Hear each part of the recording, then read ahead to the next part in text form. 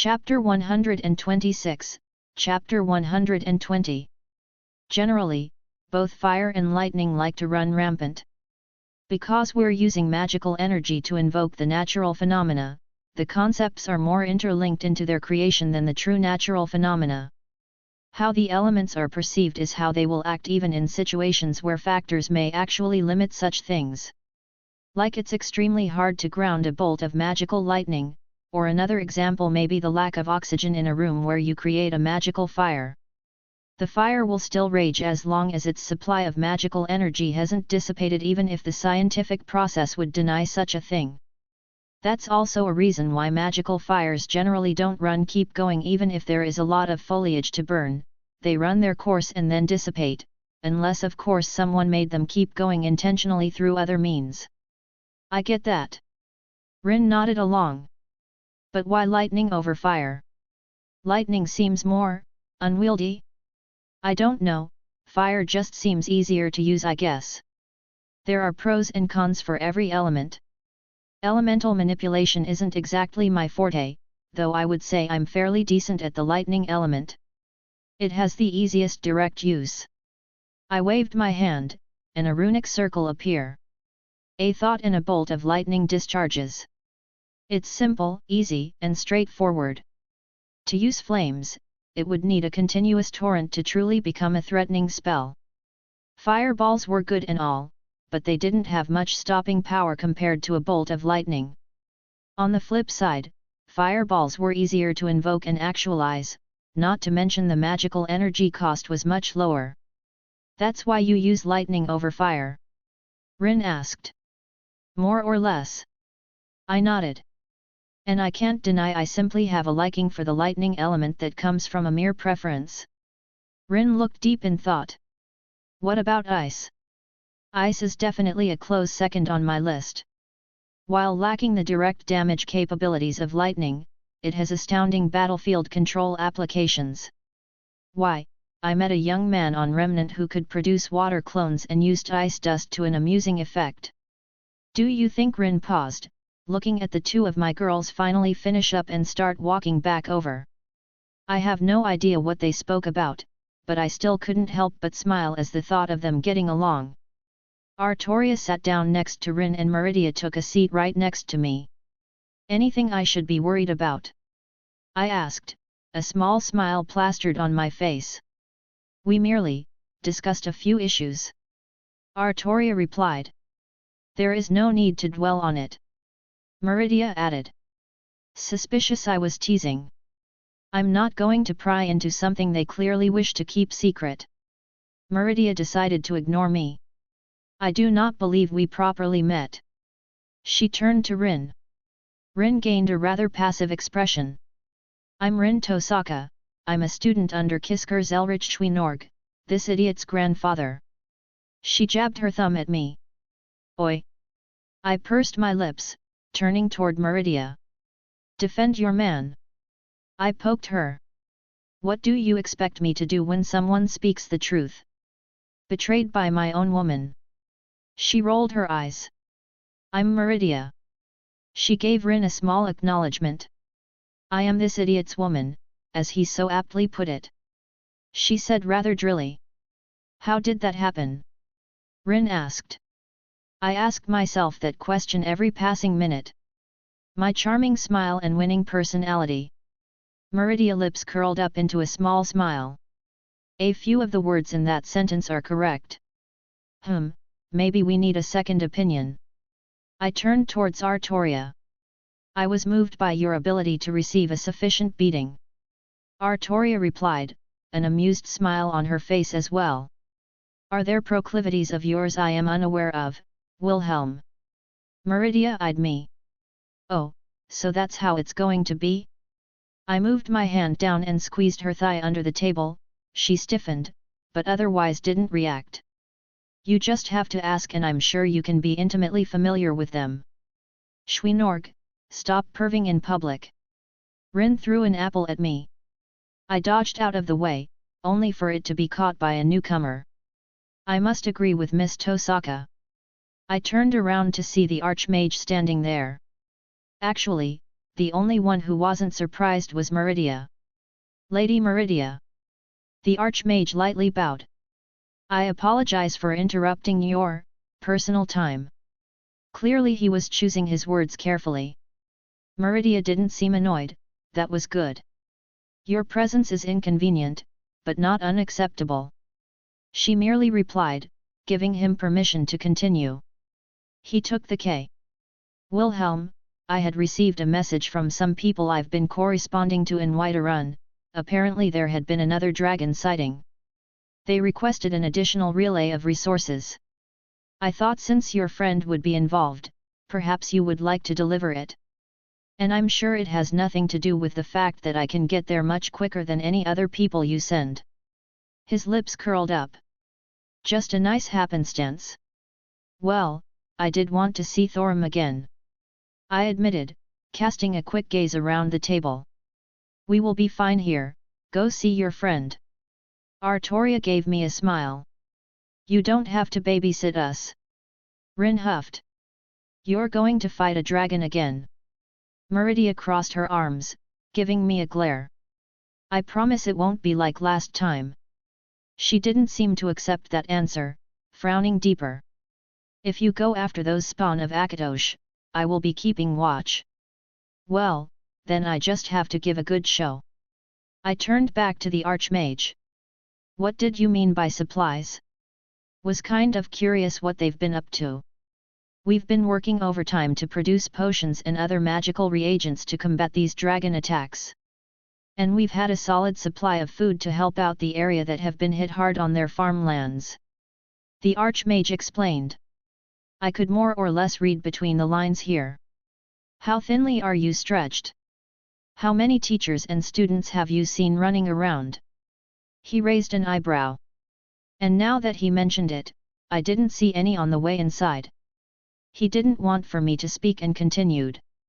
We keep a certain number of teachers here at all times unless something drastic occurs. This is a school after all, but we also must do our duty as residents of this fair land. An honorable position, Archmage. Artoria praised. Why, thank you, Miss Pendragon. He smiled gently. What about the students? I wasn't going to assume he was throwing them at the front lines. They make wonderful shields for dragon fire. Artoria almost choked on the food she had stuffed in her mouth when the attention was off her, and I couldn't help but let out a snort. I jest. The Archmage said with a small chuckle. We're making sure to keep our students away from battle as much as possible until they are competent enough and old enough to venture out on their own. Artoria gave him a little look, but he just laughed it off. We've been forced to raise our prices due to the dwindling supply of materials. The budding alchemists and enchanters here are making quite a bit of gold. While not all of them are learned in those particular schools, most of them are more than capable of gathering the materials out in the world while completing some jobs. How much are they making? Rin stood up, slamming her hands on the table. Rin, bring it down like 2 notches. I deadpanned. Not all of us has a literal mountain of gold, Schweinorg. She huffed. Well, I can't fault her logic. So, the kids are running around making tons of gold, which is actually helping everyone else to supply the needed materials and get potions and enchantments everywhere they need them. It was surprising how well it all worked out. The Archmage nodded. Hey! All right, I'll head over there in a bit. I may as well. Just as Rin said, I don't need to babysit them. Wonderful.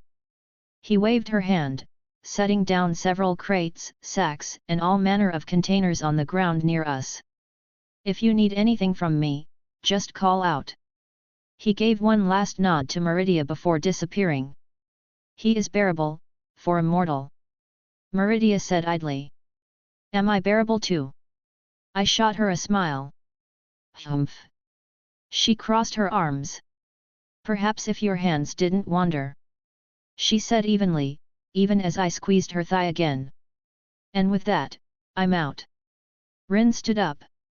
If you need me, you know how to get a hold of me, Schweinorg. She grabbed her books and sauntered off. Yet. I ignored her indignation. She was looking for any reason to head out now that she smelled gold. But maybe I was being a little bit rude with my affection. I'll keep it down a bit when she's around. I don't want to rub it in her face. Take care of her, Artoria. Of course. Artoria puffed up her chest. It is my duty. I guess I'll be off. I gave both of them a look. So, dare I ask who I kiss first without making it awkward? We decided that Meridia will be your first. Artoria blushed, looking away. In situations like these. She added on quietly. Hey, I guess they just wanted to not step on each other's toes with the little things. You're my first, hey. I looked at my goddess.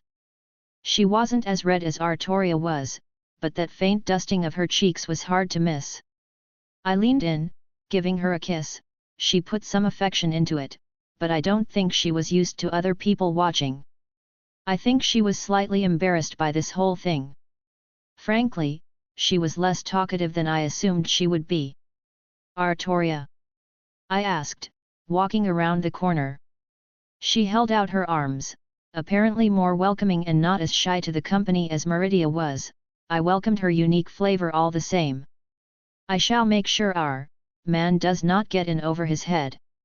Meridia glanced towards Artoria as we finally separated.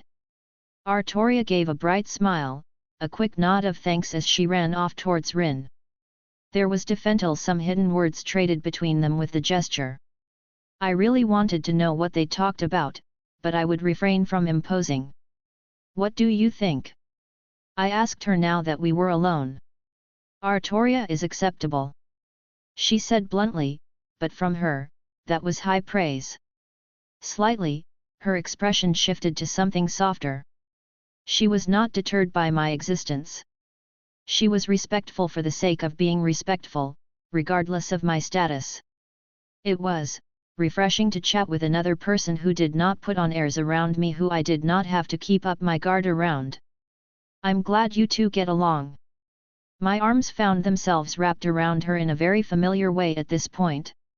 Enough of your nonsense. She huffed.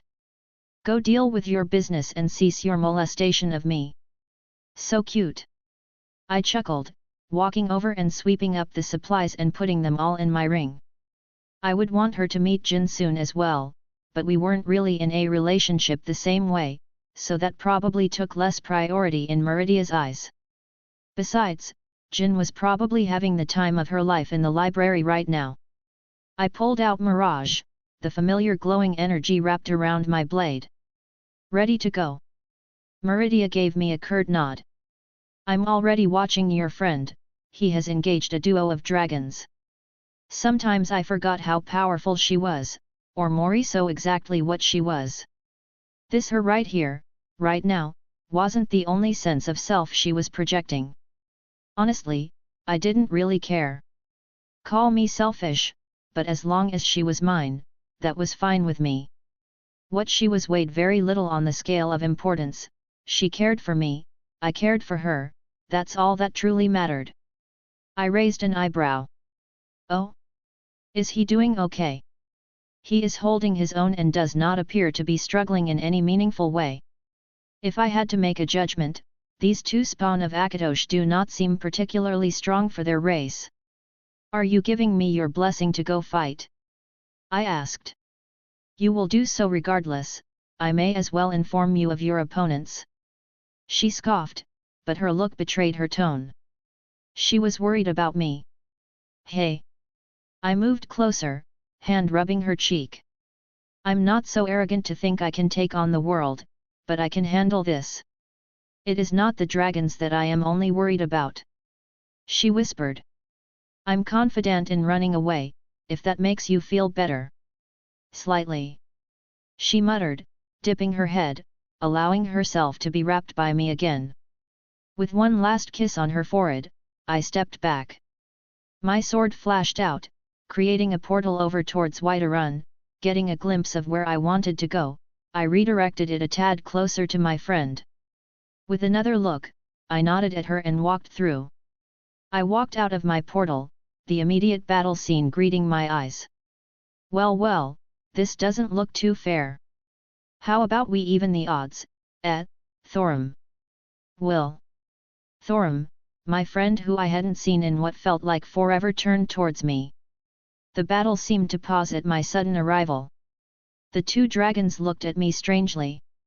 One of them was flapping its wings a bit in the air, the another on the ground, having traded a few blows with Thorim. They looked slightly different from one another. The one in the sky having a slight red sheen to it, wings a little bulkier, whereas the one on the ground had an earthlier color, spikes protruding from its body in more places. I think the only thing stopping Thorim from running over and hugging me was his battle sense. He had definitely gone through some changes. His mere presences screamed more. At this point I was rather adept at feeling draconic power, and he was certainly shining bright. Abomination! The dragon on the ground roared. Usurper! The one in the sky followed. Those aren't my titles. Drake grumbled, though I just ignored him for now. Well, they don't seem to like me. I chuckled, taking a few steps towards Thorim since they seemed to want to watch me for the moment. It's been a while, Thorim. My friend. You've come at the best time. I believe I have a promise to make true on. Thorim laughed heartily, a bold confidence to him that he certainly was lacking in before. I don't think I can actually eat dragon souls. I pointed out. Have you tried? Admittedly, I have not. Do mages not like to experiment? Fuck it, let's see what happens then. I couldn't argue against this logic. That's the spirit. He laughed again. But, I don't suppose you have an extra weapon on you. He held up a sword that was missing about a foot of blade on it, cracks running down the remainder. I do have many weapons on me, but a thought crossed my mind. I took a look at the dragons who still continued to watch me and Thorim intently, like they were waiting for some big secret to be revealed. Were they waiting for Drake to make an appearance? Doesn't matter. Try this. I took out Graham and tossed it over to him. He tensed up as the blade was produced, even the dragons looked shocked from out of the corner of my eye. This. He gripped the blade tight, its baleful red aura flared up, practically surrounding Thorim like it wanted to devour him. I knew it couldn't truly harm him on its own, but I had a theory about it. The red aura raged widely, until it finally started to settle down into something resembling compliance. A dragon whose existence means to kill and devour other dragons. I muttered. Of course that sword would find you an acceptable wielder and overlook your dragon nature. Will. He looked towards me. What's going on? Thorim, meet Graham, the dragon-slaying sword. It detests anything draconic in nature and has special properties that allows it to harm dragons more readily than a normal weapon. This is not a Daedric artifact, is it? Nope, purely created by mortal hands. Kinda, sorta, depending on the myths. And it's all yours. It doesn't like me anyways due to Drake in my soul, but lacking the munching dragon's portion that Thorim had. Thank you, Will. He gave his big signature goofy smile. How about you thank me by taking one of their heads? I stood by him, mirage in my hand. Only one. I hefted his new blade with a surprising ease, giving it a few swings. Well, I want one as well. I smirked. That seems fair. He brought Graham up, resting on his shoulder. Well, by the roar of the dragons who apparently grew tired of our little chat, they too were ready to dance. Thorim and MC, together at last 3. But seriously, I'm not shipping them together, no need to keep making comments about their relationship. He's literally the MC's first friend, MC, yes he cares about him a lot but it's purely platonic, or perhaps brotherly. Meridia and Artoria have a secret conversation, which will be a little talked about in Artoria's interlude coming up. Rin smells gold in the air, and some dragons about to be eaten. Chapter 127, Chapter 121. I gave the dragons another glance, while they roared a challenge, neither side made the first move. My instincts were telling me that this pair were a level above that one we fought previously. It was hard to gauge where they fell on a sliding power scale for the moment, but I was on guard. Not to mention their Thursday would always give me cause for concern. Meridia said that Thorim had many eyes on him, and I only knew the vague details about a sort of prophecy regarding him as a dragonborn that affected the world. Would Nakest? Thorim shouted, making the first move as he turned into a whirlwind, charging at his chosen opponent with a very impressive speed. The baleful aura of Gram covering him, soaking the air in its hate, its desire to slay these draconic foes. It made me shudder slightly. I had underestimated this weapon from my birth world. While I would still call it inferior to my Ascalon, it was still impressive by itself. Fo Krahdian. The dragon countered, not taken off guard by Thorim's sudden attack. A cold air manifested, bursting out of the dragon's mouth. The cold rivaling my own freezing winds of Jotunheim, perhaps even a little colder. It hampered Thorim enough that his sudden burst of speed didn't give him the initiative. Strun Baqo, a shout bellowed from above, echoing throughout the area. The sudden shift of weather immediately grabbed my attention as I had to look away from Thorim's fight. My wings burst out from my back, and I shot into the air. Massive bolts of lightning having torn up the spot I was in a moment prior. The lightning weaved around the air, arcing and jolting in every direction as it attempted to connect with me.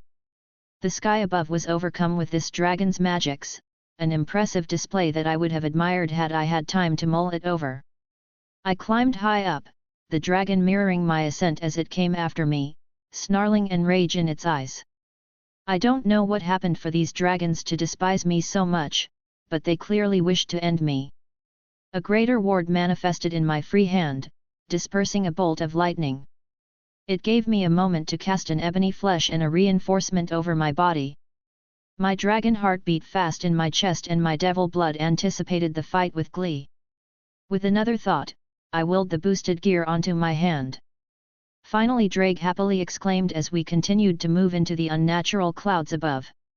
I rolled to the side, the unrelenting storm of lightning still descended on me as I got closer. The angry dragon was fast. It was already biting on my heels since I had to take a moment or two to dodge every time a bolt of lightning came at me.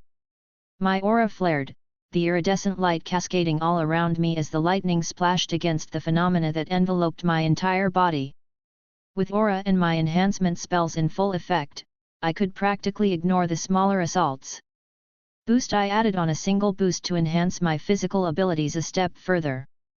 The dragon that was nipping on my heels was suddenly befuddled when a boom erupted behind me. With a wave of my hand, Whisper shot out of my ring and towards the gathered clouds. Abomination, you have appeared. The dragon roared at Drake's presence. Gaah Lahas, it shouted again. A red aura burst out from the dragon and came at me with a speed I couldn't dodge. No, it was like it was undodgeable, speed was not a factor. Suddenly, I felt slightly weakened, my aura flared in response but noticeably dimmed. Did it curse me? That was the only summarization I could come to in this brief moment. It wasn't just my physical abilities, it felt like my soul got heavier as well, more lethargic, as if my vitality was being drained. It was enough that dozens of lightning bolts fell from clouds above, shattering my ebony flesh and taking a chunk out of my aura. I even felt some faint burning on my arms. A type of power that bends the will of the world, targeting someone as a curse. Scary. I growled in annoyance. That caught me off guard. I stopped my ascent, turning to face the oncoming dragon. Boost, I called out again, letting my physical abilities double once again, regaining some sense of normalcy with this strange magic encompassing me. My swords flashed out, hovering around me and sweeping out at oncoming lightning bolts. This spell or whatever the dragon used was coming increasingly annoying. Something I wanted to emulate in the future, but annoying all the same. More shouts left its mouth, flames spewed forth in torrents, and we continued to play a small game of tag, where a single misstep left either of us impaled or turned to ash. It was surprisingly nimble in the air with its body size, and I had to admit, it had more experience fighting this way than I did. A mental note to get more flying experience was filed away for later. Letting go of Mirage to hover nearby, Ascalon entered my hand. Sword shining bright, the most recent torrent of fire was slashed through and I dived towards my airborne foe. "What is that?" it roared in confusion, its face looking a mixture of shock and fear. Ascalon's dragon-slaying properties sang forth in that moment of opening as I stabbed into its open chest. The scales and tough hide were irrelevant as my sword pierced into the dragon. It let out another roar of anger and confusion. Its nearly impenetrable hide by mortal standards had been found wanting with an ease that could cause pause in the strongest dragons. It didn't betray its age nor strength, it recovered quickly, sweeping its entire body in an air, forcing me to either dislodge the blade or abandon it. Pulling my blade free, I ducked back, barely dodging a swipe of its tail as it flipped in the air. An admirable ability to keep its moment and not start hurling down to the ground from such a maneuver. "Fuss Roda!" it bellowed, a shout I was more than familiar with. The force rippled through the air, an invisible shockwave. Perhaps it was my inexperience that left me vulnerable in this position, not having time to move out of the way with its linked attacks. I instead brought my sword up and channeled my magical energy Ascalon. The noble phantasm, the blessed blade by which force is slain. It moved in ways that seemed impossible to counteract this invisible force that pressed on me. The conceptual sword met the world-bending attack, of which could blow away a stone tower with relative ease. I felt a recoil in my arms, a side effect of the ability's nature not being a singular direct attack but rather an all-encompassing force. But my sword held strong, and my body laid unmolested besides some minor aching. My turn. I grabbed the dragon's attention, its confusion still written on its face, but it was snapped out of its stupor by my words. My arms waved in the air and the clouds above us distorted. They, who had been coalesced out of the intent left behind by the dragon's Thursday they were usurped by me. My whisper returning to my side after the runic spell had actualized. The magics the dragon laid onto the world to force their cohesion was broken apart by me and repurposed for my spell. A familiar silhouette formed of lightning, large hammer in hand as I gestured and it raised it high in the sky. Thor's hammer. The massive lightning hammer was brought down, dwarfing the figure of the dragon as I moved out of the way at my quickest speed. The lightning crackled, the scales and skin of the dragon charred and burst open at the powerful attack. El Lok Vakor, it shouted once again, strained and full of pain. As the words left its maw, an invisible force spread out in all the clouds, the lightning, all weathering effects in the area dissipated at an astonishing speed.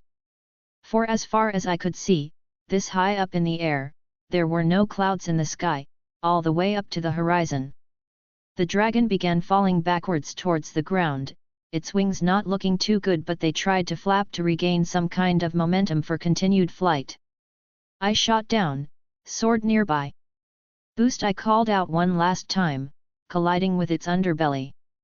My swords followed suit, impaling themselves on its exposed underside. Wounds littered its tattered hide, its vibrant red hue was dampened and charred at the high heat and voltage of my lightning. The dragon accelerated to the ground as I jumped off at the last moment. A huge mound of earth displaced and bursting into the surroundings as a new crater was created. I floated down lazily, the dragon still barely moving, twitching, trying to force itself into an upright position. Tenacious if nothing else. I don't think its wings could provide flight anymore. Landing on its underside again, it let out a pained groan. I reached forward, grasping my sword of destruction and fed it my aura. It erupted in my bloodline ability, my power of destruction, and the dragon began to wither away and dissipate at the point of origin. It failed and roared, but it was on its last legs. While being stronger than that other one, this one didn't seem too impressive by itself. Maybe that's why it joined up with the other to target Thorum? My gut was telling me that this one wasn't indicative of their race's overall strength. "Red Dragon Emperor!" it roared one final time, as my power of destruction took its life. I was slightly surprised it called me by that title, but I could only sigh remembering the conversation with that grey beard from last time I was here. He. It was hard to resist the urge to face-palm from heading Drake's giggling. I withdrew my power of destruction with a forceful thought. It was still a little difficult to control and not always wanted to listen to me when I needed a gentler touch. I didn't wish to start destroying this thing's soul, at the very least, I wanted to help Thorim get a little stronger. I made sure this dragon was dead. Ascalon flashed out and severed its head. The last time did make me a bit cautious in that regard. Never thought I would be using a dragon's head as a seat, but here I was. I got a little comfortable as I watched the end of Thorim's fight. The dragon never took too high off the ground, almost like it was brawling with my friend. Actually, that's exactly how I could describe this fight. Magical brawling. The dragon's tail whipping out, Thorim swinging his sword to cleave chunks out of its skin, only to be dot by the dredges of some dragon fire. They were just trading attacks like, I wanted to call them idiots, but glass houses and all that. I just sighed, as Thorim finally ran his sword through the dragon. There were no words of anger or taunting. The dragon looked almost respectful towards him, a large difference from my fight. Thorim also gave a respectful nod to the dragon as its body dissipated and the soul flowed into his body.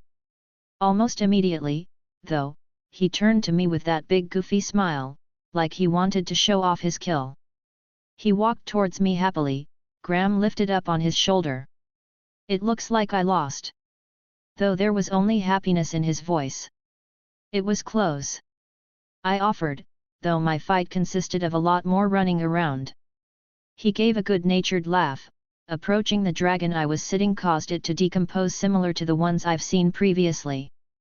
The golden light that I assumed was its soul flew out into Thorim almost unnaturally quickly, like it was desperate to get away from me. Oh, I didn't mean to. It's all right. I waved him off. I honestly didn't think I could drink a dragon soul anyways. Besides, you owe me a proper drink later. I sure do. We shared a look for a moment before Thorim moved over and wrapped his arms around me in one quick motion. My friend, it's been too long, you have been sorely missed. You big idiot. I missed you too, Thorim. I pat his back as he tried to squeeze the life out of me. You must tell me of your adventures in this past month. Especially over a cold mead among friends, I'm sure the others will welcome your return. He loudly proclaimed. Well, I'm sure some people will be happy. I wasn't exactly looking forward to stepping into Whiterun's political scene again, but that seemed inevitable at this point. All right. I'll tell you what I've been up to. I smiled. But you gotta tell me what's happened to you as well. Haha, fair is fair. He nodded, patting me on the shoulder. Come, the drinks are waiting. Gods, I missed this. Though, I eyed the dragon bones on the ground. I would happily grab those first. Sorry for the late release, got a bit distracted. So, MC and Thorim going OT catch up after taking care of a couple lower-end dragons. MC gets a kick in the shin as a reminder that things that bend the world deserve a bit more respect even if the opponent is weaker than himself. Chapter 128, Chapter 122. I quickly scooped up all the dragon remains and put them inside my ring. Thorim didn't comment, just watching me as I took the spoils from my kill. I don't know what he was going to do with the other one, but I didn't make a move on it, it was he to do with as he pleases. My swords hovered behind me, and I couldn't help but want to show them off to my friend who was in fact taking a good look at them. After a few moments or so, I did return them to my ring. I was distracted by a few more looks I took of my surroundings, burnt farmland all around us. The last time I was here, there were fields and fields of various crops planted all around the area, farmhouses, watermills, yet, I could see nothing outside the walls of Whiterun. Was this also my fault? The sheer breadth of farmland that was nothing more than burnt earth. Would things have turned out different if I didn't act out like I did? I forced myself to think of other things, turning back to my friend. How'd the dragon souls taste this time? I asked. About the same. He smiled. But the one I got from your dragon, it sorta had this cooked taste to it. While he isn't actually eating the dragon souls in the way one would assume, I could more or less guess that was my power of destruction nipping it a little before I withdrew. Perhaps it was just how his mortal mind was coping with the metaphysical concepts colliding with him. It made sense to him in the simplest way he could understand. I just let out a small chuckle. So, what's this I hear about you learning some more advanced magic? We started walking back towards the city, only being about as far away as the watchtower from the first time we fought. Thorm had a prideful grin on his face. I managed to learn the restoration spells. A light burst out from his hand as he started to heal the minor wounds around his body. Looking at my own arms, I did something similar.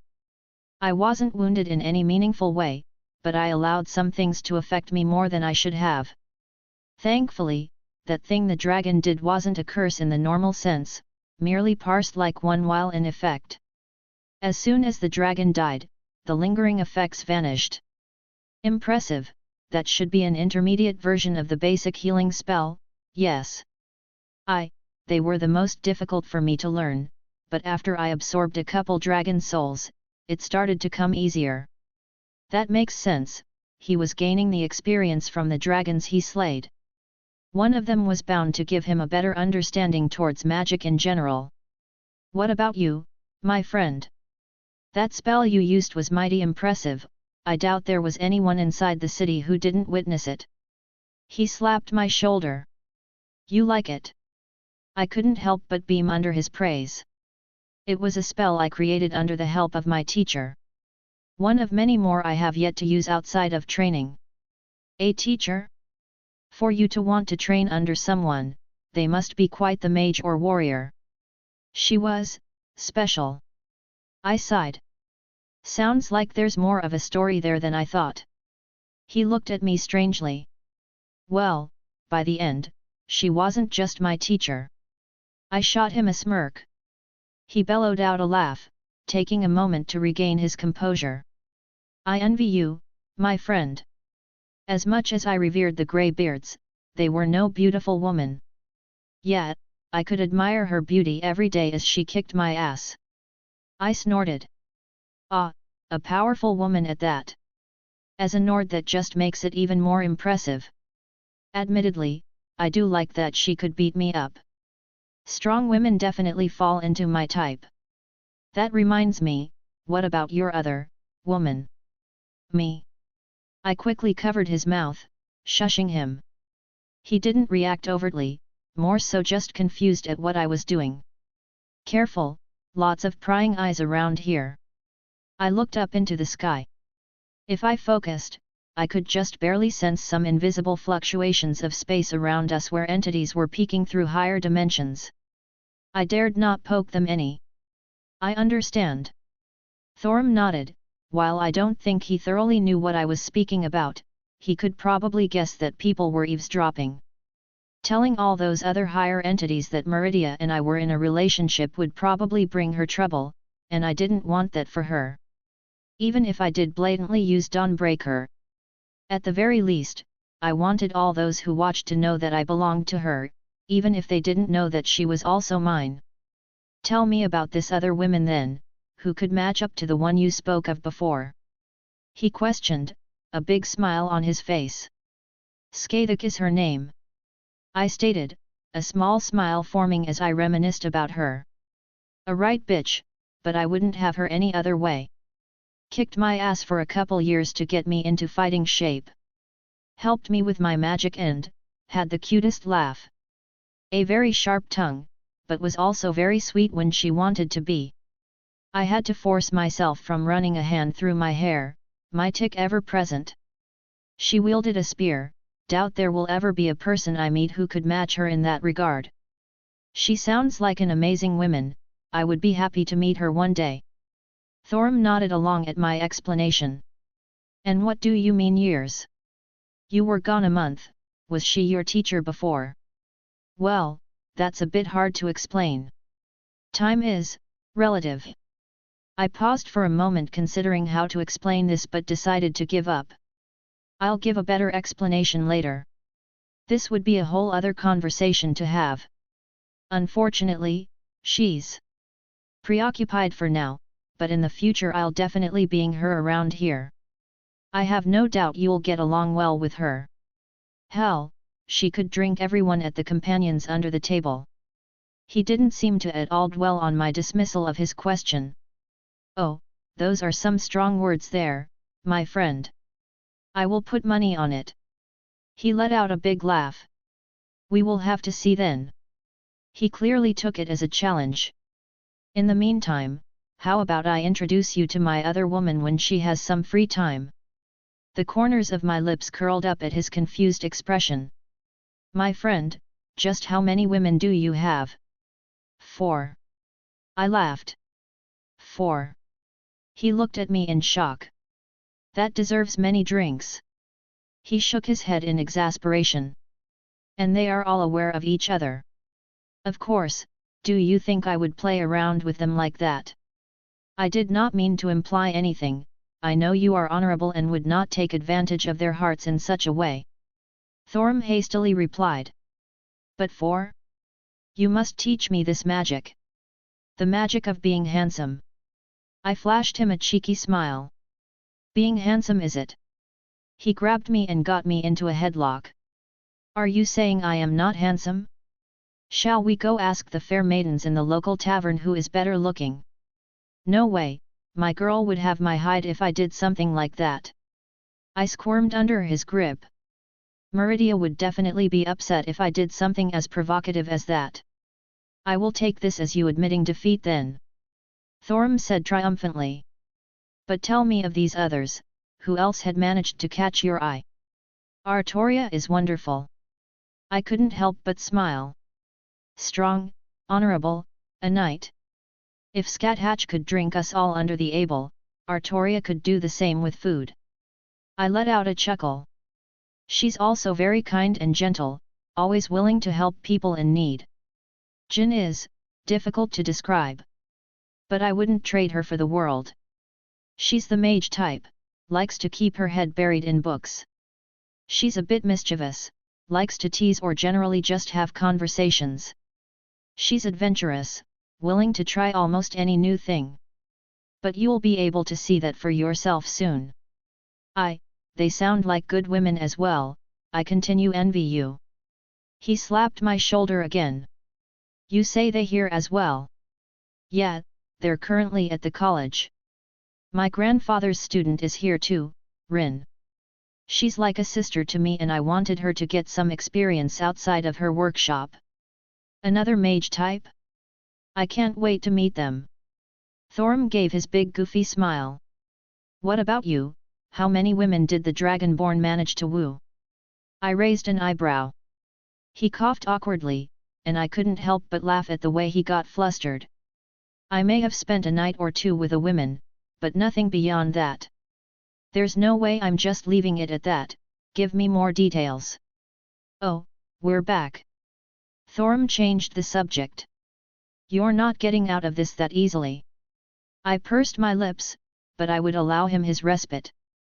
He was clearly embarrassed in some capacity, so I wouldn't bring it up in public. Dragonborn. Several voices shouted out as we approached the gates, but one carried a bit more. A guard walked forward, greeting us. Thank you again for dealing with the dragons. He turned to me. And welcome back to Whiterun, Red Dragon Emperor. What? I couldn't help but blurt out. Did I say something wrong? The guard looked at me in confusion. Why did you call me Red Dragon Emperor? Did you not know, my friend? That's the name everyone has taken to calling you. Thorm laughed. I just blinked at his words. How, why? I mean, it was technically correct, but how did even the people here start calling me that? Ever since the dragons started showing up and calling for the Dragonborn and the Red Dragon Emperor. The guard replied. Folks have just started calling you that since most don't know your name. That's fair, I suppose. Rin is going to make fun of me for this. I have decided, Skyrim is a beautiful land and you will cherish it. Thanks for your input, Drake. The Jarl called for the Dragonborn once the fight finished. I believe he would wish to speak with you as well. The armored man stated, giving me a look that basically told me to follow Thorum. That's fine, I was here to drop off supplies from the college anyways. Blah, didn't want to deal with the Jarl any more than I had to. I could probably use the college as a shield if he tried to rope me into anything though. I took a look around the fortifications. There were many armed guards manning the walls, bows and arrows ready for an emergency, but it looked like they were placing quite a bit of trust on Thorum to have handled the dragons. Well, from what I've been told so far, he's been doing a great job of it. Out of the corner of my eyes, I think I spotted a few mages walking around with the guards as well. They stood out due to their different preferences in clothing and defensive wear. Where did the mages come from? I asked Thorum as we continued on our way. I thought you came from the college. He looked at me.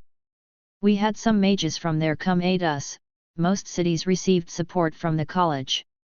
The Archmage did mention something about that. I rubbed my chin. I guess just seeing them not being so blatantly despised threw me off. These dragons have forced many people to come together in these troubling times. Even the Stormcloaks have been working alongside other races in their defense of Skyrim. Stormcloaks, haven't thought of them since our first meeting.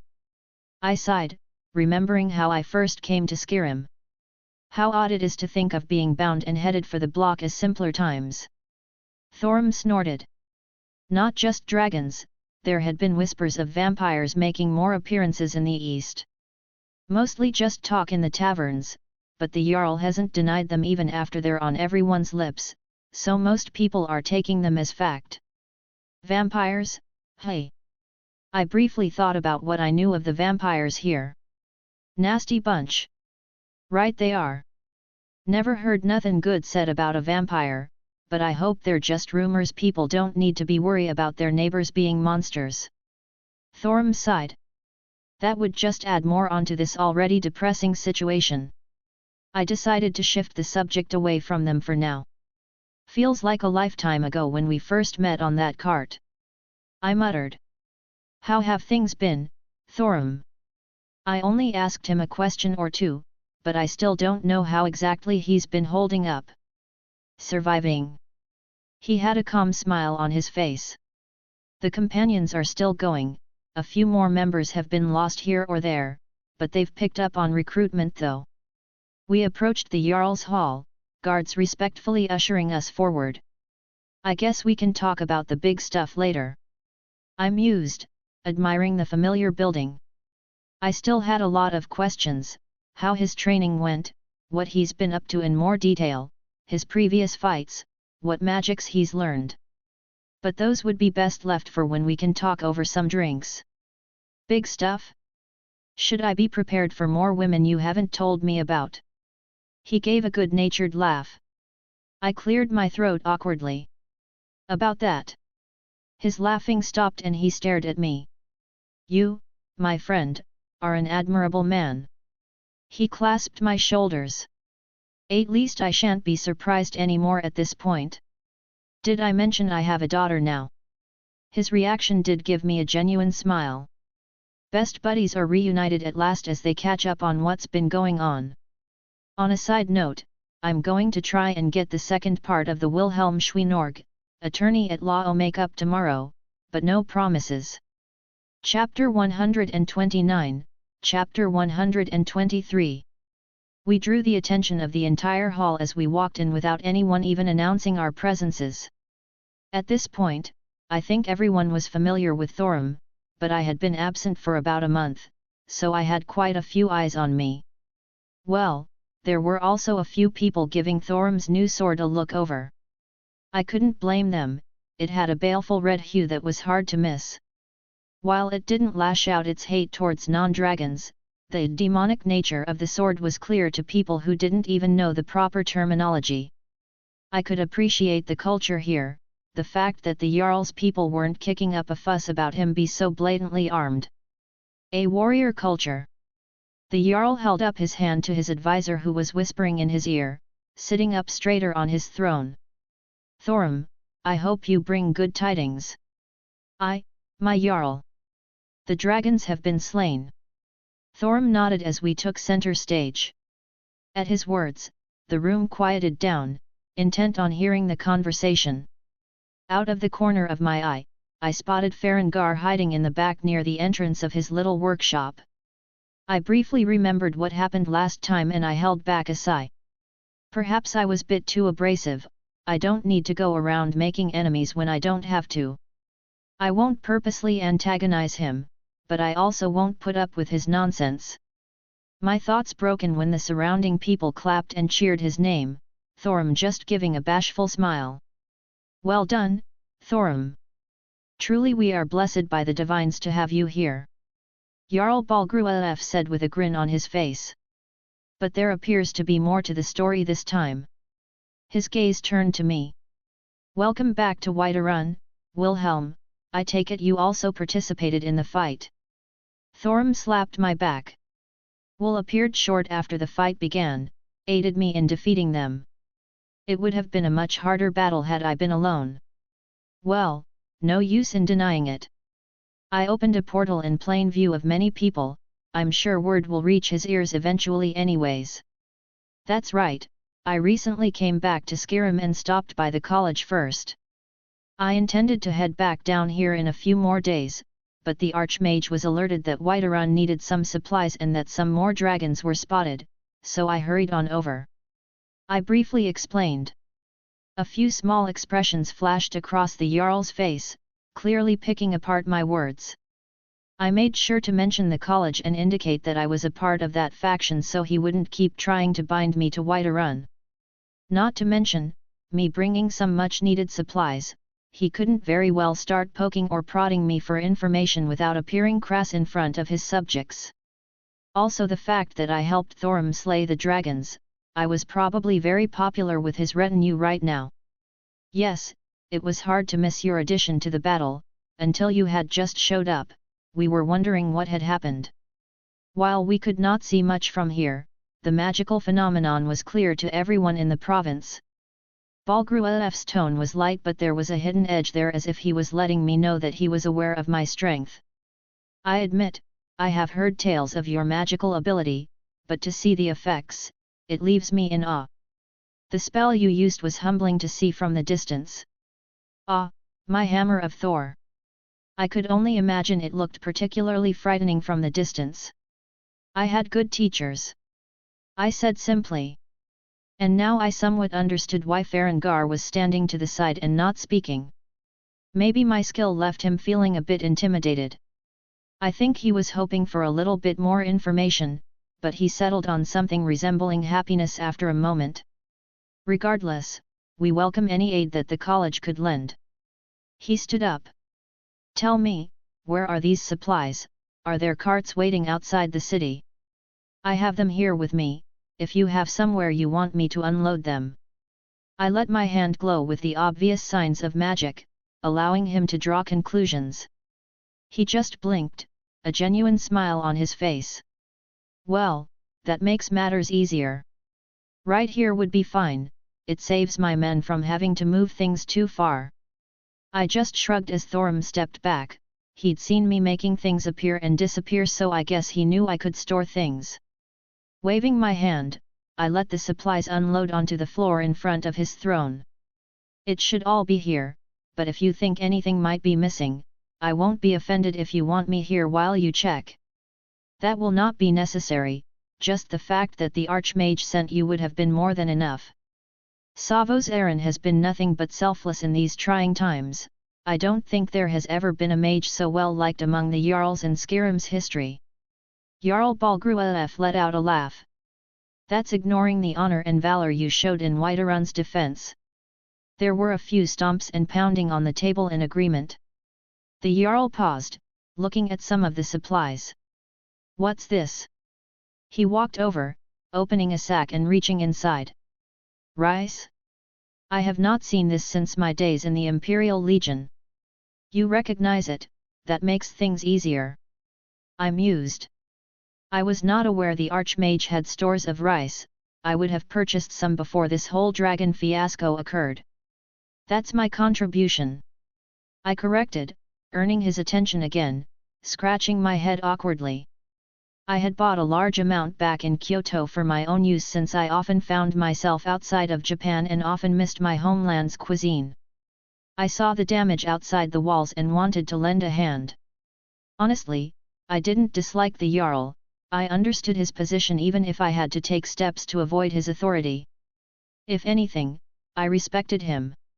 He didn't abuse his position and try to force me when I showed clear displeasure at certain things. He seemed like an honorable and realistic man.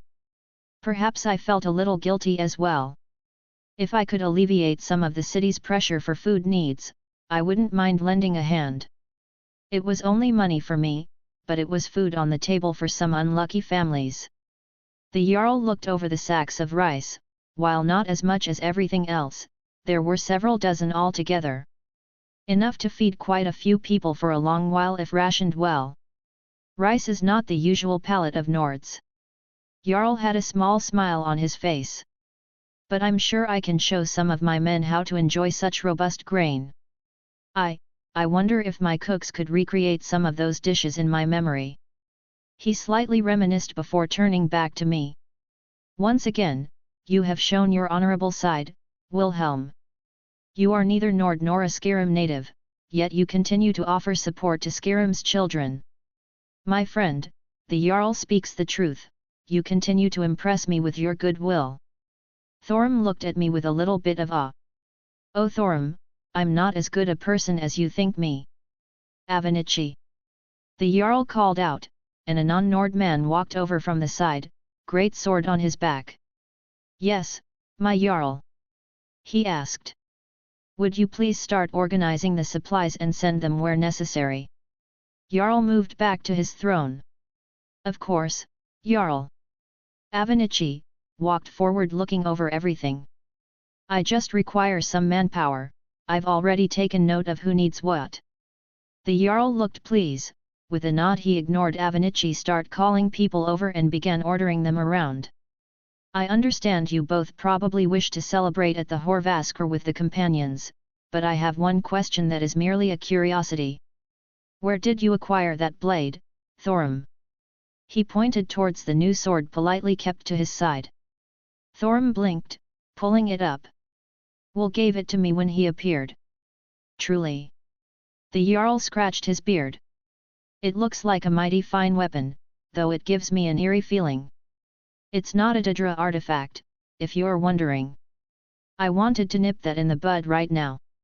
Its name is Gram, it was wielded by a warrior named Sigurd in the past. He once used it to slay a powerful curse that took on the form of a dragon. The weapon, bathing in the dragon's blood, gained an absolute hate towards them. As a result, it's very strong against draconic enemies. I explained. Fanfare was a strange thing in my home, while it was an actual dragon in my birth world. It was easier to explain it as a curse-given form than to get into the concepts at play if I went by the one I'm more familiar with. Fascinating. The Jarl looked impressed. I don't quite understand some of that, but a sword that slays dragons, it is a wonderful weapon for our dragonborn. Thorim was looking at me with a strange expression on his face. I think he wanted to say something but was holding back. I will not hold you two up any longer. The Jarl finally leaned back, relaxing. I think I successfully distracted him well enough with the supplies. Go, celebrate with your companions. He dismissed us with a smile. Lest I forget, please pass on my thanks to the Archmage, Wilhelm, next you see him. I will write a letter of thanks, but I wish him to understand my gratitude.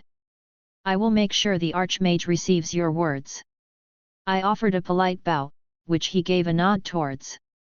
Well, I wouldn't hold him up. He was pleasant enough, but I didn't wish to involve myself in the political spectrum here. I would play nice though, didn't want to step on too many toes when I enjoyed this place so much. My friends, look who has returned. Thorum burst through the doors of the companions' building, practically pulling me along. There was a sudden quiet at his abrupt entrance, but then cheers and shouts filled the building.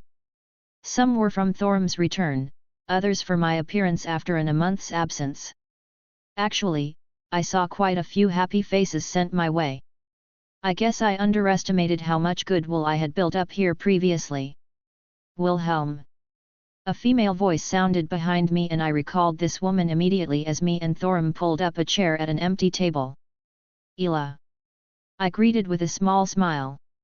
While I wouldn't even call her an acquaintance, we were polite enough and Thorum was a shared friend.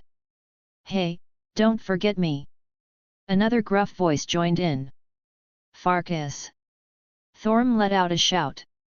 I had not heard you returned. Thorum, my brother, I heard of your battle with the dragons. They shared a greeting. I got back while you were meeting the Jarl. This idiot stopped at a tavern on the way back so he was late. Ela grumbled. Farkas just let out a small chuckle. I'm doing my duty to lessen the strain on Whiterun's mead supply. And what about the wenches you decided to bed? She raised an eyebrow. Also doing my duty. He gave a cheeky smile, causing those around us to laugh. Enough about me, Thorum, Wilhelm, share your tale of the fight. I rolled my eyes and Thorum excitingly gestured towards me to start. Okay, admittedly I missed this atmosphere, these people were so genuine, it was hard to not like them. I was at the college when the Archmage told me about some dragons being sighted at Whiterun.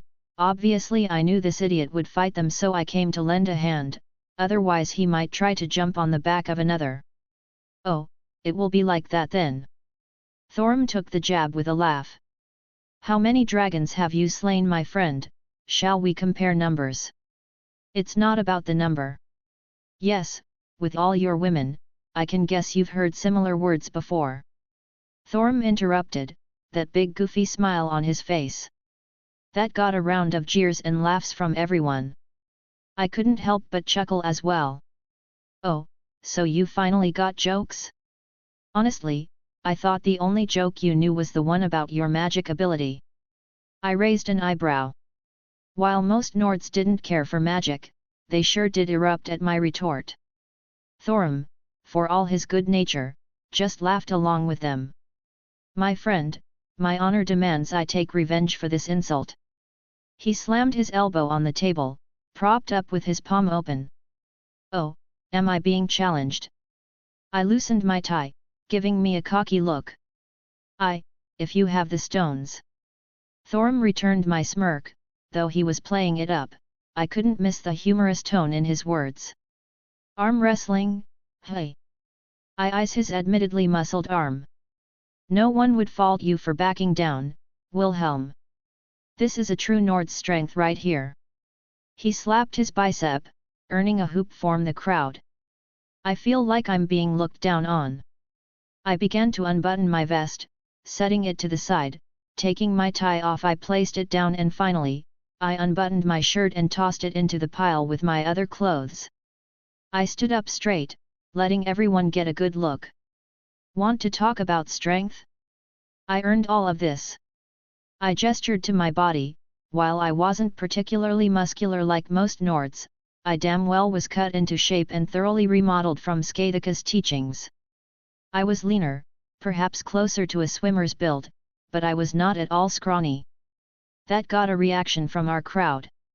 Didn't think you were hiding something like that under there, mage boy. Ela gave me a once-over, a clear bit of interest in what she saw.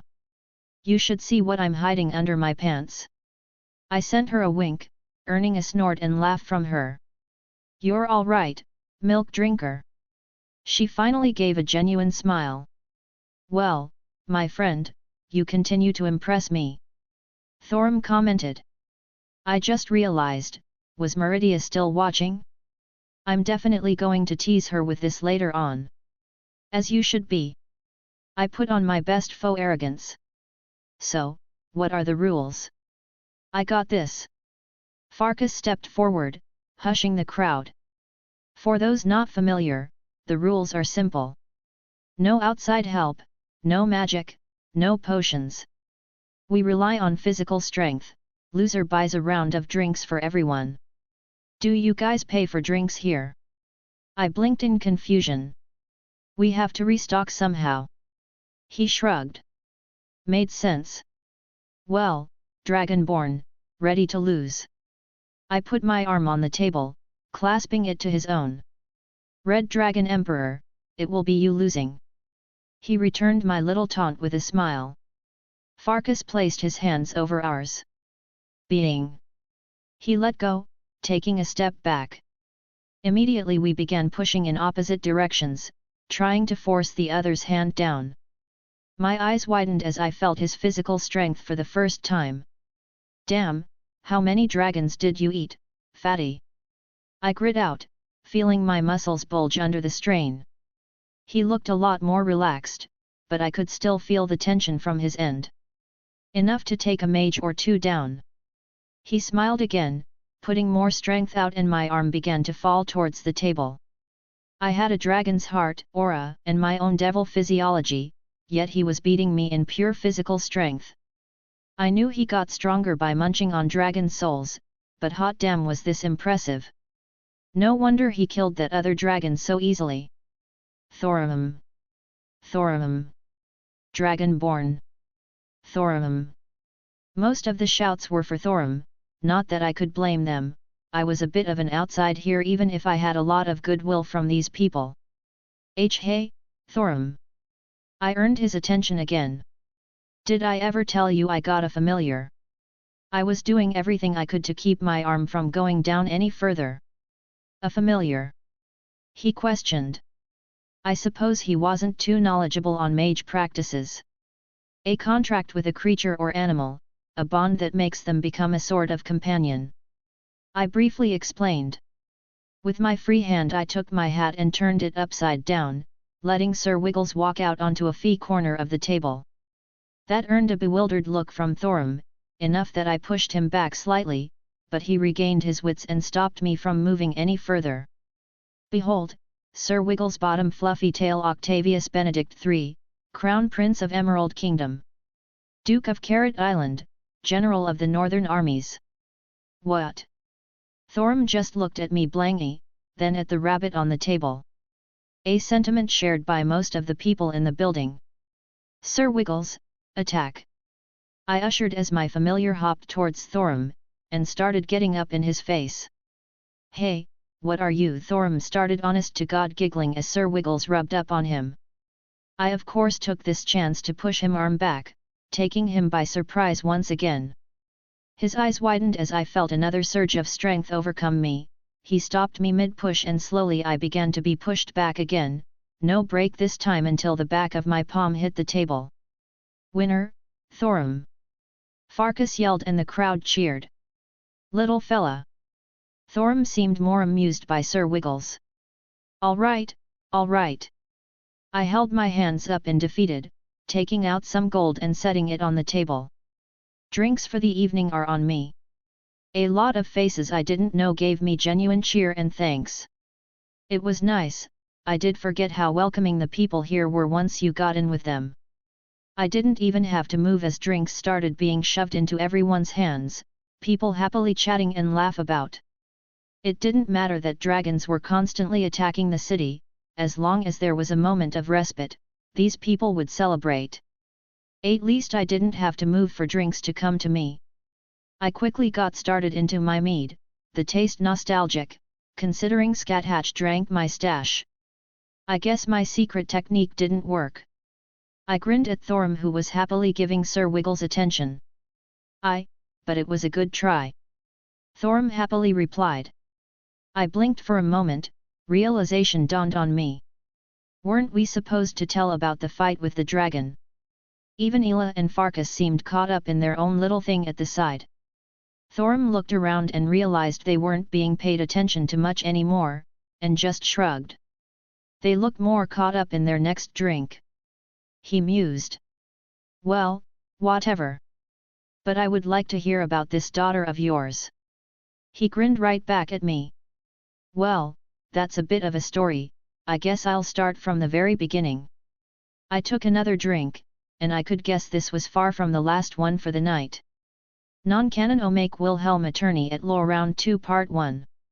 Some old song filled the room, the smell of alcohol adding to the ambience. I took a drink of my beer, staring at the TV screen above me. There was no sound, but the subtitles were flashing across the screen. I paused, setting my drink down as the doors behind me were thrown open, metal-clad boots filling the area. Golden, glistening armor radiating power as several figures stepped inside. Well, this is an odd place to meet godly royalty, I idly stated, not bothering to turn around. I require your services. The woman at the front, flanked by armored guards stated. I sighed, spinning around in my stool, leaning my arms back on the bar counter. And what, pray tell, does the All-Mother want with little ol me? I gave her a once-over. Frigga, the All-Mother, or so she's called when Odin is in his Odin sleep to recuperate his power. She was certainly a beautiful woman and certainly had the motherly vibe to her. Word has reached my ears of your exploits. I have a task that no other can accomplish. She replied. You mean Loki told you about what happened? And why should I help you? I raised an eyebrow. Well, I guess after learning about how I got Loki out of that other mess, she would come to me with this whole thing. Asgard does not lack material wealth. Or perhaps knowledge and wisdom is your desire. We also boast a sizable armory, housing many a legendary armament. Tempting, but I know what you want me to do, and I don't think any of that is worth the hassle. I shook my head. I suppose I shall seek someone more worthy out then. She sniffed. I snorted in response. Please, if you came to me, then we both know there's no one else. I can guess that your son probably has no idea you're here and would vehemently disagree with this idea even at the cost of his life. He didn't seem too pleased when I dropped him back off in that desert, and took the cube with me. What do you want? Honestly, nothing. I don't want to deal with that whole mess. Have you seen how much trouble he's already caused? She sighed, turning to her guards. Leave us. They didn't respond, but they walked around, pulling and pushing every other patron out of the bar with them until it was just me and Frigga. To my absolute surprise, once everyone had left, she tugged at the sashes holding her robes together, letting them fall to the ground. I will offer up myself for as long as I am All-Mother if you can secure my son and return him home. I gaped at her. Aren't you married? I blurted out, though my eyes never left her naked body. She rolled her eyes. Do you think my husband does not have dalliances? He is well aware that I find comfort when he is indisposed. I am still confused. Not against it, but confused. I replied. Do you think I don't know what you are? I was raised by witches, I see more than with my eyes. It is simply the easiest method to entice someone of your race. Hey! They are the Norse gods, I guess I don't have to worry there. Okay, but I want payment in advance.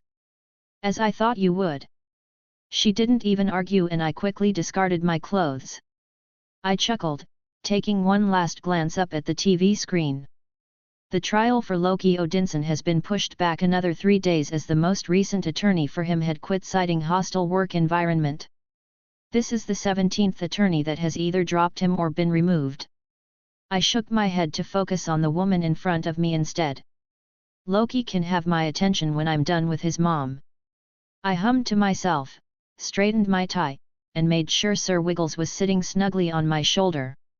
Here we go again, Sir Wiggles, the big times. He twitched his nose in response. Well said, it seems like our duty never ends. I nodded. But this time, we can't merely blow up the idiots. This will be a by-the-books, clean court case. I slammed my hand down on a desk I had purchased just for this reason. This will take all of our cunning, Sir Wiggles, but, I have faith in us and the system. With one last look at each other, I opened a new portal, appearing right outside the courtroom. The immediate guards didn't even notice me as I slammed the doors open, drawing all eyes on me. "Who the hell are you?" Voices shouted out, similar trains of thought. "No, go away." Loki's voice, the easiest to pick out of the crowd. "Security." The guards ran at me, and they weren't run-of-the-mill bailiffs. They had state-of-the-art weaponry and were carrying some big guns. "I'm Loki's attorney." I introduced myself, earning a startled muttering among the crowd all gathered inside. It was quite the showing. Apparently, they were having the case tried in New York since, well, the battle happened here. After I ditched Loki back on Earth after rescuing from the TVA, he was picked up and arrested again. Thor couldn't get to him in time before the government got involved. And he couldn't just start swinging his hammer when the public was so intent on this, and they weren't budging on handing Loki over. In fact, I'm fairly sure I saw him sitting in the corner, along with Tony Stark and Steve Rogers. It didn't look like any of them were armed though, wearing mostly formal clothing. The judge slammed his mallet down, quieting everyone. "Approach the bench," he called out to me as I walked through everyone's gazes. "Do you have proof of your employment as Loki Odinson's legal counsel?" "No, he does not." Loki stood up shouting. Everyone looked at him, then at me. "Son, if this is a prank..." The judge narrowed his eyes. "I have a note from his mother, if that helps. I request that I pass it on to my client, so he's on the same page." I offered up. "Fine, let him see it." The judge waved me off. I walked over to Loki, who reeled back, practically snatching the parchment out of my hands and reading it over. No.no.no.no.no. "I refuse." "Nope." The judge looked at me, then at him. "Loki Odinson, does this man represent you as your legal counsel?" Loki grit his teeth. "Yes." He hissed. I smiled smugly at him. No idea what the note said, but from Frigga's words, he would agree if he knew what was good for him. "Wonderful, I'm glad we have all that sorted." I clapped my hands. "Oh, and my second." I held up Sir Wiggles, introducing him to the room. "Pardon?" the judge asked.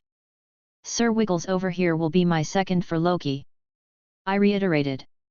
"Are you saying that this rabbit is going to participate as Loki's legal counsel?" "He's legally allowed to practice law in the state of New York," I replied, producing more papers, the judge gesturing for the bailiff to bring them to him. "Your Honor, this is getting ridiculous." The prosecution stood up, pointing at me. "Wow, the racism is already coming out and we haven't started yet." I rolled my eyes. "What are you talking about? It's a rabbit. He's a sapient being who went through the same slog we did to get certified, and I would ask you to respect his existence." "It's a rabbit." "Oh, so because he's not human he doesn't have the right to practice law?" I scoffed. "Why not just forego the trial entirely? Loki here isn't human." I raised my voice so everyone heard me, especially the jury. "That's different, he's what? Human looking." I put air quotes for him. "Am I not allowed to practice law either? I'm only half human. What if I show off my non-human features? Am I suddenly unqualified?" I didn't let him respond. "You disgust me, sir." I scoffed, turning away. To my utter confusion, these are legitimate. The judge interjected, tilting his glasses down and staring at us. "Sir Wiggles. That's him." I nodded. "Oh, and I am Wilhelm Schweinorg." I made sure to introduce myself proper. "You can't be serious, Your Honor." The prosecutor Walker something stood up in annoyance. The judge also didn't look too amused. "I am hesitant to even humor this thought, Mr. Schweinorg, even if everything is above board, this very unorthodox." "Your Honor, everything about this case is unorthodox. We have a Norse god from another planet being tried for an alien invasion of New York," I stated.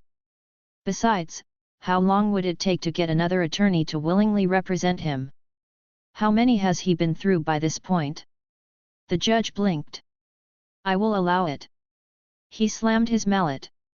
Sweet Odin, how did this happen? Loki dropped his head into his palms. Lots of bad decision-making, I would assume. I responded. Is that how you describe your legal career? Loki scoffed, taking a verbal jab. Oh, I thought we were talking about your life. Loki just grumbled in annoyance. At least it won't be as bad as the last trial. Well, now that just sounds like a challenge. Let the trial begin. Didn't have time to do a second part of the Omake, so expect it sometime this week, probably.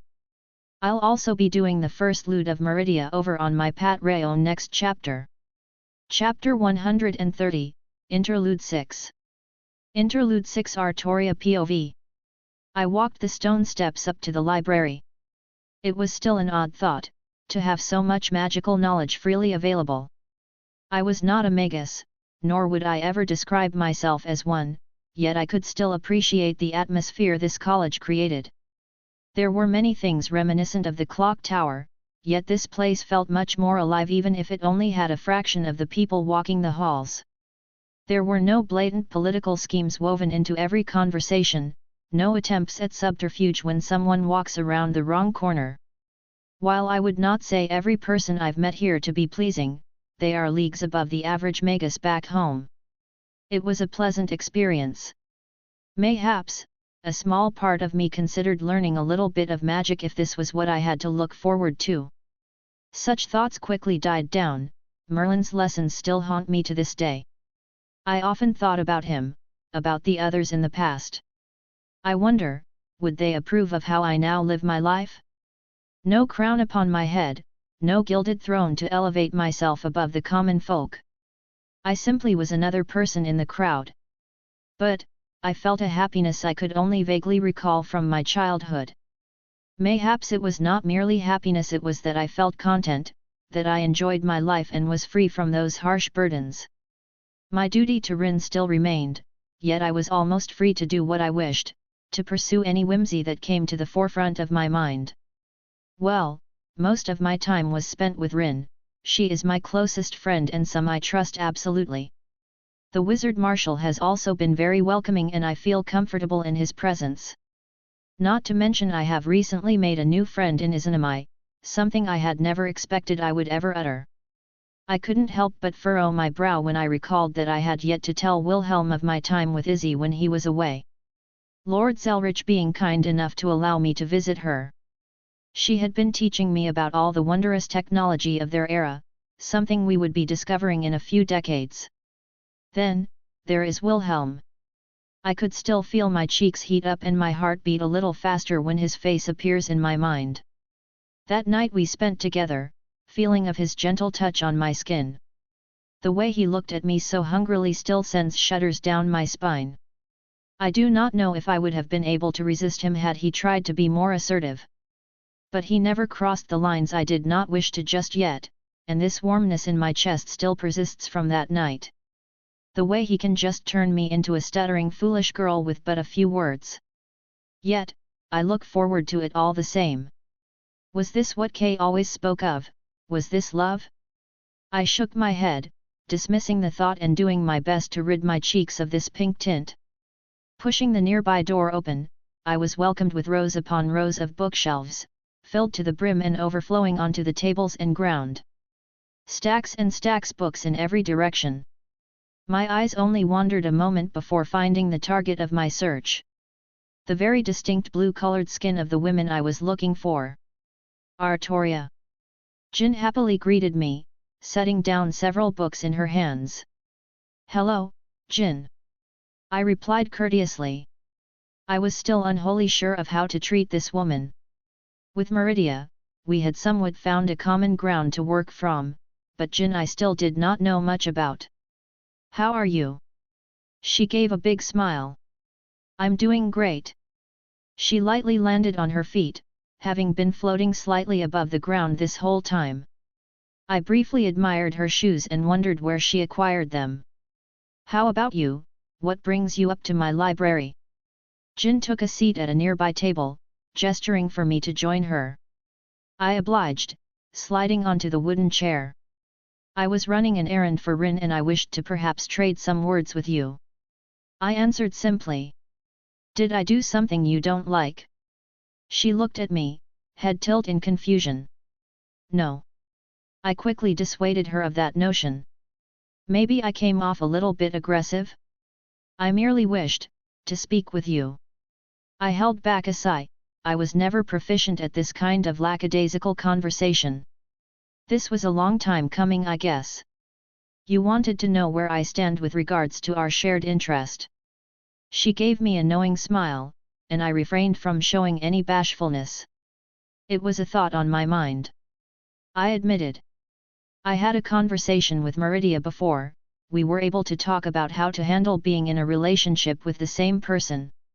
It was an interesting experience. Oh, the goddess, hey. Jin seemed interested at the notion. What's she like? I mulled that over.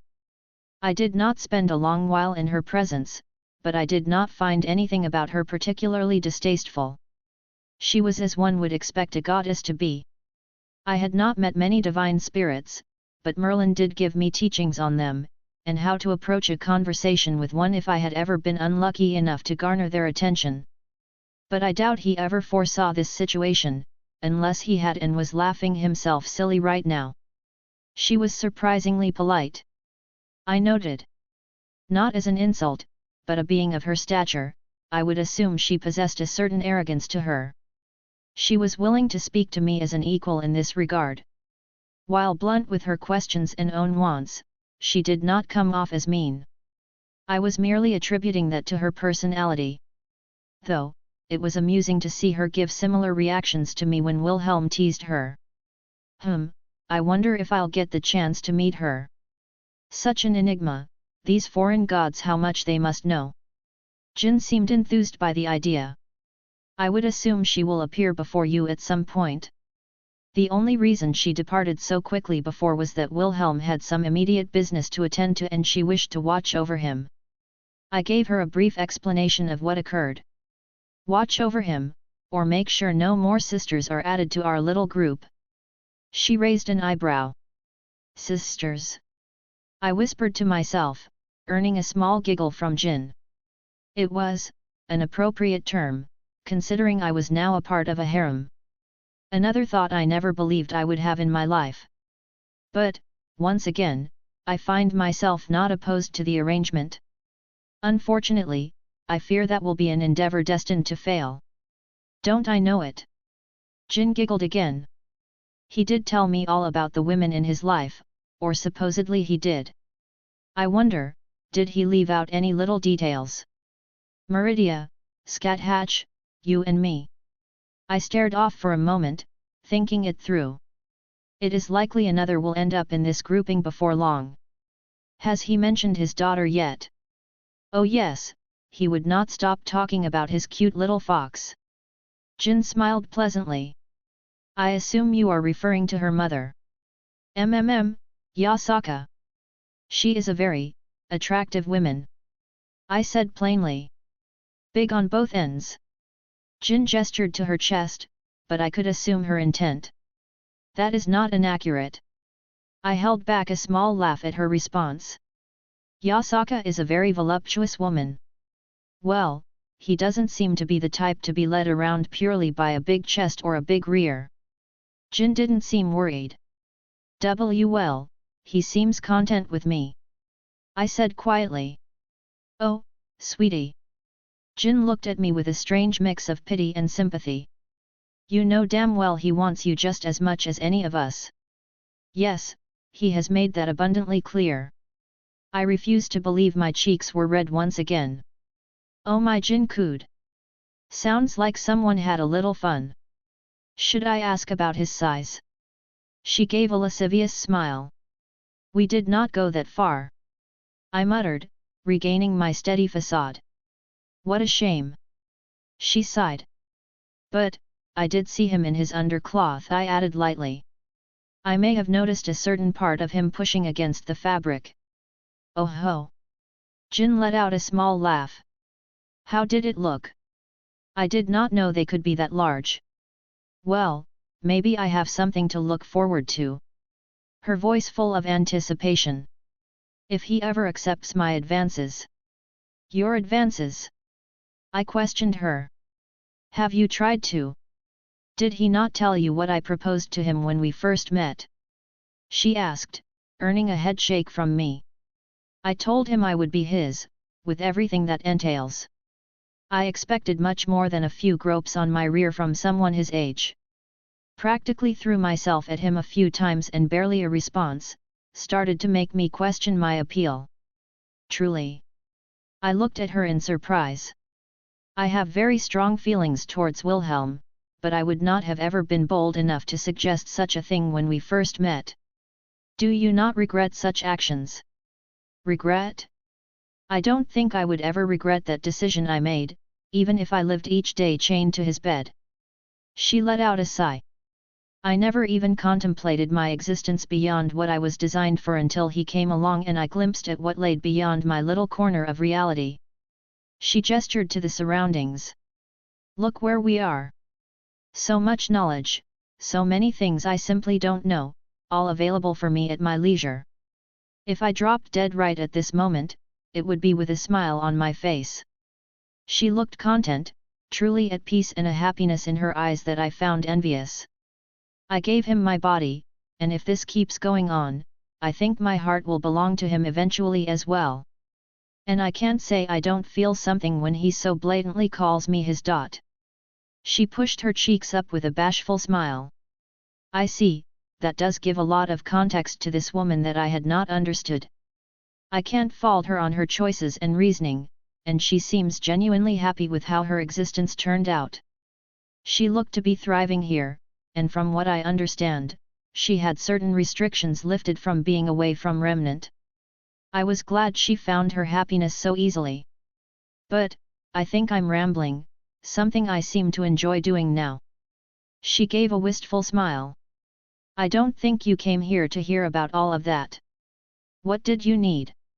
I did intend to come and share some word with you, but I did have another matter that required me to come to the library. You are so cute, I can see how Wilhelm fell for you, she chuckled. What do you need, Artoria? I mumbled under my breath, reaching into my bag and taking out a sheet of paper. Rin asked me to find these books if you possess them here. She reached over, reading from the parchment. That's easy. She waved her hand and books flew out from all over the library, landing on the table. This should be all of them, except I changed the Introduction to Alchemic Practices to A Beginner's Guide to Alchemy. The latter has a more thorough explanation on the basics, the former assumes you are familiar with the basic concept and considering where we came from. I see, thank you very much, Jin. I gave my heartfelt thanks. Oh, think nothing of it. I enjoyed talking with you, I hope we can do it again sometime. She beamed, and I recalled that such a thing was very uncommon for her. I made a mental note to also come to her more in the future. I would like that very much, mayhaps along with Rin we can have one of those girl nights out she speaks of. Jin blinked, a big smile growing on her face. That sounds very enjoyable. Do you think Rin would bring her artifact with her as well? Artifact? I questioned, before realization dawned on me. I had forgotten about Ruby. I think Rin can be convinced to let her out for a bit. Yes, I believe Ruby and Jin would get along well. I walked out of the main hall, the Arcanium as it is called. The cold air greeted me immediately, but the spells woven over the school made them bearable to the mundane person walking around the courtyard. The amount of magic this college had in every corner, it would never cease to amaze me. Instead of light fixtures or candles, there were magic spells that lit up the area, candle light spell, I believe it's called. A glowing orb of light that floated in a spot. Not to mention the spells that prevented people from jumping off the balconies, that kept the temperature moderate, and a plethora of other uses that I hadn't bothered to investigate. There was no doubt in my mind that this building was filled with defensive and offensive measures woven into the very foundation. One thing that grabbed my attention over all of that was the large statue of a hooded silhouette standing before a font of mana or magicka as they called it here. It was palpable to the point there was a pillar of it that rose to the sky, visible without any auxiliary means. What do you mean add more fire? That doesn't make sense. What concepts are added to the actualization of the spell? Am I supposed to focus on the combustion, or is the chemical makeup of fire more important? I turned to see Rin arguing with a cat person. No, that wasn't correct, and I felt a bit embarrassed for even thinking of this person in such a way. His species was called Khajiit. Zargo doesn't understand what you speak of. To make fire spell better, just add more fire. I did not know what I had walked into, but he demonstrated by throwing an impressive fireball into the air, letting it explode high above. That doesn't make any sense. How does adding fire make the fire better? Rin looked like she was going to pull her hair out. Zargo thinks you should practice the basics again. Rin audible twitched at his comment. I can only assume this conversation had been going back and forth for a while now. Alright, Zargo, I believe your teasing has gone on long enough. Miss Tosoka may show you what adding more fire to the fire will actually do if you push her any more. Once again, I was surprised at the sudden appearance of the Archmage, merely stepping into the courtyard from another place.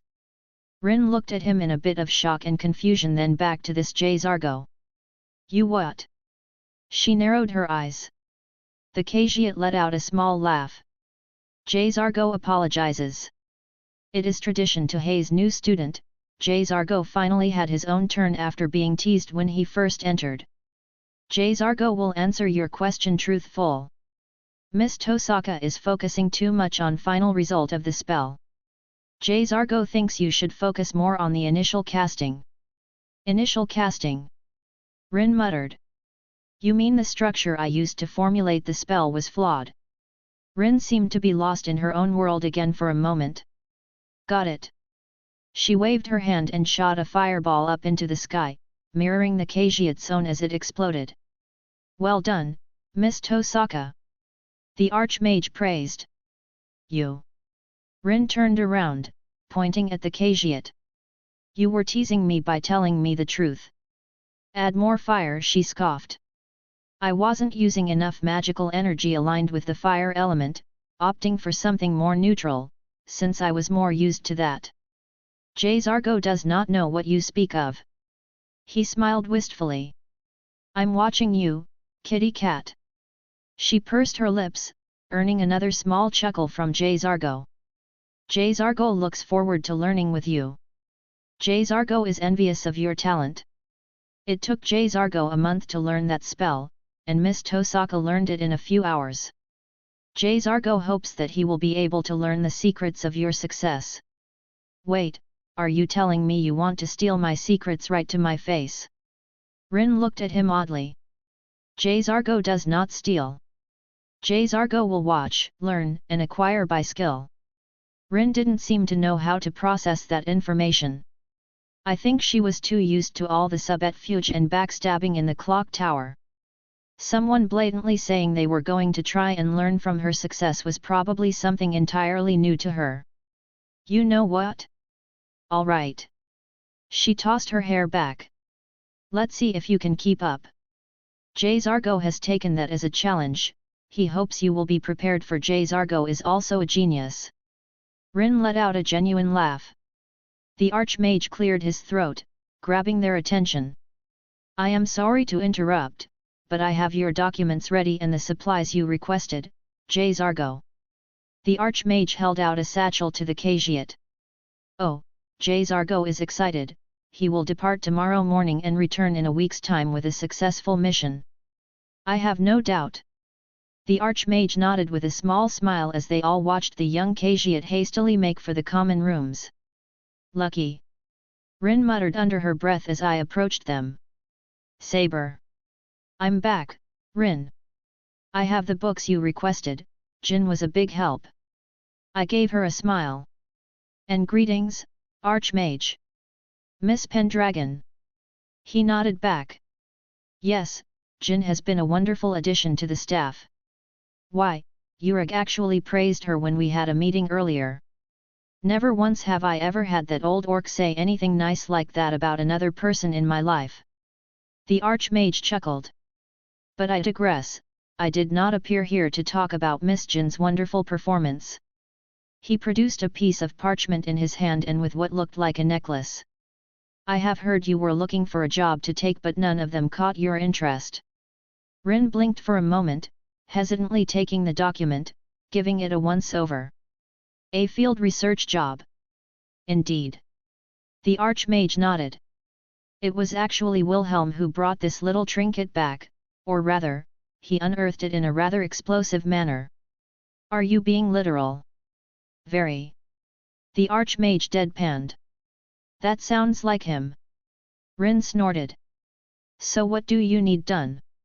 Well, this amulet apparently comes in 3 parts from what we could dig up in a few tomes. Supposedly it should be fairly powerful when put back together. And you want us to go get the pieces and bring them back to you? Rin asked.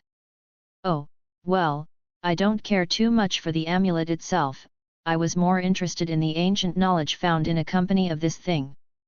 Again, Rin seemed a bit flabbergasted. You don't care about this supposedly powerful amulet? Well, my interest is piqued, I wouldn't mind taking a look at it. He admitted. But I have no desire to make it mine, if that's what you're asking. If you take the job, there will be no payment in monetary value, but the amulet would be yours to keep, along with what wealth you can dig up during your trip. All I ask for is things of historic value to be given to the college. Rin's jaw hung open for several moments before she regained her wits. Okay. She said bluntly, still shocked at what she was hearing. Wonderful. The Archmage clapped his hands, producing a few other items, a book and a staff. Wilhelm also dug this staff up in his little adventure. While it would technically belong to him, I don't think he would care that I'm giving it to you. You're giving this to me as well. Rin couldn't believe what she was hearing. Do you not want it? It's a fairly good staff, I think my personal one is only a little bit better. He mused. No. I'll take it. Rin happily grabbed it, earning a laugh from him. It should more or less double the output of your offensive spells. He revealed. Definitely a boon to receive. I understood why Wilhelm had such a high opinion of this mage. If there were more people like this back home, mayhaps the world would have been a much better place. Does it have a name? The texts only referred to it as the staff of Jerick Gould Urson. Feel free to rename it as you wish. The previous owner was not what one would call a role model. He chuckled, disappearing back from wherever he came from. Rin, do you wish to take this job? I asked her. Well, I kinda already did. But, yeah, I wanna do this. Think about all the good stuff we can find. Money, magical items, this amulet. She shook it in her hand for added effect. You remember what we spoke about? What enemies lay beneath the tombs that litter this land? Undead, magic creatures of all kinds, giant spiders. I emphasized that last one for added effect. She visibly shuddered. We need to prepare, she stated, earning a small smile from me. It's good she was excited, but I did not wish for her to get ahead of herself. Potions are a must, she muttered, and I agreed wholeheartedly. The potions here were quite phenomenal. You have food covered. Hunger is the enemy. I looked away, hearing a snort from her. What else do you think? Maybe pick up a dagger or something. Some leather armor maybe? The college might have some mystic codes available for purchase. I still have a lot of gold left over that Wilhelm gave me. I should probably get started on a few dozen gems I have stored, get them ready for spells. It seems like you have thought this through. I nodded, pleased with her foresight this time.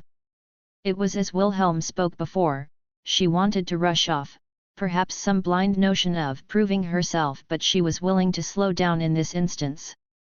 Let us make a list of things we could possibly need while adventuring into the wilderness and delving into tombs. Then we shall acquire everything needed and set out. Yes.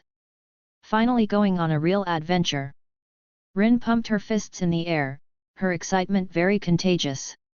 Just an interlude from Artoria's POV of what's going on with them, and an adventure they will go on. So, finally wrote my first bit of smut. Meridia and Wilhelm finally do the horizontal tango, very vanilla sex, but it was their first time. Should be a bit lewder in the future. Well, jury is still out on if it's badly written or not. I'm half falling asleep over here, so anything's possible. Worst case I rewrite it when I have a fresh mind to me. Chapter 131, Chapter 124. I groaned, eyes shuttered open. I felt a kink in my neck and a hard surface below my head, the light straining my eyes as I focused on my surroundings. I picked myself up from being sprawled across a wooden table, glass bottles falling onto the floor as I set myself upright. I almost slipped, steadying myself as I grabbed onto the table. I cast a curious glance around the room. I was not the only one who had apparently passed out in a compromising position. Fucking hell! I muttered, running my hand down my face, letting my eyes focus better. How much did I drink last night? Yes. Thanks, Drake. I sighed. No problem. Well, at least I had the sense to put my clothes back on before I got passed out drunk. Which was something I don't usually do, even that one time with Izzy, I still made it back home before collapsing on my couch. I ran a hand through my hair, noticing something very peculiar. It was not up in a ponytail, while not something I would be overly picky about. I couldn't find the binding I used. I started looking all around, under the table and between the chairs, nothing. The piece of cloth was practically worthless, except, it was the one that Skathik used to bind my hair the first time. I felt a small pit in my stomach at the thought of losing it. To say I slightly panicked would be an understatement. I didn't care how frantic I looked as I started practically crawling on the ground looking for it. Every nook and cranny I checked and found empty just increased my growing anxiety. I paused, doing the obvious thing and checking inside my storage space both my ring and my hat, but it was not there either. I leaned against the table, staring off into the ceiling, a pit in my stomach. I couldn't help but clench my fists in frustration. The only thing stopping me from shouting was that I was in public with other people sleeping off their drinks. Fuck. Rather forcibly, I pushed all these raging emotions down. I need a distraction. Look around. It was quietly, and it was only a few moments later that I felt something grab my attention in my ring. I took out my new phone. It had apparently been buzzing me since yesterday. The way it alerted me through my storage device was interesting, and I had to give credit to Rin. She really did a good job. Saber and me are going exploring. Be back later. Rin. Hey. Good for them. Even though I collapsed back into a chair and let out a sigh, I was happy for them. I didn't want to drive a wedge between the relationship they developed over the years they've been together. I briefly wondered if I was taking Saber away from Rin when I first sought out a relationship, but I honestly never saw anything resembling romantic inclinations between them. Honestly, they seemed to be almost like sisters, and I didn't wish for Rin to feel like a third wheel when me and Saber are around. So, I was happy for them. Let them go out, have fun, explore and get into dangerous situations. I know for a fact that Artoria wouldn't let Rin go running around unless they made ample preparations. Not to mention, the Archmage was probably keeping an eye on her, so everything should be on the up and up, and I would not be babysitting her. Sitting up again, I stretched my arms, leaning side to side to give my back a good crack as well. Would it be overstepping if I tried to set Rin up with someone? I mean, not like in the creepy way. But maybe see if any of my friends would check any of her boxes. Granted, my male friends list is lacking compared to my females, but then again, I think Rin swings both ways. Perhaps I should ask Artoria first, get a feel for that situation. It's not like she needs a romantic partner, and I certainly don't want to force anything like that on her. Blah. Let's see how she is in a few months of finally getting a sense of freedom and adventure. Well, I have some time to focus on some tasks I wanted to accomplish while here again. As much as I wanted to see Meridia and give Rin an avenue for further strengthening, I did have some things I wished to get done. Speaking of my beautiful goddess, I should go see her before I set off anywhere important. But, before then, I guess I should see Thorum and make sure he's good before I head off. I turned around, eyeing Sir Wiggles in the corner. He was curled up into a little fluff ball, but his eyes were open, as if he had woken up recently. Hat or with me? I asked, giving a feeling through the bond of what I was offering, either going back in the hat, or accompany me.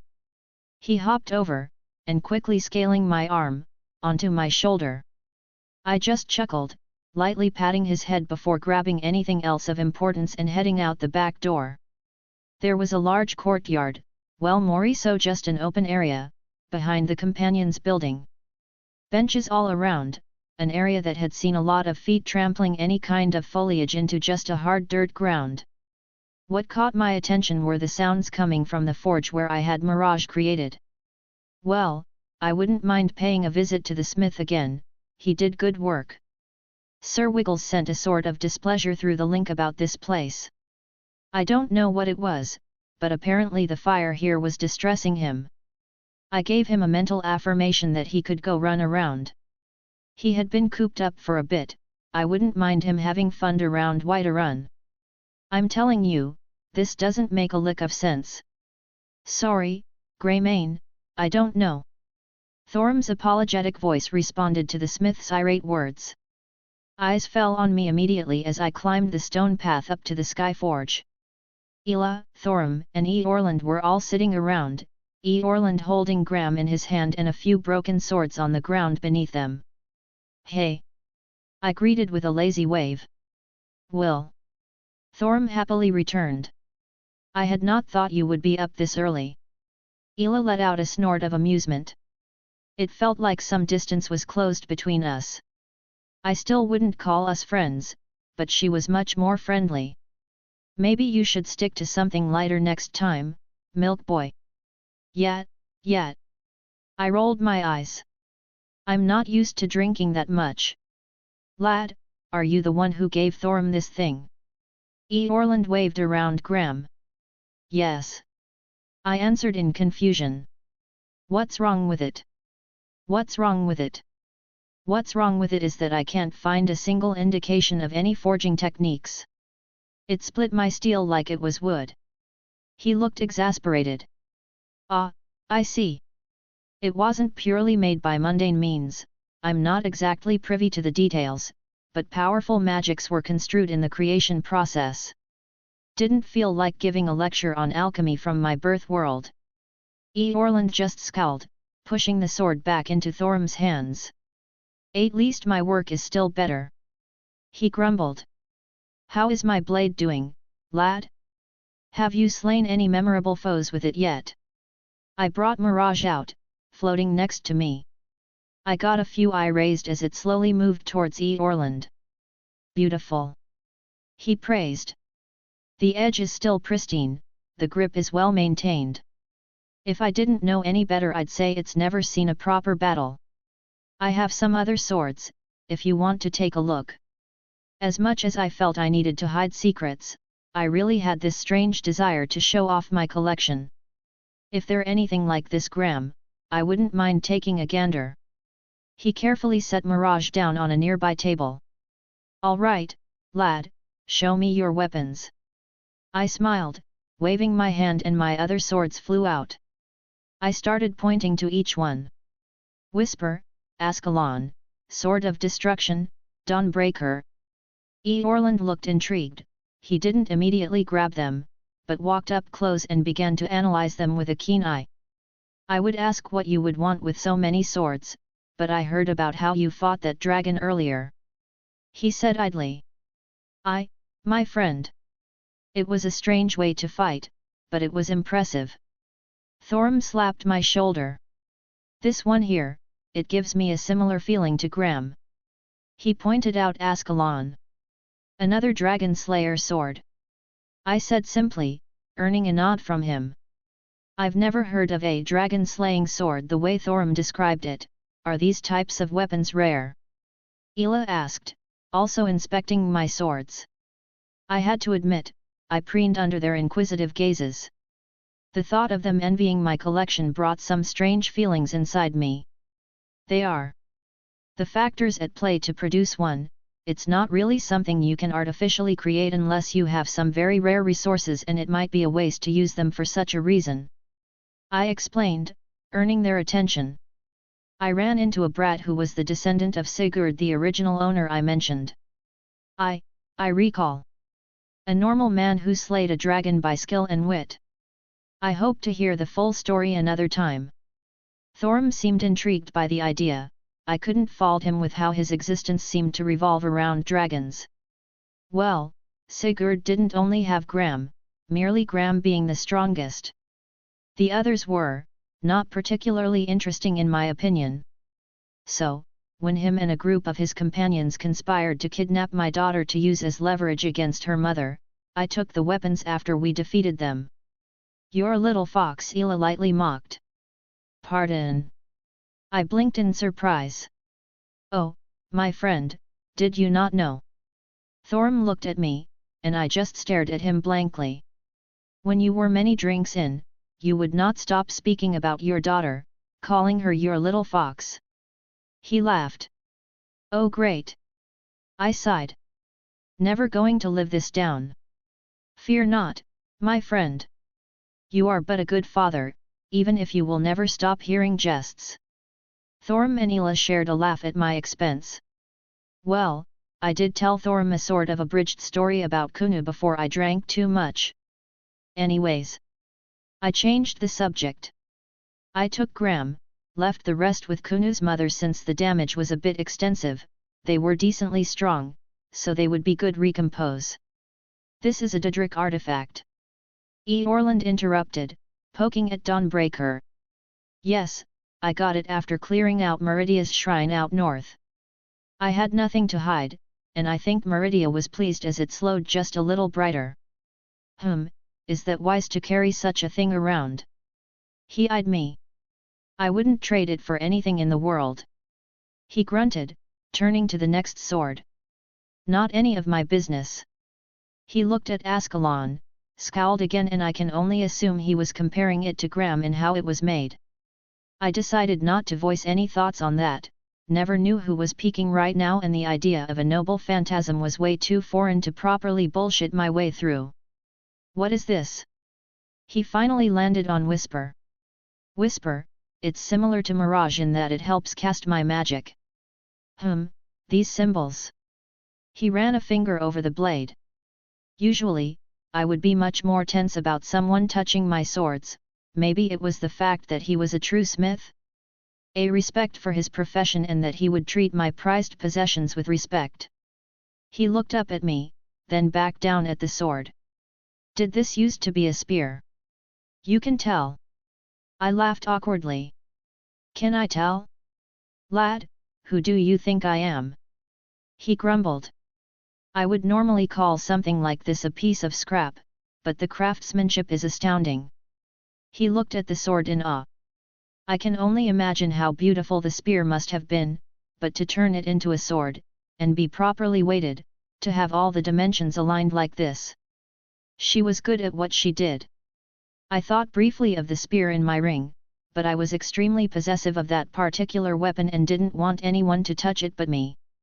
She. Orland whispered. Lad, what's the name of this weapon's creator? Skathig. I answered simply. Skathig. He let the name sink in. I will remember it. I don't think my sword of destruction interested him much. It looked very ceremonial, and I could guess that he was thinking it a magical sword like the others and didn't care about its creation. These have given me some idea. He immediately went back to his forge. Get out, I have some work to do. Thorim and Ela didn't look disturbed at his sudden forcefulness, merely bidding him farewell, and I called back my sword as I followed them along down the stairs, back into the companion's compound. You know, I'm curious. What exactly have you been up to when not fighting dragons, Thorum? He told me about his previous fights, but nothing much beyond that. Granted, we hadn't spoke for too long. Well. He scratched his head. The Jarl asked me not to venture too far away while the dragons are around. Ah, that makes sense. He wanted Thorum in dragon slaying distance. Must get boring, being cooped up here for so long. The Skyrim horizons call me something fierce, but I am needed here, for now. Thorum admitted, somewhat sad, but also a certain amount of resolve in his voice. Well, if everything goes well, it won't be too long. We just have to find Alduin and stop him. I offered a smile. I am not quite sure it is that simple, but I look forward to the day. What about you, Wilhelm? Ela spoke up, merely listening in at this point. Are you going to stick around? Did you miss me? I smirked. As if. She rolled her eyes. I prefer more man in my lays. Ela laughed. Oi, do I have to take my shirt off again? I'm plenty of man over here. Keep telling that to yourself, milk boy. She said humorously. Well, my self-esteem has thoroughly been shattered. But to answer your question, I'm mainly working through the college, with some personal errands I want to run. I'll keep an eye out when I'm away. If I hear anything about dragons, I'll hurry on back. I decided to be honest with my intentions. That reminds me. What? Thrum asked.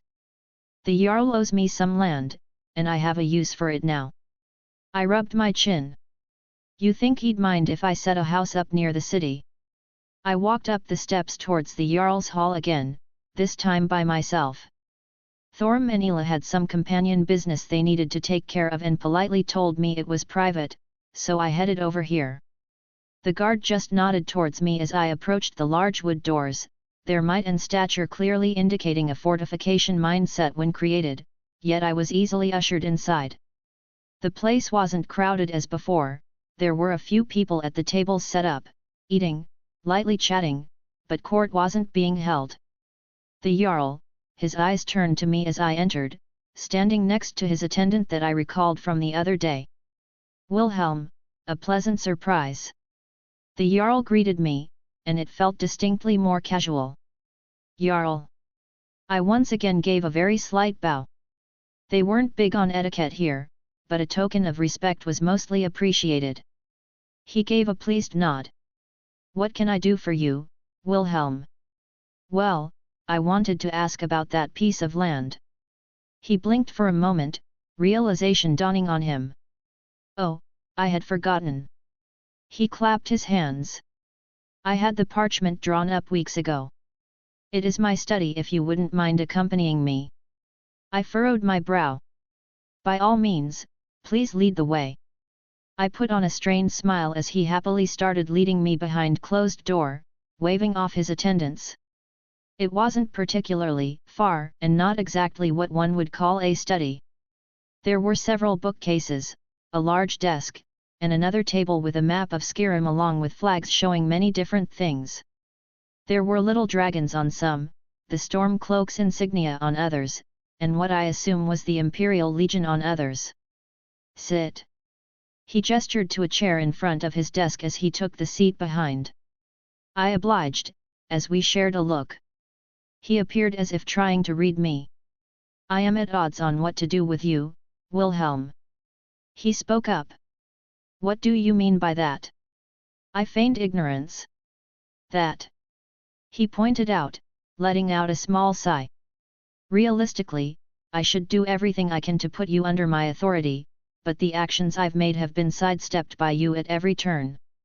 I was surprised by his candid attitude. I didn't expect you to be so blunt about it. I guess we're dispensing with the song and dance here. He let out a snort of laughter.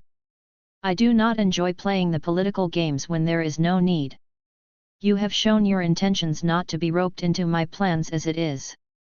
That's true, I like to stay out of politics. I agreed. You are powerful, enough that it frightens many people under my command. And I'm not a Nord. I pointed out. This is true as well. He didn't hide it.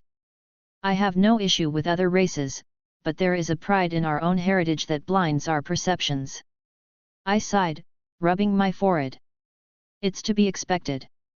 I've been treated very well by you Nords since coming to Skyrim, but your people are very proud of your culture. It makes sense that they view what they're familiar with in a better light than a foreigner like me. I remarked. And I suppose my strange nature doesn't help as well. Yes, your wings are a strange thing indeed. Many think you some kind of Daedra worshipper or a citizen of Oblivion. If I said neither, would you believe me? I would. He said without hesitation. I like to think myself a good judge of character. He continued. I do not believe you to be like Thorim, not a deceitful bone in his body, but you don't seem the type to lie to my face. Half-truths, skewing my perspective, I would not put it against you though. That's a fair assessment. I had nothing against what he's noted so far. So, where does that leave us? He leaned back, another sigh escaping his lips. You being with the college is both annoying and helpful in this situation. Ah, I see. You're using the fact that I'm with the college to keep any hotheads quiet? With how helpful they've been, no one wants to cause any trouble on that front. The Jarl smiled lightly. It is as you say. But, there are still many open voices calling for some more extreme action. Farengar. I hazard a guess. He is among them. The Jarl confirmed, and I guess there was no need to keep that tidbit a secret. You possess powerful artifacts, many a thing they would do well in my hands. And what do you think? I think, many of my people are short-sighted and frightened by the attacks. You are not a citizen of Whiterun, nor of Skyrim as a whole. You respect my authority, but you are not beholden to me outside these walls, and if you wish to leave, would I even be able to stop you? Assuming I could, if I truly did wish to confiscate from you, then what kind of picture would that paint of me? Where would it end after that? If a merchant comes along with a bit more gold than normal, do I simply take that as well? He shook his head. I would rather continue our current relationship, but I wish for it to be more ironclad. An agreement then? I thought out loud. You want a guarantee from me? In simple terms, yes. He didn't hide it.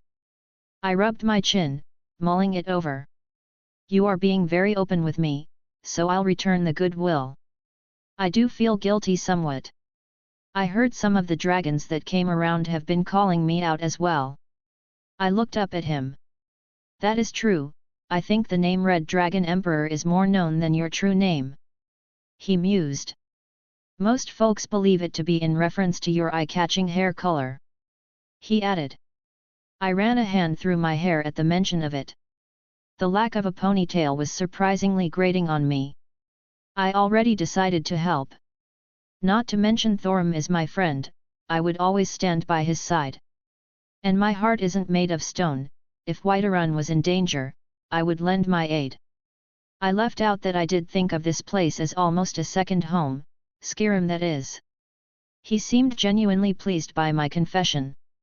A weight is lifted off my chest at your words. I am glad I did not think incorrectly of you, Wilhelm. The Jarl rummaged through his drawers, fetching a rolled piece of parchment. This has my mark. I found a particular piece of land that matched what you asked for previously.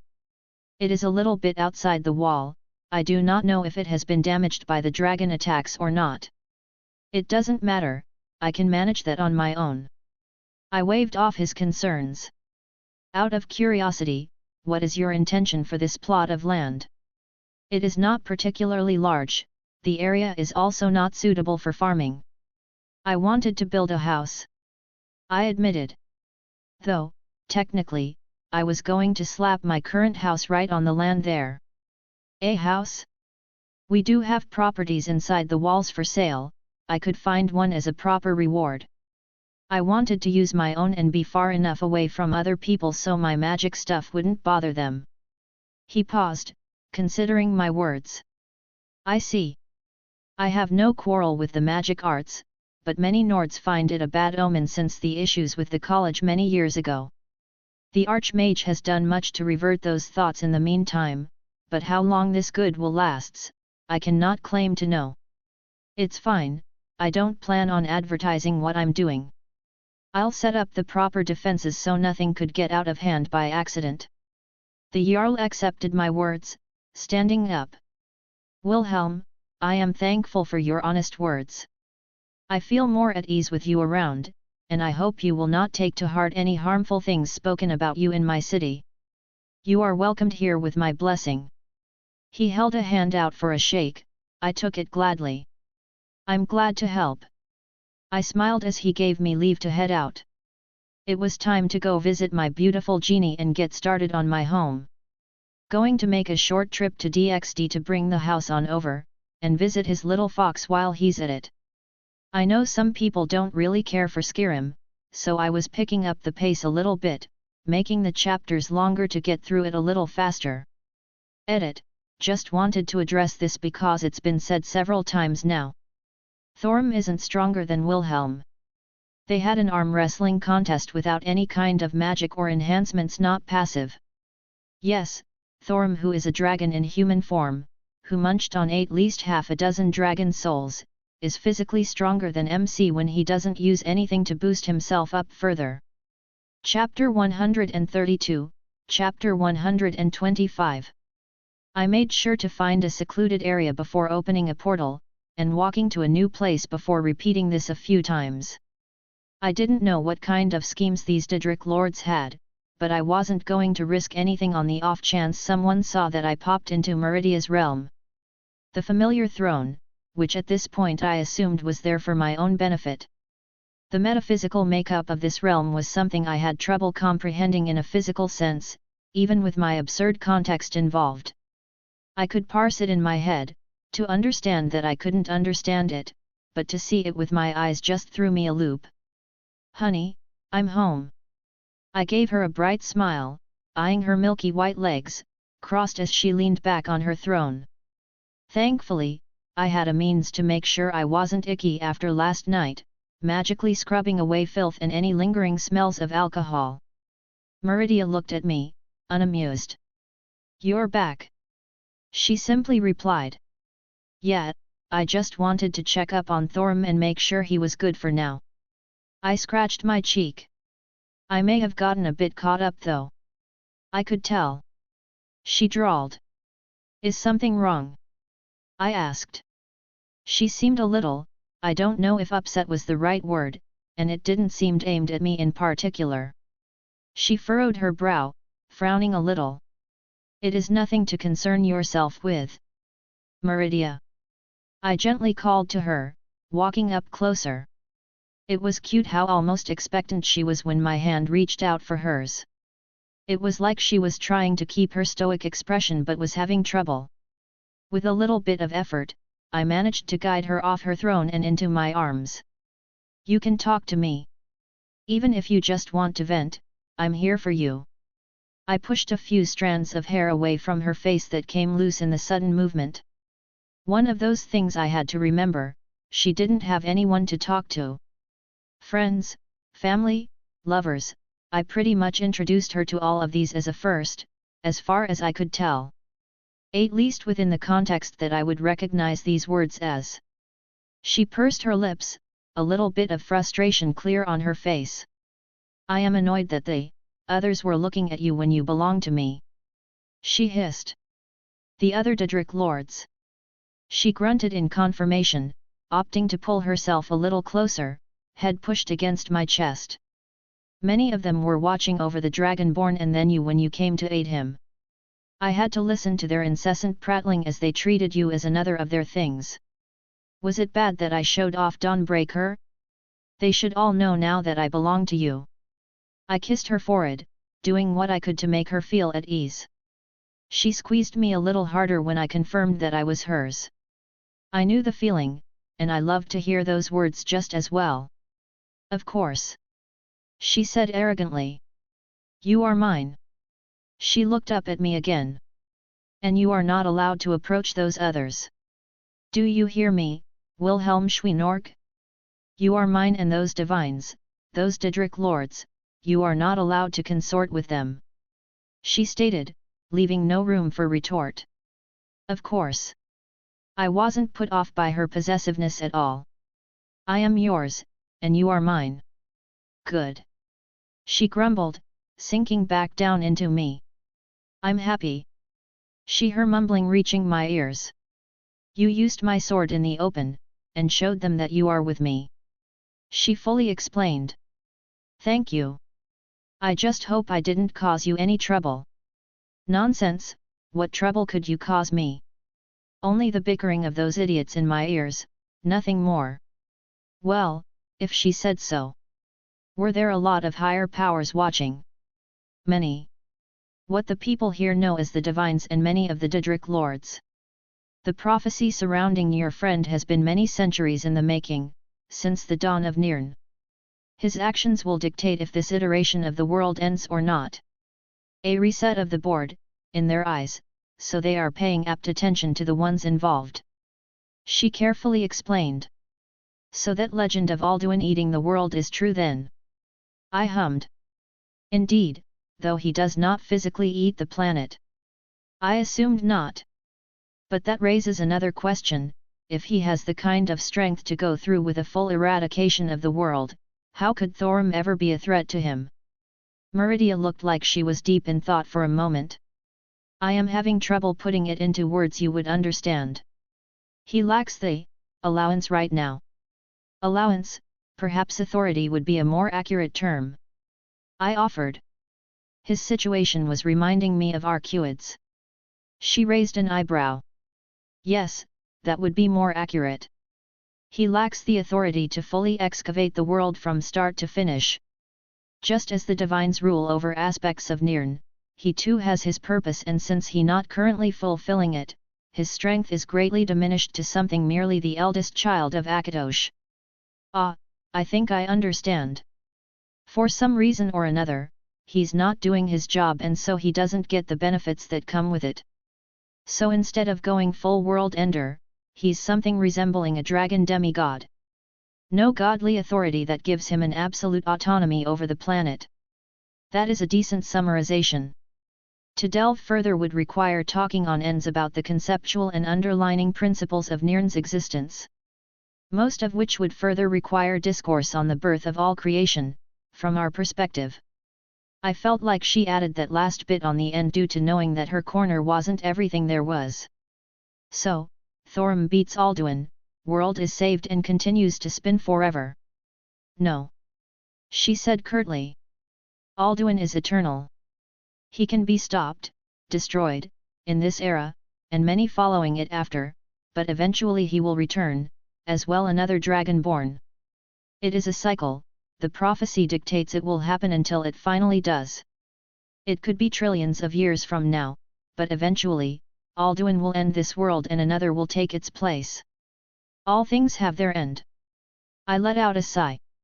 Even this universe will end at some point, when the last spark of life finally dies out and everything returns to the chaotic nothingness to be rebirthed into something new.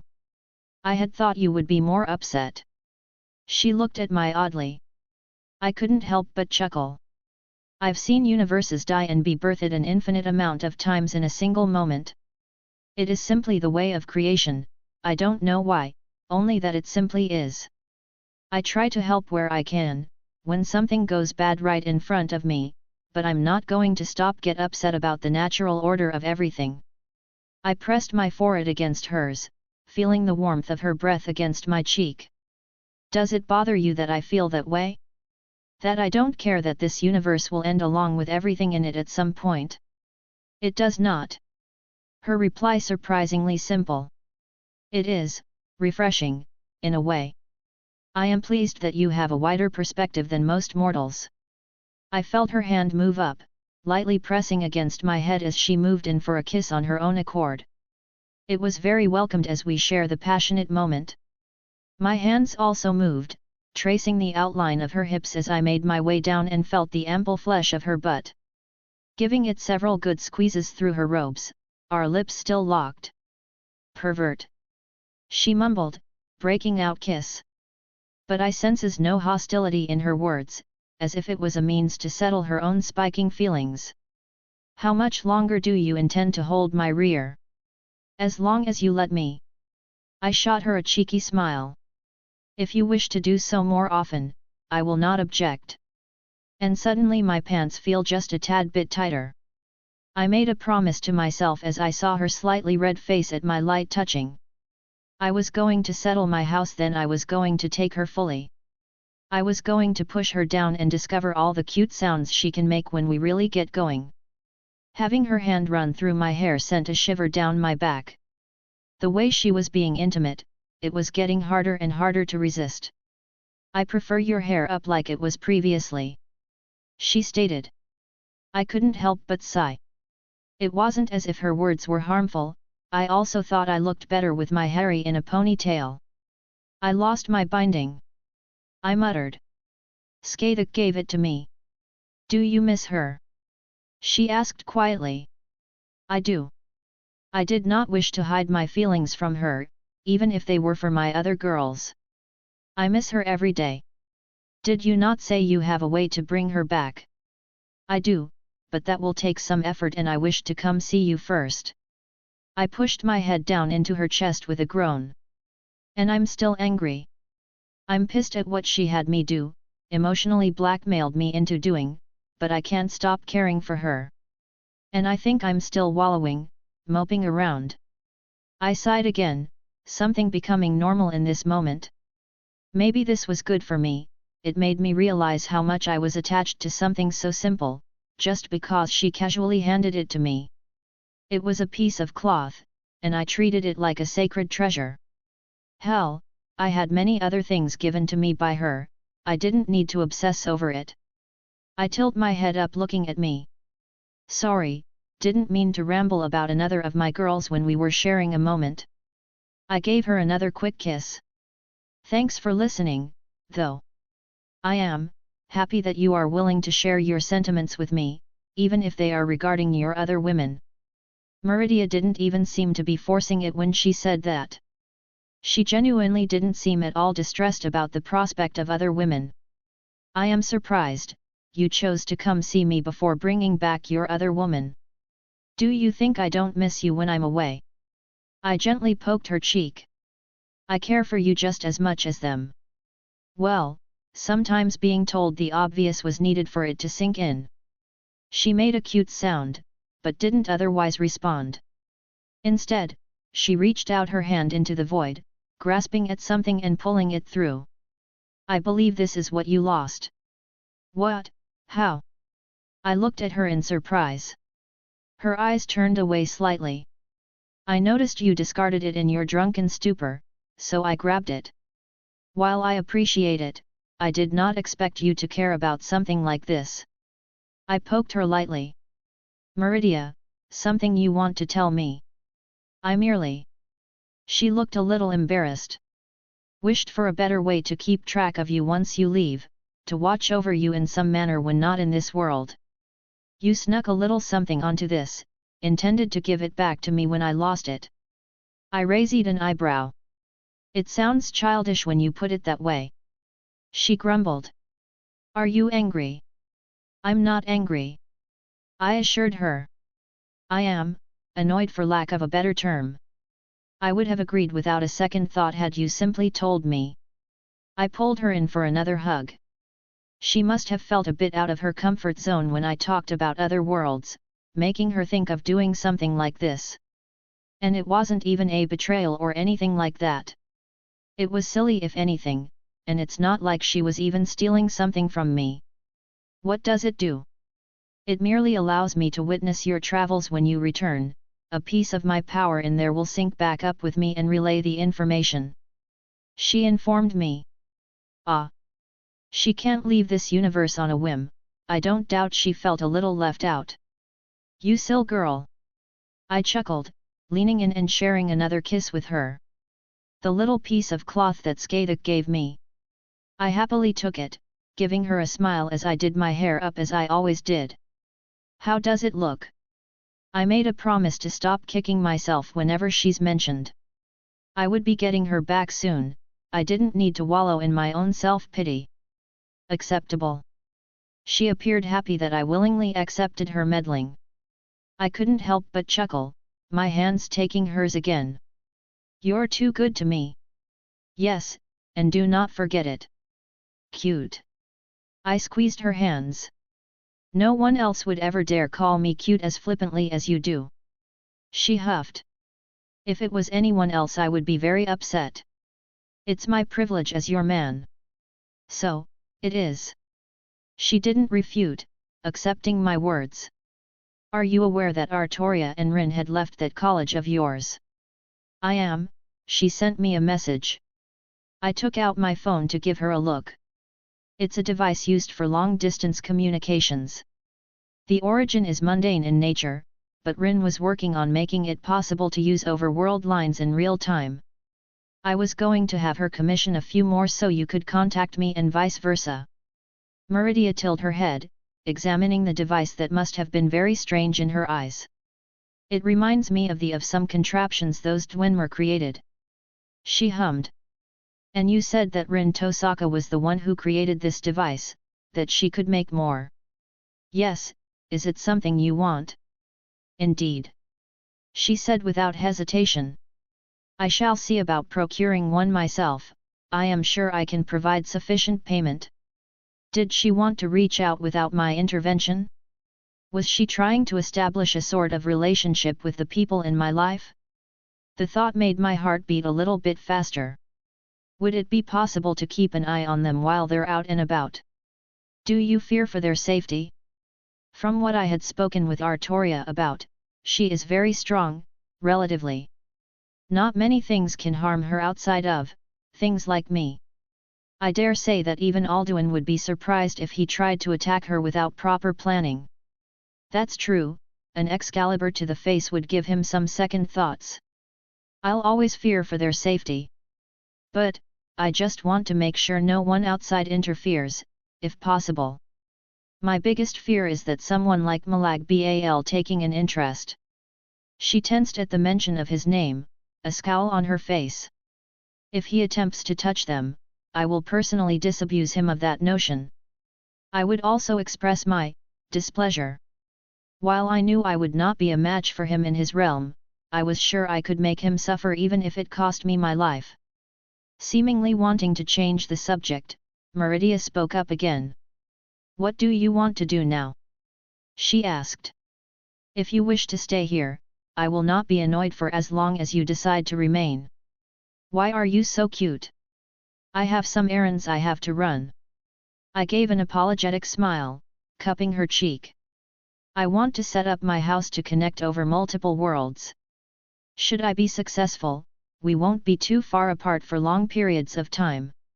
She blinked at that, processing what I said. I will have to see what you wish to create. I need to go speak with Jin, she's crucial for this part, then hop over to my birth world. I may take a day or so as I check in on my daughter, but otherwise I'm focusing on getting this finished. Your daughter? Meridia mumbled. Would it be, can I possibly meet her? I'm sure Kunu would like to meet her Aunt Meridia. I laughed, sweeping her up close again, much to her chagrin. I think the thought of Kunu calling her auntie made her flush. A glimpse into the future? I bet Kunu would love some siblings.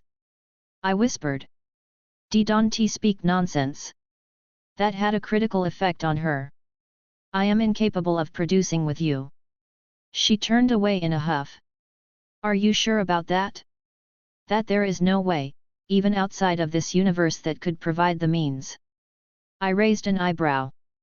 She paused at that, a flash of realization dawning on her. Are you saying?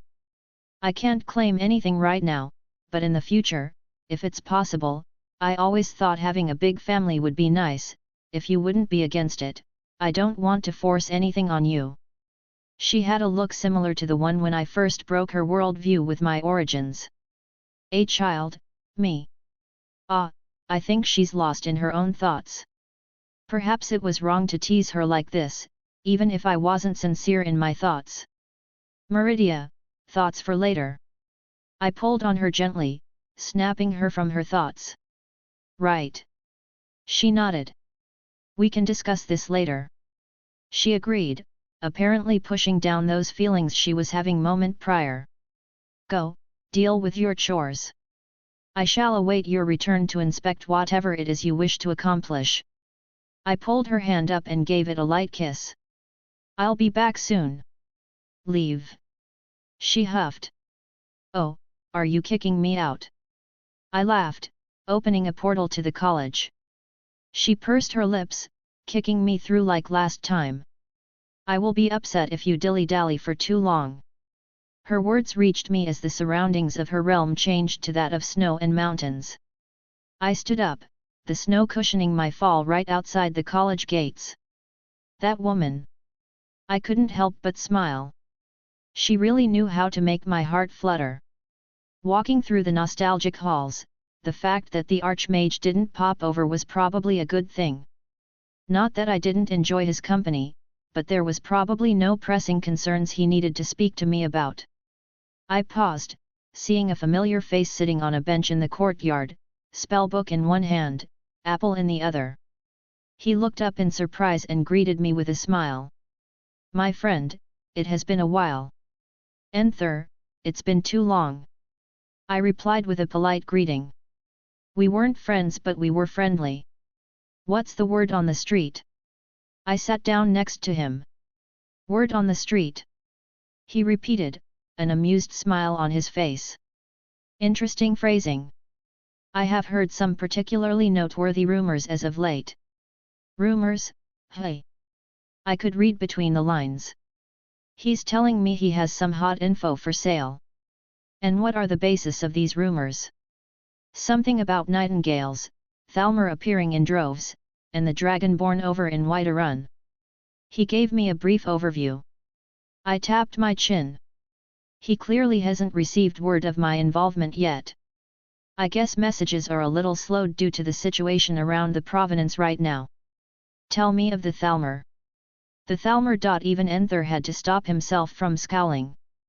The Thalmor have supposedly been reported approaching every Jarl that still sides with the Empire. Even my ears are having trouble getting the details.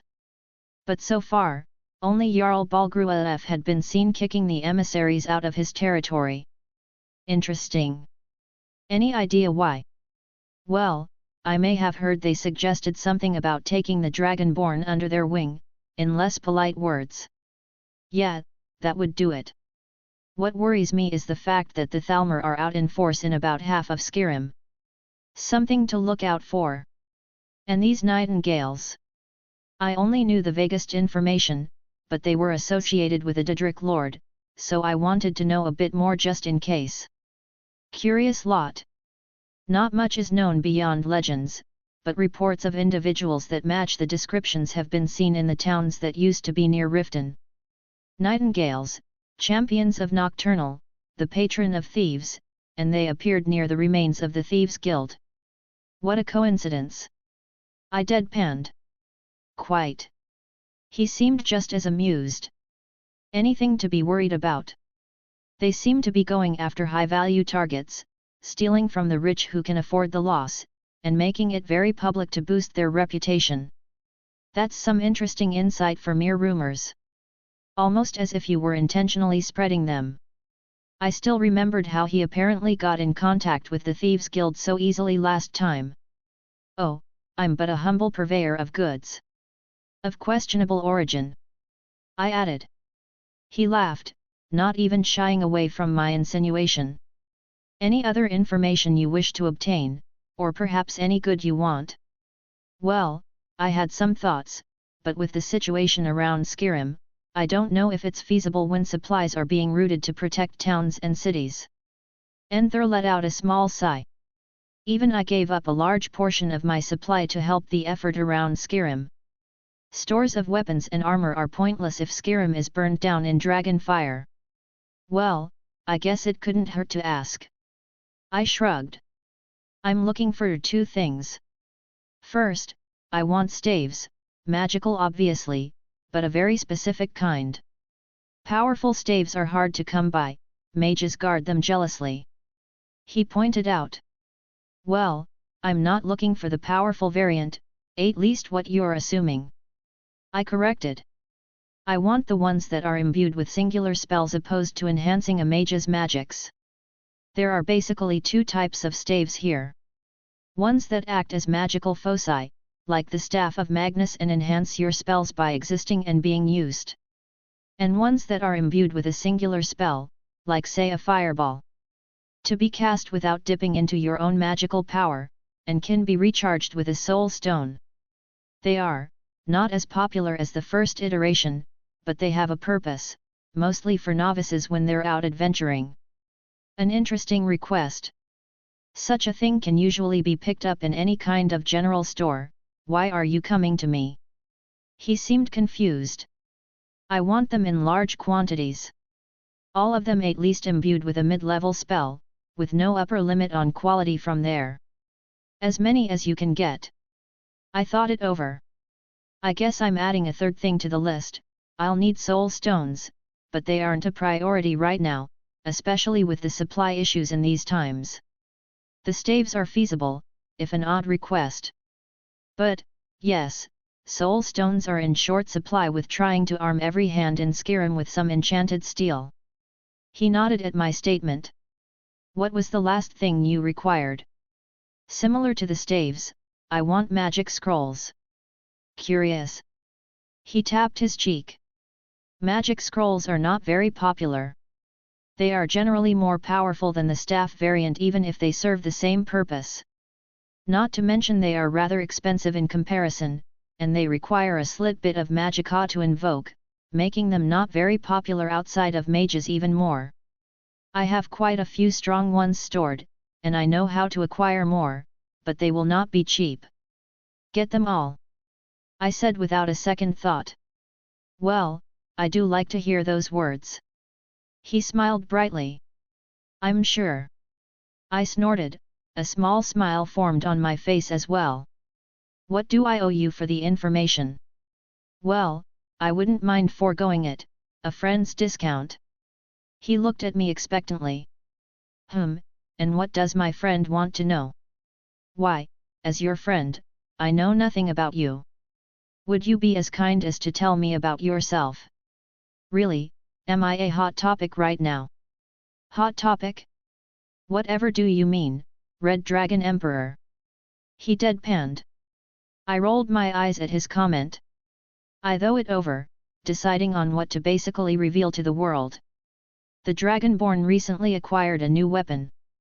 Supposedly it is very attuned for killing dragons, one could say it's their natural enemy, courtesy of his friend. Now, that is particularly interesting. Enther grinned. I'm sure many people would be enticed by where such a weapon could be procured in these troubling times. It was going to be revealed eventually, may as well benefit from it, and I would rather people focus on me than Thorum. I think that should be sufficient. Certainly. He nodded.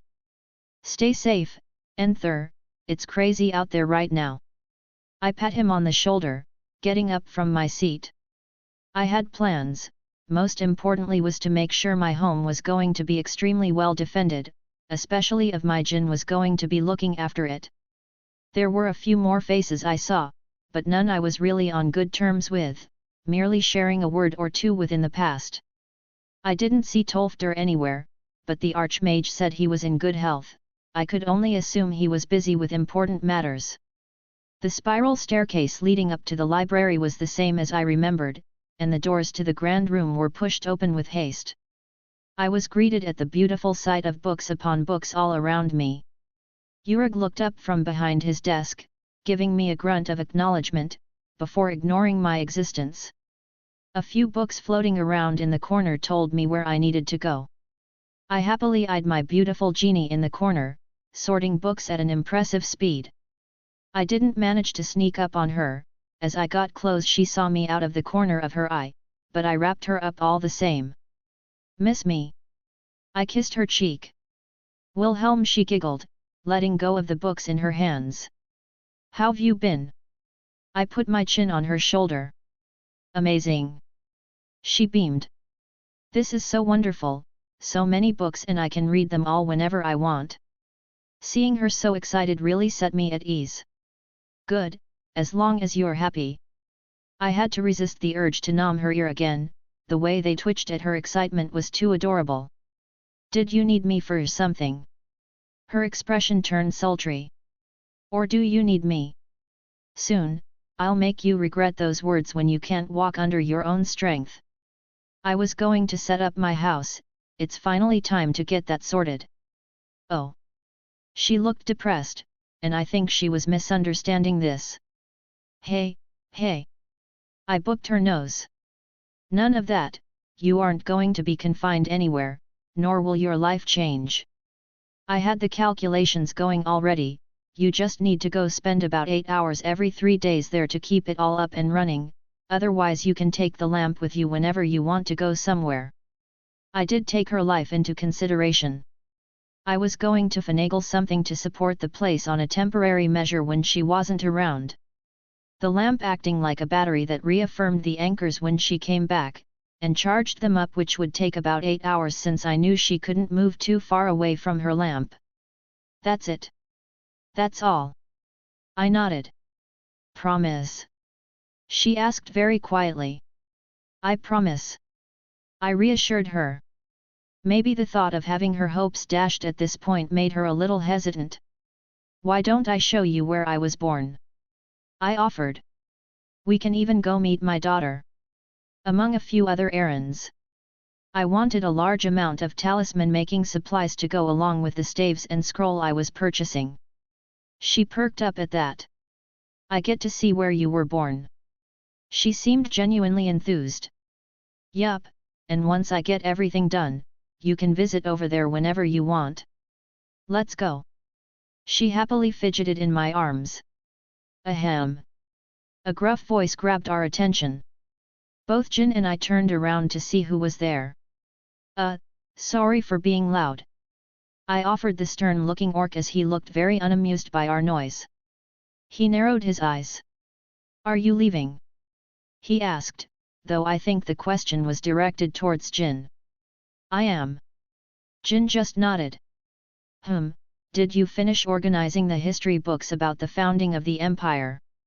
In alphabetical order, with an emphasis on partiality. The enchanting tomes. Done. Fire destruction spells. Done, and I already started on the ice ones as well. Jin said smugly. Urag just grunted, turning his attention back to me. If anything happens to her, I'll snap you like a twig. He threatened before walking away. I just blinked, looking at Jin. Did you get adopted?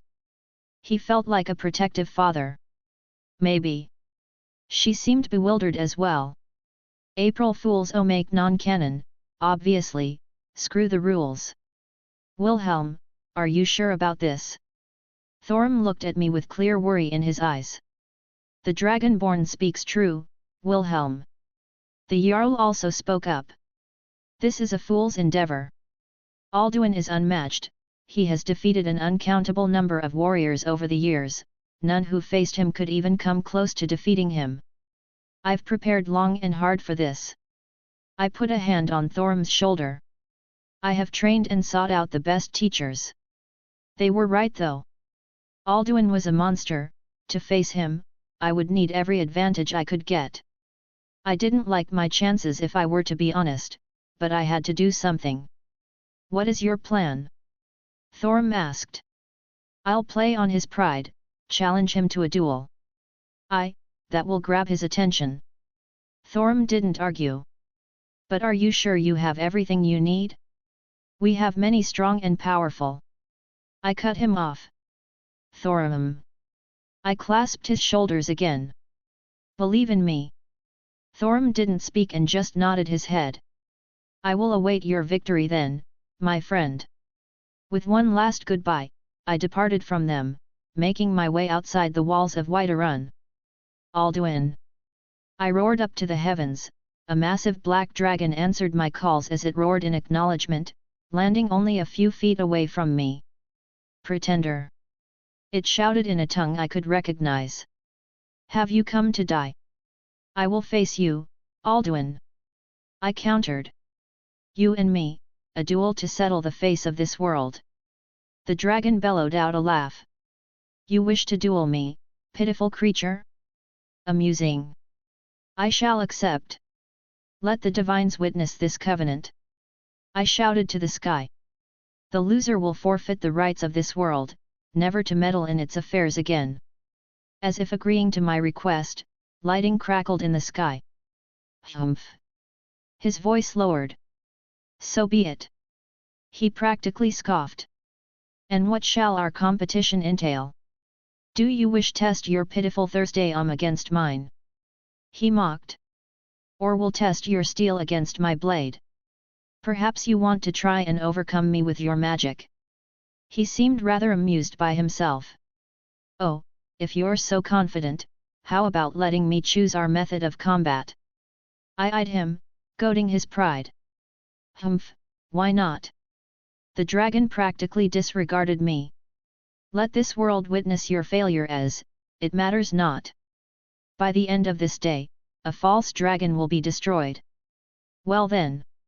I held out my arm, a metallic contraption appearing, lights flickering all around it. "It's time to duel!" I shouted, sliding my deck of cards into my duel disc. Holographic enablers shout out around us to initiate the duel monsters battle. Alduin just stared at me, confusion written all over his face. "What? Honestly, forgot about April Fools until I was reminded in Discord and just thought of something stupid like this. I probably won't have time to do anything tomorrow beyond my normal writing since I'll be really busy with work. Anyways, next chapter Foxy mom and daughter make an appearance. MC sets up his house, finally, and makes sure it's well defended." Chapter 133, Chapter 126. I walked out of my portal, my house coming into view and a beautiful woman being carried in my arms. Her feet kicked in the air happily, arms around my neck to support herself, and a bright smile on her face. She curiously surveyed the area, taking in everything around her, every new piece of information that provided her with a sense of fulfillment. "This is your home?" Jin asked. "It's my house, and the world I was born to," I replied. "You don't consider it your home then?" She cutely tilted her head up at me. "I don't suppose I do. If it wasn't for a few people here, I would not have an emotional investment in this world, merely keeping an eye on it due to a sense of duty." My lips thinned into a small line as I looked over the place. "I need to actually get furniture and stuff now that I think about." She pat my shoulder, gesturing for me to let her down as I walked through the door. There was no point in locking it. If someone could get past my magical protections, what would a locked wooden door do? "It's empty." She deadpanned.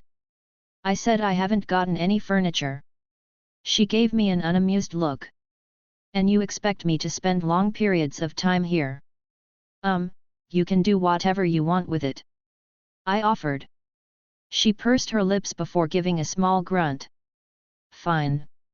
Show me what you want to do." I led her to where I had my little mechanism set up. "So, I have the calculations done, mostly. It works in theory, but I haven't tested it beyond just this world. Your lamp is both going to act as an battery, not in the magical power sense, but something to charge the anchorage.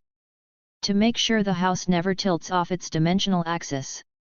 I don't know the underlying principles, but I understand what you want to achieve. To do this would require an obscene amount of magical energy." She tapped her cheek.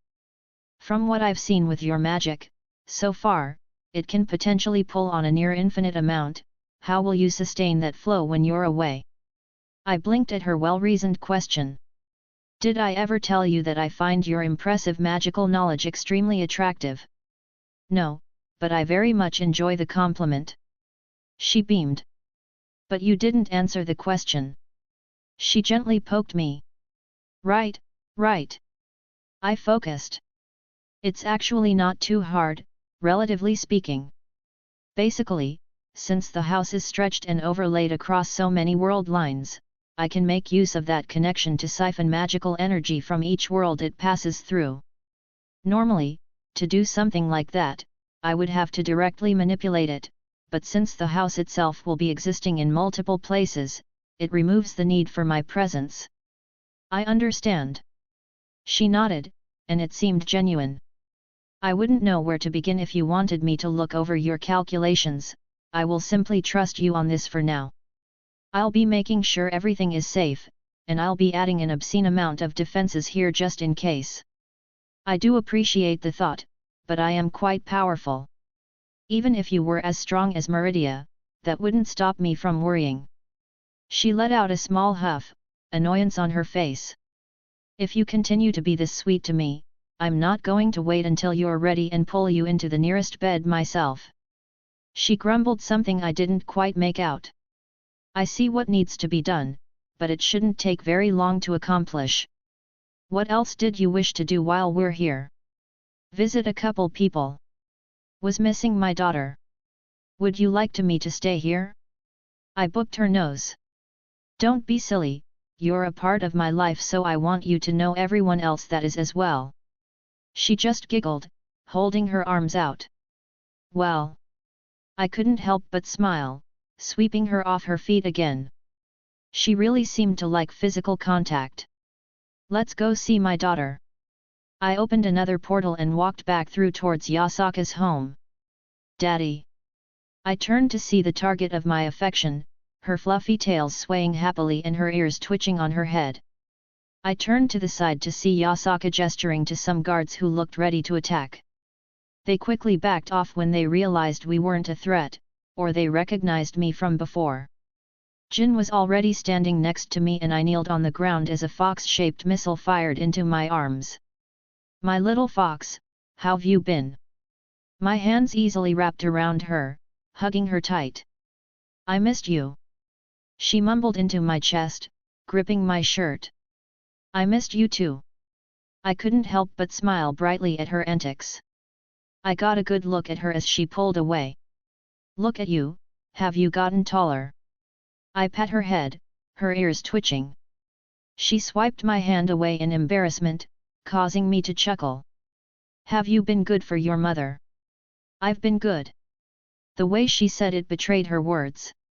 Have you now? Yasaka finally walked up. I eyed her for a moment, she seemed a tad different. The last time I saw her, her breasts were on full display and barely held back by her kimono with an air of flirtation about her, but she looked a lot more reserved right now. Why don't you tell your daddy what happened while he was away, Yasaka lightly chided her daughter. It was an accident. Kunu looked at the ground. Hey, it's okay. I put my hand on her shoulder. Just tell me what happened. I was practicing my fox fire and... She pouted. I accidentally burnt down a building. She looked away. So Mom grounded me. Kunu, we talked about this. I didn't ground you because you accidentally burnt the building down. I grounded you because you lied to me about it. Yasaka's tone was soft, even as she reprimanded Kunu. I shared a look with Yasaka, one of exasperation returned to me. Kunu. I grabbed her attention again. Accidents happen, they're going to happen again. But you have to own up to them. I've made many mistakes in my life, we all do, it's a part of growing up. As long as you learn from them, and accept responsibility, then it's okay. You're not mad? She asked quietly. Sweetie, I'm not mad. I reassured her, gaining another hug. Was she afraid I would be disappointed or angry at her for this? Kids don't really think things through logically at this age, shit like this was going to happen again, and they probably think getting their parents upset is the worst thing in the world and just act without thinking in an attempt to avoid that. I flipped my hand over, hiding behind Kunu's back so only Yasaka could see. I revealed a little hair ornament, tasteful in design without being too fancy. It boasted a little bit of splendor in the form of red leaves, reminiscence of the forever fall forest from when I went shopping around Vale in my free time. She looked at it inquisitively and I gestured to Kunu. She realized what I was getting as she rolled her eyes with a small smile and nodded to me. My little fox, I have a present for you. I gentle broke the hug, bringing the piece of jewelry out in front of her. It's pretty. She reached out to touch it. Would you like to try it on? I offered. Yes. She happily replied. I smiled as I pushed a few bangs out of the way, helping her set it into her hair. It really did complement her yellow eyes and the highlights at the tips of her blonde hair. I waved my hand, forming a small bit of water to act as a mirror so she could see it. Kunu, what do you say? Yasaka was quick to make sure Kunu didn't get lost in her own thoughts. Thank you, Daddy. Of course. I laughed, rubbed her ears for a moment. Standing up, I looked over to Jin who had patiently been waiting at my side for a few minutes now. I believe I should introduce my companion. Yasaka gave a good-natured smile. Another one of your harem members? Yes. Jin replied without a hint of shame, maybe even happy at the title. Yasaka raised an eyebrow, not expecting the blatant response it seems. This is Jin. I snuck my hand into hers. She's my woman. Jin, like the ones from the Middle East. Yasaka looked at my blue genie inquisitively. Are you named after your species? I'm not one of those. Jin replied without any offense. I'm actually an artifact spirit. My creators simply had a sense of humor, it seems. Oh my! She looked at the very obvious miniature lamps around Jin's neck. I admit, I've never seen an artifact spirit so lifelike. Yasaka looked a little more curious about Jin, but it appeared she held herself back from further questions. I'm Yasaka, I rule over half the yokai in Japan. And this little hellion is my daughter. Yasaka scooped up Kunu, much to Kunu's fidgeting. Are you my auntie? The little fox asked. Jin looked surprised by the question, but quickly recovered. Yes, yes I am. She looked genuinely enthused at the idea. I couldn't fault her, the idea of family was probably something that never crossed her mind before. And here Kunu was declaring her an auntie. Your skin is very pretty. Kunu looked at Jin with interest. Why, thank you, little one. Your tails and ears are quite cute as well. Jin giggled. See, can I touch? Jin knelt down next to her, holding her hand up. Kunu reached out and touched her for a moment. This was probably one of the most heartwarming things I've ever seen in my life. I looked at Yasaka and she smiled back at me. If her expression was anything to go by, she shared my sentiment. So, how's Izzy? I lifted up a teacup to my mouth, enjoying a small sip as we shared a table in a quaint little courtyard. She's doing well. She visited about a week ago? That was before Kunu decided that playing with fire inside a wooden building was a good idea. Yasaka deadpanned. I chuckled, setting down my teacup. Maybe I should drop in before I leave. I mused. I think she said something about meeting up with some other gods. Yasaka didn't sound too sure. When are you leaving, exactly? I think Izzy did say something about meeting up with the other death gods the last time we chatted. Few hours, actually. I answered. So soon? She frowned slightly.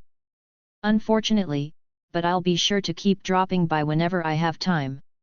I eyed Jin and Kunu out of the corner of my eye. They were laying down on the ground, a few books open in front of them. Apparently, Jin was helping Kunu with her homework. Fucking adorable. Good. Yasaka simply stated. Kunu would hate for you to be gone too long. Would she be the only one? I raised an eyebrow, a small smile on my face. No. Yasaka surprisingly didn't adopt her flirtatious attitude. I enjoy having you around. You have done many things for me that I can't even begin to explain how grateful I am for. And above all else, you make our daughter happy. She corrected with a small sigh. Maybe I just didn't realize how much she had withdrawn into herself over the years. Whether you were merely a catalyst or a happenstance, your presence makes her happier. I would be lying if I said it wasn't surprising for me to suddenly feel so protective of her, to see her as my daughter. I wasn't blind to what happened. Maybe it was something both of us needed. Well, whatever the reason. Her lips curled up. You're stuck with her, with us. I mirrored her expression. I guess I am. And I didn't have an issue with that. That reminds me, how's everything after the attack? She let out a groan, slumping in her chair. A hassle. She scowled. Many clans shouting and arguing over the most inane things while we try to reconstruct with minimal difficulty and cost. Would I be overstepping if I offered help? She was a ruler, I didn't want to imply anything by an offer of aid. You're sweet to offer, but there isn't much you can do, bar beating up the idiots in my court, which I am close to authorizing. She giggled. Ironically enough, Arthur had been a big help to sort some things out. Arthur, really? I'm embarrassed to admit I kind of forgot about him, as he was more Artoria's pet project. Some stray yokai acting up or causing issues. He'd go in and settle the issues along with an odd mission here or there. Yasaka explained. Artoria will be pleased he's doing his job. I nodded. What are your thoughts on him so far? I don't want to stomp his face into the dirt every time I see him anymore. I believe that is a good sign. She snorted. Well, I don't expect you to ever like the kid. I shrugged. I'm pleased, I suppose, with how it turned out. He's not a bad kid, I understand that, but with Kunu being targeted, even if he didn't act directly, I don't know if I can ever forgive him. You don't need to explain yourself to me. You're under no obligation to forgive him, doing what you've done already is merciful. Artoria just felt responsible for Hai due to their connection. How is Artoria? I haven't had a chance to chat with her much. She idly asked. Good. I smiled. She's out on an adventure with Rin, acting as her sword. I do hope they come and visit sometime. I want to properly thank them for keeping Kunu occupied during that period. Rin would love to come by, and Artoria as well. But grandfather is difficult to get away from his work. You human mages, always so busy. She let out a small laugh. I do wonder where that even was, the place felt so strange. I could only assume it was some small realm somewhere remote. I just hummed, not answering that question. I'm only half human. I corrected. You know what I mean. She rolled her eyes. Jin also seems to be getting along well with Kunu. I truly did luck out with you, didn't I? I think Kunu captured Jin the moment she called her auntie. I laughed. Oh my, that look on her face. Yasaka cupped her cheek. I wish I had a camera when that happened. It's the first time she's ever had anything resembling the concept of a family. I sighed. She lived her entire existence inside the artifact. She's much older than you think, so please be gentle with her with these things. Yasaka cast Jin a warm look. If you brought her near our daughter, I'm more than willing to trust your judgment, and so far, she has been nothing short of exemplary towards Kunu. I wonder if your other women will be as taken with her. Well, Meridia did express her desire to meet my daughter, maybe in the future. I could easily picture Meridia getting flustered at the cute floof. Meridia, hey? I wonder how many you have right now. Yasaka gave a sly look. Counting Jin, 4. It wasn't really a secret. You've met Artoria already. Hopefully it will become 5 soon. She grinned. I blinked, it was different than her usual flirtations. You really are forward. Do you dislike it? She asked. I paused, giving it some thought. No, I can't say that I do. Good. She calmly reached out, taking a sip of her own tea. Then I'm going to pursue you. Pardon. I was startled at her sudden declaration. I'm going to pursue you. You have many things I like in a partner, and you're already Kunu's father. What more could I ask for? I don't know how to respond. Is this how my own girls felt? Get a taste of your own medicine. Fuck off. You finally met your match. Drake laughed inside my soul. I just ignored him. You don't need to reply. I just wanted you to know for now. Yasaka gave a small smile bereft of any kind of insincerity. Just so you know, you're blushing. Fuck you, I am not. At least, I hope I'm not. Though, by the looks Yasaka is giving me, fuck. Is this what it's like on the other side of the fence? We said our goodbyes and began heading back. My little Kunu not wanting to let me go, and I had trouble releasing her as well. Yasaka was, I don't know. How was I supposed to take that? I've never been on the receiving end like this before, and I was having trouble responding appropriately. I pushed my rampant emotions down for now. There would be time to sort them out later. Jin hummed happily. In fact, I don't think I've ever seen her quite so joyful before. This surpassed the looks she gave when surrounded by the books in the library. This was more heartfelt. Kunu's a sweetheart, isn't she? Jin turned to me, wide grin on her face. I have a niece. She giggled to herself, clearly taking the role to heart. Well, soon we'll have it so you can visit more often. I opened the door to our home. Let's get started, put your lamp on the pedestal so we can begin. She did as I asked, her own magics flaring up and analyzing the situation for added precautions. Her lamp inserted easily enough, and my calculations seemed to hold strong as I pushed on the kaleidoscope to begin stretching the boundary. Now, hold it here and I'll connect to the point over in Skirim. Be careful. She reached out tugging my sleeve. While not that dangerous, her sentiment was appreciated.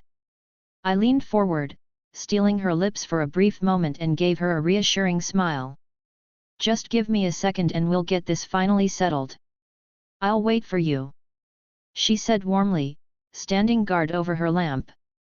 I gave her one last look before departing back to Skirim, the view of Whiterun coming into focus, a little in the distance. Flipping my hand over, I took out the parchment that the Jarl gave me, a rough estimation of my land.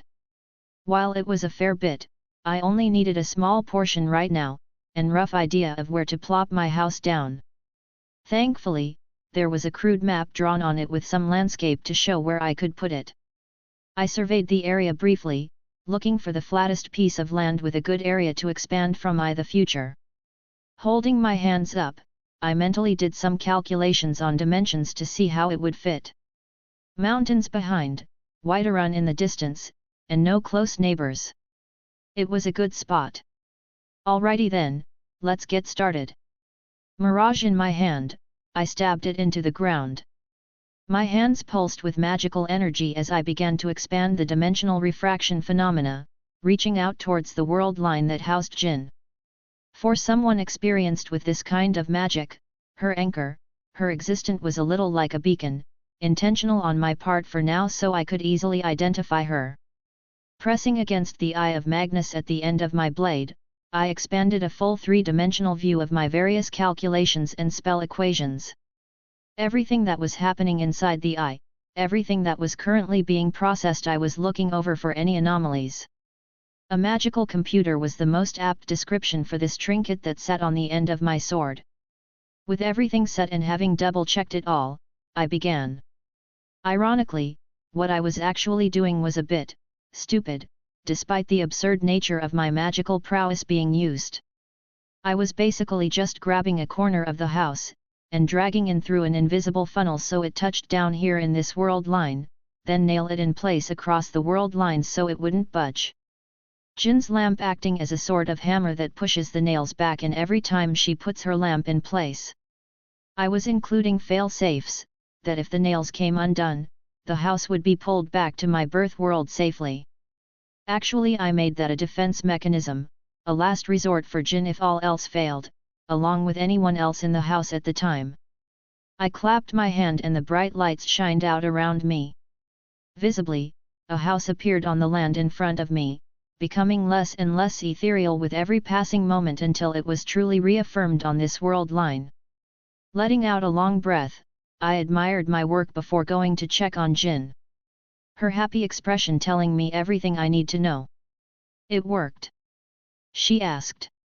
Come outside and see for yourself. I offered, stepping out of the doorway. She peeked outside, the scarem weather hitting her right in the face. I have a question. Yes.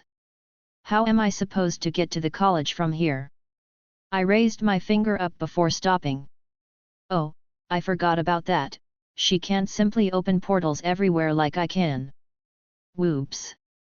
I awkwardly laughed, scratching my head. Well, it shouldn't be too hard to find some land near the college I can buy. Little late because I got home super late from work. I didn't have time to do any April Fool's make like I thought, so sorry for that. So, MC meets Mama and Daughter Fox. Mama Fox scores a critical hit and Kunu has a new auntie. Chapter 134, Chapter 127. Wilhelm. My hand stopped as I looked up to see who spoke. Oh, hey Jin. I was caught off guard by a yawn overcoming me. You've been working for over a day now, you need to stop. Jin crossed her arms, staring at me intently. It's fine, I'm a half-devil, I can do this for a while. I started moving my brush again. Dozens of stacks of talismans all stood around me. She walked over, yanking the brush from my hands. No. She said sternly. Aren't I supposed to be the master here? I raised an eyebrow. Do I have to tell Meridia? Jin threatened. I opened my mouth but shut it. Fine. I scowled, leaning back in my chair. I took another look around. There were quite a few talismans ready for use, more than I've ever had before. Letting out another yawn, I checked the time with a surprised blink. I guess hearing how long it's been and actually seeing it was the difference between it sinking in or not. Maybe I was working too long. Mental exhaustion is still a thing even if I didn't suffer from any physical ailments from the lack of sleep. I guess I'm lucky I have you looking out for me. I smiled. And don't you forget it. She grinned. Wait.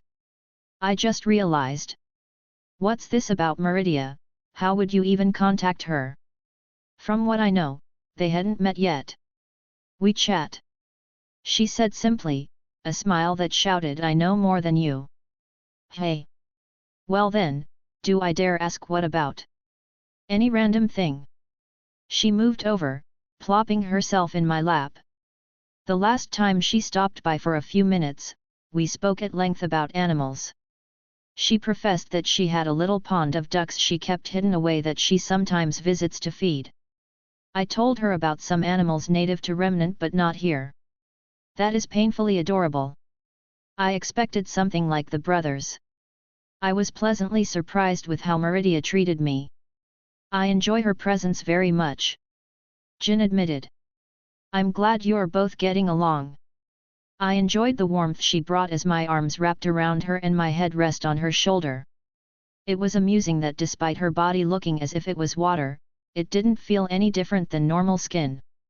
She even invited me to see her realm. Apparently, there are many different creatures there that are not native to Nirn. Hey, I've only been to a small little area. Now that I think about it, she should have much more in her realm, not just a throne on a floating little island. Well, I'm sure she didn't want any of those she ruled over to see her being teased by me. I'm going to need to give her a key as well. It was in the shape of a key, but it did more than just unlock the front door. It basically checked her into the various bounded fields I had up, and stopped any magical protections from going off. With everything I set up so far, I feel confident that not even Meridia could spy in here without me noticing. She could easily tear through the defenses if she wanted, but no peeping without my knowledge.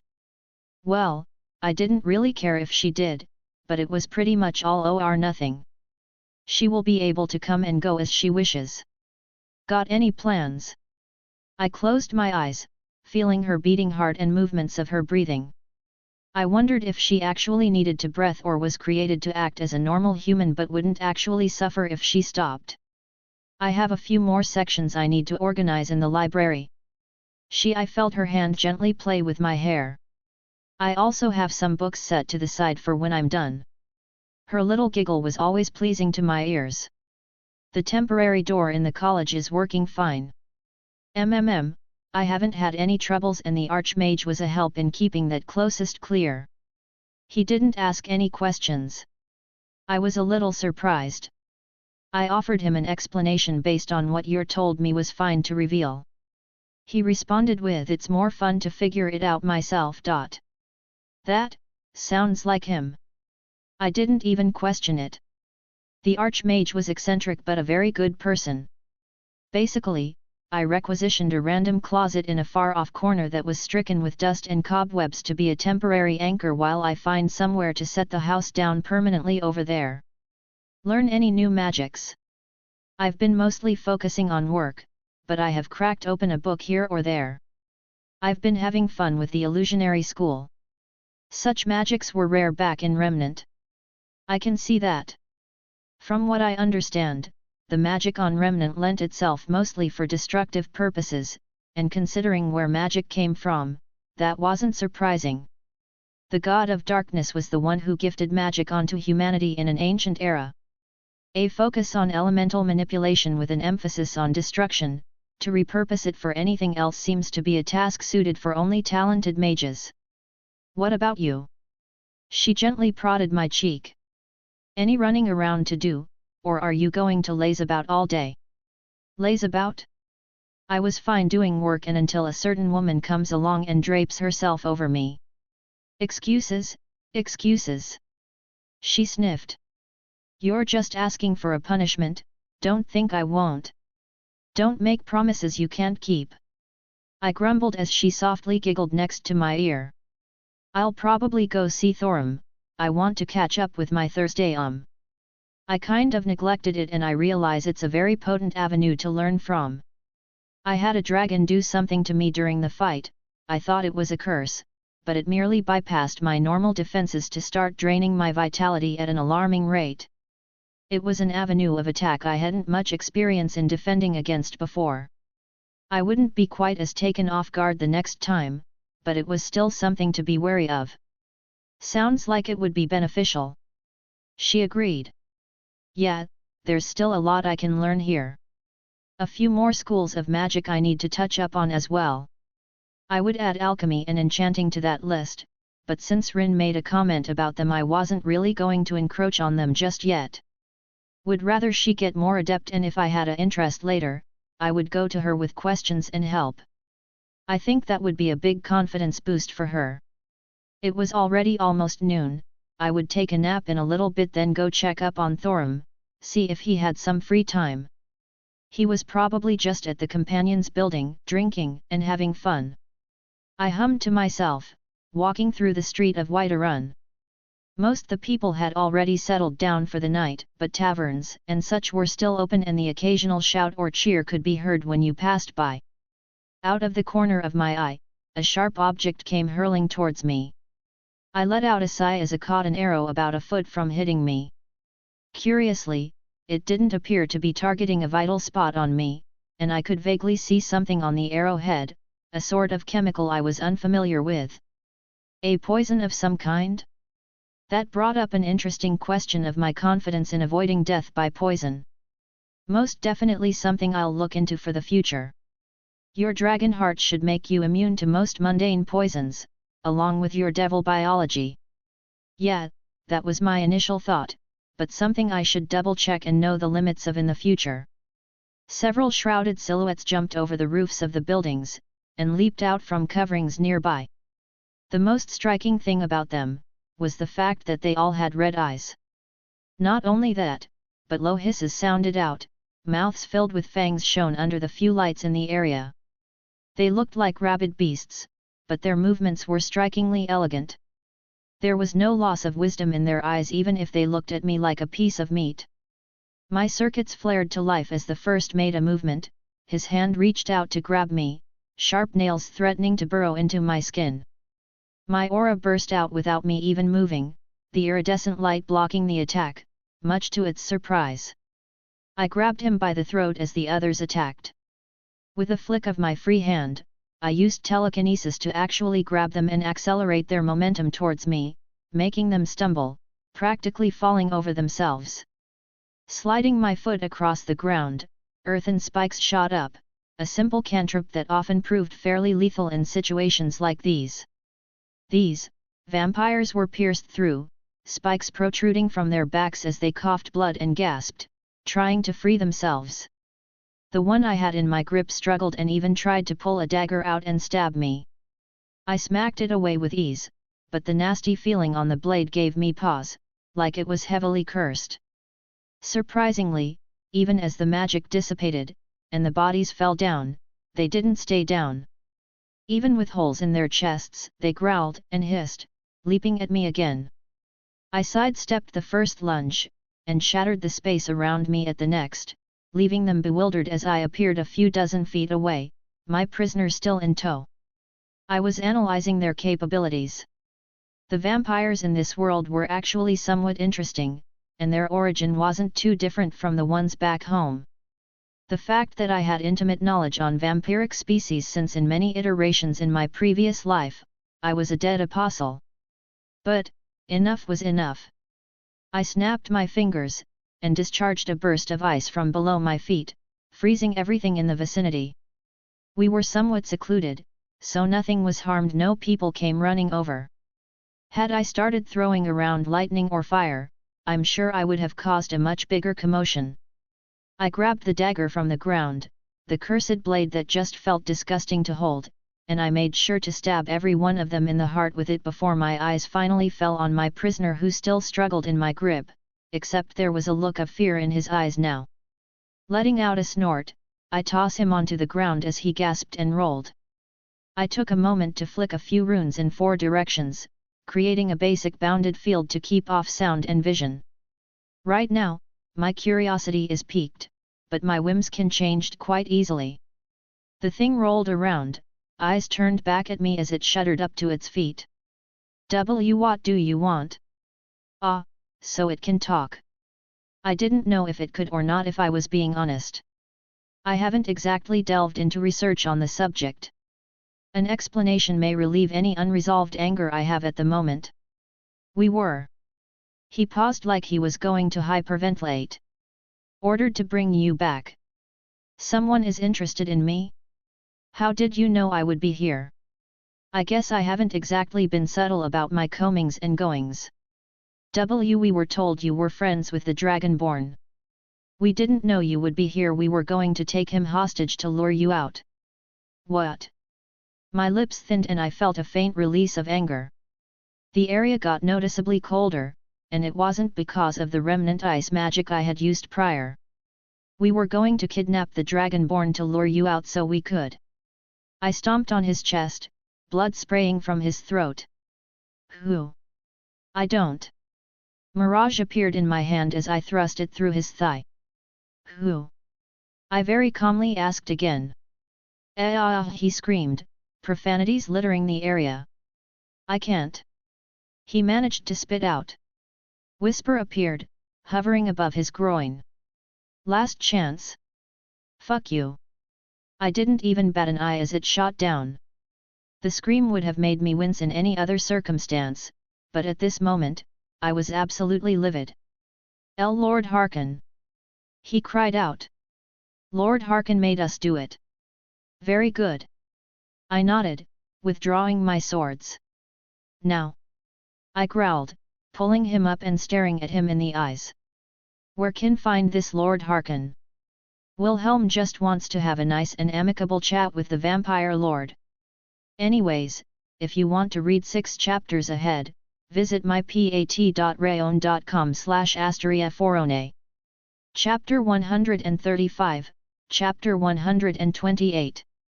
Part of me just wanted to take a nonchalant walk to this little island that this Lord Harkin lived on, express my displeasure at his actions, and rectify the situation with some stern words. The other parts, which contributed the vast majority, was extremely angry and was quickly calculating how much power it would take to turn the island into a smoking crater. I wasn't like before, I wouldn't blow up like with the dragon that me and Thorum first fought.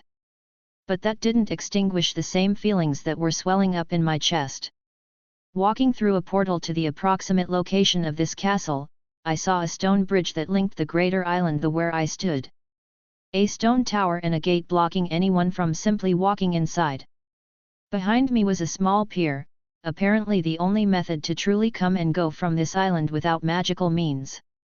My footsteps echoed out into the surroundings, the rhythmic sounds of my heels against cobblestone pathing. Though, if you listened closely, it was also accompanied by the muffled screams and groans by someone else. My prisoner still in my grasp, my hand clasped firmly over his mouth. It didn't take long before I garnered attention, but not any normal eyes were upon me. Some kind of undead hounds awoke, staring at me with deathly eyes, and an air of bloodlust and frost. "Fuck off!" I growled, letting my draconic nature seep out, loud enough for them to hear. They paused, perhaps cowed by my threat, but as if something overcame them, their auras shifted, small patches of fur straightened and mouths pulled back in snarls. Growls all around me as they began to approach, cautiously, but all the same. Each step they took froze the ground, and the ambient temperature in the area noticeably began to lower. Shatter. I cast my go-to-illusion spell, dozens of copies of me filled the area and the hounds immediately began attack. They couldn't tell the difference, going for the closest enemy they could find. The illusions would dissipate with nothing but a touch, but there were enough to not bother me. Firestorm. The area around me was engulfed in fire, turning everything to ashes. Welp, I hope Lord Harkin isn't upset I killed his dogs. I walked forward, crossed the stone bridge, and surprisingly the gate to the castle opened. Was I expected, or was I already noticed? Doesn't matter. There were large wooden doors ahead of me, leading into the heart of the castle. It would be polite to knock. Focusing on my prisoner, I started to cast reinforcement on him. It was not a spell you could cast on another person without any trouble. Not only is every person's biology slightly different, but they inherently fight the spell without sufficient preparation. The vampire in my hand starting writhing, parts of his body burst open at my botched attempt, but it was enough. I planted my feet, reeling my arm back, and threw the disgusting thing through the wooden doors, shattering them wide open. The vampire's body slid across the ground, coming to a stop in front of a throne, not too dissimilar to Jarl's Balgruaf's own. In fact, the whole room looked quite similar to the Jarl's meeting room, complete with large tables with many people sitting down at them. Really, the only difference was the copious amounts of blood that literally spilled onto the ground. Many new eyes were on me, but the leader, the one sitting above them all on an elevated platform with his conspicuous throne, he didn't look perturbed in the slightest. He casually leaned to the side, finger tapping on the handrest, eyes giving me a once-over. The air was tense, I could see the other onlookers, the other vampires giving me deathly glares filled with wanton desire, as if I was but a hearty meal for them. The lead was a Nord, well at least that was his race before he was a vampire. Finally, his eyes fell down to the vampire I had thrown in front of them. He let out a sigh. I was going to reward him. His dry words the only noise that filled this hall. Barely above one of those mindless vermin out in the wilds, but he managed to complete his task. This was Lord Harkin, I presumed. And he didn't look the least bit fazed that I had thrown his minion onto his floor, dead on arrival. "Yes, I have received your gracious invitation," I drawled. "But I wonder if I've come to the right place." I visibly swept my gaze around the room, making eye contact with all the residents, not faltering at their inhuman looks. I walked forward near one of the tables, within arm's reach of another vampire, but he didn't react, just staring at me. I ran a finger along the table, a noticeable amount of blood now dripping off my skin. When I heard the name Lord Harkin and came upon this castle, I expected elegance, regality, resplendence. I paused my words again, meeting back up with Harkin's gaze. But all I see is squalor and filth. And I'm not speaking of the horrid unkept nature of your castle. Harkin gripped his armrest tight, enough that it noticeably began to indent in his grasp. The closest vampire to me leapt, hissing and growling. I didn't bother even giving him my notice. Mirage already swung out, and his head rolled on the ground before anyone could react. At least he had the decency to clean up after himself, turning to ash in mere moments. The sound of wooden chairs scrapping against the stone floor filled the area as they all pushed out of their seats, about to attack me. I welcomed it all the same, but they stopped when Lord Harkin put his hand up. "Child, watch your tone," Harkin growled. "Do not think because you have slain a dragon that you are beyond reproach." "Oh no." I put my hands up in surrender. "I think there's a misunderstanding. I don't think myself beyond reproach. If I did, I wouldn't have some group of idiots thinking it was a good idea to kidnap my friend in an attempt to lure me here." I took a step forward, meeting his gaze with my own anger displayed openly. "It is an honor for a mortal prey, to be invited here," Harkin stated, seemingly dismissing my anger. "Yes, I'm sure every mortal is jumping at the opportunity to sit among these distinguished people." I rolled my eyes. For such immediate grandstanding, why do I have the incessant need to wash myself after merely standing in this building? Harkin took a deep breath. It seemed like he was straining himself from lashing out. I was genuinely curious why he hadn't attacked me yet. He seemed like the kind of person who would kill at the smallest slight. His eyes glowed faintly, filled with power. "The only reason you have not been torn to pieces is because my patron has use for you. It would do you well to cease your petty insults before you lose your tongue." "Well, that would certainly make it harder for me to please your wife," I replied, without much thought, but a chilly silence enveloped the room. Did I touch a sore spot without even knowing it? He closed his eyes, frowning deeply. "You only need be alive," he said, opening them. Gently, he raised his hand from his rest, and droplets of blood began to float up from the conglomerate puddles on the floor and tables. They filled the air, these tiny droplets, almost minuscule to the naked eye, yet so many of them that they painted a large picture of death which had filled this place. Within a blink of an eye, the droplets distorted, changing shape into needles and launching towards me from every direction. I didn't budge, my eyes didn't leave Harkin's, but the air around me shifted, the warm and familiar light surrounded me as a shield. My aura, my soul-given form did not budge under the assault. My reserves dipped a little bit, which was to be expected, but this blood magic did not touch me. Harkin, for all his arrogance, merely raised an eyebrow. "Impressive." His expression didn't otherwise change. "You have some skill, I suppose." He pursed his lips. "Otherwise, a mortal like you would not have garnered his attention."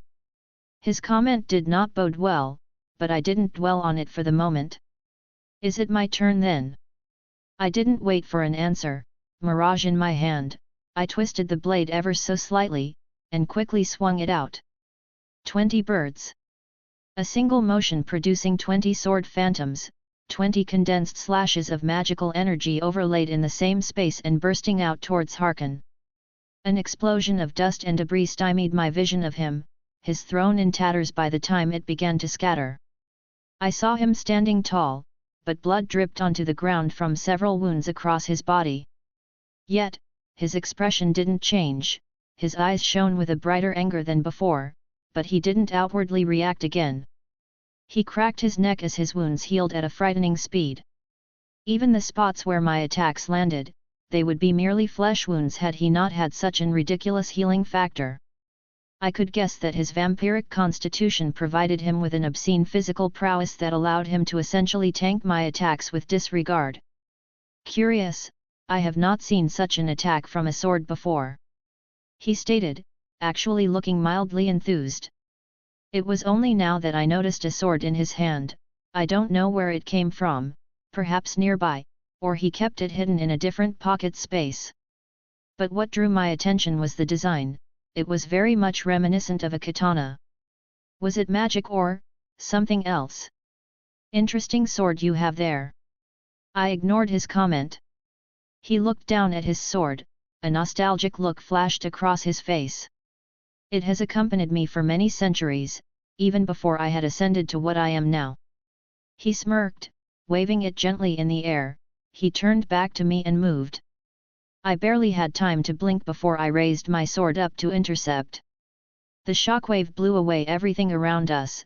The other vampire already began to flee and hide behind barriers.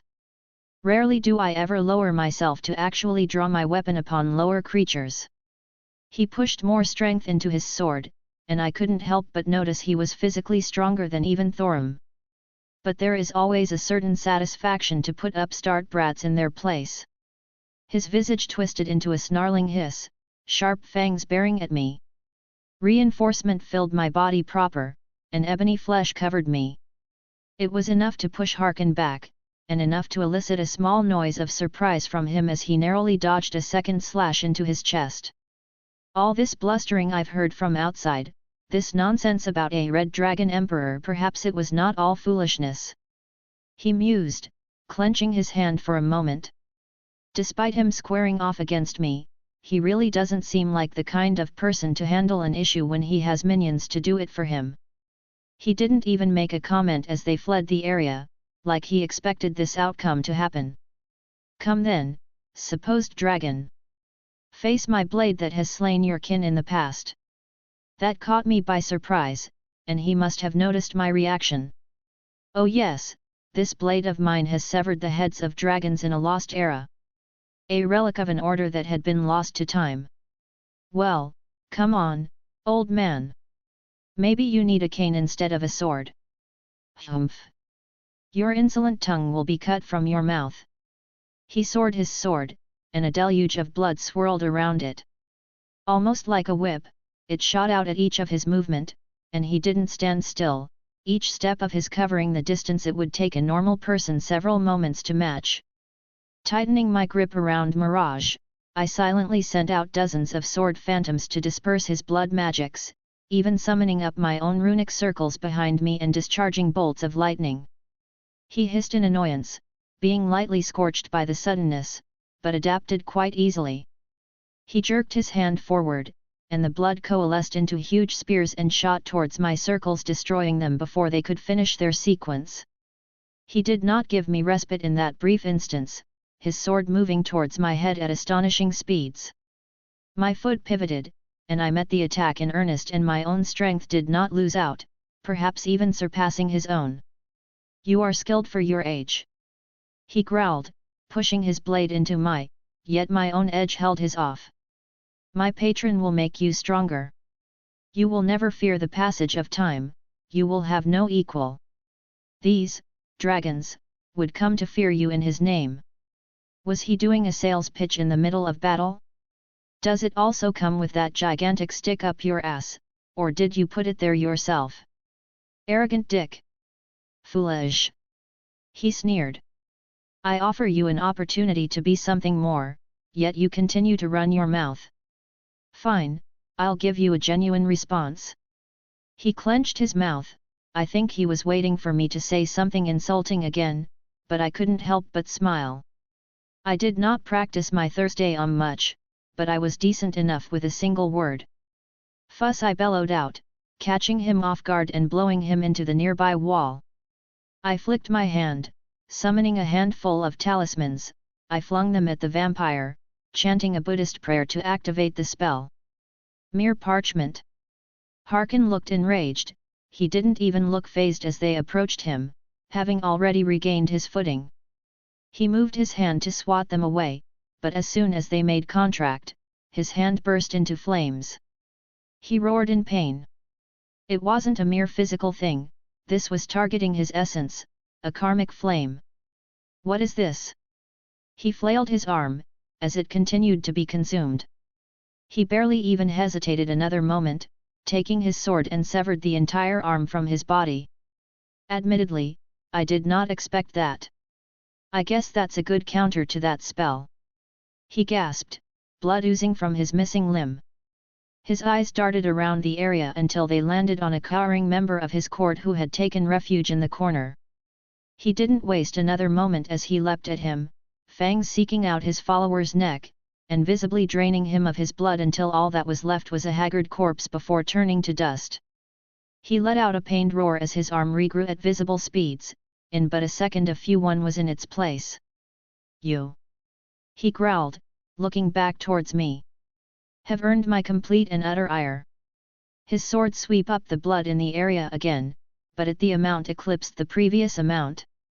Blood magic was something I only had a passing familiarity with, I had never seen someone manipulate it on this scale before. I quickly jumped back as spears of blood filled the spot I was just in, and they continued at me. I dashed and rolled out of the way as more rained from above, but that wasn't all. Harkon's sword filled my vision. Having predicted my movement, I was forced to block. My free hand shot up and cast a greater ward. Foolish, do you think a ward spell can block blood magic? He sneered. My eyes widened as they treated my spell like paper, piercing through and colliding with my aura. The numerous spears of blood pushing into me, and I felt myself colliding with the wall on the opposite side of the room.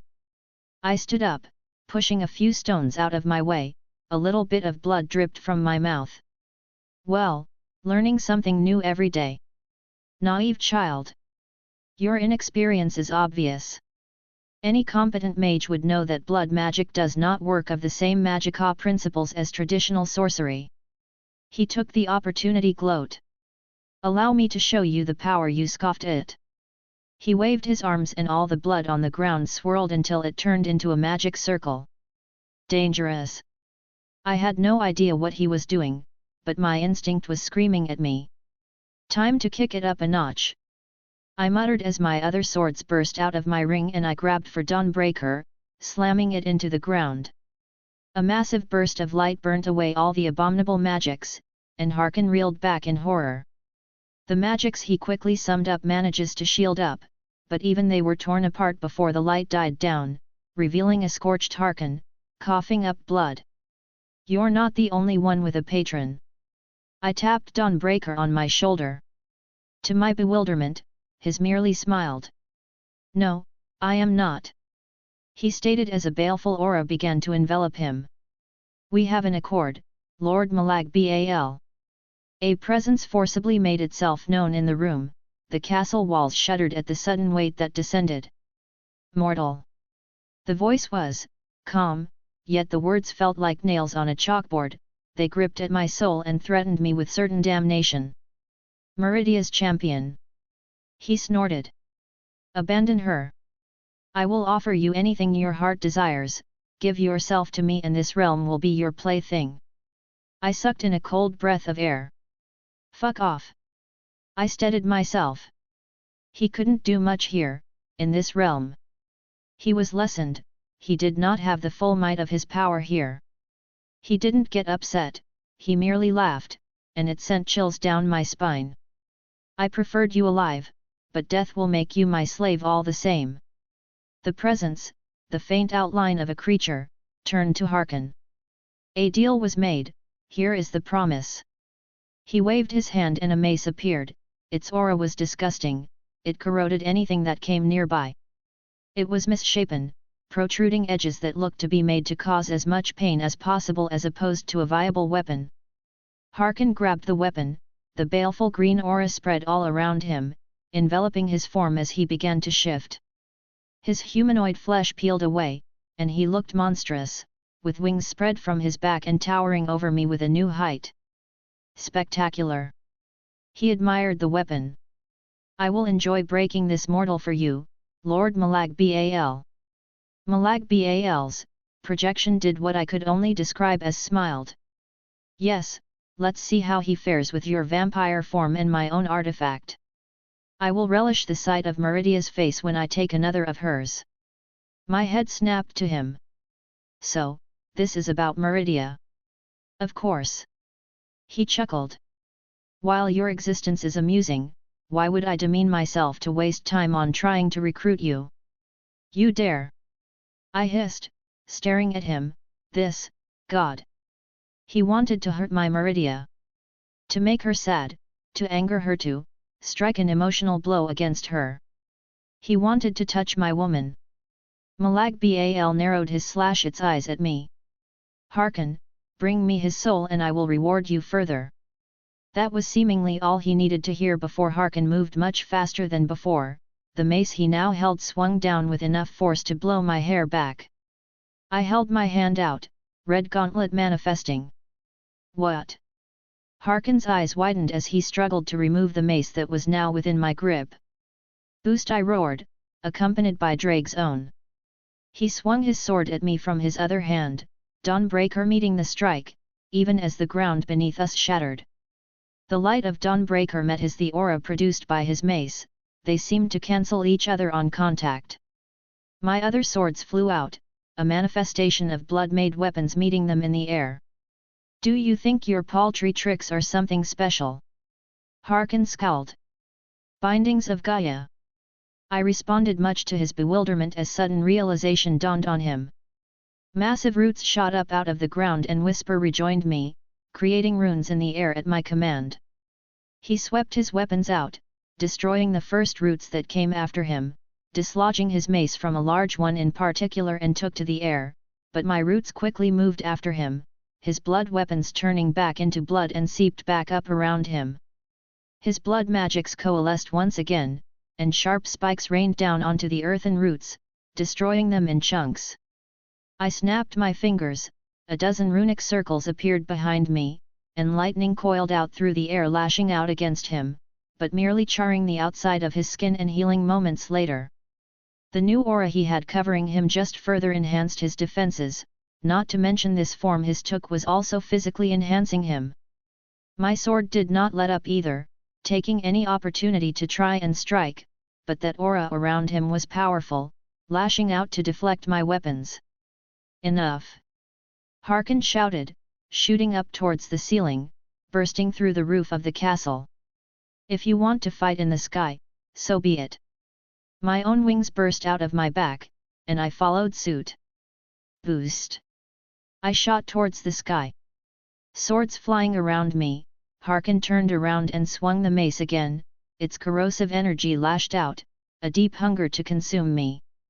I grabbed the closest sword to me, Dawnbreaker, and brought it up to block, but the force of it knocking me down, causing me to lose my flight for a few moments, before regain my balance. Begone! Hearken shouted, the green aura burst out from all around him, knocking my swords away. I had to mentally regain them all again. Come, serve me! Hearken shouted, and portals opened up all around him, things began to pour out. They looked like gargoyles. I let go of Dawnbreaker, letting mirage flow into my hand. 1,000 birds, I called out, swinging my sword, and the sky filled with sword phantoms. The slashes of magical energy meeting each of his summoned creatures, slicing through them with relative each, pieces of gargoyle falling to the ground below. Those creatures were minced and obliterated in seconds, my arms shuddered under the strain, having pushed the limit of that ability of mine for now. Hearken had a shield manifest around him, more of his blood magic, while chipped away and cracked all over it held with minimal strength remaining. Once again, Dawnbreaker entered my hand and I charged at him, my golden sword bursting with light. Hearken roared in defiance, Malag Bal's mace meeting it head-on. The two artifacts clashed in a burst of power that lit up the sky. The aura around Hearken was keeping the light of Dawnbreaker away, even as it touched him, it dissipated upon that corrosive energy. And his own baleful aura lashed out like tendrils, trying to grab a hold of me, only for Dawnbreaker's light to attack them when they got close. Drain! Hearken shouted, and something struck me, I felt my aura start to wither. It felt frighteningly similar to the move that dragon used on me previously. Penetrate? I countered, my boosts fading to fuel the ability of Drags. The conceptual attack pierced through Artifact's defenses and ignored his body's durability. A hole opened up in his chest, able to see through one side to the other. With this opening, I thrust Dawnbreaker forward, its holy light stymied by the mace, but it was weakened. It pierced through and went into Harkon, my blade tasting his blood for the first time. Harkon screamed and wailed, swinging his mace wildly to push me away. Lord Malag Bal, Harkon called out. The eerie image of the Daedric Lord appeared in the sky next to him. I do not accept failure, Harkon. He said plainly. I failed. He shouted. I just need more power. Malag Bal turned to me. Yes, he is surprising. The thing contemplated. This is your last chance. He raised his hand towards Harkon and his wounds regressed back to notion. Dawnbreaker's cleansing light faded from his body and he returned to normal. Well, I can offer one smaller boon. He smirked, pointing his finger at me. Dawnbreaker escaped my grip and shot up above me. It was suddenly enveloped in a malevolent barrier and the feeling I got from it gave me chills. Let's get that annoying weapon out of the way. He clapped his hands with a laugh. Now, let's have a fair fight. He chuckled, licking his lips in anticipation. The urge to fly up and punch him was almost hard to ignore, but I had a more immediate concern at the moment. It seemed like Harkon was a sort of anchor for Malag Bal's power. It makes sense since he referred to the Daedric Lord as his patron. I grabbed Mirage immediately and didn't wait for the next bout to initiate. I moved. He prepared, but I wanted to end this. Swallow returns. Harkon arched his back, my sword protruding from his heart. What? Malag Bal looked at me with confusion. Harkon began falling from the sky. I didn't know the true extent of his abilities, but I wanted to end him before Malag Bal decided to boost him even further. I don't think that attack would have been enough, but it was a good start. Spell circles gathered all around my sword, growing to epic proportions. Magical energy coalesced as I began to spell sequence. Ether Cannon. I swung my glass sword, discharging everything I gathered at the falling vampire. The rainbow beam of light struck him head-on, burrowing into the island, taking half of it along with eviscerating the undead monster. My gaze snapped towards the Daedric prince still floating nearby. How boring! He snorted. Well, come along then. He put his hand up as if to claim me. With a sneer I called upon my sword of destruction, saving its true power for this point. It flew out and he didn't even cast it a second glance, but I fed it my dwindling aura and the power of destruction erupted off it. It sliced into the thing's hand, eliciting a visible reaction from the Daedric Lord, something resembling pain. Mortal, he shouted, reeling his arm back. You dare harm me! The sky turned at his words, the visible reality around us somewhat distorted. I'll do more than that. I growled, calling the sword back to me. The ability that could only be active 3 times a century. I aimed my sword at him, and swung again. Destroy! A roar that shattered reality around me. The sky turned different colors, parts of the terrain shifted as if another world was encroaching here, but I pressed into him.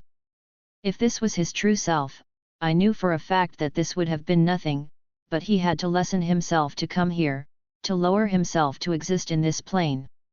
The divine weapon bore into him, and he only realized what I was holding for the first time as the concepts began to eat away at whatever this part of him was. You dared to go after my woman. I sneered. Even with this, I didn't think it would do anything meaningful, but if his roars were anything to go by, it was certainly painful. He was fighting it, quite thoroughly, to the point where it finally gave out, but I wasn't perturbed, because a new presence joined up. Malag Bal. A very familiar voice caused the air to vibrate.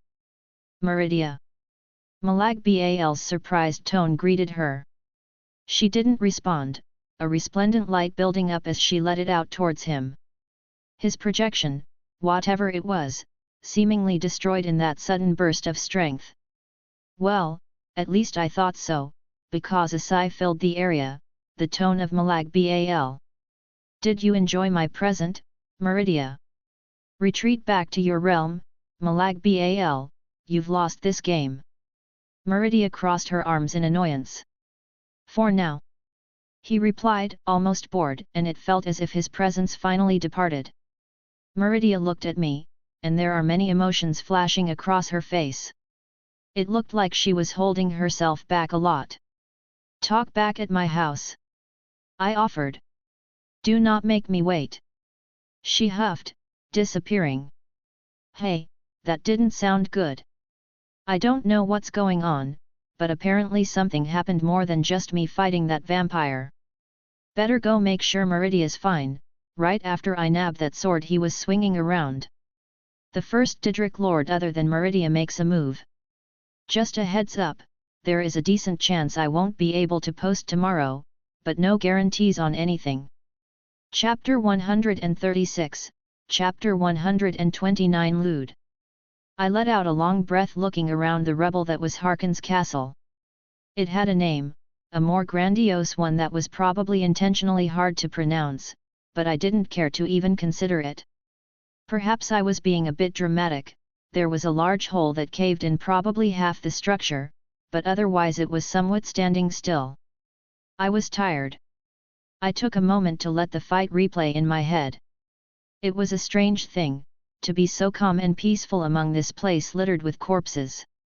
Well, they were vampires, not that I immediately assign a monstrous status to the species, but this lot elicited no remorse from me. Whether any got away or not, I don't know. But many seemed to be waiting for an opportunity, perhaps to kill the victor and claim everything themselves. Regardless, there were no other living beings on this island other than me. Harkon was surprisingly strong. Easily stronger than those two dragons, maybe even by several folds. He was skilled too, his movement with his sword shone with experience that required many years to achieve. His mastery of that blood magic, it was impressive. I've never delved into the subject, so it left a small impression on me.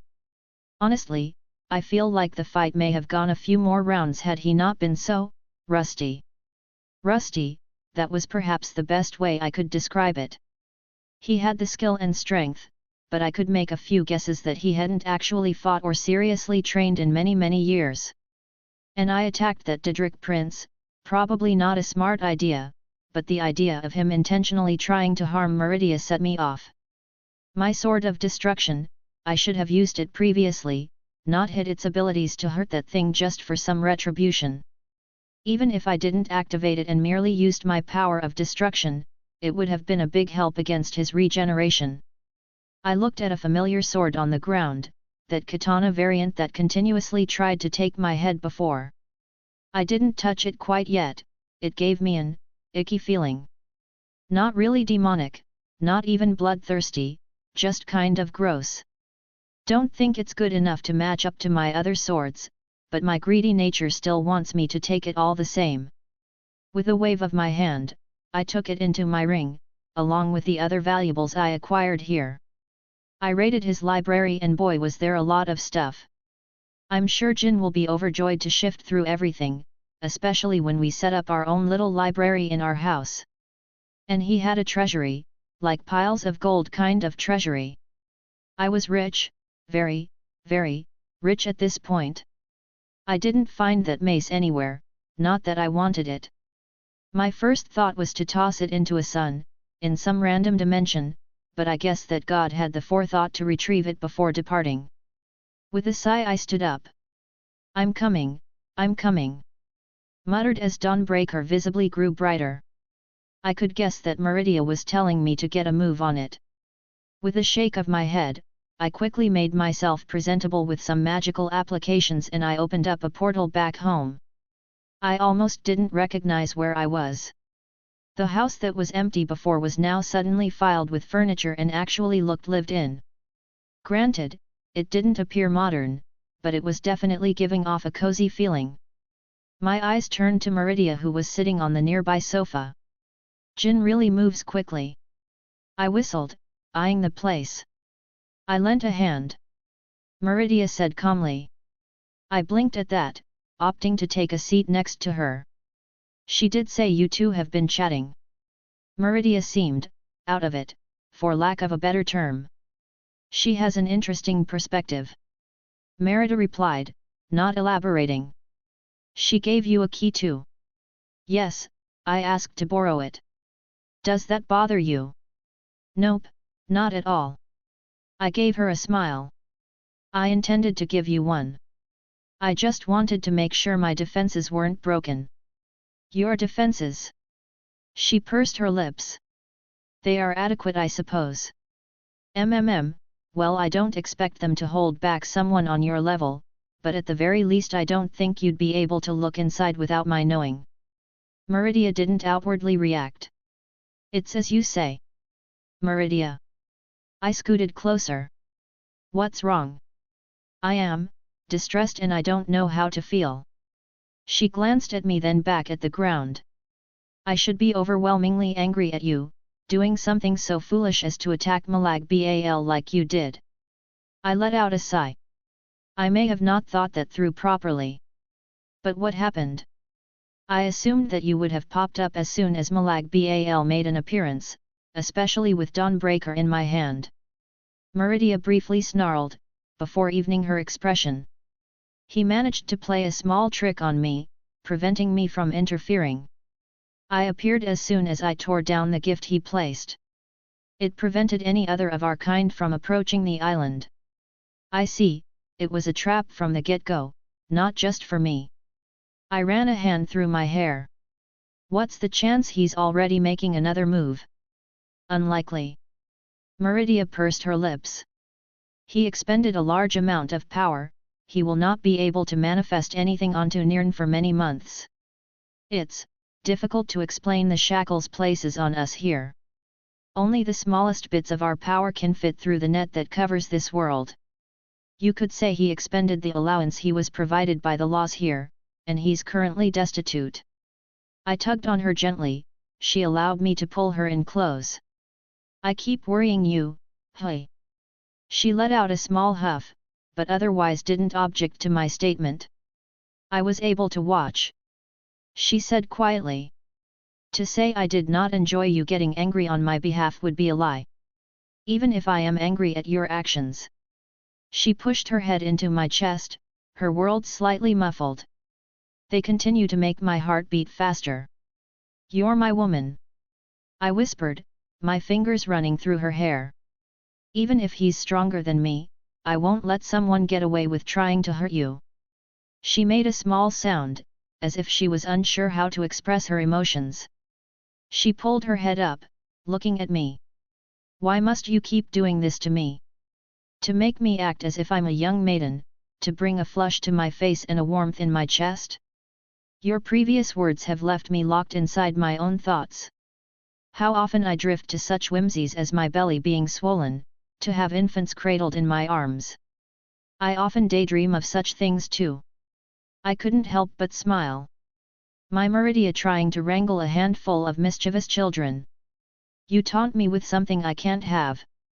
She pouted. For now, but that could change in the future. Her breathing hitched ever so slightly, her cheeks showing the faintest pink. You better take responsibility for putting such ideas into my head. I leaned in, stealing her lips for a brief moment. I'll show you how I take responsibility. I grinned, quickly sweeping her off her feet. She made another cute noise as she latched onto me to stop from falling. What do you think you're doing? She huffed. Taking you up to my bedroom. I replied, as I made my way to the stairs. I want to fully make you mine. Pervert. She whispered, but her expression betrayed any semblance of reluctance. Warning: lewd content ahead. Contains vanilla sex. I held off long enough, I was going to take her and make her mine fully and thoroughly. Sliding into my bedroom, I gently placed her on the mattress, one of the few items I had held over from my birth world in this house. She laid back, looking at me with a mixture of expectance and shyness. Purely on this expression, I could never guess she was a goddess with so much power at her fingertips. I didn't immediately devour her, opting to gently place my lips against hers. She welcomed it, her hands finding sanctuary around my head, deepening the kiss. It was clear this was something she was yearning for as much as I was. Meridia, I whispered, breaking out mutual affection. I'm going to take you, goddess. You're going to be mine, now and forever. There was a sash, a piece of fabric that held her robes together, to stop them from opening. I gently reached for it, pulling it slowly off. Her breathing picked up as I pulled it free from its confines. Her clothing having nothing else to keep it secure, I began peeling it away. I admired everything about her, the sight burned into my memory forever.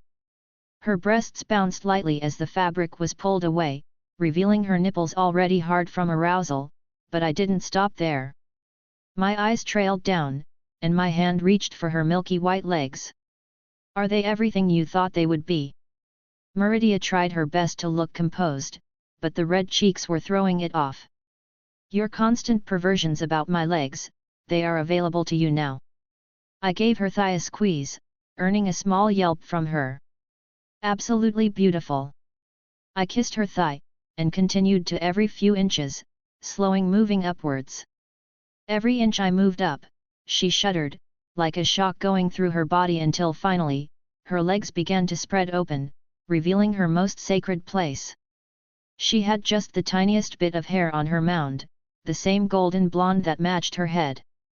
Gently, I moved my hand to trace around her entrance, my thumb brushing against her clit.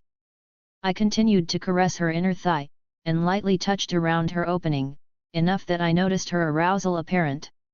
Looking at her content expression, the way her mouth hung slightly ajar, it emboldened me to continue, and I gently pushed a finger inside. HN. She let out a small noise in response, her breathing slightly picking up. I watched her reactions, as I slowly moved within her folds. Her visible shudders and jerks at each movement, until I found her most sensitive places. Ah! She breathed out, looking at me with a full flush and embarrassment on her face. She quickly turned away when I met her gaze. Go slowly, she muttered. Her response made me question if she'd ever done this herself before. Her walls clenched around me as soon as I pushed inside, and as if they did not wish to let me go. The way she was subtly shaking her hips made me realize how much she was anticipating this. I began to pick up my pace, earning more light moans from my otherwise stoic woman. She tried her best to restrain herself, but the curling of her toes, and the biting on her lip gave away the pleasure she was feeling. I decided to pick it up a notch, pushing another finger inside. Ooh! She jerked at the spreading of her slit. Her hands reached down, grabbing into me wherever she could. W. Wilhelm! She gasped, nails practically digging into my skin. Cease! She breathed out. I stopped at her words, her eyes almost glazed over, little pants escaping her lips. I am sufficiently prepared, she said shyly, cheeks bright red. Remove your garments. I was willing to continue, but it seemed like she was ready for the real thing. I started to undo my buttons, but her hand suddenly shot up, grabbing my tie and pulling me down into a passionate kiss. It quickly evolved as her tongue met mine for the first time. Her hands were not idle, grasping at the remainder of my buttons and forcibly pulling them apart. I didn't wish to break the kiss, so I quickly discarded my shirt, only for her hands to start roaming over my bare chest. I returned the favor, reaching out and gently caressing her breasts. It didn't take much for her to moan into my mouth, clearly unused to physical stimulation. I rolled one of her nipples between my fingers, giving her other breast a squeeze. A visible shudder ran through her body as she jolted in my grasp. Her own hands started to wander as well, one of them reaching between my legs to feel my member already standing up. My hands only stopped to start undoing my belt, ever helpful she yanked my pants away without a second thought. As bashful as she was being, there was a certain ferocity in her motions. Are they all supposed to be this large? She gaped, her hand running along my swollen member just as it was freed from my briefs. I twitched in her grip, maybe it was from her touch, or the confidence boost she just gave me. Meridia, I whispered, her hand gently moving up and down, not too hard, but enough to have a jolt run through my body. She seemed to find the perfect pressure to elicit a response from me while also not being painful. If the small smirk on her face was anything to go by, she quite liked the reactions she was receiving. After a few more moments she paused her movement, letting go and allowing herself to fully fall back. Come to me, Wilhelm. She opened up, her legs spread and inviting. Claim me as no one else has. Her arms wide open. I didn't need to be told twice, I was already as hard as I could be. I leaned into her grasp, my cock lining up with her entrance. Her arms wrapped around me tight as I eased forward. She made a small, pained noise as my tip pushed into her, but made no motions to stop. My member slowly continued forward, her wet walls clenching tight around my shaft at even the tiniest movement. I didn't push myself all the way in, instead pulling back and thrusting a little forward again, easing her into it. The feeling was hard to describe, the pleasure was immense as if her insides coiled around me and refused to let go. I don't know if it was my devil nature, but the feelings were much more intense than I could recall in my last life. Every movement was ecstasy, her moans only served to exuberate the pleasure. Her hands found comfort digging into my back, squeezing at each thrust. And with each movement I pushed deeper and deeper into her until finally, my cock was filling her to the brim. Her soft moans turned into longer mewls, and she no longer attempted to hide them behind her normal facade. Ah, she let out, voice filling the room, and head placed on my shoulder. HNN, ha! She was lost in the intimacy, her own hips seeking to meet each of my thrusts. Wilhelm, more! She called out. Meridia. I answered, our lips locking once again. Her tongue was attacked immediately as I entered her mouth, swirling them together. I wasn't going to last long at this rate. My hands found her own, as if an unspoken agreement, they interlocked tightly. Wilhelm, she gasped, her back arching, a silent sound released from her throat. I didn't stop my movements, continuing at the same pace as to help her ride out her first orgasm. Her walls clenched down on me tightly, the pressure increased enough that it was starting to push me over the edge. Even when she almost went limp, eyes unfocused, she never stopped moving her hips. I let out a grunt, squeezing her hands as I too began to let it out, pushing my cock all the way inside her. She moaned as my seed filled her womb, my cock pulsing with each spurt of semen filling her deepest parts. I thrust several more times, finish off everything I had, making sure every ounce of it was all the way inside her, as if to mark it as mine. Letting out a long breath, I fell forward, resting my head between her breasts. That was.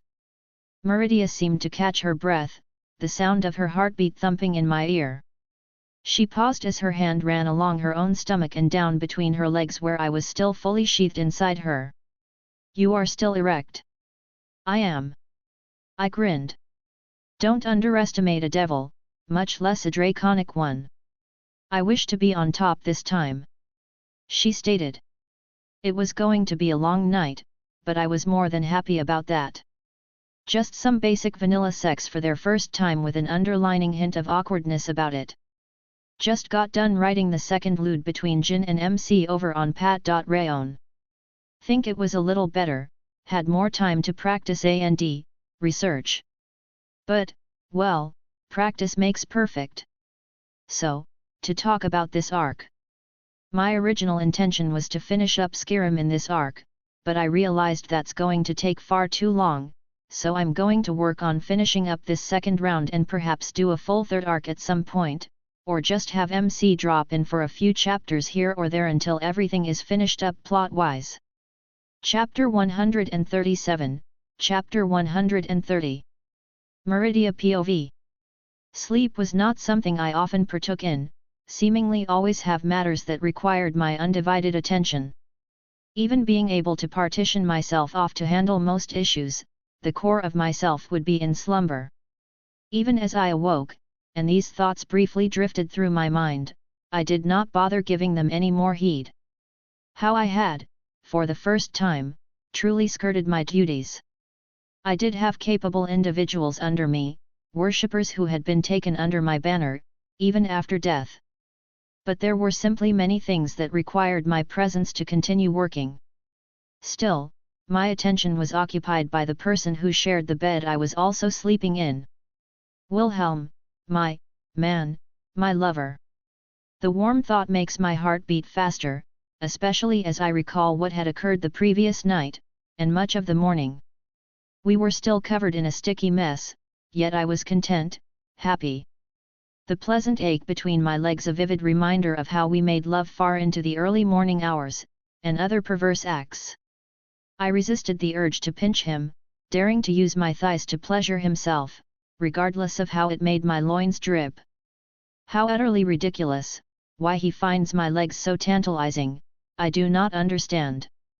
This body of mine, as fake as it was, caused me sensations I had never contemplated before meeting this ridiculous man. I had created it eons ago, a whim as I wanted to understand mortals better.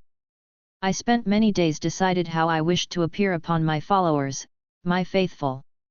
It is of course a fully working fleshly body, even if I did not foresee partaking in carnal pleasures with another person, I do not do things by halves. This body is not me, but I may have come to think of myself as this body. And never before has someone gazed upon this nude form of mine, and now a single person has that honor. Humph! My ridiculous lover, he truly does not know how lucky he is. How many wish to earn even a second glance from yet he will commit perversions upon me without any hesitation. For any other being in existence, I would have destroyed them. I can only swallow my indignation and take pity on him, allowing him his continued blasphemy. It is only out of my good will that he is allowed to molest me, to steal my lips at his whim, to accept his touch when he desires it. And I most certainly do not turn into a blushing maiden at his provocations, and I shall smite any who says otherwise. His foolish smile certainly did not elicit any reaction from me, neither did the way he refused to allow me out of his embrace as he buried his face into my breasts. Nor did I tenderly run my hand down his admittedly attractive chest. He stirred from his slumber, opening his eyes and giving me a bright smile, with a hint of his cockiness. That smug look on his face as he admired what he had done to me, even with his eyes half-litten. "Ready for round 2?" he asked, clearly intent on eliciting a response from me. "Were you not satisfied from before?" I huffed in annoyance, unable to escape his machinations. "Gotta make babies," he mumbled, pressing his head further into my bosom. "Your seed still fills me, what more could you possible do?" I pursed my lips. This perverse man seeking any excuse to initiate further relations. I fear I have opened a dam and the torrent will no longer be plugged. The matter of me unable to bear his children goes unsaid. "Give me an hour and find out." He giggled, squeezing me tighter. "As if you would last that long." I scoffed, hand running through his striking red hair, hearing his continued giggling into my breasts. "Wilhelm!" I quietly called out. "Don't wanna. You do not know what I'm going to say." I poked his forehead. "You gotta go," he grumbled. "Yes." I didn't deny, I guess it was an obvious conclusion to come to. I have ignored many matters in my absence. It was pleasant, knowing that I was not required to explain myself. My lover had an understand of what I was, what I did, so while he would bemoan my leave, he knew I had important duties to attend to. A small part of me was happy that he desired me to stay by his side so vehemently. I could only just sigh. I wondered what things would be like if I just threw my hands up and ceased my role. To live by his side, follow him on his adventures through various other universes. My strange man who comes from a distant light of creation. How long you gonna be gone? His word not matching the usual eloquence he approaches with his speech, I'm sure he was still quite tired from our previous activities. As unique his origin was, I do not believe he would be unaffected by our time together. I do not know, perhaps a few days. I would make sure nothing significant occurred, and finish my tasks as quickly as possible. Fine. He stated. Wanna take a shower before you go? Shower? I questioned, confused by what he asked. Running water that's heated up and sprayed down overhead for cleaning purposes. He explained. I am able to cleanse myself without mortal means. It would take me but a thought to remove all this filth. The only reason I have not done so yet is because I did not wish to disturb his content look. It was certainly not because I wished to enjoy the feeling of being so full for a few moments longer. It's one of life's greatest pleasures. He stated, making me pause in consideration. A few more minutes will not make any substantial difference. I acquiesced, though the way I felt something poking into my belly, I think it may just take a little bit longer. Wilhelm POV. I watched Meridia fluff her hair out. I guess I've never contemplated the idea of Meridia drying herself off after taking a shower, as strange as it was, and I just wanted to admire the scene. Merida glared over in my direction, but the way she puffed up her cheeks in annoyance cleared away any sense of true anger she might have. I should knock that smug grin off your face. She huffed. Tricking me into doing that, in such a place. She grumbled. Oh, and who was refusing to let me go once we started? I raised an eyebrow. Do not speak nonsense. She threw a pillow at me from across the room. In the moments I caught the pillow and tossed it to the side, Meridia was already dressed as she had been before last night. I walked up wrapping my arms around her, even with her annoyance she accepted quite readily. If you need me for anything, I'm always here. She looked at me quietly, a contemplative expression on her face. I appreciate the gesture. She settled on, and I knew that was something along the lines of you will not be able to help. I wasn't offended in the slightest, but I wanted her to know I was here for her if she really did need anything. We need to have a discussion about certain things later, when I have more time. Is there something wrong? No, it's just, now you are in the sights of the other lords, Altist of Malag Bal, I wish you to further understand. She said quietly. And for some reason you still deem it appropriate to extend this relationship with a being known for his slavery and torture comes after you because of me. She snorted. I wonder if he'll be able to put two and two together based on what I said. I may not have planned that out well. Malag Bal is many things, stupid being among them. But he will come to certain conclusions rather quickly, even if the correct one is not the one he will first assume. Ah, he won't think you're my woman, but that I'm some kind of boy toy. I chuckled. Must you say it in such a way? She huffed. I suggest you not venture near any of his claimed lands, or his worshippers. He will have more power among his followers than out here in the open. I do not recall any meaningful encampments in Skyrim beyond those vampires, so we should be safe from his meddling for the time being. I planned on either being with Thorim or the college for a bit. Truthfully, I felt kind of off since the battle with Harkon. Replaying the fight in my head, how rusty he appeared when truly fighting, it made me come to some conclusions myself. Good. She nodded. I will keep an eye on Artoria and Rin. You're the best. I beamed at her. Humph, I am merely keeping my new harem sister safe. I blinked at her statement. Did Jin teach you that term? It definitely sounds like something she'd say. Yes, Jin has been helpful in understand different terminology you are used to. Oh sweet Christ, what's Jin telling her? Now, I must truly leave this time. She stated. Kiss? I asked. She rolled her eyes, but the smallest quirk of her lips betrayed her once again. She leaned in, for a quick kiss, merely a moment before we separated, but it relayed much affection. I'll miss you. I smiled. And I you. She returned, much of her embarrassment having faded since the first time we uttered those words. With one last nod, she made for the door, disappearing outside as to not blow through my defenses. What a woman! Well done! Oh, I forgot about you. And my feelings are now hurt. Yeah, okay. I sighed. What's up? Nothing, just wanted to congratulate you.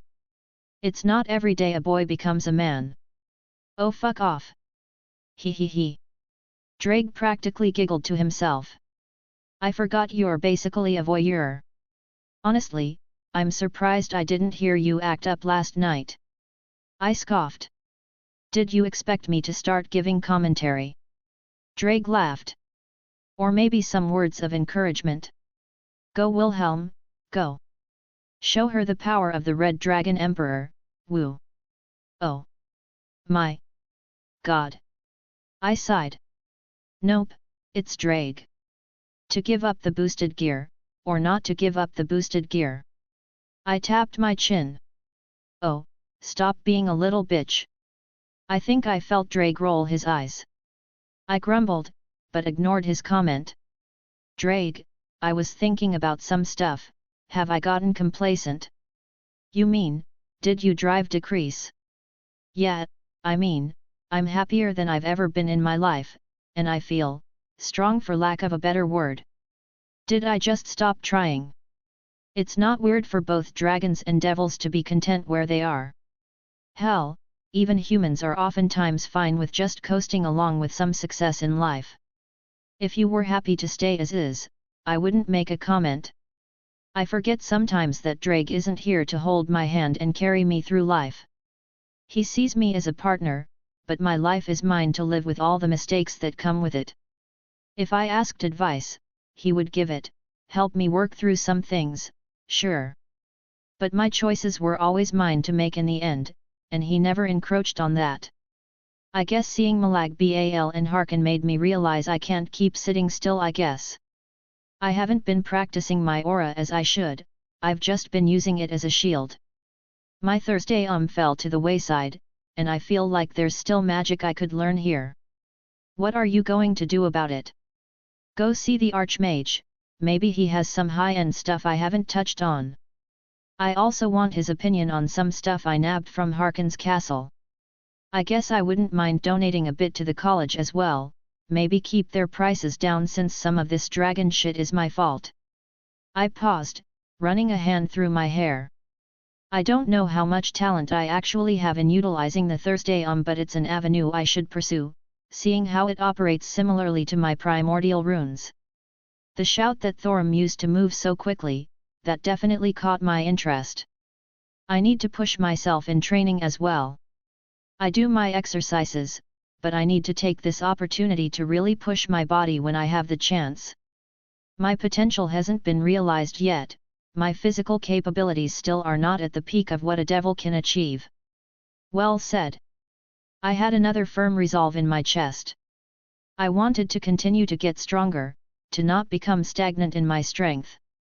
First off, let's go see the Archmage. I actually didn't just use the kaleidoscope to go right in. Instead used the entrance I procured for Jin. Oh, hello Wilhelm. The Archmage greeted me, a strange contraption pointed at the door. Sup? I blinked at the thing he was tinkering with. Whatcha doin'? I asked. Not much, trying to figure out how this door operates. I've tried 17 different theories and all of them proved incorrect. He seemed giddy. I have high hopes for this one. Honestly, it sounds like he was having a lot of fun. With everything going on right now, I'm sure he can't really leave the college and probably feels cooped up. Well, I don't really care, he's not hurting anything and I trust this man. If he actually asked me for my secrets, I don't know if I would deny him. You seem in a chipper mood. How were the dragons? He idly asked, continuing his tinkering. Not too strong. Thorim could have handled them without me, but it was interesting to see their application of the Thursday There was one shout that took me by surprise, targeting my vitality, which was a noticeable hole in my defenses. Oh yes, I can imagine that. He rubbed his chin. Not many take precautions against such esoteric effects. Those kinds of attacks are mostly used with blood mages, or their kin. If you ever come across a vampire, be sure they don't drain your vitality by surprise. Hey! What? He looked up at me. Speaking of vampire. The Archmage paused, staring at me. What did you do? Why do you automatically assume I did something? Wilhelm. His lips thinned. There is a thing called a pattern. I opened my mouth then scoffed. I hate that I can't argue with you. Indeed. He smirked. Now, what happened? Ever heard of a vampire by the name of Harkon? Why yes, I have heard of the strongest vampire in Skyrim, whom I have personally had to return the head of a vampire to because he sought out something in my library by turning one of my students into a thrall. He deadpanned. Oh, well, that makes things easier. Does it? He asked, skeptically. He's dead, so you tell me. The Archmage let out a long sigh, reaching his hand out and summoned forth a bottle of mead, once again, downing it with vigor. That can't be healthy. I pointed out. Neither is your existence in my life, but here we are. I couldn't help but laugh, one shared by him. I do hope you were not harmed. The Archmage stated. Nothing significant, even if Malag Bal showed up to lend him a hand. I had to stop myself from growling. I was just a pawn to strike a blow at Meridia. I guess they saw me waving Dawnbreaker around and put two and two together. Ah, yes. The conflicts between your paramour and the Lord of Rape are well documented. He didn't seem fazed by what I said. He should have been a master blood mage. I'm curious how the fight went. I won, but it felt like he let himself go, kinda rusty all around if I were to be honest. Well, I won't say it's a shame, but I do so wish his magics were passed down to someone not so arrogant, genocidal, stuck-up, vampiric. I offered. Quite. He pursed his lips. If it makes you feel better, I raided his castle of everything important, including his library. That does make me feel better. He perked up immediately. I don't suppose you would be willing to share some of the tomes hoarded by that old vampire. Sure, I was going to have Jin sort everything, set up my own little library. Anything of importance I'm sure we could duplicate, so the library has some copies as well. Though, I wanted to make sure nothing too absurd is made readily available.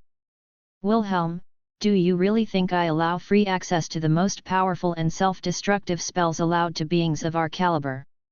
So you do have a hidden stash? I raised an eyebrow. Of course. It's not so hidden though, once a member of the college reaches a certain level and maturity. He looked at me intently. I allow them to peruse. I held my hand out, gold literally began to flow out like water, filling the area between us into a large pile and continued to spill outwards. The Archmage stared at me, then the gold and back at me again. As I was saying, you are a highly valued member of our college. We shared a look and started laughing again. In seriousness, Wilhelm, you merely had to ask. I figured, but I also wanted to make a donation. I scratched my cheek. I still feel kind of guilty, and I hope you can maybe keep prices down a bit, maybe coordinate some help for the common folk who were affected. Wilhelm, that is a very admirable thing to do. His eyes softened. I would be delighted to ensure this happens. I still have many contact outside of Skyrim. It may take a few days, but I believe I can bring some fresh supplies inbound to Skyrim even with their absurd costs right now. Yet. I definitely didn't preen under his praise. So, about those spells you keep locked away. I grinned. Oh boy, this week has been kicking my butt. First half I was bogged down with work, and now I have a family member in the ER. Everything is fine, but there was a lot of stress and time I spent dealing with all of that, so this chapter came out a bit late. Chapter 138, Chapter 131. I took a deep breath, sweat dripped down my brow. I ignored the few stray strands of hair that fell down on my face. My legs crossed, wings out as I hovered about 10 feet into the air, a floating book in front of me and the boosted gear on my arm. I ignored the pain in my body as I turned the page. There was a small twitch in one of my wings and I fell about an inch before catching myself. My swords floated around me, my mental strength also keeping them afloat. But that was not all. My sword of destruction was channeling my aura, so my power of destruction was activated around the blade. It didn't run wild, instead, it was coherent, complacent. It was evenly distributed all around, coating it in the blackish hue, only instigated into action by my will. Do it again. I took another deep breath. Boost. I called out, doubling my capabilities once more. This must have been the 8th boost now, and I felt my body grow stronger, but at the same time, the strain was enough that I let out a growl. As the power flowed through another force was exerted, the runes I set up all around this room lit up, and a torrent of gravity descended upon me, threatening to force me onto the ground. I grit my teeth, adjusting to the new force, not letting myself fall too far, and not allowing my swords to fall either. My focus did not waver, my power of destruction did not go out of control, and I adjusted to the new weight around me. This room, an empty place I had found in the college to train. I had received permission from the Archmage to set this little place up. All around me were runes, designed to adjust the force of gravity on an individual. It was a bit annoying getting set up right, but I couldn't complain about the results. Normally, such a thing would have been tedious, but otherwise simple. What I had done was add a secondary sequence that increases every time I use boost, except it doesn't merely match my new strength. If I used the boosted gear to increase my abilities by a factor of 2, the gravitational exertion is increased by 2.1, meaning I could train myself in multiple ways, both from the stress of the boosted gear, and the force exerted on me. And that didn't even take into account my mental exertion to keep my swords up, my flight up, and my power of destruction going. I pushed off the thoughts of pain, instead focusing on the book in front of me. One of several I had acquired from the Archmage's personal library, or rather the books he keeps segregated so new initiates can't just get their hands on them by accident. They weren't all blow this city up kind of thing. A lot of them were spells that an initiate could use, but were extremely dangerous and needed a firmer grasp on magical arts to fully understand and utilize without harming yourself. And then there were others that were just malicious by design. I'm not one that likes to label spells evil, but there were certainly some horrible spells in his collection. Not that I faulted him for keeping them, they were useful for understand and learning from, even if you never intended to use them. Like there was a spell that forced another person to fall in love with you. It was a disgusting amalgamation of different mind control magics with an unhealthy dose of brain chemistry altering. But on the flip side, it had a very interesting thought process on combining spells without conflicting with one another, but instead becoming greater than the sum of its parts. The spell I was studying at the moment was called Lightning Form. It was a spell derived from the Lightning Cloak spell I was quite familiar with. To put it bluntly, it forces the body to take on the properties of lightning, so to speak. It would heavily increase my affinity to the element, but it was irreversible, from what I read. The downside was the fact that the process was extremely painful and dangerous, not to mention I wouldn't be able to use a similar spell, otherwise I'd probably die. Using terms from my home world, it would force the concept of lightning onto my being with everything good and bad that comes with that. My element would thus change, not replacing the old one, but adding a second. There were many factors that come into play when dealing with something like this, but I had many tools at my disposal to mitigate the detriments. What do you think, Drake? It's not a bad idea. I'm sure I don't need to tell you about all the dangers and everything. But you seem more particular towards the element of lightning. It will make other elements a little harder to utilize, but that doesn't mean much. And since your runes aren't direct elemental manipulation, they won't be affected, but would be enhanced due to your lightning affinity when using some of your personal spells. Yet, most of the detriments are about gaining the ability, not the effects of simply having it. Which admittedly, were a long list. Not many mages could boast what I could when it came to preparation. Hell, my aura mitigated an awful lot of problems talked about in the book. You're up again. I grunted, gritting my teeth, preparing. Boost, I called out, holding it for a moment until the gravity descended upon me again. I let out a pained cry as I slammed into the stone floor below, cracking the surface.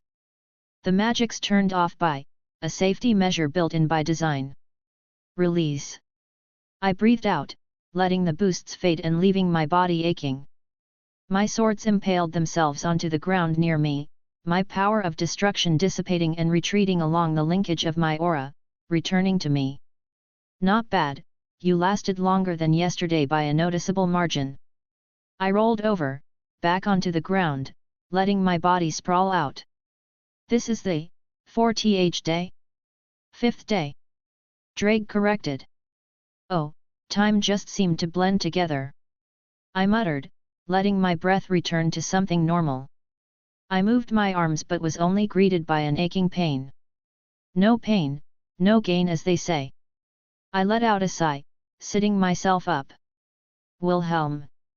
I heard a familiar voice call out, opening the wooden door. Turning around, I saw the Archmage enter. Have you come to check up on your prisoner? I asked. Wilhelm. The Archmage gave me a dry look. Just because this room was a holding cell some centuries ago does not make you a prisoner. He deadpanned. The outside world, I can't handle it anymore. Let me stay here, it's all I know. I gasped. Okay. He didn't even bat an eye at my antics. Shall I tell Miss Artoria and Tosaka that you have opted for a life behind bars? Boo. I pursed my lips, rolling back over gain. My arms were shaking and my legs wobbly as I stood up. Oh, Wilhelm. The Archmage came over to steady me. How much did you push yourself? Well, I'm still breathing, so probably not enough. I chuckled. At least, I think that's how Skathik would look at it. The Archmage sighed. Wilhelm, I can't claim to know much about your biology. He cast a look at my wings still out. But this can't be healthy to sustain over long periods. Long periods mean different things for dragons. Drake chimed in. The Archmage blinked, staring at my gauntlet. I can't argue with that logic. Still, perhaps a break is in order? As I said, Miss Artoria and Miss Tosaka have returned, and they have had a wonderful experience if their excitement is anything to go by. All right, I'll head there in a moment. I nodded. I hadn't seen Artoria in over a week, I miss my little knight. And I wanted to hear about Rin's adventures, I hope she had a fulfilling time. The Archmage nodded. I see you were reading Lightning Form, what do you think? It's an interesting avenue to pursue, and I can seemingly sidestep many of the detriments with some effort and preparation. Yes, I thought that one may catch your eye. He rubbed his chin, a small smile on his face. I had to take it from the library when I had a pair of brothers try to learn it together some decades ago. Oh geez, how bad did that end? Well, they at least managed to get a basic lightning bolt down before attempting it. He sighed. I managed to save their lives, but their ability to manipulate magicka was thoroughly shattered. He eyed me sternly. I appreciate the cautionary tale, but I'm not going to just jump headfirst into this. I tried to alleviate his concerns. I have many things available to me to not suffer any horrific setbacks even if I decided to throw caution to the wind. As long as you are careful.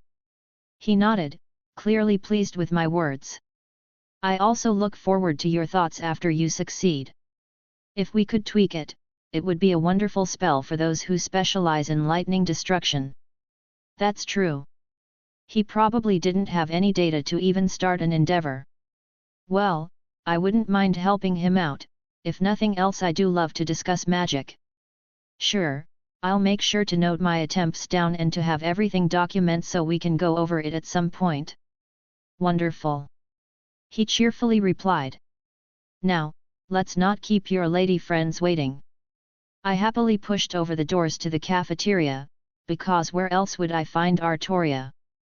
Joking aside, I think they were just here to unwind with some space to set some stuff out. The Archmage was already here, and as soon as I walked in I drew their attention. Wilhelm. Artoria perked up, a smile on her face, and my heart just melted. I held my arms out and she happily moved forward into my embrace. Artoria. I did squeeze her tight. Missed you. Did you have fun? She let out a small noise in confirmation. Only breaking our hug after another moment. Come, we have a grand tale to regale you with. She grabbed my hand, pulling me over to the table. I took another look at them. Artoria wasn't in her usual armor, she was sporting some local leathers with some other comfortable looking furs to not stand out so much, along with a hooded cloak adorning her back. Rin too looked interesting. I met her eyes briefly and she returned a haughty smile, hand on her hip and a happy gleam in her eye. She looked much different. Full leather armor, but with what looked like a mage's robe fitted over, acting like a cloak. I could only tell because of the parts not covered, her arms, a bit of her chest, her legs. She was clearly decked out in armor, and from what I could tell, it was clearly enchanted. I briefly wondered if it was by her own hand or not. She had a staff in her hand I did not recognize, but it seemed pretty decent. Her noble phantasm was on her back, for ease of use. She had a dagger at her hip and other accessories all around. But the most eye-catching item was the amulet that hung from her neck. What a feeling it gave when I inspected it. Obviously, she was allowing me this kind of poking, otherwise such an action could be easily deferred. I think I'm jealous. I blinked as I eyed that ridiculous thing around her neck. Am I allowed to be jealous? I looked down at Artoria. She just let out a small laugh. I'll allow it. Rin flipped her hair back, obviously emphasizing the thing even more. I rolled my eyes, but I was happy. Rin seemed a lot more alive than when I saw her last. All right, I want answers. I jabber my finger at her amulet. The hell is that thing, because it's frankly ridiculous. I almost thought it was a Daedric artifact. No, but it is an item of legendary proportions. The Archmage chimed in. Miss Tosaka was kind enough to allow me a few cursory looks. I said you could look at it as much as you wanted. Rin huffed. The Archmage chuckled. I have enough. I merely was interested in its overall creation, without breaking it apart. I can't get much more from it unless you were willing to part from it for a few years. Rin looked aghast at the thought, earning another chuckle from the old mage. All right, you can show off. Tell me what it does. I sat down at the table, Rin joining me quite quickly. The Archmage just stood nearby, content on watching and hearing the story while Artoria slid in next to me, as we shared another small smile. From what I've discovered so far, Rin began. It provides a potent passive healing effect. A small cut would heal in moments, a broken arms would probably take a few hours, and I haven't tested any missing limbs for obvious reasons. She stated, clearly in a type of lecture mode. Interesting, have you tried other avenues of healing? Like is hair restored, or fingernails? It would be interesting if it stops the process of aging. I asked. Rin paused, pondering those questions. I'll need to test it more. She admitted, and I just nodded as she continued. My physical stamina is higher. I noticed I could hike through the mountains a lot longer before feeling winded. I can vouch for this one. Artoria chimed in. She went from needing a break every few hours to going nearly all day without issue. Fascinating. I rubbed my chin. I'm sure that isn't it though. I grinned at her. I could tell she was holding something back. My capacity for magical energy at least doubled while wearing this thing. She looked rather smug. It has a sort of magica pool I can draw from and refill separately from my own, but doesn't conflict when I actualize any of my spells. Now that is really interesting. Does it refill separately from your own, or does it fill up by siphoning your own magical energy? It draws from the world, my own OD is left untouched. Rin confirmed. I admit to being a little jealous, maybe it was just my hoarding nature acting up in front of a treasure. But I was honestly happy for her too. She also looked a lot more spirited, like a weight was off her shoulders. The treasures are good and all, but how about the details? Tell me of your adventure. I shot her a smile and she beamed back at me. Well, it started when we went looking for a tomb called Falgunthur over by Solitude. Artoria reached out under the table, sliding her hand into mine as our fingers intertwined, and she laid her head on my shoulder as we let Rin begin to recount the tales of her adventure. Seeing Rin excitedly start to recant the tale, I couldn't help but smile. Even with how fatigued I was feeling at this moment, everything just felt right in the world. Skyrim arc is wrapping up soon, then we're heading to Fate/Apocrypha to participate in a Grail war. Chapter 139, Chapter 132. So we made it to this big tomb, lots of undead everywhere. Rin had explained their journey to delve into this lost crypts. I thought the place was already cleared out, because there were no zombies walking around. Dragr, I corrected. Dragr. She nodded. So there were no Dragr walking around. We walk into a new room, lots of coffins, and there was a treasure chest. Oh gods, did you go straight for it? I face-palmed. She went straight for it. Artoria said dryly. Rin turned a little red. As soon as I touched it, all the coffins in the room had their lids kicked open and a stupid amount of Dragrs all stepped out. So, you engaged them. I nodded to her words. In such an enclosed space, I assume you stuck to your spear and perhaps some small cantrips. No. Artoria deadpanned. They startled me. Rin defended herself, casting a huff towards Artoria. They startled you. I gave her a dry look. And what happened when they startled you? Blew them the hell up. Rin preened. I looked towards Artoria. That is an unfortunately apt description of what occurred. Artoria sighed. She screamed and threw one of her rubies into the middle of the room, destroying most of them in the blast. Saber. Rin huffed. We shared a laugh at her expense, but she didn't seem particularly distressed.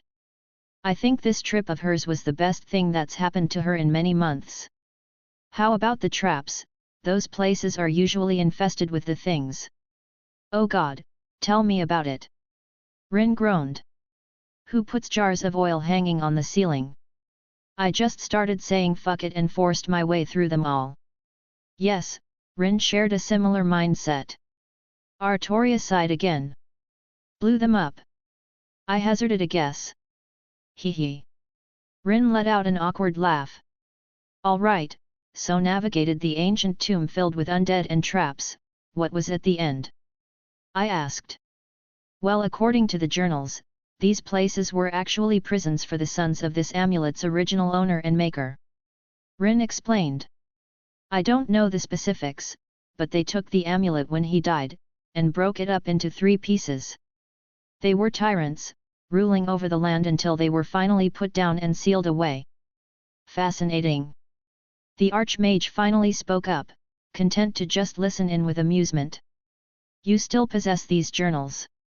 Of course. Rin puffed up. I knew you would want them. But, everything's kind of jumbled together in my bag after an accident. If you don't mind, I can get them to you after sorting everything. No rush. The Archmage waved her off. Please continue. This Dragr was able to use magic, and he was really good. He was able to teleport short distances, and his elemental mastery was surprising. Rin let out a sigh. Honestly, I was taken by surprise. If not for Saber's magic resistance, I don't know if it would have gone as smoothly. Well, you know better now, right? I doubt any more magic-wielding undead took you by surprise from then on. I tried to soothe. She did well. Artoria also chimed in. The fight was not long, but she was able to support me as we took it down and claimed the amulet piece and its treasure as our own. They were durable, but not very fast. Rin added. Ah, reinforcement is quite the good spell. Most people using magic here had just bluntly forced the magical energy to elevate their body beyond normal means. That, or they simply exist at a much higher starting place similar to how humans were back home in the Age of Gods. Really, the most thorough strengthening spell I found here was Ebony Flesh, and its lesser equivalents. And even that mainly strengthened as opposed to reinforcement that increased every aspect of the body. It's quite curious now that I think about it, but thoughts for later. Draghra have an innate resistance against magic themselves, as well. I tapped my chin. Their necrotic nature simply makes spells have a lesser effect, though I suppose it's slightly different than actual magic resistance. Well, they burned well enough. Rin shrugged. Yup, that'll do it. They're weak against fire, for obvious reasons. There are probably some spells in the Restoration School that also repel and harm them. Since the healing magic is the antithesis to undead, they should be able to deal quite a bit of damage. I didn't think about that. Rin looked lost in thought for a moment. I'll have to test that at some point. She muttered to herself. Well, regardless, what happened next? We basically did the same thing again. Took a couple days of traveling, though we found someone willing to take us in cart most of the way there for some gold. Same kind of crypt, but this one had a bow and teleported around, was kind of annoying because it made clones of itself, but none of them were actually real until only one remained. Did you find any books or anything about a spell like that? No. Rin grumbled. And I looked all over, turned up every stone. She means that literally. Artoria added. Well done. I gave Rin a thumbs up, one she mirrored with a grin. More treasure, though. Hell yes. Rin pumped her fist in the air. Lots of good things, gold, jewels, weapons, that kind of stuff. You're going to be so jealous. Am I now? I raised an eyebrow. Shall I tell you of my adventure when you're done? My lips curled up. What? What did you do when we were gone? Not much, just killed the oldest vampire in Skyrim, looted his castle. I casually inspected my nails. Bullshit. Rin slammed her hands on the table. I call bullshit. I let Harkon's sword fall onto the table. Oh no, the blade I got off that vampire lord. I feigned surprise. How did that get there? One of these days, Schweinorg, you and me. She raised her fist up threateningly. And put that thing away, it feels really weird. Yeah, it does. I didn't argue putting it back in my ring. Was going to have Meridia see if she could cleanse it of all the icky stuff. Are you going to add it to your growing arsenal? Artoria asked. Maybe just my collection, not to something I use for true combat. I scratched my cheek. I was just interested in the fact that it was a katana or something similar. A bit straighter and shorter, but also not a wakizashi, if slightly bigger than a normal one. That is true, I think Gram was a better sword and you opted to not set it to the side. Artoria agreed. Speaking of, I actually gave it to Thorum. It liked that fact that he apparently eats dragon souls. Curious, I would like to meet him at some point. Artoria gave a small smile. Of course, I think both of you would like him. He's a great guy. Yeah, we can meet your guy crush later. Let me finish my story. Rin interjected. Alright, Miss Grumpy, continue on." I gestured for her to continue. Funnily enough, she wasn't actually upset or even put off by our little back and forth. I think before she held back some thinly veiled jealousy, but now it was just sort of our dynamic. Alright, so we got the last 2 pieces of the amulet, but we needed to find a way to put them together. There was actually some notes and stuff left behind, a third tomb we were led to. Some sort of ritual site that required the pieces of the amulet to actualize. Once we did that, it seems like the spirits of those brothers were still latched onto the pieces, so the sort of piggybacked off the ritual to create a ghost-like body. "Can you describe the ritual in detail?" the Archmage asked. I had forgotten he was there briefly. Actually, I don't think he was all the way here, like a sort of avatar merely listening in when something interesting came up. I made a rough sketch before we left along with the notes to it, and I wrote down some of my own observations as well. Rin stated.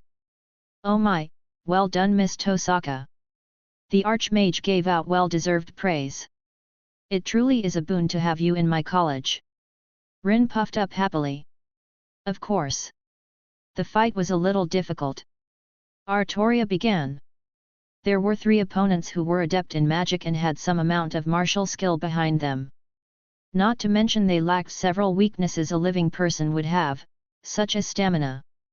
But they also lacked any kind of coordination. There were points where they almost fell over one another. Rin let out a little snort. The one with the bow actually shot the one with a sword in the head. The most difficult aspect was their teleporting. Artoria had a slight smile on her face. The room we fought them in was rather large, so they had quite a bit of room to maneuver. I took out the one with the bow and Artoria took out the other 2. Once we finished, the ritual combined the amulet and here we are. Rin finished.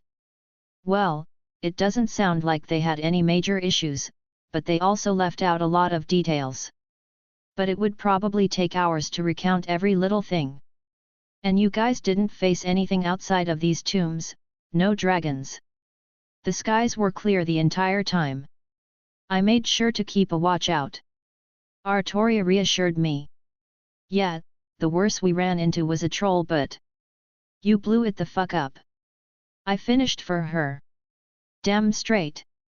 Rin smirked. What about you, was this vampire strong? Yeah. I let out a sigh. And he was backed by a Daedric lord, someone who's an enemy of Meridia and wanted to lure me out. A trap I walked right into. He was a bit rusty though, so I was able to defeat him without much issue, but his mastery over blood magic was eye-opening. Blood magic? Rin repeated. Exactly as it sounds, to manipulate blood. You can think of it as a branching school of thought from water manipulation. Though it comes with its own good and bad points due to the nature of blood. Will a person suddenly burst through the doors, her eye-catching blue skin making me recognize her immediately. Jin. I smiled brightly at her. Her eyes swept at those of us gathered. Rin, Artoria. She practically squealed in delight, running over and giving each a big hug. Rin looked a little surprised at first, but happy all the same. Artoria welcomed it without any fuss. Hello Jin. Artoria greeted. Jin. Rin nodded her way. I'm glad you both are back. Jin's smile was really contagious. Did you have fun? Were there new books you found? What's that around your neck? Did you fight any of those undead? What about spells, did you learn anything new? Or did you find any good treasure? She immediately began bombarding them with questions. Was always happy to see my genie this bright and ecstatic. Oh! Jin interrupted her own rambling. I actually had a quick question. She looked at me. I was going through the notes and journals from Harkin's stuff you left at the house, and I got kind of stuck because it mentioned something about an Elder Scroll but I can't find. Pardon? The Archmage interrupted. Did you say an Elder Scroll? He seemed much more contracted on us than he was previously. But honestly, the hell was an Elder Scroll? I have no excuse for how late this chapter was released, just kind of got caught up reading a new novel. Chapter 140, Chapter 133. An Elder Scroll. The Archmage rubbed his beard. I am surprised to find out that none of you have heard of them. While most knowledge has entered the realm of legends, people these days at least know the barest whispers. I guess they're common knowledge around here? He closed his eyes for a moment, before setting a large book down on the table that appeared out of nowhere. Opening it up, he skimmed several pages, finger running down the lines of the page. Here we are! He exclaimed. Also called the Drake Prophecies, are scrolls of unknown origin which simultaneously archive both the past and future events. The number of the scrolls is unknown not necessarily due to their immense quantity, but because the number itself is unknowable, as the scrolls do not exist in countable form. They are fragments of creation from outside time and space, and their use in divining prophecies is but a small part of their power. They simultaneously do not exist, yet always have existed. Fascinating. These scrolls exist outside of time and space, thus are able to chronicle the flow of the world somehow. That poses an interesting question: if someone reads from one of these elder scrolls, does that make the future, or is the scroll merely describing inevitable events? The chicken or the egg? Does bringing the scroll's content into reality force that recorded prophetic outcome to occur? So, they are basically cast off power from the divines when this world was created. Perhaps they crystallized and took on a new form? Existing outside of time and space means they can see the whole of flow of events, latch onto something of some significance, something that has enough power or consequence in the world's existence to draw these wisps of divine power. Maybe the scrolls don't even exist as scrolls but are merely perceived as such based on limited mortal comprehension. The Archmage blinked at me, seemingly surprised by my words. An interesting theory. He nodded. Alas, it is one of the mysteries of our world. All we know is that they contain valuable information, and cause anyone who reads them to lose their sight, a curse from the divines they say, for peering into the future. Is it a curse, or is it just a side effect of looking into something mortals weren't supposed to see? Artoria asked. An interesting question. The Archmage smiled, but he just shrugged. We don't know. The nature of these elder scrolls simply makes them nearly impossible to study. Even in the past, when there was a library full of them in the Empire, their nature simply made it unfeasible. I had a sudden thought. The prophecy regarding Thorum, it came from an elder scroll, didn't it? The Archmage gave a huge grin. I was wondering if you would guess that before I mentioned anything. He stroked his beard. Yes, it is an old prophecy, so much so that even the Nordic legends speak of it. I do not know when the scroll mentioning it was read, but it was many centuries ago. As interesting as this is, why is it important? Rin asked. Harkon was the name of the vampire lord I killed. I answered, tapping my chin. The question is, why was he looking for something like that? His notes are vague, at best. Jin sighed. Some of them are coded, some are just rantings, and a few actually provide any insight. But knowing what I do now, there are a few more things I can look up. The Archmage suddenly turned around, like his attention was taken away. Something requires my undivided attention, pardon me. He disappeared. I just shrugged at his sudden departure. I didn't question it, he was undeniably very busy with everything going on. Any inkling on why Harkon was looking for an Elder Scroll? Well, some of his notes that talked about the Elder Scroll also mentioned their great enemy and referenced the sun, but otherwise I don't know. Jin replied. You sure he wasn't just bunkers? Rin asked. It's entirely possible. He did think consorting with Malag Bal a second time was a good idea, so who knows? I shrugged. I'm actually interested in this and everything, but I'm super out of it right now. Any chance we can go over this in the morning? Rin stated, and after taking another look she looked rather sluggish. I'm a bit weary from our travels as well. Artoria added. I want an actual bed, I'm tired of sleeping on the ground. Rin whined, head falling to the table. Well, I finally got my house anchored here, I have plenty of rooms over there. I offered. Oh, I can show you what I've done with the place. Jin said gleefully. You did more. Ahoy! Jin nodded happily. Meridia was very helpful when getting everything sorted and helping me decorate. Hey! As strange as that is, I'm glad Meridia is spending time with Jin, they both need more friends. That reminds me, I turned to Rin. Did Meridia approach you about getting a phone made? No, was she supposed to? She mentioned it but may have gotten busy. Do you have the materials to start making more? I got most of the stuff, I just need some raw materials, most of which I can find here somewhere. Rin nodded. Probably going to need several more. God, you're such a man whore. Rin rolled her eyes. Jin needs one, obviously, the old man too, even if he probably already made one himself. Saber need her own. She began listing them off, making Artoria smile.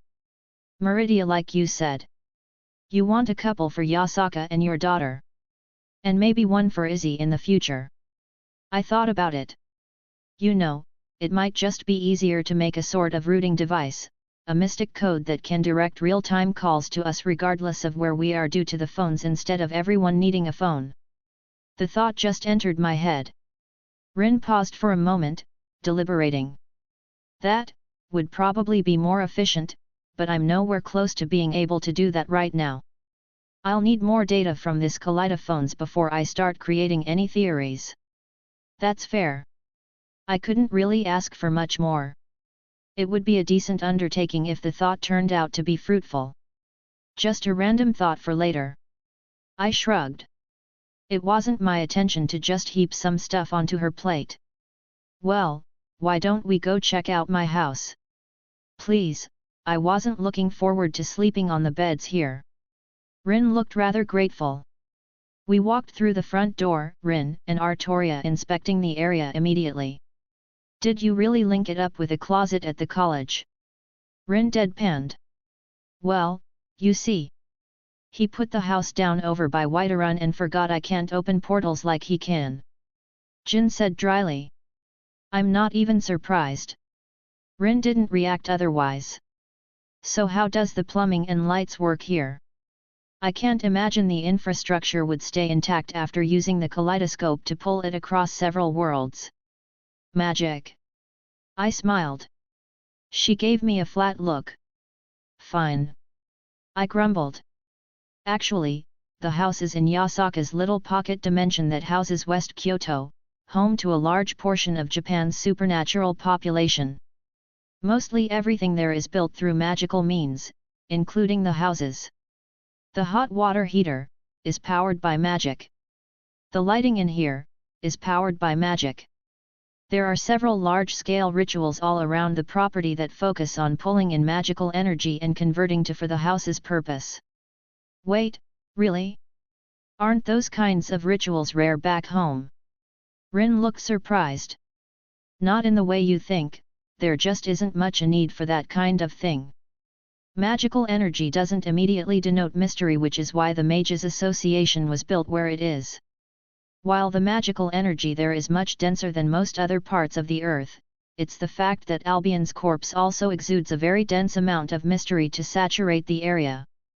Yes, such rituals are rare simply because everything is rare back home, not even because of resource problems. Every scrap of knowledge is hoarded like it's a treasure. I paused for a moment collecting my thoughts. If you think about it, many types of magic circles act just as these do, but on a smaller and more specific scale. I get it. Rin yawned, stretching her arms. I'll care more in the morning when I get a better look. For now, can you just show us around? Sure. I smiled, getting my bearings. Jin did a wonderful job decorating. It have a very welcoming feel. Artoria added as well.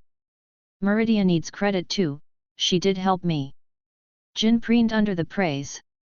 Of course, when she's not busy, I'll make sure to pass it on. Really, I'm very lucky that all my girls are getting along like this.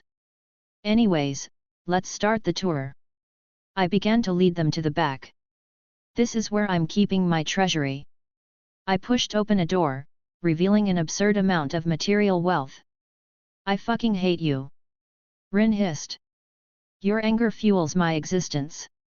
I smiled, continuing onwards. A few doors down, I pushed into another room. And this is the library. My library. Jin corrected. Jin's library.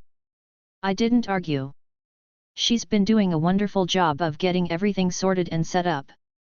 There was even a table where she had been going over a bunch of journals, what I'm assuming were the ones that led her to us in the first place. Oh, it's still a mess. Wilhelm left me with a bunch of stuff to handle, and I've been going through it in my spare time. I would offer to help if I didn't know you enjoyed it. I gave her hand a little squeeze. Jin just giggled, leaning over to place a kiss on my cheek. Feel free to browse and take anything that catches your interest. Rin took a few looks around. Yeah, I'll definitely take you up on that. She mumbled, still clearly tired but a bit expectant. All right, only one more important place to check out. I led them out once again. We moved towards the center of the house, where my anchor was located. It was moved to a less open location once everything settled. This is the heart of the house. I gestured as they all entered. The magics that keep it afloat, and where all the defenses pull their strength from. Speaking of, I might as well go over what I've got going on so far. There were stacks of talismans lined up, dozens of spell scrolls, and about 50 staves lined up on the walls, with much more of each to be coming. Basically, you got the standard package of bounded fields and anything else like that I thought to throw in. Then we have the next layer. If something can make it past those, then all of these activate at the whims of whoever is here at the time, most likely Jin, and they are bombarded with an uncountable number of spells. What happens if these are not enough? Artoria eyed everything. At that point, we're dealing with something beyond mortal abilities, so the final fail-safe pulls the house back to my birth world. I see. Artoria nodded. I'm also adding more. Got a guy who's scouring the market for more of the same to add to my arsenal. I explained. Several thousand staves all firing in tandem will slow down most things below a god. How much magical energy will that take? Rin also looked around. A lot, but not as much as you would first assume. I smiled. Again, interesting, but I'm running on fumes here. Rin yawned once more. Bed. I have a few rooms set up, I'll show them to you so you may pick one. Jin happily suggested. And like that, you're my favorite genie. Rin accepted immediately, barely even waiting for acknowledgement before pulling Jin away.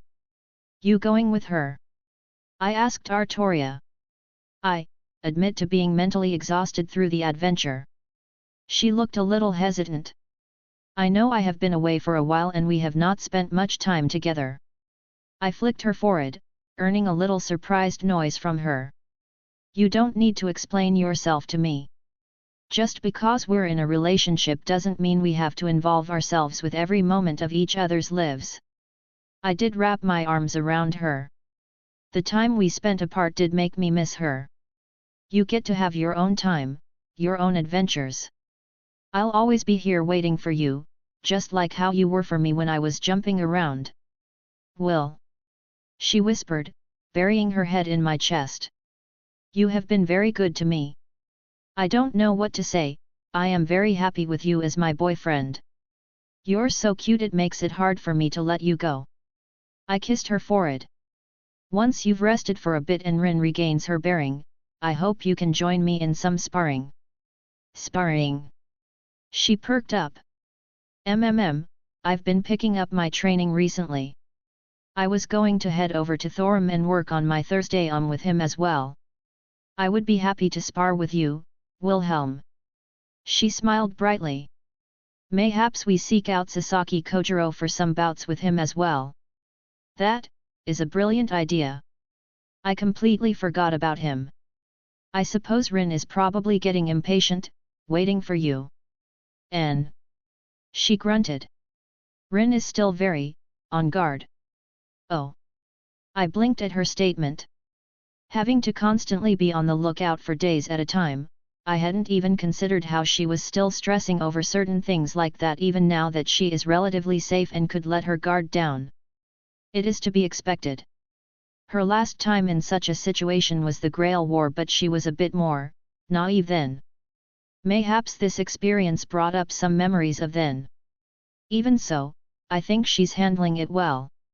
She only looked tired, not anything else I could see on the surface. I guess we should just keep an eye out.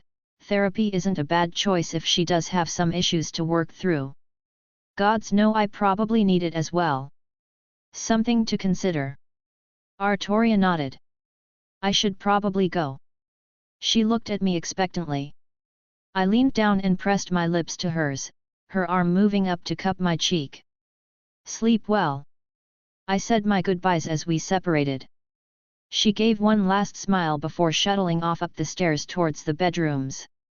Peeking out the window, the sun was still high up in the sky because it was barely past noon. I just chuckled, opting to go get some training done. I hoped Thorim was available. I popped over to Whiterun and practically made a beeline for the companions' building. As I got close, I heard noise, the sound of steel against steel from behind the building in the courtyard. Opting to go check it out, I saw my friend sitting to the side with a cup of water in his hand and sweat dripping down his brow. There were others there, some I recognized and others I didn't. Actually, there looked to be a few in some guard outfits, partially taken off, training with the companions. My friend! Thorim exclaimed, grabbing everyone's attention. Hey, Thorim! I greeted, even at his sudden shout and the attention that I now had on me, seeing how happy he was to see me always brought a smile to my face. You disappeared for several days, I had wondered where you had run off to. He stood up, clasping me on the shoulder. Oh, some idiots wanted to make a move on me. Decided to go have a chat with their leader. I briefly explained. I didn't really want to go into the details. I feel like Thorim would be upset that I went and fought the vampires on my own. I also got in some good training. Wonderful. It's always good to keep up with your exercises. Thorim nodded in approval. Red Dragon Emperor. One of the faces I didn't recognize greeted. Wilhelm. Ela nodded to me as well, propping herself up with a warmer. I thought she used a sword and bow, but I didn't question it. Good to see you again, mage. Farkas also greeted beside her. The way he called me that didn't hold any kind of insult behind it. Perhaps just a simple nickname or acknowledgement on his part. Good to see you lot in good shape. Though I haven't seen some of their other numbers, even when we partied before. I guess they're out on missions or they're throughout Skyrim. Thorim hefted Graham over his shoulder. My friend, have you come to join us in training? He gestured to the area. We welcome all who wish to better themselves in these troubling times. Hey, that makes sense then. The companions are probably some of the best this place has to offer for mundane warriors, besides those odd ones. It would do good for the average guard to come on over during their free time. Not to mention the morale boost it would give the troops. I wondered if this was the Jarl's idea or Thorim just coincidentally setting it up by being a good guy. Honestly, I'd give it 50-50 odds. Actually, I did. Oh. Thorim didn't seem to expect my answer. Do you wish to test your blade against me then? He smiled, holding his own sword up in a good-natured taunt. Actually, that sounds like fun. Now that I thought about it, I should make sure I use this opportunity to train with him too. Artoria will probably come by soon, I don't doubt she'd also like to cross blades with you. Your woman, hey. Thorim nodded. I will gladly greet her with my blade when the time comes. But that does not appear to be the reason you are here. You're right, I replied. I wanted your help on my Thursday. To be honest, I've kind of neglected it for other avenues of training. Oh, I would be honored. Thorm let out a laugh. I did say I would teach you a thing or two when we first separated from the throat of the world. It might be a better idea to go to see the Greybeards, they didn't seem to dislike me. But for some reason I felt it more appropriate to learn from Thorm. Someone sounds cocky. I gave a small laugh. How about I teach you a couple things about magic while we're at it? That would be great. I was stuck on my studies and did not know how to proceed. Thorm didn't even hide it.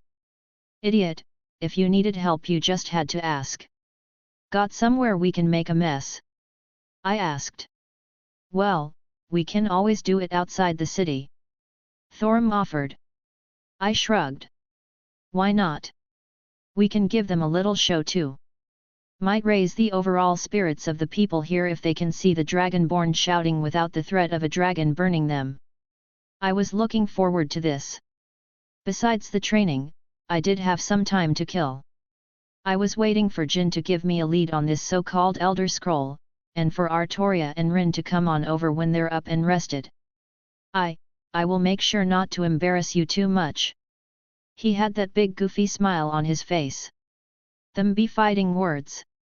I snorted, my lips curling up. Let's see if you can keep up. This fucking week, if it wasn't one thing it was another. Felt like crap all day. People asking me what I was reading. I was reading Trash of the Count's Family, about 100 chapters in, and it's a fun read. Chapter 141, Chapter 134. Thorm POV. This should be far enough. I took a look at our surroundings. It was a fair distance away from the walls of Whiterun, but also far enough away from the farmland that can be resowed when this crisis has ended.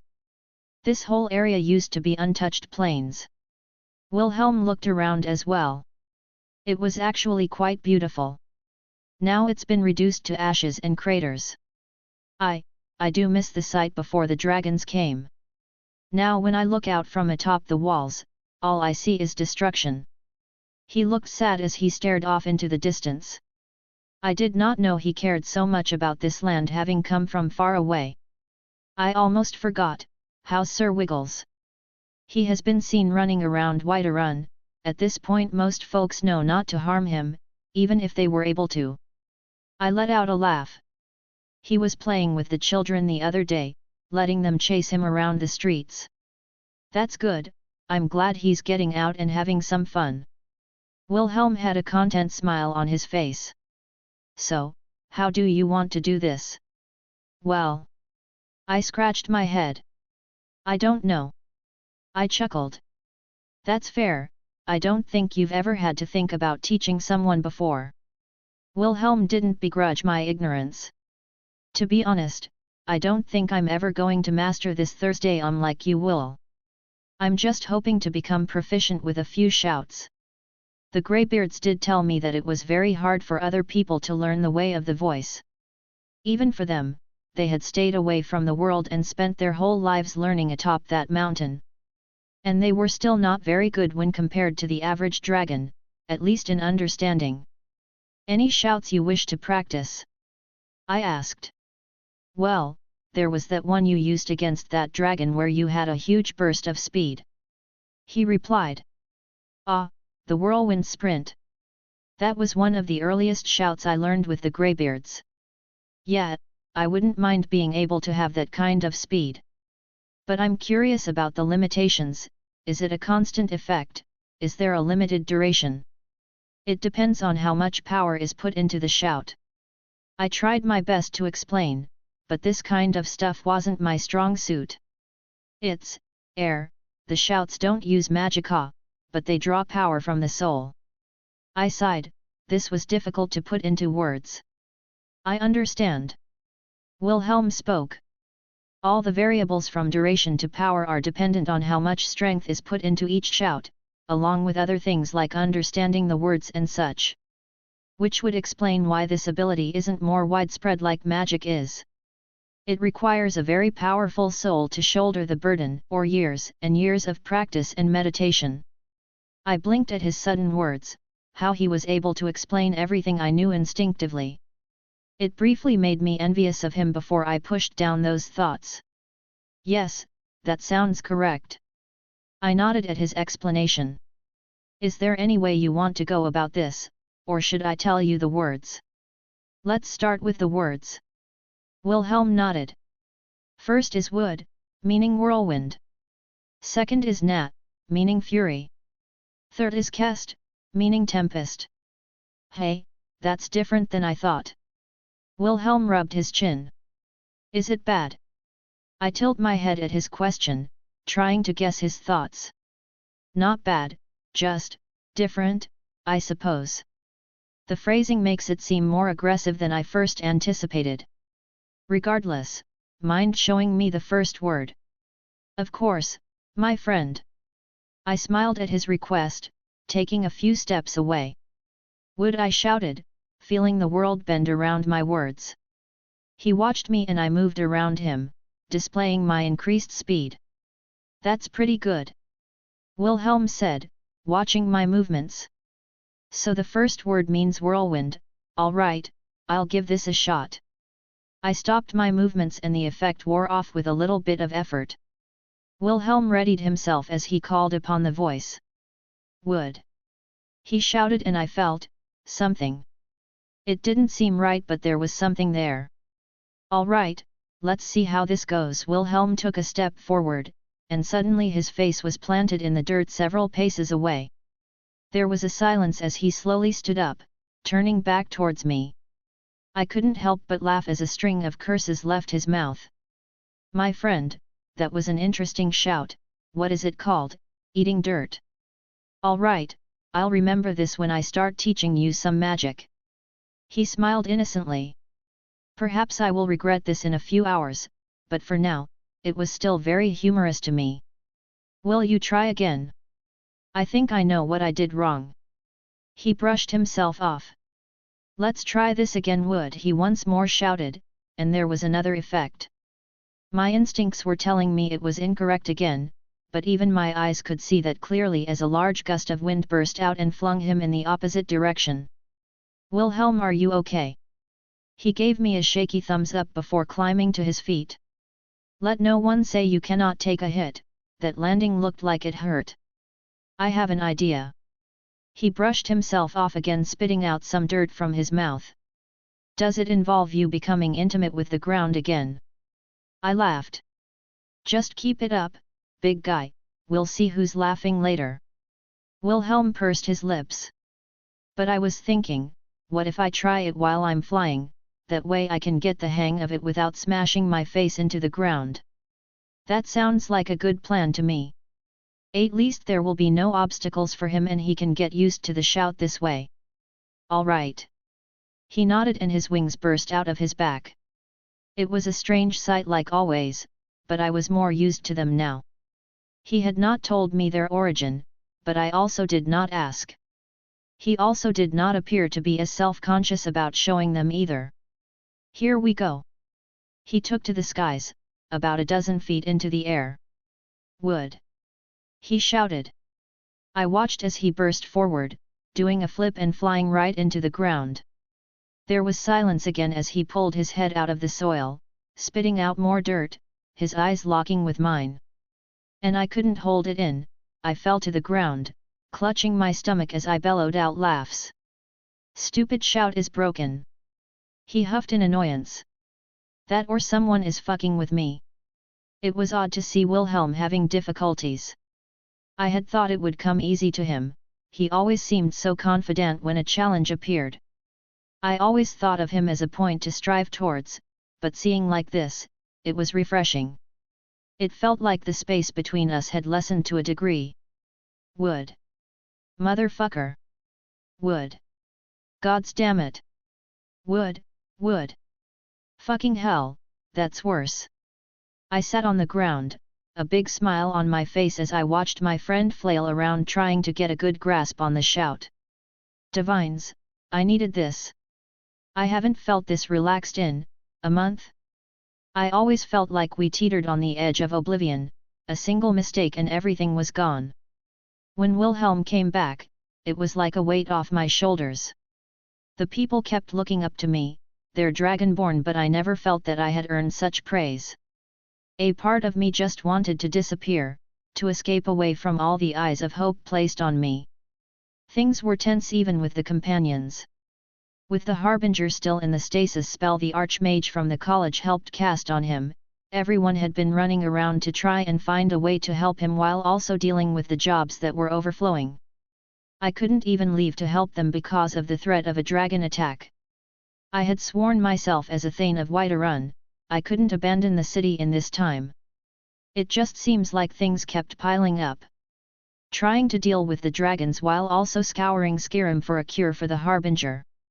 Finding out that he was a werewolf had been odd. But I don't like to judge people based on things like that. He was an honorable man, as were the others who came out with the same affliction. I would not even think of vampires that way. Da always said to judge a man by his actions, not his heritage. Speaking of vampires, that was another mess that was causing issues, especially with the vampiric dust they found in what looked like a battle inside the city. There have been rumors of the Dawn Guard gathering again, and I found myself disappointed I could not go and take a look. I sighed, watching my friend once more. It filled me with a strange confidence when we told me we merely had to kill Alduin, as if that course of action would be inevitable. Truly, I envied his confidence. But I would not think of that right now, for this moment, I was just enjoy watching him continuously fly into the ground with a wide grin on my face. Wilhelm POV. I think I know what you're doing wrong. Really? I got up for the millionth time, wiping away the dirt. I was filthy at this point and I had dirt in places I did not want to think about. By all means. I ushered him to continue. Okay, so hear me out on this. Oh, fuck off. Have you tried not slamming into the ground? Knew exactly where you were going with that. Ha ha ha ha. Driag continued to enjoy my torture from within my soul. Are you all right, Wilhelm? Thorim looked at me with a little worry on his face. I'm fine, just dealing with a sarcastic dragon whispering in my ear. I scowled. Dragon. Thorim looked at me strangely. Oh, I forgot to introduce you both. I smacked my head, summoning the boosted gear. Drake, meet Thorim. Thorim, meet Drake. Hello. The boosted gear lit up, projecting Drake's voice. Oh, I was not aware you could speak. Thorim looked shocked. Well met, why Drake Gotch? He said politely. I like him, he shows proper respect to me. And once he knows you, it'll stop. I rolled my eyes. You see what I have to deal with here? Me, the Red Dragon Emperor, and this brat is my wielder. I could always give you back to Issei. And what a great wielder he is, best I've ever had. Yeah, thought so. I deadpanned. It sounds like you two are close. Thorim smiled. I wish the other dragons were as good-natured. Drake let out a snort, catching his attention. Brat, don't mistake my current attitude for my overall nature. I would never have bothered talking to someone like you as you are now. You would have been beneath my notice as much as you don't care about the ants on the ground when you walk. Oh. Thorim looked depressed by his words. Drake. I hissed, looking down at my gauntlet. What? You want me to baby him? He's a dragon, he needs to grow up.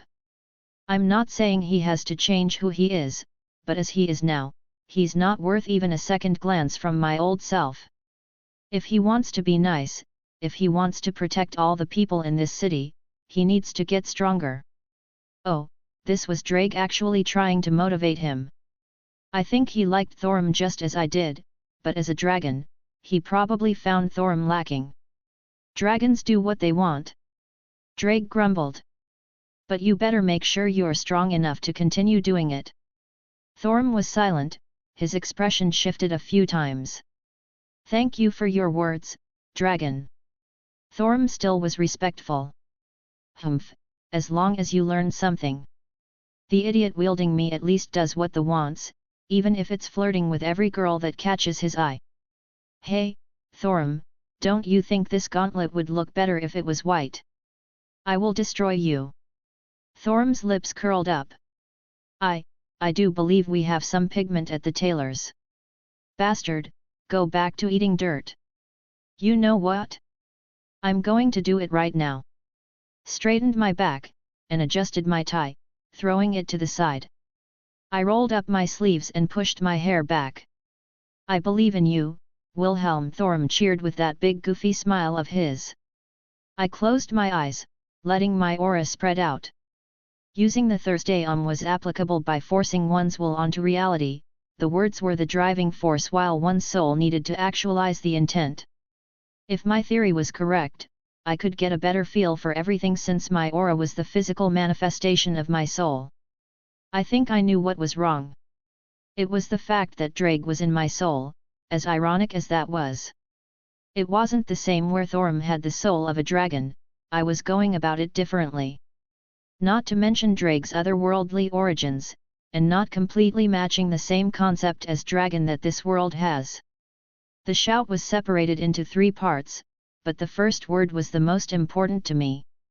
Wood, meaning whirlwind. It was the piece that increased one's movement speed.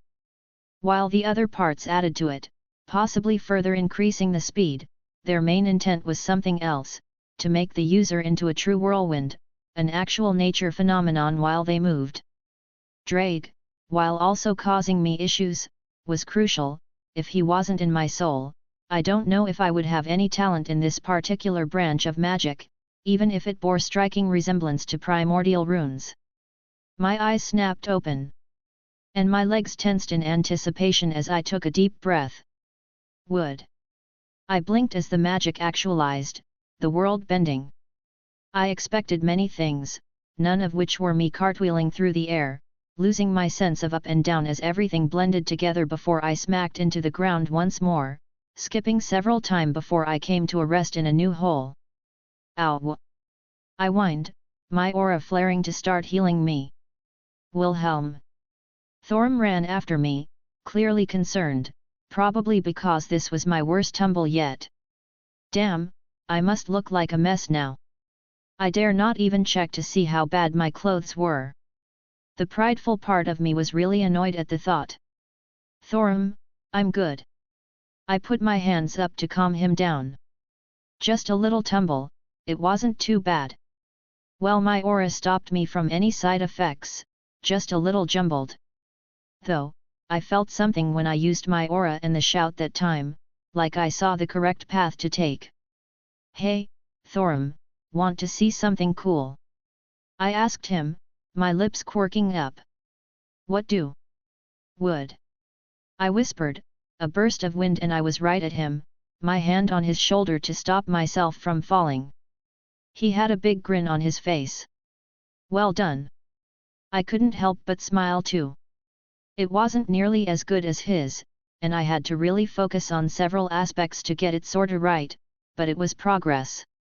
Man, I feel like crap since yesterday.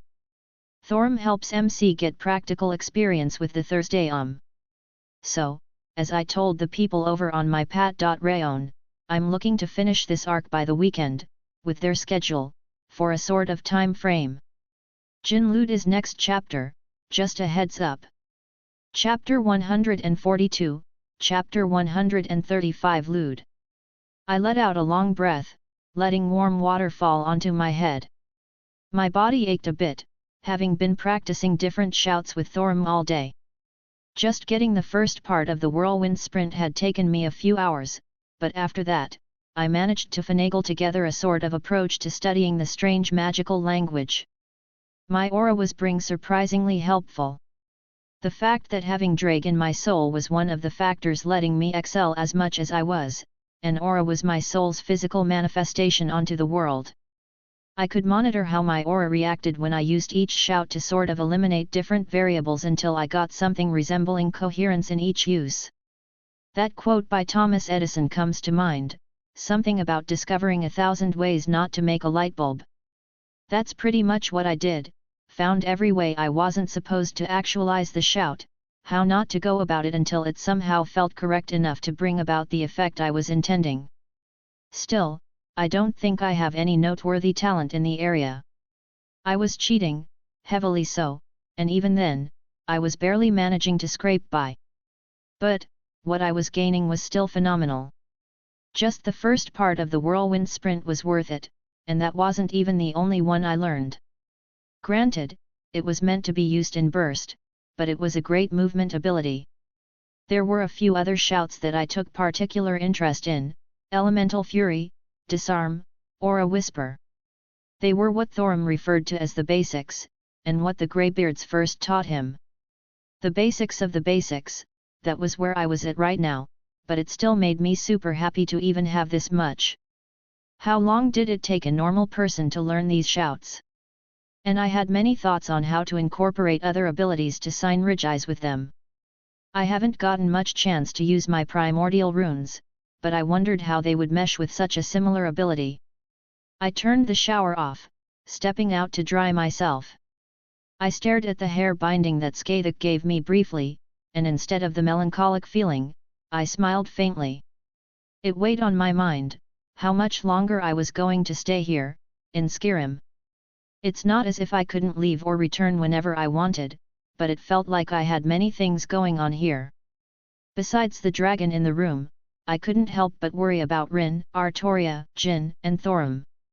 The idea that a dragon known as the World Eater was running loose around here really did give me pause for concern. I didn't think he was going to suddenly pop up and kill those I cared about. If Thorum still hadn't been challenged yet, then I doubt anything was going to suddenly occur. What did the Greybeards say? They were mostly bunkered down, waiting for the storm to settle. And Meridia was here, she could definitely keep them safe, I had no doubt about that. Well, anything below Alduin, and the godly figures here, I don't think they were face much trouble. I would give it a little longer. I was genuinely curious about this supposed Elder Scroll and I wanted to check that out before leaving. And the cautious part of me wanted to set a few more preparations in the house before leaving everyone to their own devices. Well, I just needed to trust them more. I couldn't always be around, as much as they meant to me, they had their lives to live as well. Hey-ah! I let out another breath, tying my hair up. I wiped away the fog in the mirror, looking at my clothes that were folded to the side. Maybe it's time I start extending my wardrobe. It was an odd thought amidst this heavy stuff, but it took my mind off other matters. Maybe I was a little stressed out? That isn't exactly something uncommon for me, past or present life. It always felt like I was worrying about something or another, even when I appeared rather carefree. The only difference is now. Maybe I should find my little genie. A grin crept up on my face. I did make her a promise, and I intend to fulfill it. Warning, lewd scene ahead, contains blowjob and some minor anal play, female. Hello Jin, I popped up right behind her. Wilhelm. She almost dropped what she was holding, clearly startled. Taking a deep breath, she gave me a little frown. Be careful, this is valuable stuff. She huffed, poking me. Is it now? I swept my arms around her, giving her a little hug. What do you want? She asked, allowing herself to lean into my arms. I'm not done with my research yet, I needed to ask the Archmage about stuff, but I think I narrowed it down to a few locations. Interesting, but not what I came here for. What did you come H? I gave her butt a nice squeeze, earning a little surprised yelp from her. Can you take a guess? I whispered. Artoria and Rin are in the house. She breathed out. They are. My hand crept down her thigh. Does that bother you? HNN. She pushed her legs together as my hand reached between them. Do you intend to do it right here? Her voice quiet, but there was a certain excitement in it. Well, I'm just the tiniest bit stressed. I whispered. And someone's been teasing me for far too long. Do you require my services, master? Jin practically threw the items in her hands to the ground, looking up at me lustfully. I do. I am yours to do with you as please. Good, on your knees. I commanded. She didn't hesitate as she dropped down in front of me, nor did she ask what I wanted, her hands already moving to undo my belt. She let out a small gasp when my cock was freed, springing out in front of her face. She took a moment to stare at it. It was her first time seeing one in person. She reached out, grabbing a hold of my shaft, gently at first before applying just a little pressure. She gave it a few strokes, as if to get a feeling for it. Jin paused, looking up at me, eyes meeting. She moved her head down, tongue coming out as she licked up from under the base all the way to the tip. I couldn't help but shudder, a small grin on her face. She began to work all around my member, tongue moving up and down, hitting every spot on my cock, carefully caressing every inch of it with her tongue. Finally, she moved to the tip, her mouth opening just enough to let it start moving in. Her tongue lapped up my underside as she continued to take me further. And every so often she tilts her head to a certain angle to get down on it just a bit more until her nose was pushed all the up into my groin. I felt my toes curl, the feeling of my cock being massaged by her throat. I could barely see her eyes look up at me, wanting, expecting.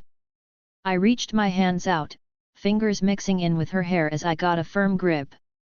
I let out a groan as I took charge and pulled her head back and pushed it back down again. She didn't resist it, allowing me to use her for my own pleasure. In fact, her own hand snaked between her legs, and if her movements were anything to go by, she was getting off on it. I think that was her kink, getting used.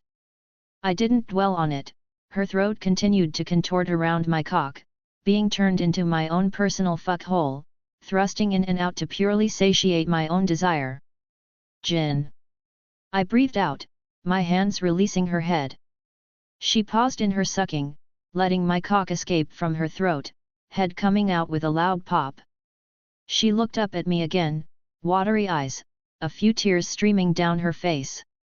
Her hand quickly grabbed my shaft and started pumping. I've never tasted anything before. Her free hand moving up to fondle my balls. Even now, I've never eaten nor drank a single item, waiting for this. She hungrily stared. Will you fill my belly for the first time? Make it so I always remember the taste of your seed. It was enough to push me over the edge, my member twitched, and she noticed, enough to latch onto the tip, my cum bursting out into her mouth. Her eyes didn't leave mine and she continued to suck everything out. Her hand slowly pumped my full length, squeezing every last drop until I finally stopped, spent. My cock fell out of her lips again, but they shut tight, not letting anything leak. She adjusted her head for me to see, her throat visibly swallowing everything I gave her. She opened her mouth for me to see, nothing remained. Thank you for the meal. She licked her lips happily, patting her stomach. So, this is what it's like to have a warm meal fill me up. The sultry look she gave me was enough if I wanted to go for another round, but I think you're misunderstanding something. I grabbed up, lifting her up to her feet. This is your punishment, bend over. I commanded her again. Once again, she didn't hesitate, steadying herself on the nearby bookcase, ass extended towards me. I moved my hands to the hem of her dress and pulled it up over her butt. Her bare rear greeting me. No panties, what a naughty girl. I gave her a little spank. Ah! She let out a small noise. And look at this. I ran my hand between her legs, brushing against her pussy. I moved it up for her to see. Look how wet you are, were you expecting something, Why yes. She breathed out haggardly. I want it. You want it, wouldn't that be a reward? I hummed, running a hand through her hair. She looked at me warily as I gently took the lamp off her neck, hanging like a necklace. It was small, like an ornament that one wouldn't take a second look at. The interesting thing about this little trinket, is that its outside form was almost irrelevant, the magics holding it together malleable as long as its principles aren't interfered with. Just apply a little bit of alteration magecraft, and changing its shape was quite easy. Her eyes widened as it visible shifted. You. She blushed, quite visibly, the red contrasting against her blue cheeks. How debauched. The lamp, in its new form, I moved it down, rubbing it against her slit, letting it get coated in her juices. What kind of master would I be if I didn't make sure this was nice and secure, right? Of course. She groaned, her lamp moving against her sensitive place. I am yours to us. She let out another surprised shout, my finger prodding her other, taunt hole if you wish it, even that place exists for your pleasure. She leaned forward a little, spreading her cheeks. Thankfully, there isn't any kind of mess associated here due to her existence. She doesn't produce waste of any kind. I think that's enough. I stated. The lamp, in the form of a butt plug and soaked in her own arousal, began to push against her little blue rosebud. She arched her back, a small whine escaping her lips. Good. I soothed her. It's going in. She groaned as her ass was penetrated, her own lamp used to spread her open for the first time. It was slow going, or perhaps I was doing it slowly just to get a reaction from her. Her gritting her teeth, juices literally dripping to the ground, her own fingers sinking into those plump cheeks, but it didn't take long for it to fully push into the base. Another small whimper left her mouth as she almost collapsed onto the ground, panting heavily, legs shaking. Master, it's inside. Good girl. I praised her, much to her continued pleasure. Now, you're not allowed to take it out unless I give you permission. I made sure to push on the plug and wiggle it for added effect. Ah! She let out a sudden moan, fully falling to the ground, a small puddle forming underneath her, having been finally pushed over the edge herself. Well, I'll take that as an acknowledgement. Jin gets her punishment, and her lamp will be nice and secure for the future. Still not feeling too well, been throwing up and left work early. Think I have food poisoning, probably not going into work tomorrow. Chapter 143, Chapter 136. I woke up some hours later with a yawn, rising from the couch in the living room. I decided to take a nap and seemingly lost track of time, but I felt rather refreshed. Was it the actual sleep or what I did right before it? Running a hand through my hair, I sat up looking around. Seeing no one else around, I decided to make my way to the kitchen where I heard some sounds coming from. I wasn't too surprised to see who was in there. Artoria and Rin had apparently woken up a little while ago and already had something in front of them, eating. Yo! I greeted, giving a half-hearted wave. Schweinorg. Rin looked a bit tired still, and I recalled, she wasn't really a morning person, or whatever time it is when she woke up. Artoria perked up, fork in her mouth and cheeks a little swollen. She made a noise of acknowledgement. Cute. I couldn't help but pat her head, earning another muffled noise from her. Thankfully, the house came with a fridge and other amenities, magical in nature, so they could still work in this world. Best of all was the coffee maker, already having a pot ready. From what I saw in front of Rin, I could guess who I had to thank for that. I enjoyed my first sip, sitting down in front of them. Sleep good after your adventure? I asked. I forgot what a bed was until now. Rin exaggerated, but she was clearly refreshed. The softness of a bed is always welcomed, but I am more than used to sleeping out under the stars on the ground. Artoria added. There are many things taken for granted in this era that I did not have. It's easy to forget sometimes how much Artoria actually spent at war, camping, and moving from battlefield to battlefield. And the food, I'm sure. I chuckled. The horror. Artoria whispered, shuddering. Mai and Rin just shared a look as she reached over and pat Artoria on the shoulder. Seconds. Rin offered her own plate. Yes, thank you. The King of Knights happily accepted. If things went differently, I wonder if I could have just won her heart through food? Be me woman and I'll let you eat whatever you want whenever you want. Well, the thought if amusing if nothing else. You two up for a little trip after breakfast? I took another sip of my coffee. While I don't prefer it this black, I could still appreciate the high quality. Like what? Rin asked, setting down her own cup. Whiterun is only like a 20-minute walk from the house if we go that way. It should be almost noon now. I scratched my cheek mentally calculating the time. I took a nap that turned into a sleep, and they slept for over a day, so it should be thereabouts. We have not seen one of these towns besides Winterhold, and for that we merely sought out supplies for our trip. Artoria expressed her thoughts. What do you think, Rin? I wouldn't mind checking it out. I have enough money to go on a shopping spree and not feel bad. Rin sighed, staring up at the ceiling. Something wrong? I asked. It's just a weird feeling being rich. I have an exorbitant amount of money right now and I feel like you need a smack upside the head for being depressed about being rich. I deadpanned. Bite me, Schweinorg. Rin snorted. But, it's more like all my previous time saving, trying to scrounge what little resources I had and hoarding everything so tightly, and now, here I am with mountains of gold to my name. Ah, I know the feeling. I smiled lightly. Perhaps not with material wealth, but other things.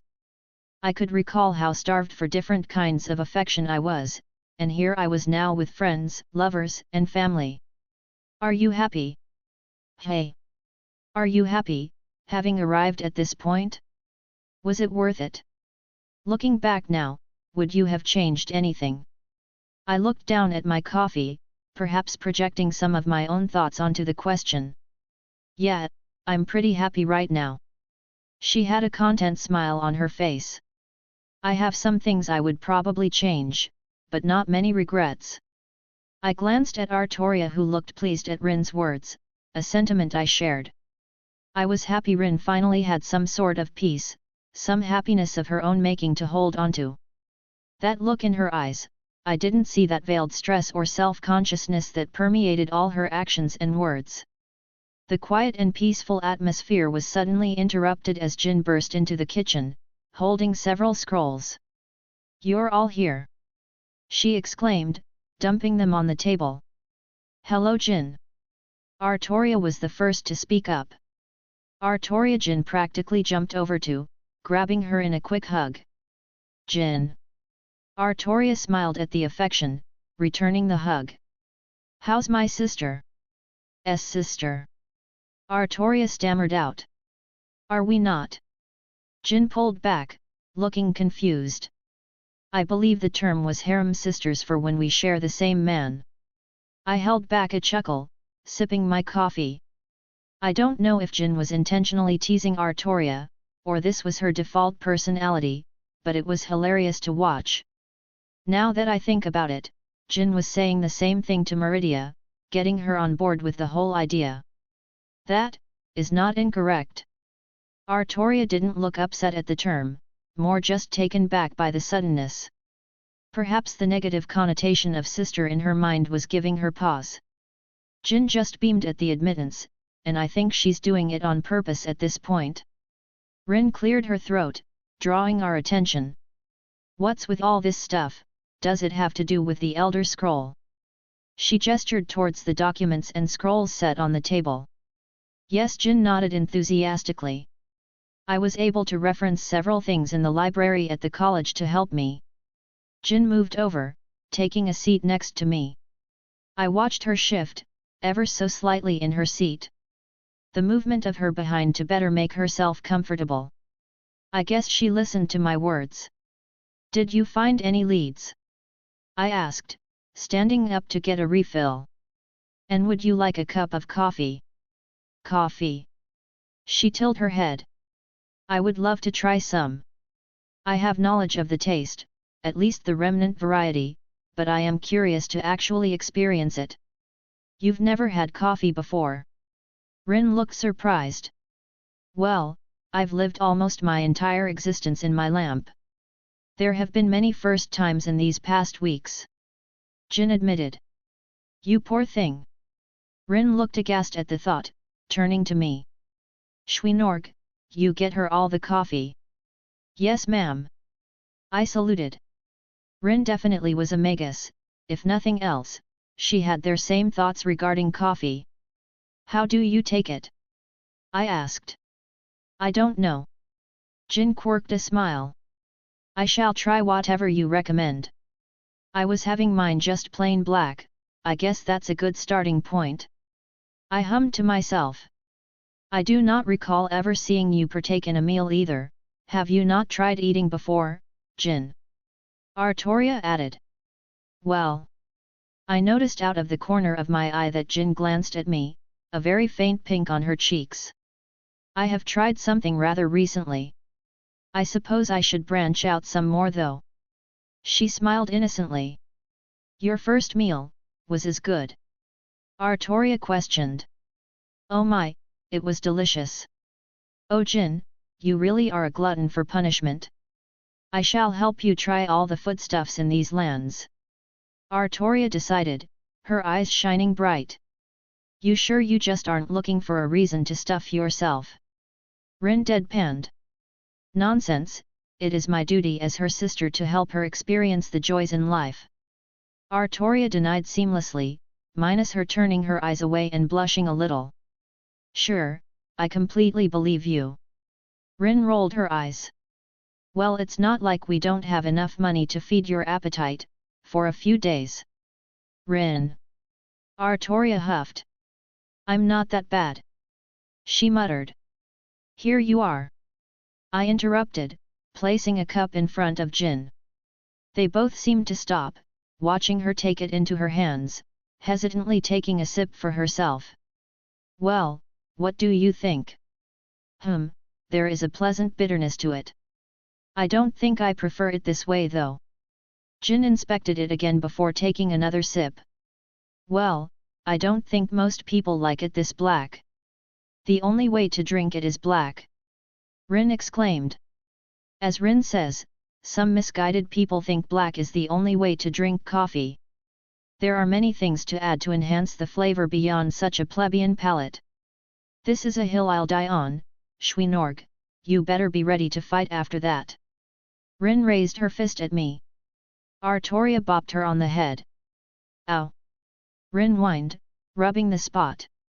You're always so cranky in the morning, Rin. Artoria sighed. Rin blew a raspberry, then pushed her head into her arm on the table. Too little sleep. You slept for like a day and a half. I pointed out. Too little sleep. Rin reiterated with a yawn. Anyways, what's this about the thingy or something, Jin? Oh, yes. Jin perked up, content to watch from the side. With some resources from the college, and some help from the Archmage, we are about to narrow down a few location that we think the Elder Scroll is it. Well done. Awesome. Good job, Jin. I reached for her hand, taking it in mine. You've been doing a lot of good work, thank you. I want her to know that I appreciate her, perhaps I should show it more often. Yes, of course. She looked a little bashful under the sudden praise, but she made no attempt to move her hand from mine. So, what are we looking at exactly? I asked, wanting to know some details. Well, Harkin's journals were a mess. If they weren't coded, then they were almost nonsense to anyone but him. But from what was pieced together, his daughter either stole or was sent out to retrieve an Elder Scroll and she disappeared with it or looking for it. We have a few locations we think she's at or the scroll is at based on movements and some old stories and legends. I let go so she could roll out a map, showing a basic view of Skyrim. Well, there were about a dozen places, but we think these three are the highest probability. She pointed at 3 markings, bigger than several more on the map. They are not too far apart. Artoria took a good look. We can devise a route to hit all 3 in one trip. Could probably do them all in a day. Schweinork is better at utilizing the kaleidoscope. How many issues did we run into just because we couldn't strong-arm a door or trap because it might have brought the place down on our heads? Rin voiced her own thoughts. Why didn't you just take Ruby out? I grinned. Fuck you, you know why. Rin huffed. Oh, the next time Ruby comes out, please come and get me, I very much want to meet her. Jin said, earning Rin's attention. Sure. Rin sighed. Well, I couldn't fault her, it was hard to decline a request like that when Jin gave such a look. Anyways, what are these spots marked? I asked. This one is the Ice Harrow Cavern. She pointed to the southernmost one. This one over here is the Nameless Sanctuary, and lastly is the Dimalo Crypt. Now I think the most likely. It's the crypt. I cut her off. What? She looked confused. Definitely the crypt. Rin just nodded. I would wager much that it is indeed the crypt. Artoria didn't even bat an eye. How are you all so sure? Oh, I forgot you aren't familiar with vampires. I laughed. Something you need to understand about them, they are very stereotypical. What do you mean? Jin still looked confused. All the lore, the stories, even popular media, yet, lots of that is depressingly accurate. Even back in our home world, the dead apostles act very much like a stereotypical vampire you might read about in a novel. Complete with some edgy naming convention and a castle of edginess. A place named after a crypt? That's 100% guaranteed to be some vampire activity. It's sad that it's so true. Rin just shook her head. Such things were known even in my time. Artoria added. But, my notes all point to the Nameless Sanctuary being the most likely. I pat her shoulder. I'll tell you what, we'll check the crypt first, and if we're wrong, you can act smug all you want and I won't argue with you about these kinds of matters in the future. Humph, I'll hold you to this. She crossed her arms with a huff. Oh you poor girl. Maybe if vampires were something known in her home world, she would understand. Even Harkin acted like a stereotypical vampire, it was sad to think about. Especially since I had to interact with the dead apostle ancestors in many iterations of my past life. Not to mention Altrosh, that emo girl is off throwing a tantrum somewhere. Well, before we go, I wanted to head back over to Whiterun. Whiterun. That is the city with the dragonborn your friend, correct? That's the one. I nodded. Rin and Artoria expressed their desire to go, do you want to come as well? You wouldn't mind having me there? I don't exactly, blend in. She gestured to herself. I get many looks even at the college, I do not know how I will be treated in an open city like Whiterun. Please, we both know those looks aren't because you're blue. Oh, hush you. She smiled brightly, slapping my shoulder. I'm being serious, from what I've read, Nords aren't the most open sort to new things.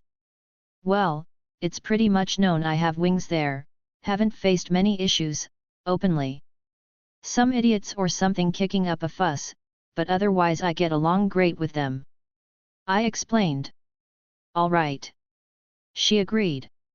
I'll go, I do wish to meet this friend that you speak of and get a look at the city. Indeed, I too wish to meet this Thorum, this dragonborn for myself. Artoria nodded at Jin's statement. I wouldn't mind getting some supplies while we're out. Rin added. We can get anything we need before setting off to look for the Elder Scroll. I was a little excited, I wanted to see what this so-called Elder Scroll really was. And I wanted them to finally meet my best friend. It was weird, I don't think I've ever seen Jin nervous before. It wasn't obvious, but I knew her enough now to pick up on a few things. Large crowds like this, she hasn't ever had any experience dealing with before.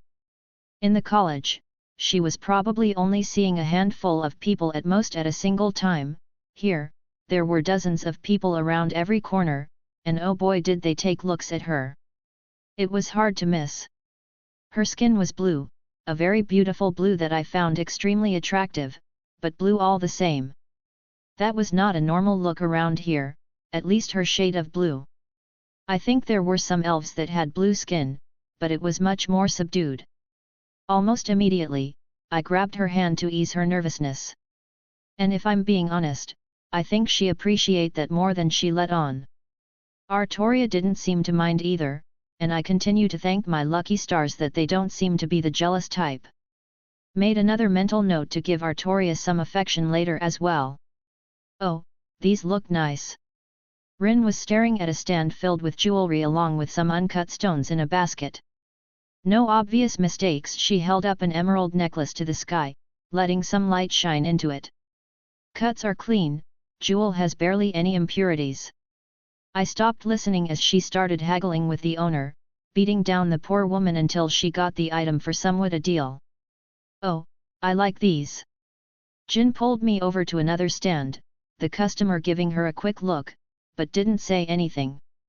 The fur on these boots is just splendid, and the design is lovely. Would it be sexist to make a girl's comment about her immediately going over some shoes? 12 septims for your girlfriend. The elderly woman said, a gentle tone in her voice. Sure. I happily set the coins on the counter, letting Jin her hug new boots. See anything else you want? Well. She took a glance at a scarf hanging from above. I chuckled, squeezing her hand. The scarf as well. I looked up and saw another one that piqued my interest, that one too. I pointed to it. 7 septims. The old woman said plainly. How do I look? Jin quickly put the scarf on around her neck as I added more coins to the counter, pocketing the second one for now. Oh darling, if you didn't have a man, you would have to beat them back with a shovel. Older woman laughed. Jin looked elated at the compliment, I think doubly so because it was from someone outside of our circle. A stranger complimented her and wasn't put off by her uniqueness. I'm a lucky man. I kissed her cheek, earning a bright smile from her. The old woman just cooed. Reminds me of my husband, bless his soul, in Sovngarde. You take care of her, young man. She wagged her finger. Well, I think she takes more care of me. I laughed. And don't you forget it. Jin poked me playfully, turning back to the older woman. Thank you for the items. Oh, don't mention it, dearie, I just make them to pass the time these days. Now shoo, go spend time with your boyfriend away from this old woman. She gave a warm smile. Jin giggled, pulling me along to where Artoria was. Find anything good? I asked as we got closer. I have yet to find any item that I wish to procure. Artoria admitted as we walked around. She did a good job of always keeping Rin in her sights. Is that so? I hummed as she turned to look at something else. Yes, I gently wrapped the second scarf around her, earning a startled look from her. Wilhelm. She touched the fabric, looking up at me and at Jin, who wore a similar one, if a different color. Do you like it? It is lovely. Her cheeks turned a faint pink. Thank you. Of course. I smiled. Wilhelm. We all turned around to see who shouted. I recognized the voice immediately, but no one else did. Thorum. I greeted with a wave, having noticed Rin creep back up at my name being dropped so loudly. I guess it wasn't this weird running into him. The companions building isn't very far away and this is the biggest market in Whiterun, not to mention we probably stick out like a sore thumb. My friend, you are looking better after our training, much less dirt on your face. He came up, slapping my shoulder. And who are these beautiful ladies? I twitched slightly at the mention of our training. It was mostly me eating dirt, or getting embarrassed by my lack of skill in the area. Well, I guess lack of skill is relative. You must be Thorum. I am Artoria Pendragon, Wilhelm's girlfriend, and Rin's guard. Artoria was the first to introduce herself. Well met, Lady Pendragon. Thorum gave a polite greeting. Will has spoken much about you. I'm Jin, also Wilhelm's woman. She smiled at my friend. Lady Jin, you have also been spoken of, but he didn't mention your exotic and lovely coloring. Thorm was smooth with the compliment, and if I didn't know any better, I may have been worried. Oh, you are just as sweet as he said. Jin giggled. Rin Tosaka. Rin finally spoke. I'm his grandfather's student. She was polite, if a little blunt. It is a pleasure to finally meet you, Lady Tosaka. Thorm greeted, having a little trouble with the naming convention. Come, let me buy you all a meal and drink, we can exchange stories at Will's expense. Thorm laughed. You know what? I would love to hear some stories. Rin looked at me evilly. What's this you said about training? So I wanted Skyrim Arc to wrap up this weekend, on my Pat Rayon that is, but with everything going on, my being sick, and the fact that I have to suddenly work this weekend, and it being a holiday, it may be pushed back a couple days. So, the gang finally meeting Thorm with a Elder Scroll hunt in the near future. Chapter 144, Chapter 137. Yes, then Will did a flip in the air and flies straight into the ground. Thorm burst out in laughter, slamming his mug of mead onto the table. I shook my head and sighed. The others were laughing at my expense, but it wasn't upsetting. Rin was really squeezing out every bit of information from Thorm that she could, basically starting from the last training session. How long did he keep going at it? Rin grinned, eyeing me. Oh, an hour at least, maybe more. Thorm chuckled. Never in the same way, but for some reason, he always ended up with his face in the ground every single time. Well, he does always like to brag about how talented he is. Rin snickered. I'm glad my genius is finally recognized by you. I raised my own mug up, before taking a drink. Honestly, it's only rivaled by my handsomeness. I smirked. Boo. Rin blew me a raspberry. He has been getting a mite prideful these days, maybe we should have another training session. Thorm laughed. Mayhaps it is appropriate to remind him and keep his ego grounded. Artoria added, surprisingly holding a mug of her own. I did not think she really enjoyed alcohol much, or maybe she just has specific tastes. I could imagine that this stuff was much closer to what she could remember from her era, and she was probably used to it from the first time I brought some around. Well, I would not say no to more people. Thorm rubbed his chin. Your beauty and grace hide such prowess, Miss Pendragon. Just the thought of fighting you makes me shiver, as if my instincts are screaming that it is a bad idea. Artoria looked very happy from his words. I think she was glad he didn't mention that she was delicate or small. You are Wilhelm's friend, you can call me by my name. She smiled at him, though not arguing with his words.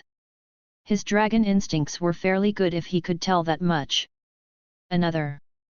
Jin threw her hand up, slamming an empty mug onto the table, her fifth one so far. Maybe letting her drink so much alcohol so soon was a bad idea. Agreed.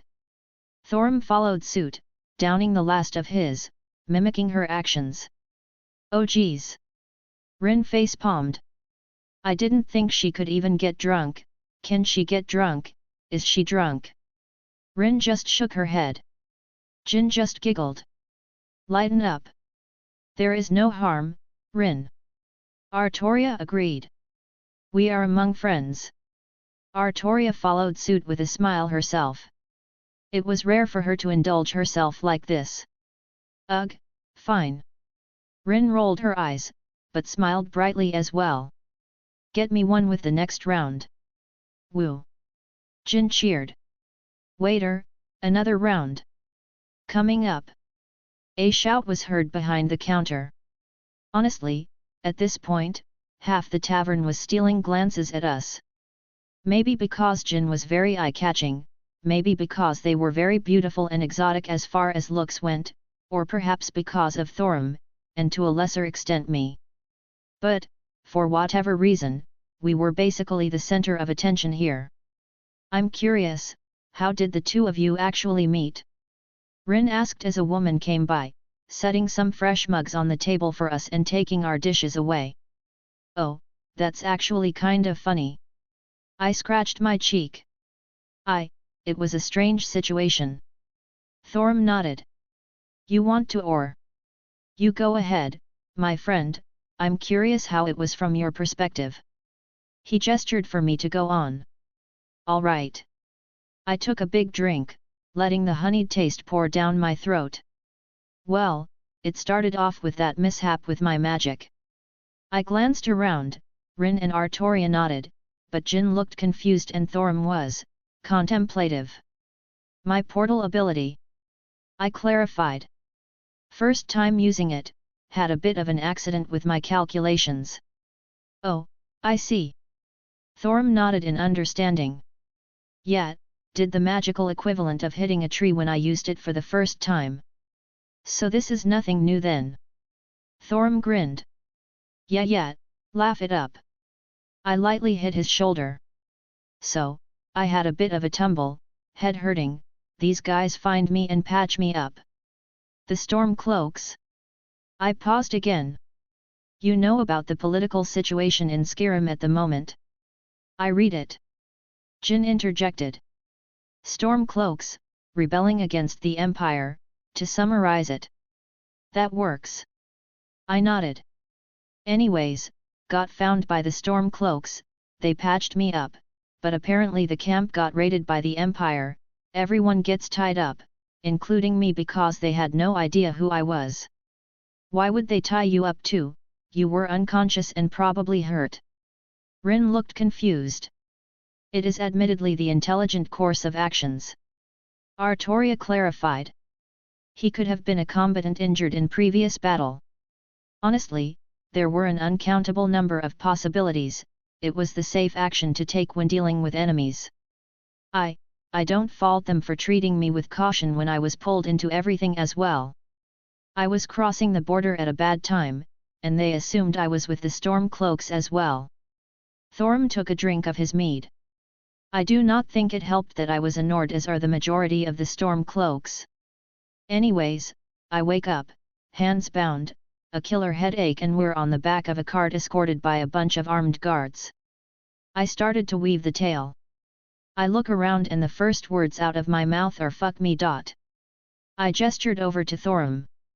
I share a conversation with some Stormcloak guy, he gives me some information, and apparently, we're sitting right next to the guy who started the rebellion and murdered the king. Or something like that, I haven't really looked into it much. That sounds super unlucky, like holy shit. Rin started at me incredulously. Thorim let out a laugh. It could have been. There have been tales of the Empire foregoing legal rights and sending prisoners straight to the block. I can guess you both escaped your binds. Artoria looked, unamused by the insinuation. Jin, as if sobering up for a moment, seemed angry, a look I hadn't ever seen on her face before. Maybe we should go pay a visit to the Empire. She gave a very innocent smile. You're sweet. I kissed her cheek. Hee, she giggled, as if forgetting her previous words, and went back to drinking. Thorim gave his big goofy smile, shooting me a thumbs up. I am still waiting to learn this powerful magic of yours, my friend. Oh, fuck off. I waved my hand at him. Magic? What magic? Rin perked up. This idiot keeps spouting some nonsense about my natural charm being some sort of magic. I rolled my eyes. Well, I think it would make more sense. Rin snorted. Indeed, my friend. I believe you should share your secrets. Thorim joined in. Oh, screw you both. I huffed.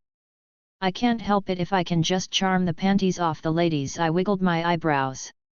Oh, can you now? Artoria raised an eyebrow. I cleared my throat. Please, do go on. Rin had a wide grin on her face. Yes, Will, please elaborate. Thorim also chimed in. I'm not wearing panties. Jin declared. We all turned to her, who just started going into a giggle fit. Drunk Jin is precious, and I want to cherish her forever. I dipped my finger into my drink, using the liquid to draw a few runes onto the table, creating a simplistic and unsteady bounded field, something that can be wiped away quite easily. Its only purpose was to muffle our conversation to anyone outside of our table. Anyways, we were tied up, right? My ability to change the subject was masterful as always. Smooth. Rin deadpanned. But I am curious, go on. Well, I was mostly joking, and Artoria knew that if her smile was anything to go by. I don't particularly like the storm cloaks, but they were good to have at my back. I was able to communicate with some looks to one of them that I could use magic. Thorim picked up on it easily as well. So, I burst a wheel of the cart with a botched reinforcement, and in the sudden confusion we staged a breakout. A botched reinforcement? That's pretty smart and something I'll need to remember. Rin muttered. I remember. Thorim took a drink. The ones guarding us, the majority of them were green. Probably never seeing a true battle before, just there to bask in the glory of defeating a group of storm cloaks. They were disorganized in the mess and panicked. There was no commander to take charge. Artoria looked at me in surprise. Now that I think about it, there was a woman on a horse giving orders, and there was another prisoner with us, a horse thief who tried to make a run for it before we moved, but after I blew the cart up. She went after him since he bolted into the nearby forest. Artoria furrowed her brow, looking a little annoyed. She should have sent out some of her men, not go herself. She left them without a clear chain of command, and chaos ensued without anyone to rally them. I won't say anything in her defense. I held my arms up. In hindsight, it was a bad idea on their part, but I will not lose any sleep over their decisions. Thorim added. So, you guys fought, anything interesting happen? Rin asked. About what you would expect. I shrugged. I was a bit weaker back then, but they still didn't have any mages, so I could have free rein with my own magic. Really, the most annoying thing was a couple archers. Suddenly Thorim broke out in laughter. I remember. You threw a dagger at one of them, but it only clonked him in the head and he fell over. I snorted, laughing myself. I recalled what happened. I completely forgot about that. I never had much a talent for throwing knives or the like. I let out a small sigh, as the image of it was still fresh in my mind now. Afterwards, we went our separate ways, only meeting back up again when I went to Whiterun. Oh. Tell them how you met Meridia. Jin looked excited at the idea. She told you. I was mildly surprised. Ahoy. Jin nodded. I'm curious now. Artoria spoke. There is definitely a story here and I have to know. Rin looked at me. Thorim sat up a little straighter. You never did tell me the full story of how you met, only that you met her at her temple. It's not that interesting. I waved it off. I just met her after clearing her temple of some necromancer. We clicked and the rest is history. Liar Jin poked me. Tell the truth, mister. She continued to poke me. You're really going to make me say it? I groaned. Oh God, I really want to hear this now. Rin looked rather gleeful.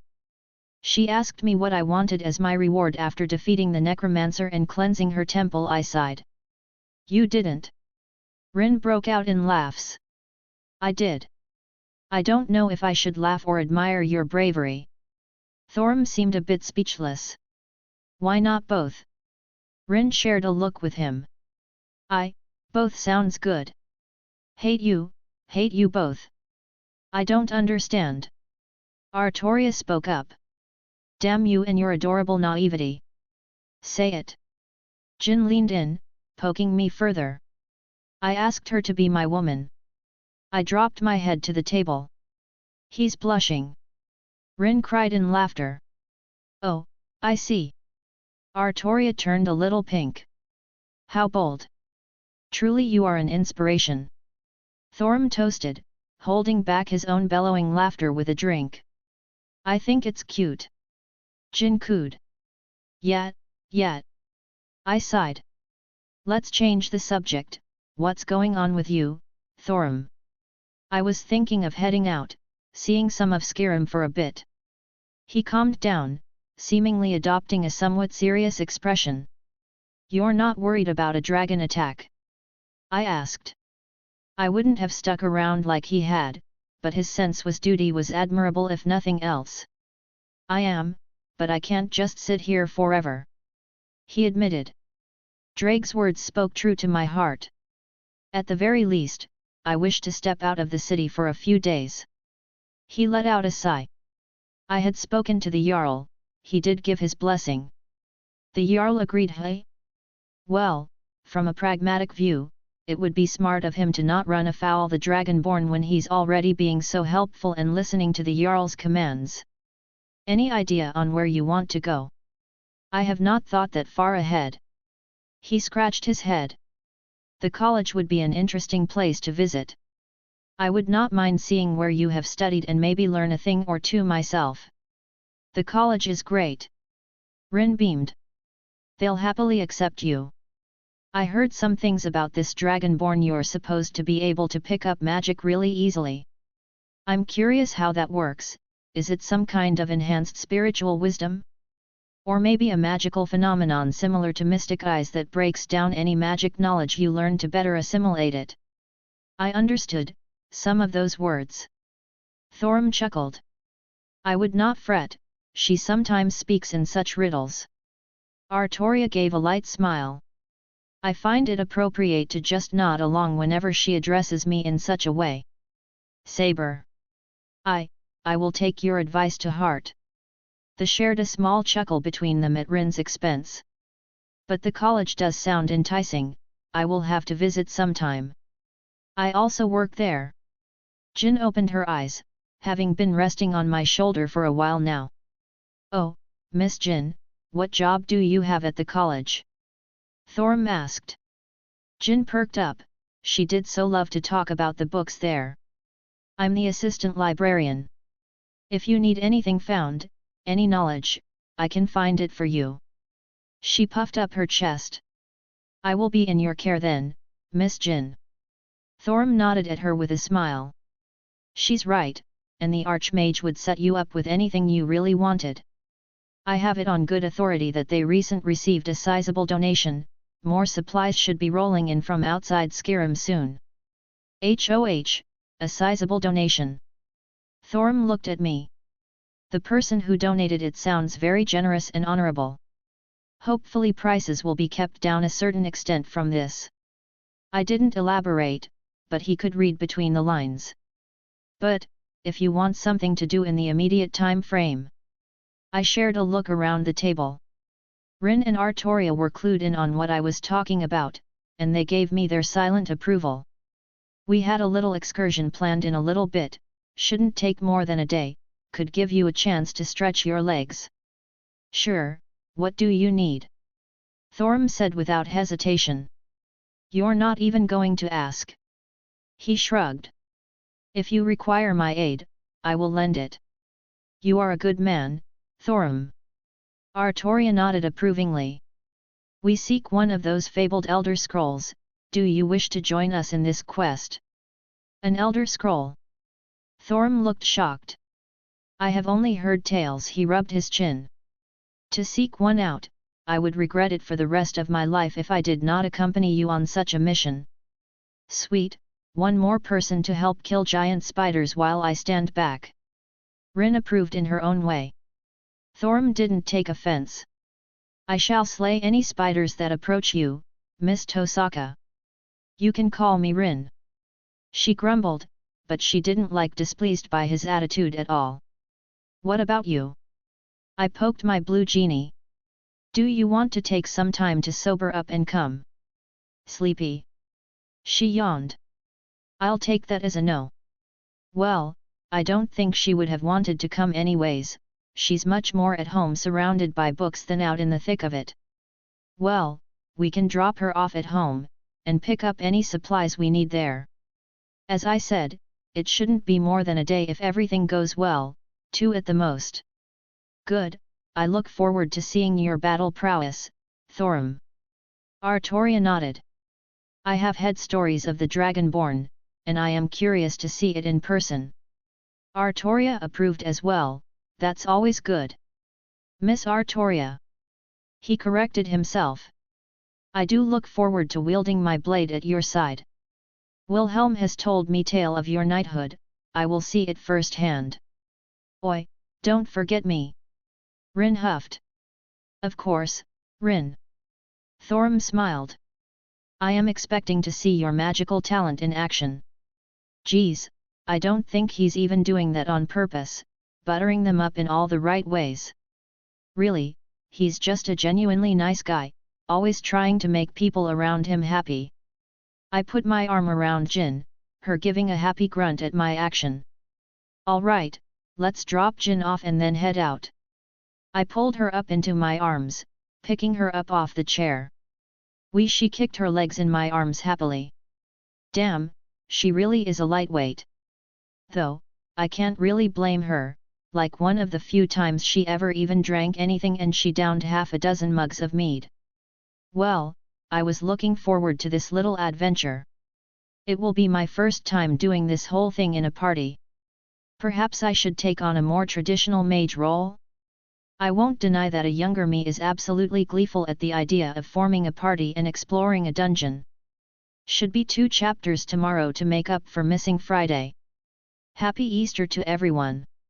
Chapter 145, Chapter 138. I hummed, walking down the stairs of my house. And what is this? I heard Thorum's voice, pointing at a device from within the kitchen.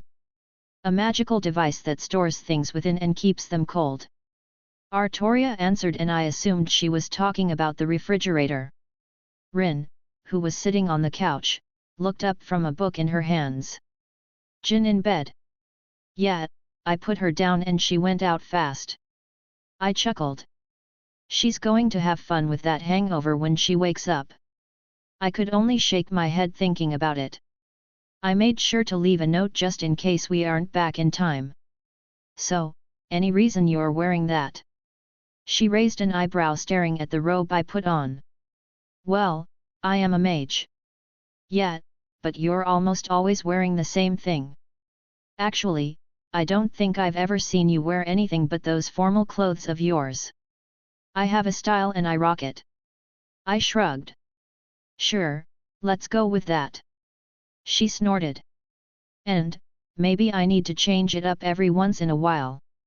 I originally stuck to those clothes that style because he made me feel a little more confident when I was less sure of myself. My earlier days were hectic. But I also liked how I looked, so I generally just wore similar stuff. And I was going to play the role of a mage, so I thought I should dress the part. Want your staff back? She asked. Oh, yes please. I nodded enthusiastically. She didn't hesitate to pull it out of her bag and toss it to me. As soon as it entered my hand, I felt the magical energy swirl before I had to forcefully calm it down. I briefly forgot how assertive this staff was. Well, I guess that was as expected of a divine construct. God, that thing is still just as absurd. Rin looked at it warily. Didn't use it. I wouldn't have been mad if she wanted to test it. Hell no. She crossed her arms. That thing gives me a bad feeling. Yeah, I could see that. Artoria's divine construct was more peaceful, subdued, until used. The staff of Magnus wanted to be used, and it made that apparent. So, on an unrelated matter. How would you feel about getting aura? Is that even a question? She looked at me like I was an idiot. Fair. But I felt like I should ask regardless. I don't want to assume on stuff like this. Honestly, it was just polite. I'm not quite at the point where I can comfortably awaken someone's with any confidence, but if you wanted to be a sort of test subject, it might make everything faster. You want to test it on me? She looked skeptical. You know I would never do anything to hurt you. I know, I know. She sighed. Some habits are hard to break. She pulled her knees up to her chest. What do you need to do? I just want to get a feel for my aura entering your body. I explained. That's it. And there won't be any side effects. Nope, completely harmless. All right, fine. She shrugged. How do you want to do this? I just want to put my hand on your back and push some aura into you. I walked forward and she turned, her back facing me. Ready? I asked, putting my hand on her. Go slowly, I want to see what happens too. Rin gave me the go-ahead. I took a deep breath, focusing on my aura. It flared around me, but I calmed it down. It focused onto my hand, more than the passive barrier that negates damage. This was me pulling forth the power of my soul as it began to seep into Rin. Oh, that's weird. Rin shifted slightly but calmed down. Good weird or bad weird? Yes, no? It's like, you're trying to hug my soul. Not bad, but a little uncomfortable, honestly it seems kind of. She trailed off. Intimate. Yet. She said quietly. I've heard similar things back on Remnant. I'm basically poking your soul with my aura to awaken your own. Much more complicated than that. From what I've gathered so far, basically my aura will deposit the concept onto her own soul, essentially implanting the ability into her core being. I had several theories about auras so far, that the souls of those on Remnant are a tad different, in that they can awaken theirs without another person doing the deed, whereas we need someone to initiate it. After a few more moments, I pulled back. Feels even weirder when you stop. Rin let out a breath. Yeah, almost depressing. Right? It felt like you were breaking up with me. Rin let out a chuckle. Aura is seemingly tied with certain emotions as well, and how a semblance is manifested. After feeling that, I can believe it. She sighed. So, you found your semblance yet? Nope. I fell onto the couch. I haven't been really trying to either. I kind of want it to come organically. Call it instinct, but I think it manifesting based on need or desire would be more beneficial than if I attempted to being it out forcefully. Will. Thorim smiled as he walked back into the room with Artoria. Hey, you guys ready, or do you need to do anything before we head over? I swept my gaze around the room. I am ready. Thorim replied. Artoria told me that you all have the basic supplies stored away magically. He pat the sword on his back. And I have my sword with me, so I need nothing else. Still surprised that sword isn't acting up. Rin muttered. There were 2 dragons right next to it, and it was being very quiet. It was quelled by Artoria's presence, and it accepted Thorim. What a strange sword. Well, I'm ready. Rin stood up, and she was still dressed in her gear, but she took her staff and spear out, putting the spear on her back and staff in her hand. As am I. Artoria nodded, summoning her armor. Amazing. Thorim looked surprised. I wish to learn how to do that. He laughed. Well, at the very least, we can probably set you up with something that you can store stuff inside. I'm sure the Archmage had the college start making some storage items. But, we can do that later, let's get going. We all walked out of a portal I created, depositing us close to the base of a mountain. Snow began hitting us right in the face with a drastic drop in temperature. Hang on, let's get our bearings. Rin called out as we started looking around, map in her hands. From what Jin wrote, it should be up a few hundred feet. Ruoar, a furious shout bellowed out, shaking the area. It was loud, and menacing, but it was no dragon. Just by eyesight, it was hard to make out under these snowy conditions. A troll. I tiled my head. I don't think I've ever seen one that big before. It had to be at least 3 times the size of the ones I've ran into in the past. Wilhelm. Artoria spoke up. That is not a troll. She clenched her invisible sword in her hand. Something feels off about it. Thorm added. You. Rin helpfully commented as well. I raised my staff up. Fireball. I cast, the large ball of fire, much bigger than I intended, flew off, smacking it square in the chest. It didn't even stutter its steps, and the fire lit up the area, revealing its true nature. It had disgusting growths all over its body along with decayed patches and protruding additions that certainly did not belong to a troll. Necromancy. I sighed. It was definitely a branch of necromancy, focused on sculpting abominations. I didn't particularly agree with the magical craft, especially with who I was in a relationship with, but the thought of using a troll with their ridiculous regenerative abilities was certainly an interesting concept. Well, I was Meridia's lover, I couldn't exactly allow these things to exist. I raised my staff once again, a spell circle forming at the top as I pointed it at the approaching abomination. Lightning bolt. A simple spell, but with the staff and me intentionally putting a little oomph into it, a huge bolt discharged, blowing a hole through the creature. It stumbled, practically sliding onto the ground, but it didn't die. Thorm ran up and sliced its head off with an ease that showed his experience. What a strange thing!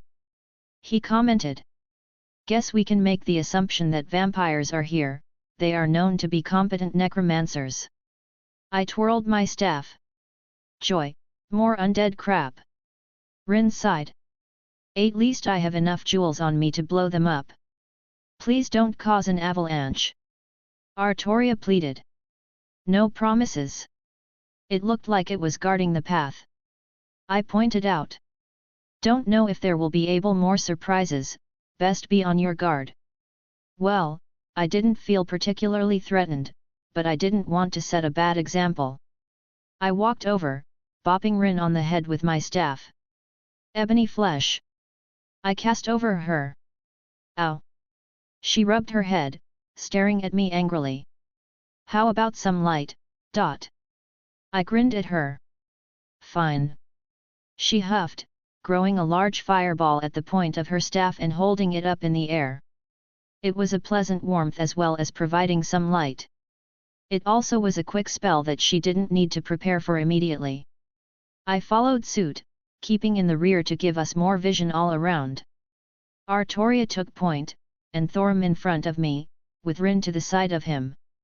We didn't make it far before we found the entrance, along with dozens of skeletons all turning around to face us.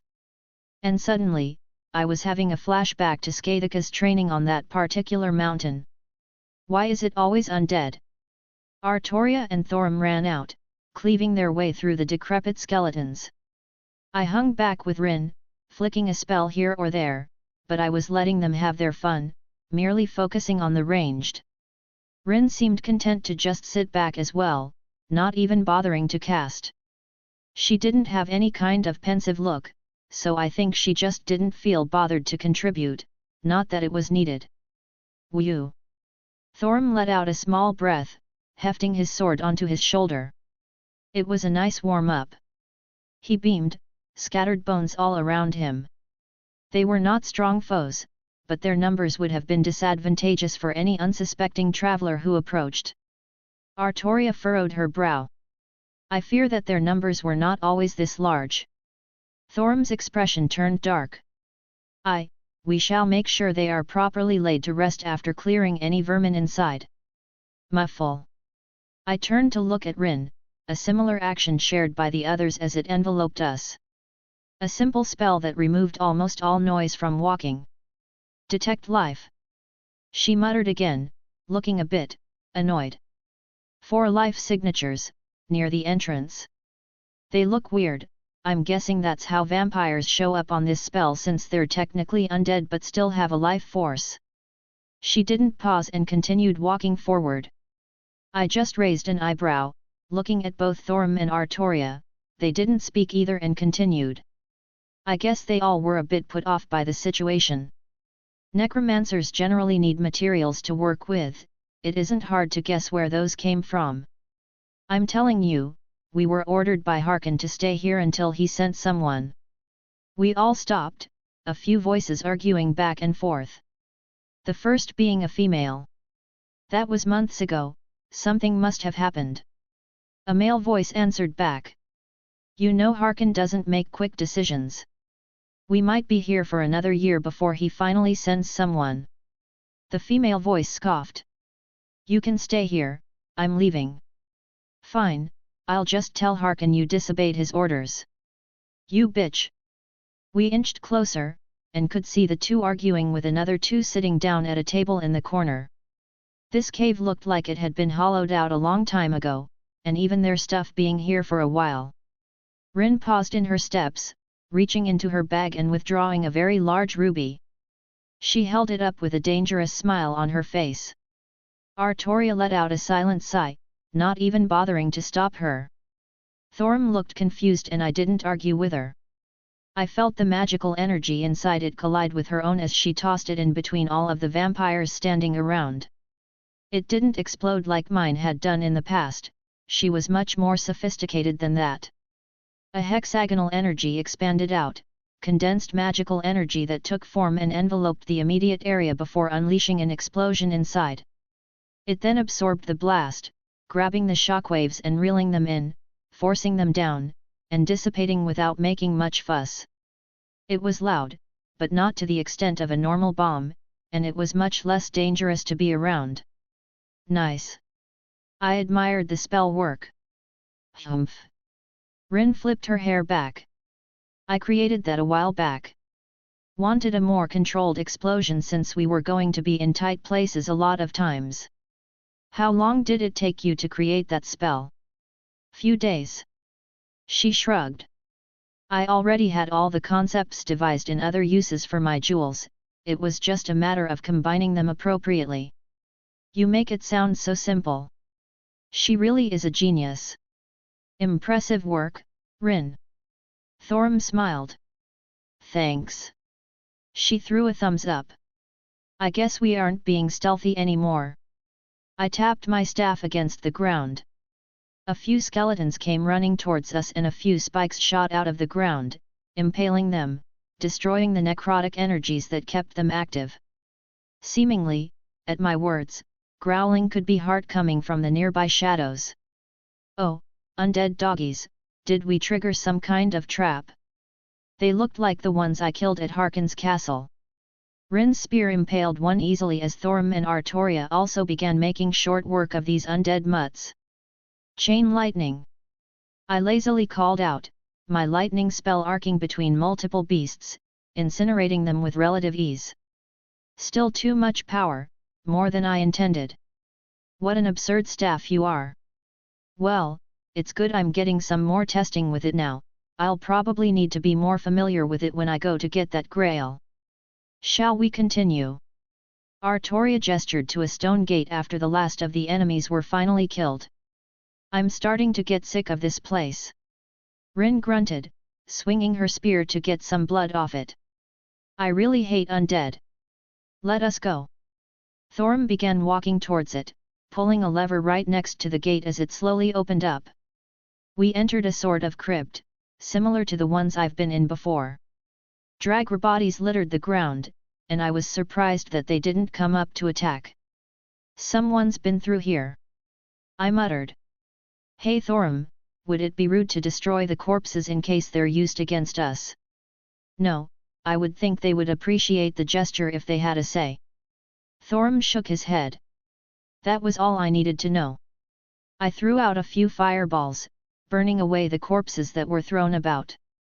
Rin followed suit as Artoria inspected the area. I found a chest. The knight spoke up, grabbing our attention. It was next to a table, some journals and notes set to the side as well. I can store it for now and we can split the spoils after. That sounds good. Thorim accepted easily. Fine. Rin didn't argue either and Artoria just gave a small smile and a nod.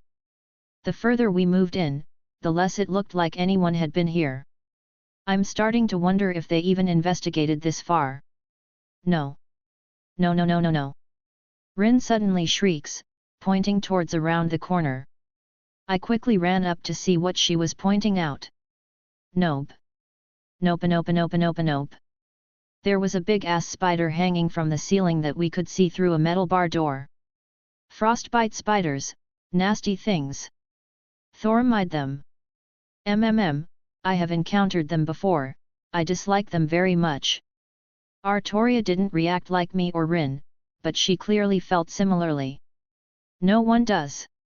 Thorim laughed. They are poisonous, and they can get very big. Shwinorg, fire. Fire everywhere. Rin grabbed me by the collar. I held out my staff through the openings and didn't even try to contain my power. Burn, burn, burn, burn. A torrent of flame shot out, igniting all the webs and creatures that lived there. Their shrieks suddenly filled the halls, they angrily started attack the doors, but they did not budge. Hate spiders. Is shuddered. That should have done it. Thorim spoke up after a few minutes. More. Rin disagreed. Artoria cleared her throat. Mayhaps we should be cautious and continue a bit longer, she said, not meeting Thorim's gaze. We sat there in silence for several minutes, my fire finally dying out as everything had been completely scorched inside. That should be good. I settled. Where did those spiders even come from? Shouldn't this have been sealed off? Who knows? Frostbite spiders show up in the strangest places sometimes. Thorim didn't question it. If you all are uncomfortable, I can take the lead. You're the best, Thorim. I pat his shoulder. If you so desire. Artoria looked a little shy. Shwinorg, you have a good friend. Rin looked very happy. Would rather fight dragons than giant spiders. Thorim chuckled, Gram held out in front of him. I guess he was used to our antics at this point. As we pushed onwards, it was clear how far my flames actually reached, as the next room was completely scorched as well and we couldn't even tell if the spiders had made it this far. You do impressive work, my friend. Thorim looked around. I smiled, inspecting the area. This looks like one of those puzzles you Nords are so fond of making in their tombs. It was another barred entryway, a bunch of metal bars in the form of a gate. Thorim went up to it, gripping it tight. It is a heavy one, but we may be able to lift it without searching around for the mechanism. And considering it wasn't exactly obvious, there was a good chance it got burned. Allow me. Artoria stepped up. It is heavy, I do not know if I can lift it by my. Artoria heaved it up, holding it without issue. Rin didn't even bat an eye, walking through. Is this how you guys did it on your own exploring? I asked. Of course. Rin grinned. Well, damn, I had to use magic on the more absurd ones. Is it odd that I find her displays of strength sexy? Thorim put his hand on my shoulder. You sure know how to pick them, he said quietly, before following along. I walked through as well, giving Artoria a wink. You're mine later. Didn't say something like that here? She turned bright red, dropping the gate down. I couldn't help but chuckle, watching her fidget like that. Shwinorg. Get over here. Rin voice echoed out.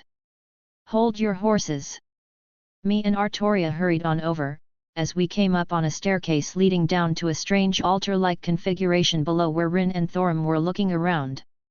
We descended, making sure to inspect it all, but I didn't see any obvious danger signs. What is this? Thorim looked confused. Looks like some sort of ritual chamber or something, but I don't see any blatant signs of magical intent.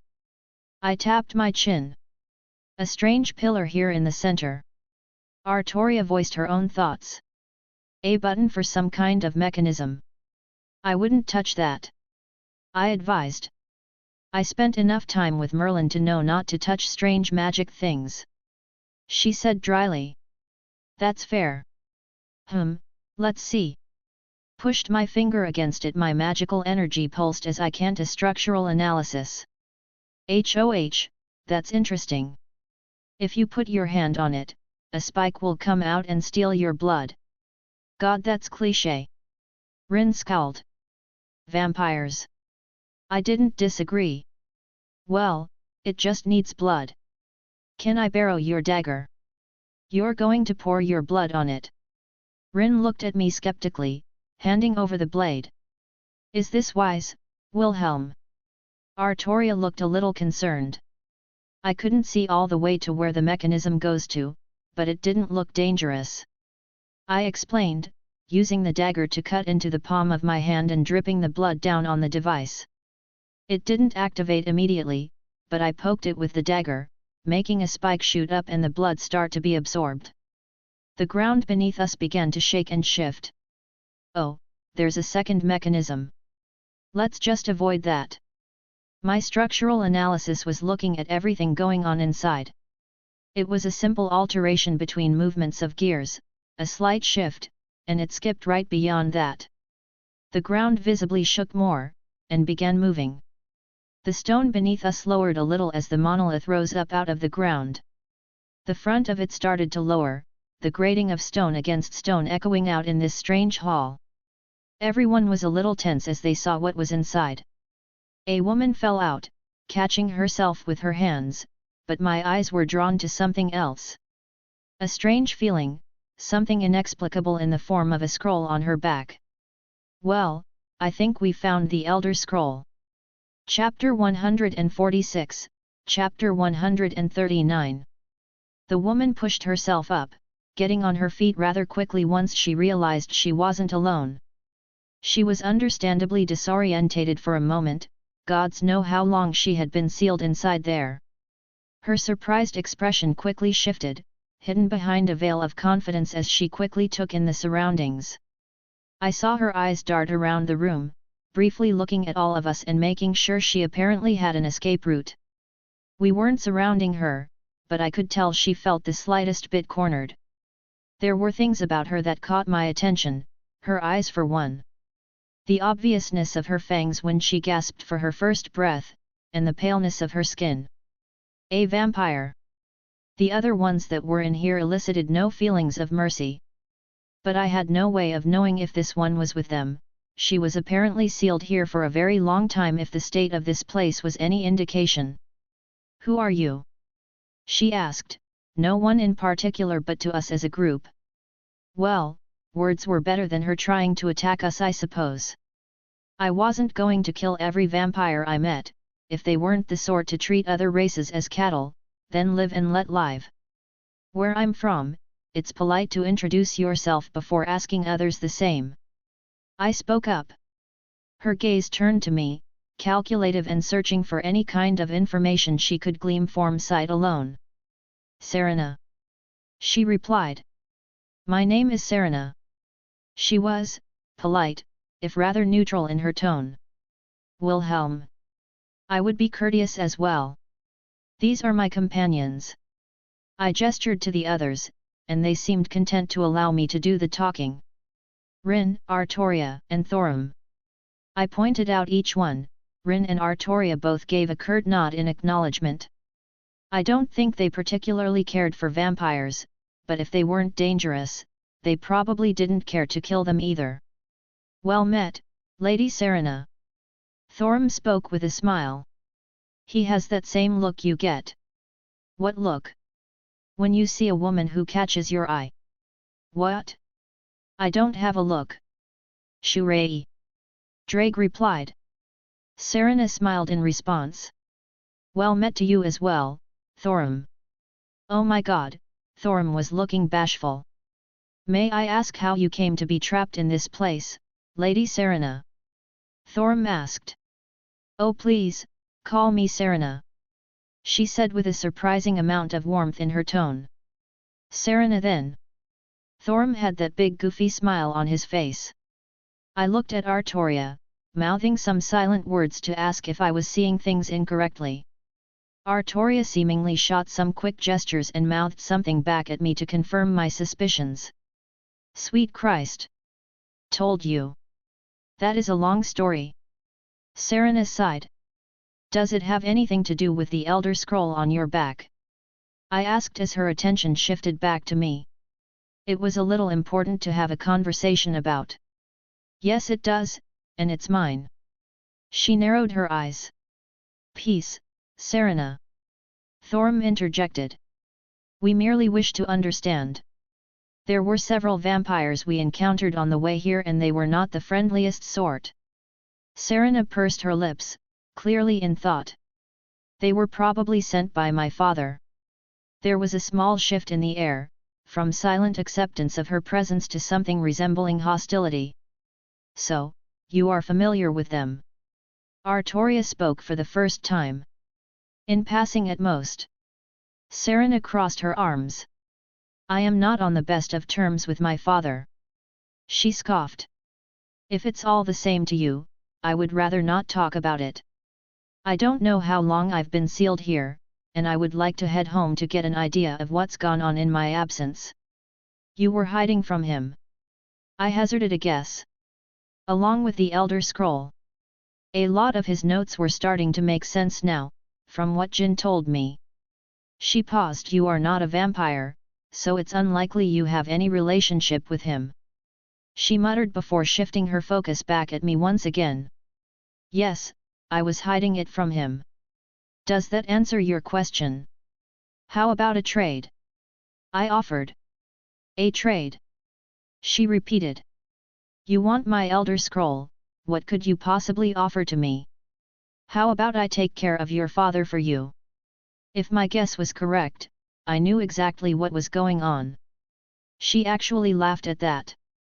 Take care of my father? You?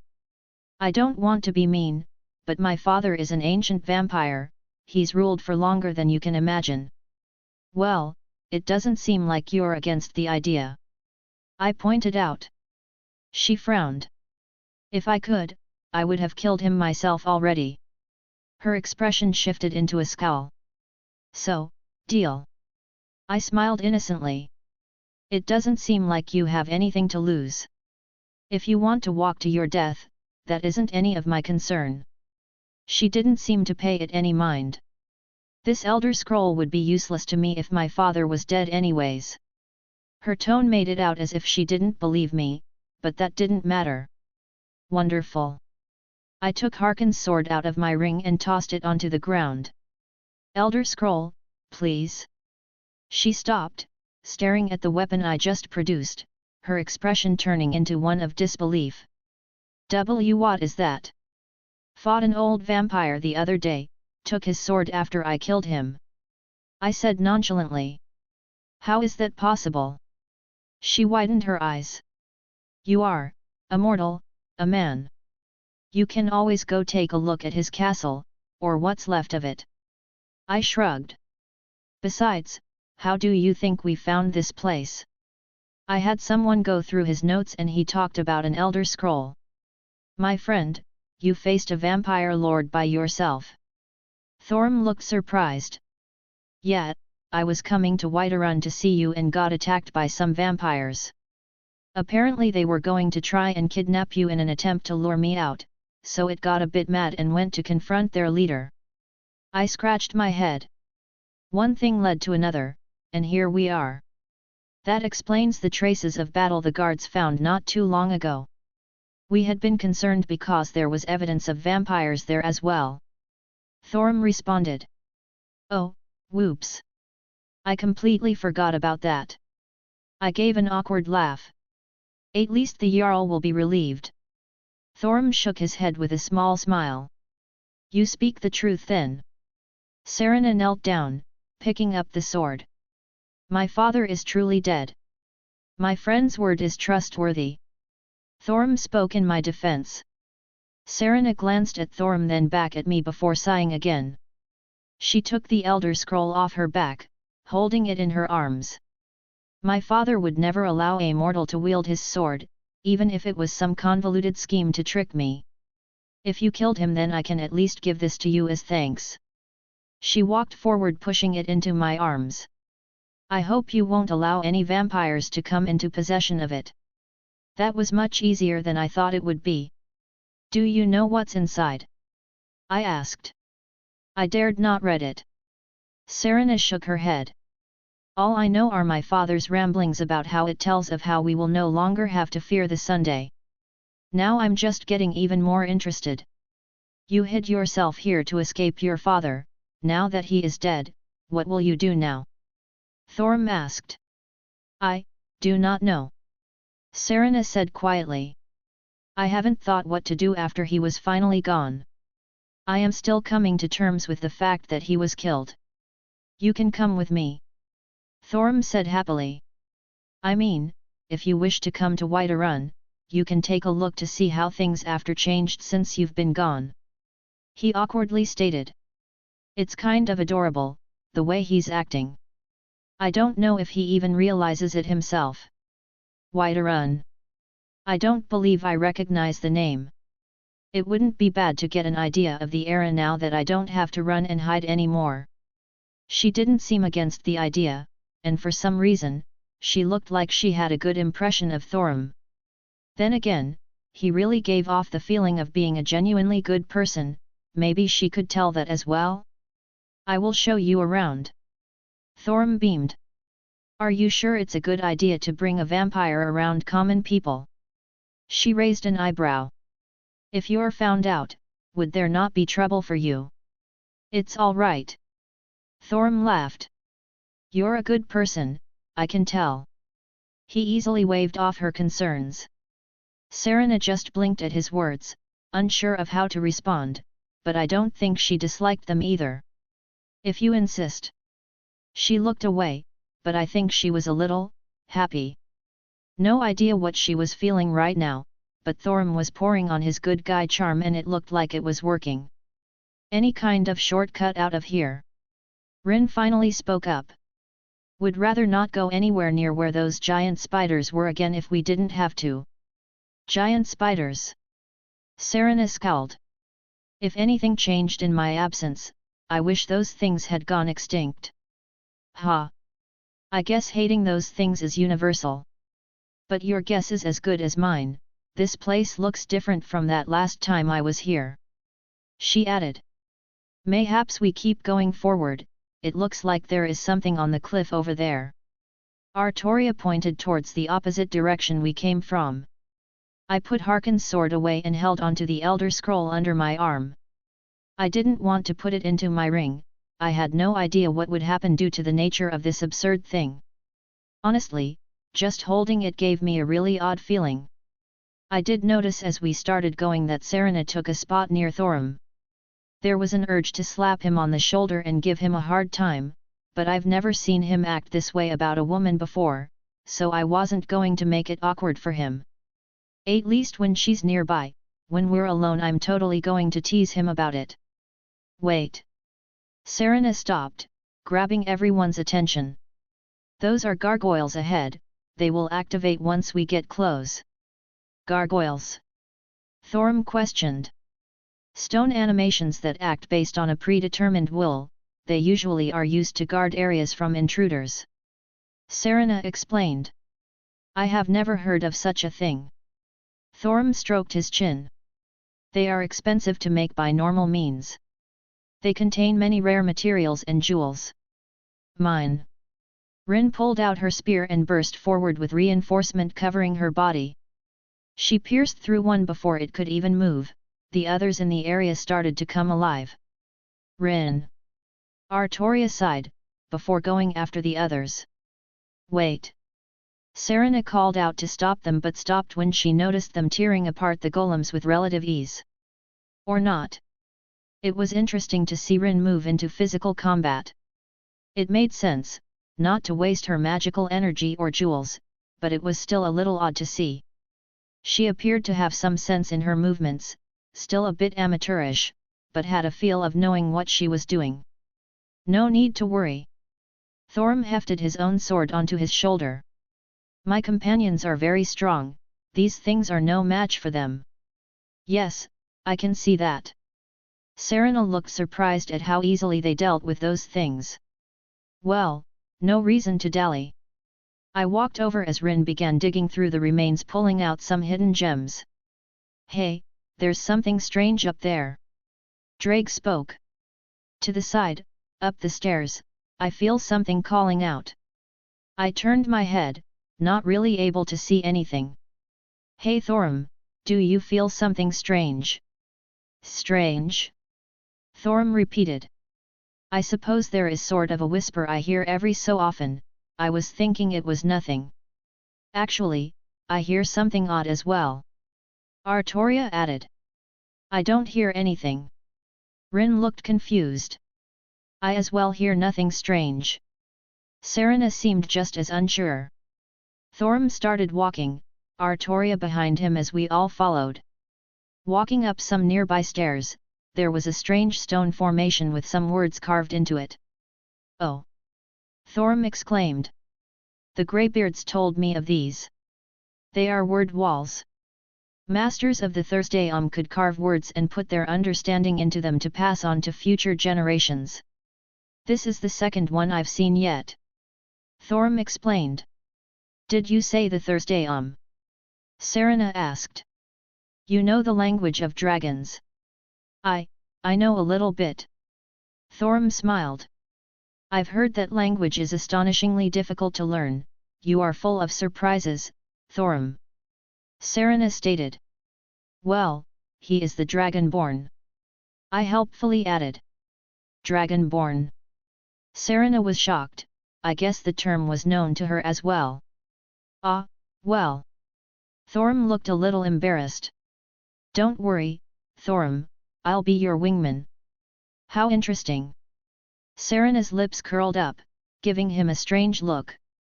I gave him a thumbs up when Serena wasn't looking and I think he started blushing. What a strange feeling, it's like I can understand this, but I can't. Artoria placed her hand on the wall. I do not think this was meant for me though. Yet, we aren't quite the same as the dragons here. Thorim, how do you acquire the knowledge? Oh!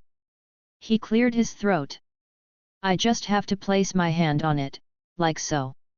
He walked up, gently touching a certain word that seemed to brighten, a flow of light enveloped him as he closed his eyes. And like that I now know a new word.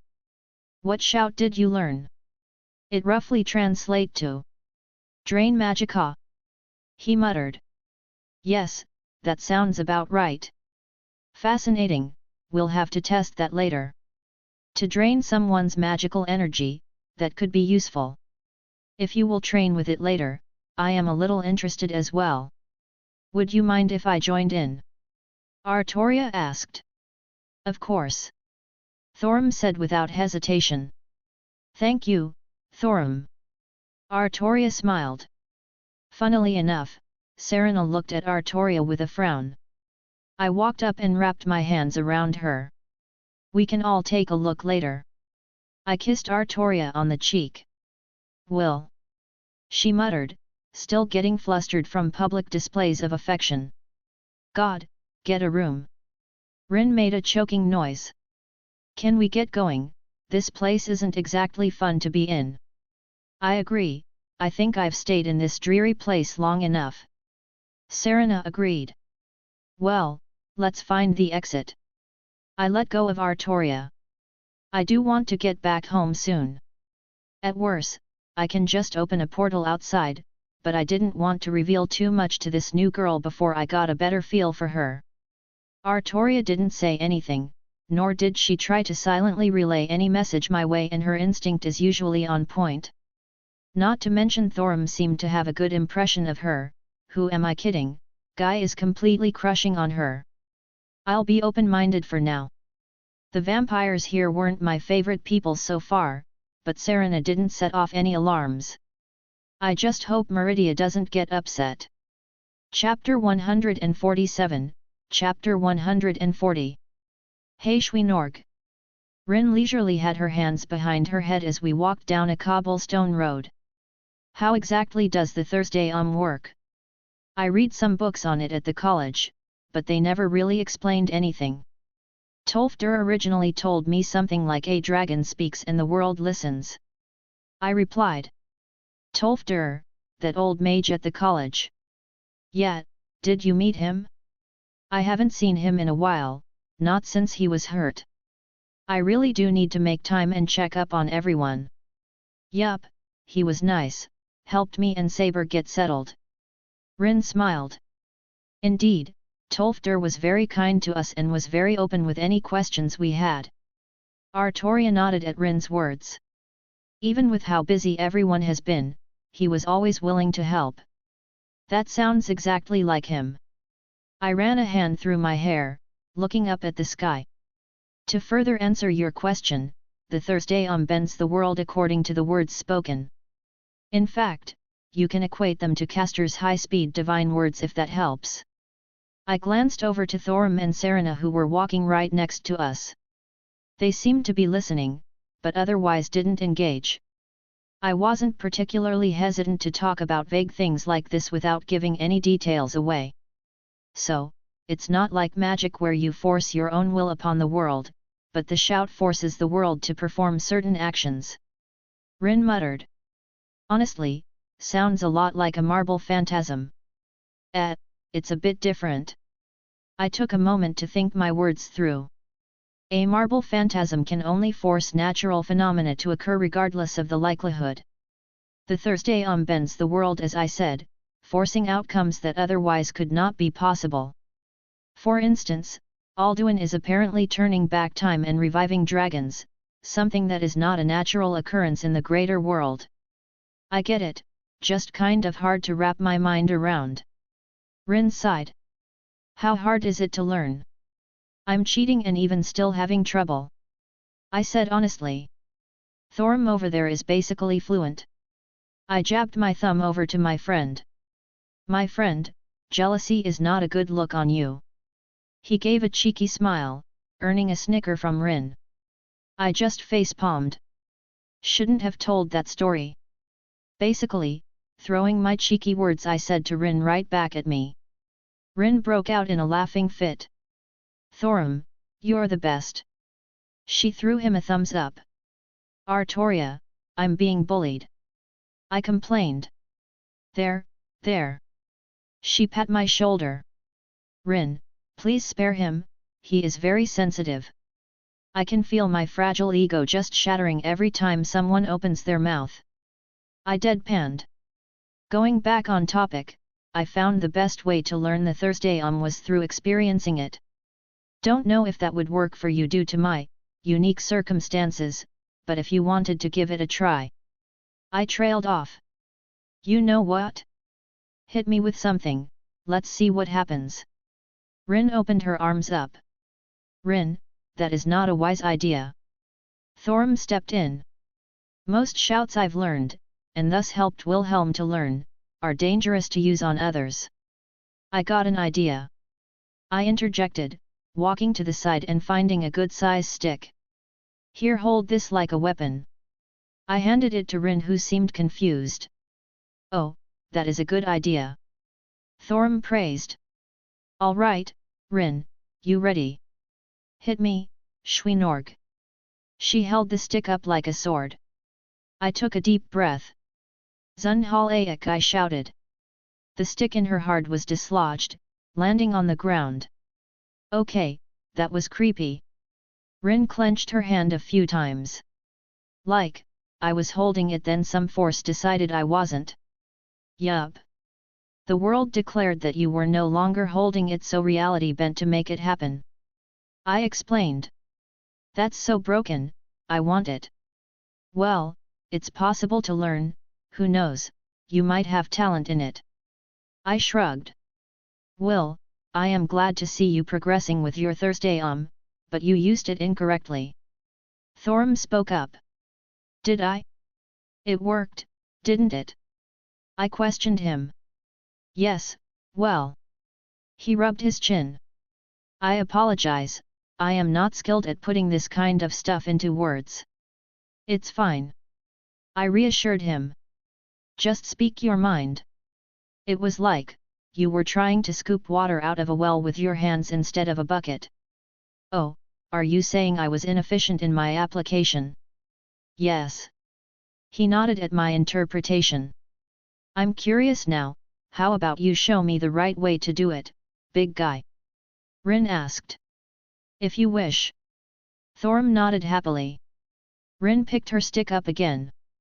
Serena was content to keep quiet, looking on curiously, and even Artoria was quite keen to see this in action. Zunhal 7k, Thorim shouted, and I felt the difference immediately. The stick in Rin's hand didn't just drop to the ground, it went flying off into the distance and even made her stutter back slightly. Holy shit! She said absent-mindedly. Yeah, it goes to show how better Thorim is at this branch of magic than I am. I admitted. Thorim was truly skilled at the Thursday I don't think I could ever match him. Don't sell yourself short. Thorim slapped my shoulder. My friend, you have only been learning a short time and do not have the same benefits that I do. He's right, you know. Serena spoke up for the first time in a while. It doesn't seem like you've been learning it for long, yet all the people I've heard about using the Thursday in the past were old men. Yet, here you are using it fully, if not as well as a dragon in the body of a man. I turned to look at Serena. She was hard to get a good read on, I honestly had no idea what she was thinking. Her world seemed to turn upside down. She quickly started flirting with Thorim, if it could be called that, possibly because he was the easiest target. Maybe it was just a defense reaction on her part. Surrounded by strong people right as she was unsealed, she took an opening that was given to her. No part of me expected her to return any kind of affection that Thorim seemed to relay, but I also wasn't particularly enthused by the idea of her just leading him on because she felt threatened. Was it possible she wasn't playing it up and perhaps had some kind of good impression of him? Maybe he was simply her type and struck all the right chords for her. Adding in the fact that her father is dead, something she apparently wanted for a while, it could have just all fallen into place. Regardless, I didn't really think it my place to shove my nose into. If it got bad, then I would obviously do my job as Thorim's friend, but his relationships or attempted were his business, and I would try my best to support him. I appreciate the kind words. I gave her a small smile. I know I'm just complaining when I have it better than a lot of other people. I waved it off. But you should see this guy in action. It's like I'm a toddler in comparison. I wrapped my arm around his shoulder. Trading shouts with a genuine dragon like it was nothing, it makes you wonder who had been doing it longer between them. You have mentioned dragons returning in force, have you fought many dragons? Serena looked at Thorim. Our first bout was the hardest, I had yet known I was a dragonborn. If it were not for my friend, I fear I would have lost my life. Oh, none of that. I hit his shoulder. You're the one who cut off its head in the end. I laughed. I knew he was going to argue, so I kept going. This big guy had killed half a dozen dragons already, and look at him, not a single scratch to show for it. Well, she certainly did look. Maybe she was just thirsty, is more ways than one? Who knows, I'm not good at this stuff. I'd rather just be extremely blunt about it and forego any ambiguity. Regardless, I got your back. Rin and Artoria looked amused by the whole thing. I didn't know their opinions on Serena either, we've barely known her for a couple hours at this point, but it was progress, I suppose. Well, Thorim started going into stories of his battles at Serena's insistence, and I stepped back to allow them their moment. We had a long walk back since I didn't want to show off my portals, I would see what happens later. Finally, my feet are killing me. Rin whined as Whiterun finally came into focus, the stables just up the road from us. Yeah, it felt like we had been walking forever at this point, almost an entire day if I were to guess, and we were moving very briskly. It's always a good feeling to arrive home after an adventure. Thorim happily added. A cold cup of mead would do me well. I swear, you all drink that stuff more than water. Haha, you'll have no arguments from me. Thorim laughed. What are your plans, Serena? I asked the vampire. I was curious what she had decided to do after having time to think about it without a perceived threat hanging over her head. Thorim offered to show me around. She glanced at him. I am in no rush. For the first time in a very long time, I don't feel I have to do anything, so I'll catch up on the time I missed, see what's changed. Well, a little advice if you are going to be staying long.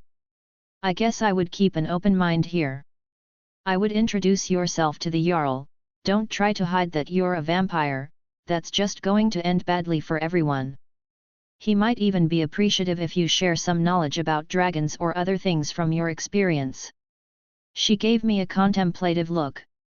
I will take your words under consideration. I shrugged. Thorim. I clasped his shoulders. As always, it's great hanging out with you. Thorim looked at me for a moment, then wrapped me up in a big hug. My friend, our time spent is never boring, I wait until you call on me again. That big goofy smile of his, it was hard to not smile along with it. I can see why Schweinorg likes you so much. Rin seemed to genuinely like him, which was good. I'll be up at the college most of the time if you need anything, and I'll see about coming here to visit sometimes. I look forward to it. If I have any questions regarding magic, I know who to ask. And he knew the right buttons to push, if accidentally, to get people to like him even more. Rin showing even more pride like that, to be considered someone to seek help from. I may see you out as well, Thorim. These shouts are something that have caught my interest. Artoria spoke up. I have similar advantages that Wilhelm has, I wonder if I can have some sort of success in it. I would be honored to share what I know, Artoria. Thorim smiled brightly. We said our goodbyes as Thorim and Serena walked through the gate, greeted by the enthusiastic guards. Us three began walking away, getting a good distance before I opened a portal and deposited us into the house. Thank God! Rin collapsed onto the couch. I was going to die if I had to walk any more, and that's even with this amulet. Can I hear your thoughts on Serena? I asked, setting the Elder Scroll down from my back onto the table. Worried about your friend? Rin chuckled. Yeah, I can't help it. I scratched my cheek. She came off as kind of fake, but she could have just been nervous. Rin shrugged. Thorim was crushing hard though. Indeed, I had thought he might follow in your footsteps with Meridia. Artoria joked. I would kill to see that. Rin threw her head back onto the couch. Ugh, I need a warm shower. Probably going to bed after, I'll see you both in the morning. Rin slugged herself up the stairs and disappeared. Well then. I just shook my head, I couldn't exactly blame her, I felt similar. You tired as well? I would not mind resting. Artoria gave a small smile. Even more so if you were to join me. Oh my, Artoria Pendragon, are you trying to tempt me into your bed? Her face became a little red, she turned around, starting to walk up the stairs until she briefly stopped hand on her dress as she started balling it up. Inch by inch, her dress moved up as much of her underclothing was dematerialized, her metal greaves only further emphasizing her beautiful legs, until she finally pulled the hem up over her rear, revealing a cute pair of pink panties stretched around her round cheeks. Jaejin advised me on matters, do you wish to accompany to bed? Was this her attempt at seducing me? Did she want some more lewd time? I have to admit, her being in her combat attire was definitely doing it for me, even if it wasn't already.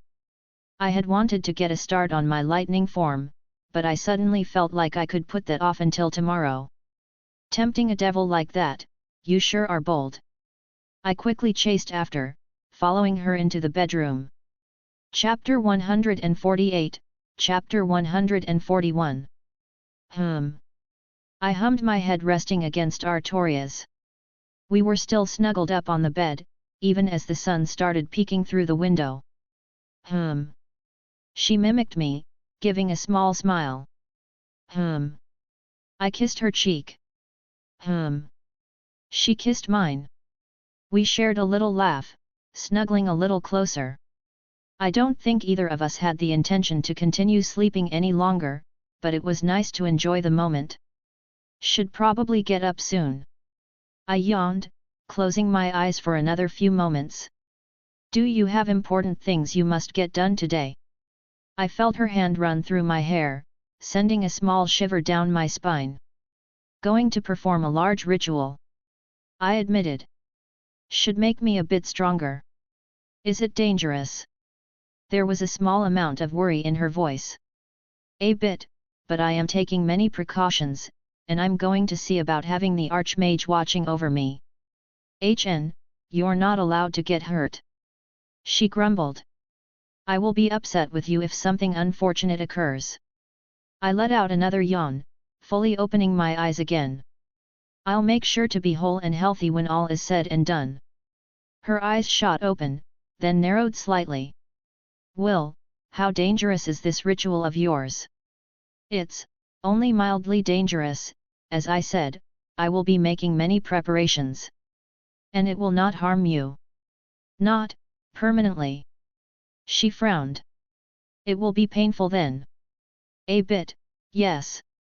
I feel as if you are downplaying it for my benefit. I let out a sigh.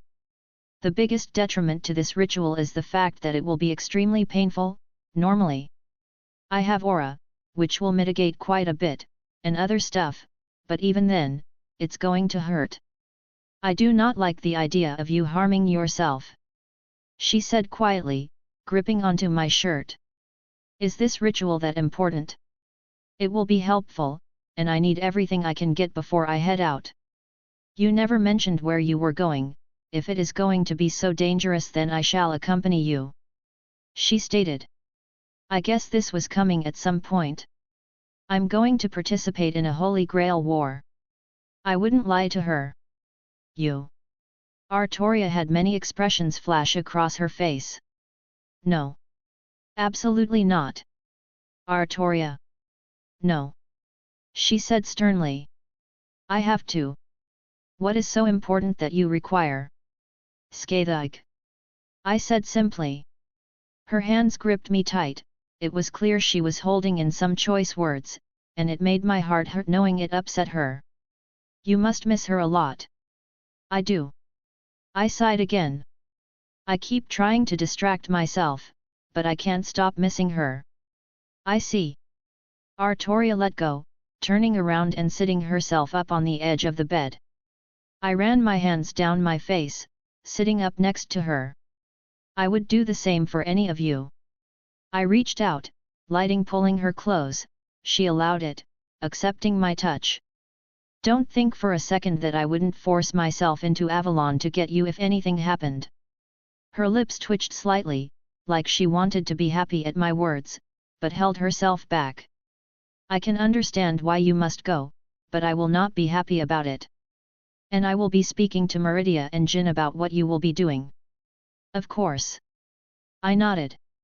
And you will return to me. She said flatly. The Grail, those Grail wars, I have fought in two now, Wilhelm. Both of them had left me hollow by the end, and they had taken things from me that left an everlasting mark. I will not allow it to happen a third time. She turned to me, her face stoic. Are we clear? Yes, ma'am. Good. She nodded, pulling me into a deep kiss.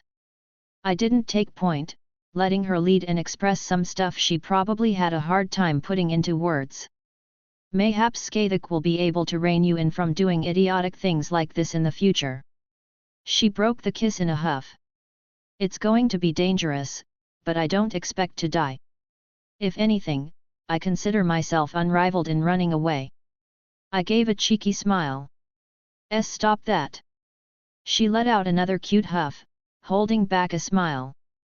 I am upset with you, do not make me laugh.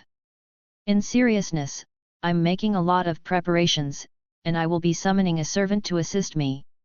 I explained. I will accept your words for now, but this conversation is not finished. Artoria relented. Go, complete your ritual. I am less upset at you hurting yourself now. I'll come back once it's finished. I placed a quick kiss on her lips before getting up and grabbing my stuff. It shouldn't take more than a day. Good, I will be coming by the college with Rin, no doubt. So I will be checking in at some point, and I will relay a message to have both Jin and Meridia also check up on you.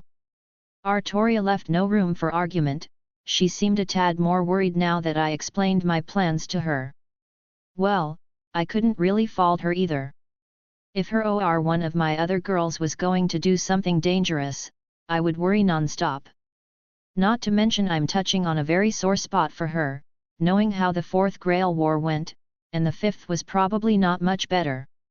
I still have a bit of time, I'll make sure I have many things prepared before setting out.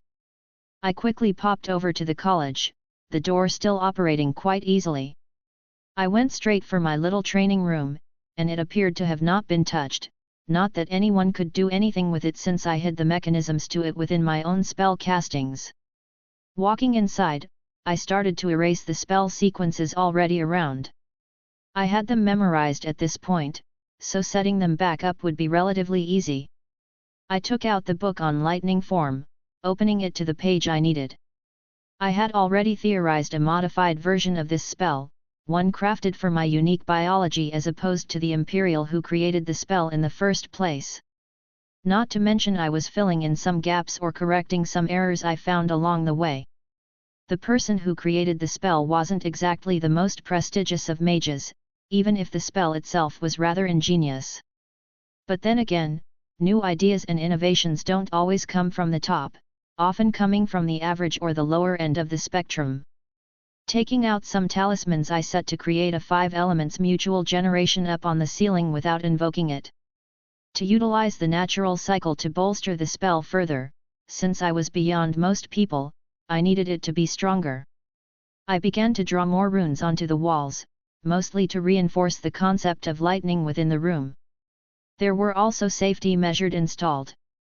If I lost consciousness, the runes would self-destruct, essentially cancelling the spell sequence.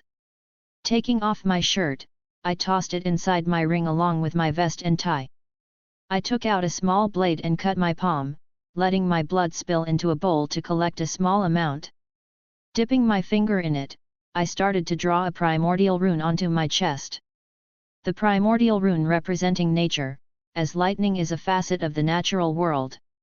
I was doing this to facilitate the spell with the blessing I had of Odin, to lean more onto the Norse cosmology. It should give this spell a little more oomph when all was said and done. The conceptual weight added of an entire cosmology as a foundation would bring my lightning form to a whole new level. Well, I keep calling it a spell, but that wasn't quite right. Technically, it was a spell, but it wasn't something to continuously cast on yourself. The spell was going to force the concept of lightning and merge it with my body, my person. To put it in blatant terms, I would add the element of lightning next to my current element. Archmage, please keep an eye on me, make sure no one interferes. I called out, not very loud, but I had no doubt the man heard me. He always knew what was going on in his college. I began the final preparations, a spell circle drawn out as described and shown in the book, along with some runic letters native to this world. The circle was rather large, all things considered, but it was surprisingly efficient. Putting away all the stuff I didn't need, I sat down cross-legged at the center and steadied my breathing. In and out, I followed a rhythmic breathing exercise to calm myself down and to mentally preparing myself as my aura flared up, making sure it was also steady. Ready, Drake? Yeah, I'll keep a look inside on what's happening. My circuits could be seen, glowing along my upper chest and down my arms. Their warmth was something I had become used to, but it was a sort of comforting feeling all the same. I started to channel my magical energy and pushing it down into the spell circle, actualizing everything. The spell circle lit up and slowly the room's atmosphere began to shift. Lightning began to spontaneously arc throughout this stone chamber, bouncing off the walls. It grew, becoming more and more numerous. The arcs of lightning filled nearly every corner until they coalesced and I braced myself. They all shot right down onto me. I let out a pained shout, the surprise of it amplifying the feelings, and the lightning drilled into my core being, into my soul. I clenched my fists tight, and grit my teeth to reel back the outburst. Rah! I grit out, my fingers digging into my arms. I felt it, the lightning discharging all around inside of me. There were remnants, pieces that didn't go straight down into my soul that were content to tear apart the insides of my body. My aura flared up, its healing properties offsetting the damage. Even as parts of my skin were burned and torn apart at the rampaging element, my aura started to dampen and heal the damage. I growled, mentally swiping my ring and taking out a potion of regeneration. More potent than a normal healing potion, but not as immediate. I chugged it, letting the alchemic liquid fill my stomach and contribute to the healing. The runes around the room glowed, as to command the element and force it to where it was supposed to go. They synchronized with the primordial rune on my chest. The lightning that bounced around my body, was pulled towards the center and forcibly stuffed into my soul. I coughed out blood even as the lightning left my physical body. The brief amount of time I had it inside of me was enough to damage my internals. There was no time to consider it though. Just because my physical body was no longer being bombarded, it didn't mean the pain subsided. The body is a reflection of the soul, and currently, there was chaos within my soul. I couldn't help but start rolling on the ground, clawing at the stone flooring, the excruciating pain unrelenting. "Hold it, brat, it's almost over." Drake's words echoed in my ear, but they barely registered. I smashed my head against the ground in an attempt to keep myself conscious under this relentless assault. The stone beneath me having cracked and indented after who knows how many times. "Brat, you need to focus. Compress it." I grit my teeth again, lifting my head up, even as my body was violently shaking. I tried to stand up, but collapsed back onto my ass, and decided it was good enough. I focused on the lightning, and began the process of forcing it down. I took several haggard breaths as the pain started to subside, the tingling in my body was settling and the lightning wasn't rampaging anymore. Slowly, I released the lightning, letting it seep out as I absorbed it properly. The spell circle around me glowed bright, the intertwined concepts allowing me to fully take in the element, shifting my core self and adding the concept and making it mine. My breathing started evening out as the elemental power ran its course. Slowly, but surely over the course of at least an hour, I subsumed the remainder. Opening my eyes again, I held out my hand, and lightning danced across my palm. Fucking hell! I let out a breath, falling down onto my back. That was intense. Yet, hurt like a bitch too. I groaned, looking at my arms where there were still parts of my skin that had burst open. Maybe you should have done without the 5 elements mutual generation. I don't know if the spell would stick with everything inside of me. Besides, I only had one chance at this. I wanted to make it as strong as possible. I sighed. I didn't expect it to be that painful, if I were honest. The first burst of it actually made me scream. With this element added on, there should be some interesting changes. Yet, basically anything affected by my soul should see something. I paused. What? I never considered my power of destruction. I quickly took out the sword of destruction, channeling my aura to it to ignite my bloodline power. My power of destruction, it usually acted almost like fire, to flare out and consume everything in its path, but now, it crackled. A mutation. Possibly, more testing is definitely needed. I looked at my power with a wide grin on my face. But I could really get used to this. I was captivated by how it arced and crackled along the blade. Chapter 149, Chapter 142. I let out a deep breath, electricity arcing across my arms. I had several cuts, but they were healing at an obscene speed, even considering my aura. There was also a faint sound of crackling coming from them, my new additions having the unforeseen side effect of boosting my healing capabilities. I don't think the creator of the spell did it justice, or perhaps I brought it to the next level with my additions. It didn't simply add lightning to me, it more or less made the element part of my DNA, to put it in simple terms. Again.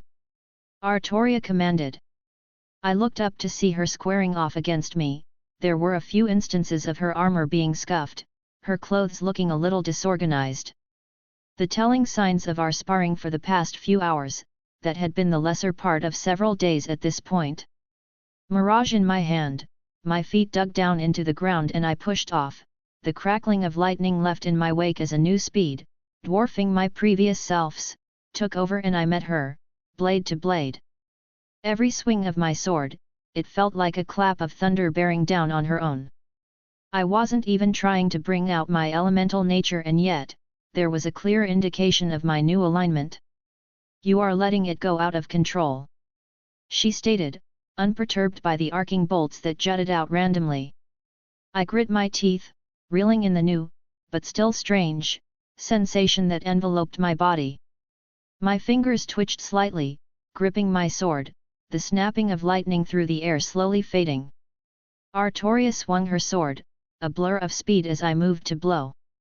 I met it head up, my own sword deflecting it to the side as I followed up. The trading of attacks as neither of us gave each other an inch, gradually becoming quicker and quicker. Good. Artoria stated, knocking my sword away one final time, before dropping her guard. I believe you have a good handle on this new ability now. My arms dropped to my side. Yet, I got used to how it felt under stress and fatigue. I put away Mirage into my ring, moving to stretch my arms a little. Feels a little odd still. It is impressive how much you improved these past few days, she noted. Might be because of your nature. A dragon reacts to desires, so that could be a facet. But then again, devils operate similarly on a smaller scale. And humans are a race with the most potential. I can also heavily lean on my past life's memories. That was no doubt giving me a huge leg up. I mean, how long had it been since I left that house? A bit over 2 years and I'm already at this point? Hell, the last time I actually went all out and fought like my life was on the line was, Skathuk.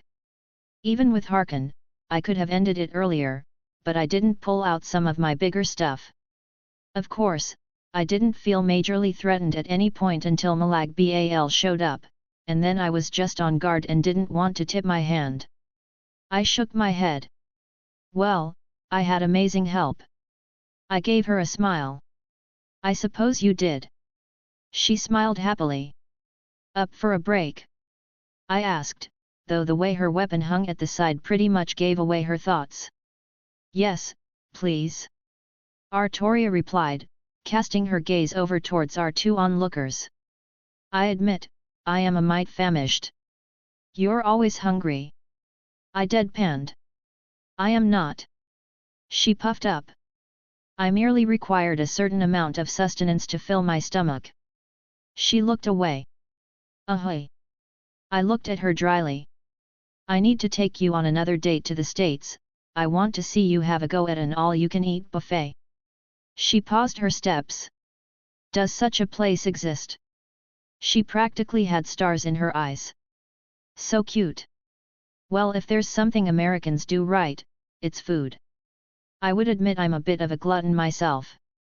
Come on. I gently pulled on her free hand. I think the others have been waiting for us. We began walking towards a little table set up behind the house. We had essentially been using the backyard as a sparring area. And by backyard, I meant the tundra of Skyrim that was wide open and for free use. Hey girls! I greeted both Meridia and Jin chatting at a table under a tree in the shade. Wilhelm. Meridia gave a smile, looking rather happy. Jin was catching me up on what I had missed. I have been told you acquired an Elder Scroll. Yup, didn't want to do anything with it yet, thought maybe you would have an idea. It was apparently very dangerous to use, and while I did act recklessly sometimes, that was more in a calculated manner. You used common sense for once. She drawled. I am honestly surprised. Well, if I used common sense more often, would I have such a wonderful woman be my lover? I shot back with a grin. I am annoyed that this is a valid argument. She huffed, turning towards Artoria. How was my sword? Oh! Artoria perked up, holding the sword in front of her. It was my Dawnbreaker. It served wonderfully. I admit the quality of this weapon leaves me a bit jealous. I would have been delighted to wield such a fine blade at any point in my life and trust myself to it. She gave it a few light swings. The balance is perfect, and the weight is very well distributed. While it is a bit wider than what I am used to, I can find no faults in it. She gave her honest words. We had been sparring for the better part of about 4 days now, and she had gone through several other swords in our bouts. For obvious reasons she didn't want to use Excalibur or Caliban, but using invisible air defeated some of the purpose of this training. Meridia looked pleased at the honest reply. You are one of the few I allow to touch my sword. Meridia said simply. It was a way I think Meridia was using to acknowledge Artoria. What about me, can I touch your sword? Jin giggled. Of course. She said plainly as if it were obvious. Ah! Jin bent over giving Meridia a hug. It was still amusing, watching Meridia get affection, and awkwardly return it. She was somewhat used to me, but having another person ignore her status and just do something like this, it was still odd to her.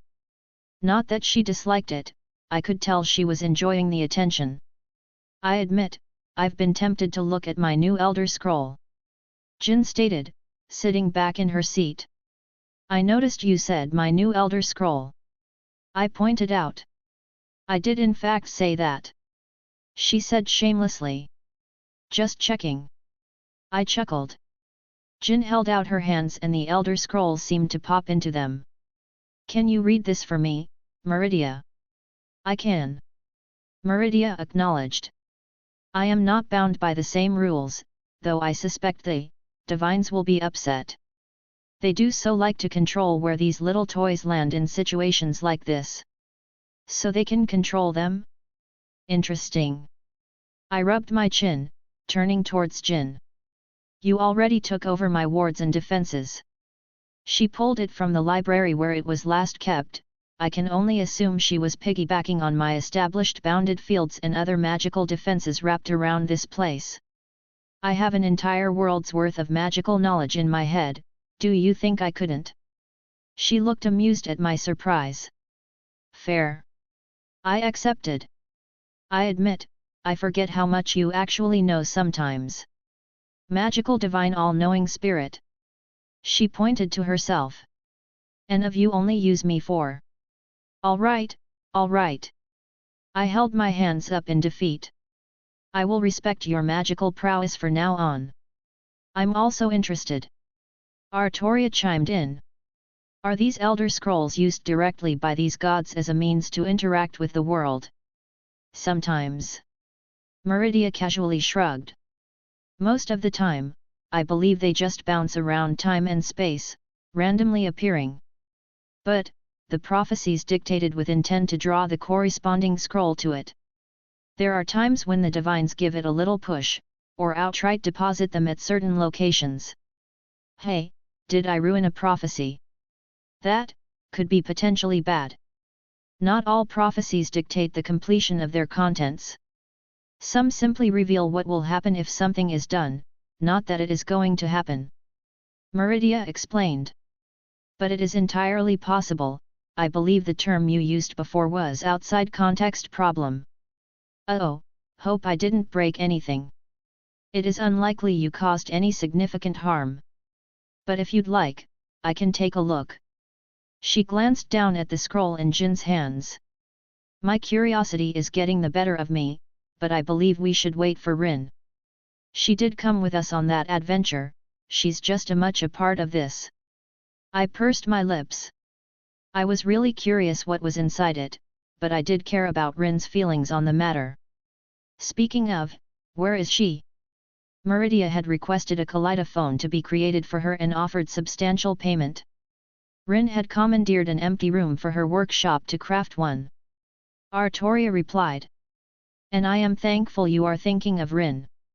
Of course, she's basically my sister at this point. I smiled. Ooh, that means I can call her my sister too. Jin perked up. Artoria blinked in surprise. Actually, I believe she would quite like that. I don't wish to reveal personal matters, but I do know she has felt the loss of her family much in the past. I will make a better attempt at socializing. Meridia said quietly, which did make me do a double take. Must be weird seeing mortals as something other than just mortals. Yes, but it is not a bad feeling. Meridia replied with what seemed to be an honest sentiment. I can appreciate the sentiment as well. Artoria chimed in. A different circumstance it may have been, but I enjoy not having to sit above those I am close to like I was in the past as a king.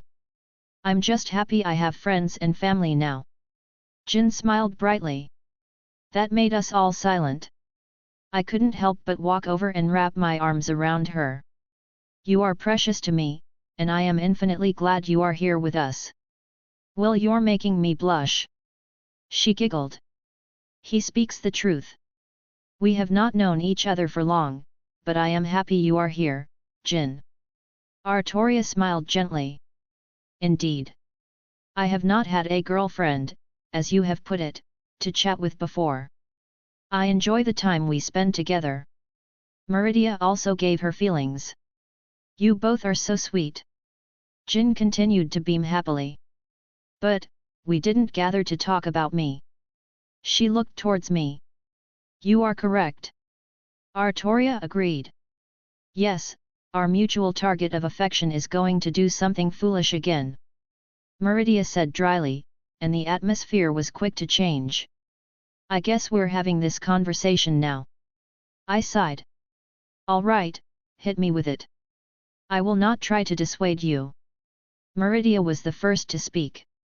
I am aware of how much you care for this Skathuk. She paused for a moment. I wish to make sure you are fully prepared for such an endeavor. Artoria explained to me, briefly, the kind of foes you will face. I admit, many things she spoke of were foreign, but I could understand that you would be fighting foes that could even possess godhood, or other ridiculous concepts comparably.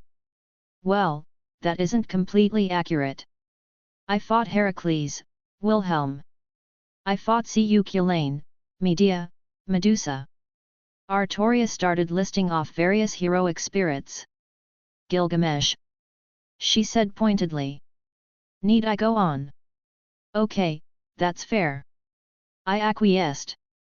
Divinity is a very strong source of power, but I don't lack my own means. Drake is strong. Jin also spoke up. I had a conversation at length about him, and his capabilities before when we were briefly roommates. But you're going to be fighting people on the same level of Artoria, possibly stronger. She glanced at the mentioned knight. I don't claim to be the strongest, it is entirely possible, if not probable. Artoria nodded. Jin accepted that and continued. These noble phantasms scare me. The closest I could compare are the relics, but I can't even bring myself to compare the sword of destruction to Excalibur. I'll also be summoning my own servant. I added. Should we preemptively add a new spot in our group? Meridia deadpanned. It would save time. Artoria stated. Oh, a new sister, I can't wait. Jin let out another small laugh. Why do you all think I'm going to get another woman so easily? I threw my hands up. I'm not that bad. Salem. Jin deadpanned. That was. We are aware. Artoria said bluntly, but not upset. Well then. This became another level of awkward. And it wasn't like I did anything beyond flirting. As if we were not aware of your proclivities already, my lover. Meridia rolled her eyes. Not to mention, Yasaka that I have been informed of. To be fair, Yasaka and I aren't in a relationship. It's adorable that you think that will last long. Jin pat my shoulder. The moment Kuno decided you were her daddy, your fate was decided. You all aren't upset. When pointed out like this, it was a bit odd, I guess. Upset? I do not believe that is the correct phrase. Artoria replied. Mildly exasperated would perhaps be closer. I was aware of what I was getting into when I agreed to this relationship, and you were nothing but open about it. I so far have no regrets, even if I wish to smack you upside the head on a few occasions. She expressed my sentiments well. Meridia crossed her arms. I have no problems. Jin said plainly. But I think we're moving off topic. Yes, the Holy Grail War you wish to participate in. Artoria redirected the conversation. Do you have any idea which servant you are going to summon? I don't know. I was going to leave it up to chance, and allow the Grail to pick one with compatibility with me. I was honest with my intentions. I can see the logic in your decision. A partner that you get along with is important if you are going to be fighting together. Artoria nodded. What about supplies, strategy, do you have any idea what you're getting into? Meridia asked with a bit of concern in her tone. I have things I've been preparing, but I'll also make some more preparations beforehand. I haven't read the notes the old man had ready for me yet, I'll do that before heading over though. Preparations? Like what? Do you need any help? Jin chimed in. Potions, talismans, equipment. That sort of thing. I replied. I can do some stuff with dust if you want. Bombs are the most simplest thing, but I can make other things with my knowledge. Jin stated. If I have good materials, I can weave some into some sort of armor. That isn't a bad idea. I had forgotten about dust for the moment, but I could see the uses for it. Once the old man said he was going to do some studies, I kind of left it up to him for now. And I can help you with your talismans. She added. Are you sure you? Spirit of knowledge. She deadpanned. Do you think I haven't read up on your preferred crafts? I sighed, the corners of my lips curling up. You're too good for me. Yup. She said without hesitation. I will see if I can find anything to aid you as well. Meridia spoke up. I may have something, but I will have to retrieve it. Don't push yourself. Nonsense. She huffed. You are my man, I will not have you lose to some common rabble. Never have I heard heroic spirits be referred to as common rabble. I chuckled. I will help you train until you depart. Artoria also looked eager to participate. Your new abilities could use some refinement, and I will make sure you are on top shape for your battles. Oh. Jin perked up. I forgot to ask about that. I read the book on that spell lighting form, how is it? The Archmage and I had a discussion on it, but he was busy and couldn't get away to see it himself. Well, it's really interesting. It was supposed to merely imbue me with a new element, but I think my modifications took it a step further and forced the concept through my entire person. I held my hand out and a small bit of electricity crackled across my fingers. Healing factor increased, some abilities showing a noticeable difference, like my power of destruction. A noticeable increase in my physical abilities, especially speed. And I haven't tested it much yet, but my lightning spells are a magnitude stronger than before. Not to mention, I leaned on the blessing I got from Odin, and amplified it with a primordial rune, so I think my connection to that cosmology was further enhanced as well. Fascinating! Jin exclaimed, eyes staring at me intently, as if trying to discover all my new hidden traits. I will make notes of everything then, you just worry about training. It sounds like you have become partly nature spirit. Artoria replied. I wouldn't go that far, but there are some similarities. I definitely took on many physical properties of the element I had imbued myself with. No matter. We have plenty of time ascertain all the peculiars about your new status. She lifted Dawnbreaker up again. We shall spar for another few hours, then break for dinner. Afterwards we will spar again and continue this schedule until I believe you are at a sufficient level. You're choosing to wait before eating. I widened my eyes. Do not act as if that is a strange thought. She huffed cutely. While you are training, I will get started on my projects. I'll make sure that you have talismans of every type in large quantities. Jin stood up, heading for the house. I will also seek out a few things I believe will be beneficial. Meridia also stood up, but she quickly walked over and snuck a quick kiss. You may come into my realm when you desire. She disappeared. I think that was her way of saying she missed me and wanted me to come over when I had the chance. Geez, with them all acting like this. Alright, let's do this. I have a bit before I need to go, we can get some intense training done. Very well, I shall not hold back. Artoria nodded. Good, I would need to be at my best. Grail war on the horizon, in fact, it just started over on Pat Rayon. That's right, you can read 7 chapters ahead, added another to the pool, and my goal is to get the highest tier up to 10 chapters soon. Chapter 150, Chapter 143. Steady. I held my hands out as Jin carefully placed a chunk of ice dust on a table, right on top of several overlaid talismans, which also sat on top a spell circle. Begin thaumaturgical resonance. Beginning in 3. She placed her hands on the table, the spell circle began to light up. 2. 1. A visible phenomenon overtook the room, shifting the colors around us. Dust appears to be holding steady. I noted, a stopwatch clicked in my hand. Clocked in at 30 seconds, dust starts to begin showing signs of instability. Change is gradual, but visible to the naked eye. Begin second step or abort? Jin asked. There are enough shields around the room, may as well attempt even if all parameters aren't perfect. I quickly took out a notebook and jotted some thoughts down. There was a small crack that formed on the surface, a light shining out. Crystalline structure is failing, magical energy is beginning to leak out, it's only a matter of seconds until a reaction occurs.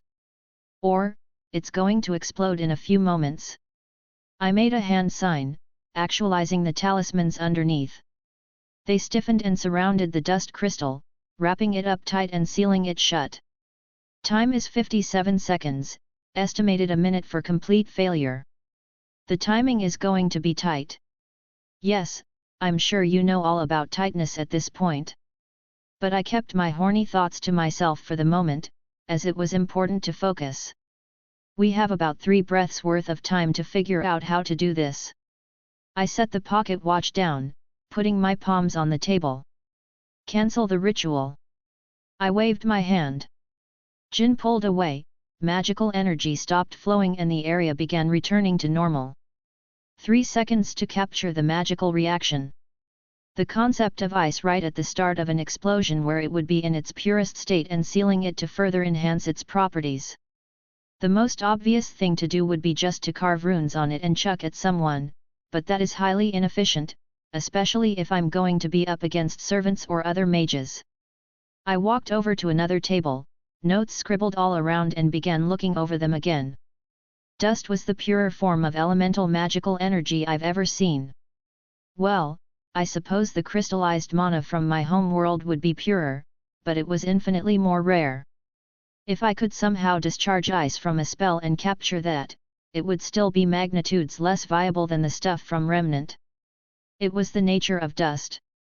It was untouched more or less, it wasn't intertwined with any other magical source other than the world's breath. This would be much harder if I didn't have such an amazing assistant. I smiled at her. Focus, you silly man. She giggled. We can flirt later. I'll hold you to that. I looked back at my notes, letting out a sigh. All the pieces are here, it's just getting them to fit. I groaned. This is only the 15th try, we haven't even gotten this far before. I'm not getting discouraged. I reassured her. Just slightly frustrated, like it's looking at me right in the face and I'm missing it.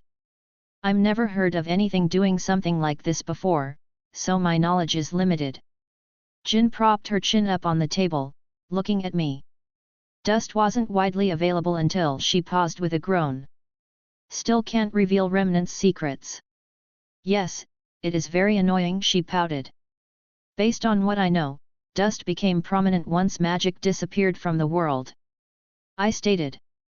Yup, that's right. She easy replied, basically confirming my thought. So, logically, experiments containing both magic and dust are practically non-existent, especially with what we're attempting. I began thinking out loud. But there are some things we can pull on, some general experiments, I'm sure of it. Is it so different from the normal application of dust? How people utilize almost like spellcasting, or in average combat situations. Jin pointed out. Why not use the powder form? She grinned. Powder form. I pursed my lips. It's much more solvent for obvious reasons. But it's also much less explosive. Not to mention its nature is changed somewhat, it's much less pure and would be hard to get the kind of outcome we want. That's not to say that it isn't extremely dangerous by itself, but powdered dust and crystallized dust aren't just a different in physical state. There are distinct differences, like comparing a stick of dynamite and a hand grenade. They both blow up, but under slightly different circumstances. You're thinking of using the powder dust as the primary source. She corrected. But it doesn't need to be. My eyes widened. Oh. That is brilliant. I practically skipped over and scooped her up in my arms. You are absolutely brilliant. Using powdered dust to act as a stopgap, an inhibitor. Powdered dust wouldn't become volatile like crystalline dust in the same situation, it would be used to siphon off some excess energy, while still maintaining the overall reaction. It's not as simple as just throwing powdered dust at the problem, it's still a volatile substance when combined with magical energy. But if used correctly, we can slightly offset the buildup to allow a smoother process. I have some thoughts. She looked up from between my arms. If you don't mind, I could get started on them while you deal with your other issues. You're the best. I couldn't help but smile. She grinned. And don't you forget it. She leaned up and placed a kiss on my lips. Now, you have other things you need to do. As much as I enjoy researching together, you need to spend your time productively. She pat my chest. Do you have everything you need? I have more than enough resources to finish this project. She assured me. What about? And the defenses in this place are strong enough to handle issues, even if I couldn't handle them myself. She cut me off. I will also be sure to note everything and create a copy for grandfather to peruse when all is said and done. I see you thought of everything. I pursed my lips. And grandfather? Is it wrong for me to call Zelretch that? She asked. I guess it isn't. I brought her in for another hug. You are my woman, after all. That makes you his granddaughter. I'm sure he also enjoys it, actually. I know he enjoys having many grandchildren. I should connect the house over by him so we can visit more easily. I would like that. She said quietly. But you have many things on your plate at the moment. I'm sure he won't mind you waiting a little longer. She pulled away. Shoo shoo, get out of my workshop. She playfully kicked me out. All right. I held my hands up in surrender. I'll get started on my daily training with Artoria. Tell her, if she's heading to town soon to get some more ingredients from the list I gave her last time, she knows what I'm talking about. Will do. I waved her goodbye as I finally left, sealing the room up as I left to not disturb her working. I slid across the ground, the earth and tundra being charred in my wake as arcs of lightning flew off in random directions. It coiled around my body, enveloping my sword and crackling with each movement. As Artoria swung her sword and met my own, more of the lightning was discharged at each blow. It was as if I had a permanent lightning cloak over my weapon, each blow affixed with my new affinity. Blades locked, I looked up at her, my left hand come up, finger pointing at her. Lightning bolt. I cast the most basic of basic spells for the element. She jerked her body, turning away, letting the large bolt of lightning discharge harmlessly into the distance. The way her feet pivoted, regaining her footing with ease and following up her strike all combined into the dodging motion, it caught me slightly off guard, only reminding me how far above me her true skill was. My hand, palm extended, moved through the air, forming a string of runes. Strike air, hammer of the Wind King.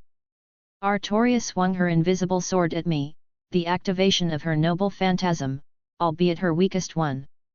The invisible air around her sword burst out at the edge, blowing apart my spells and knocking me back. I felt the impact, my aura mitigating a large amount of the force as I tumbled along the ground, quickly scrambling to my feet. Without a second thought, Mirage flashed out, sending several birds at her. The new extension of my elemental nature had imbued them also with the element, an unforeseen, but not unwelcomed, side effects. Her invisible sword blasted out behind her, propelling her up and over my sword phantoms, blade falling down on my head. Even with my own blocking it, the ground beneath me formed cracks in every direction and stray rubble was kicked up and blown away. We continued to trade blows, though there was never a true killing attack coming from either side, merely a spar on our ends. Ha! She shouted, spinning on her feet and putting all her weight behind an overhead slash, making me almost buckle under the suddenness. If this was me from before the land of shadows, I would have probably crumpled under the weight and broke several bones, but I only shuddered slightly. I gathered my aura, manipulating it around my palm and pushed it against the side of her chest plate. The action surprised her enough that she hesitated for a moment. My aura pushed out, bursting at the contact point and making her take several steps back from the force. That was a surprise. She commented, rubbing the spot where I hit her. I felt that, even through my armor. I've been practicing my aura. I grinned. Didn't look like it did any damage though. Mayhaps it just requires further refinement. She offered. It's possible. I breathed out, putting Mirage away. But these spars have been a great help. The speed at which you improve is astonishing. She stated. You have a much better handle on your lightning now and it has been barely 2 weeks since we've started training. You have also improved on your use of aura, without me noticing. She furrowed her brow. Well, I wanted to surprise you. I chuckled, walking over to a tree nearby. I slumped down against the trunk, enjoying the cool shade. Artoria gave a smile, walking towards me. Her armor dismissed with a burst of light, leaving just her blue dress she wore in addition to it. She took a spot next to me, leaning in with a content look on her face. It was indeed a surprise. I feel that aura has much potential. I have thoughts about seeing the natives use it on Remnant if Rin will be acquiring it in the future. I took out a bottle of water from my ring, taking a long drink.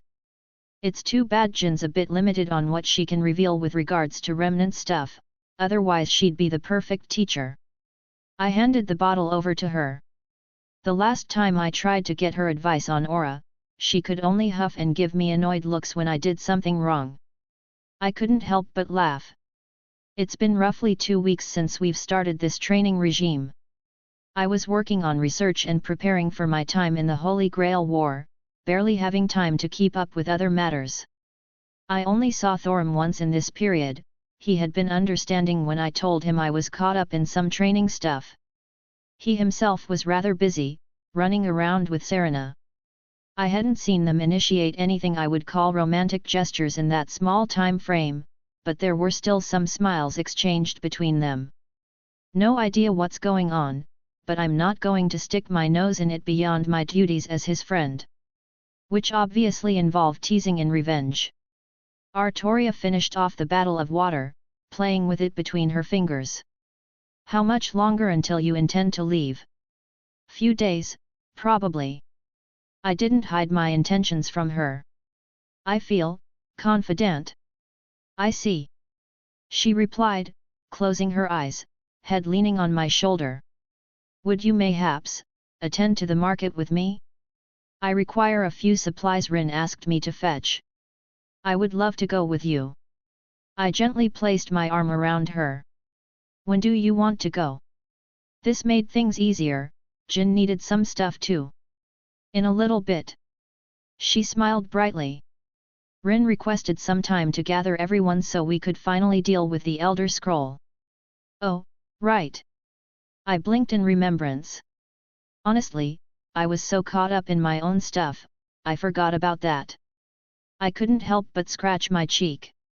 Whenever I had free time, Rin seemed busy and vice versa. Or when Meridia couldn't get pulled away. I had spoken to Meridia a day prior, she said she could make time, we merely had to call out to her. Artoria replied. Hey, that really make things easier. The Elder Scroll really did fall to the wayside, something I seemingly keep doing because I get distracted with other important matters. Perhaps I should start making lists to keep track of things? I know that even in my past life, I wasn't exactly scatterbrained, but my whimsy took me all over the place when something wasn't actively hanging over my head. I do want to see this Elder Scroll in action, it would be a nice break from everything else. I looked up, watching the sun peek through the leaves and branches of the tree. Want to go do that now or wait? I would like to enjoy this for a little while longer. She said quietly. Well, I also wouldn't mind sitting here a while longer.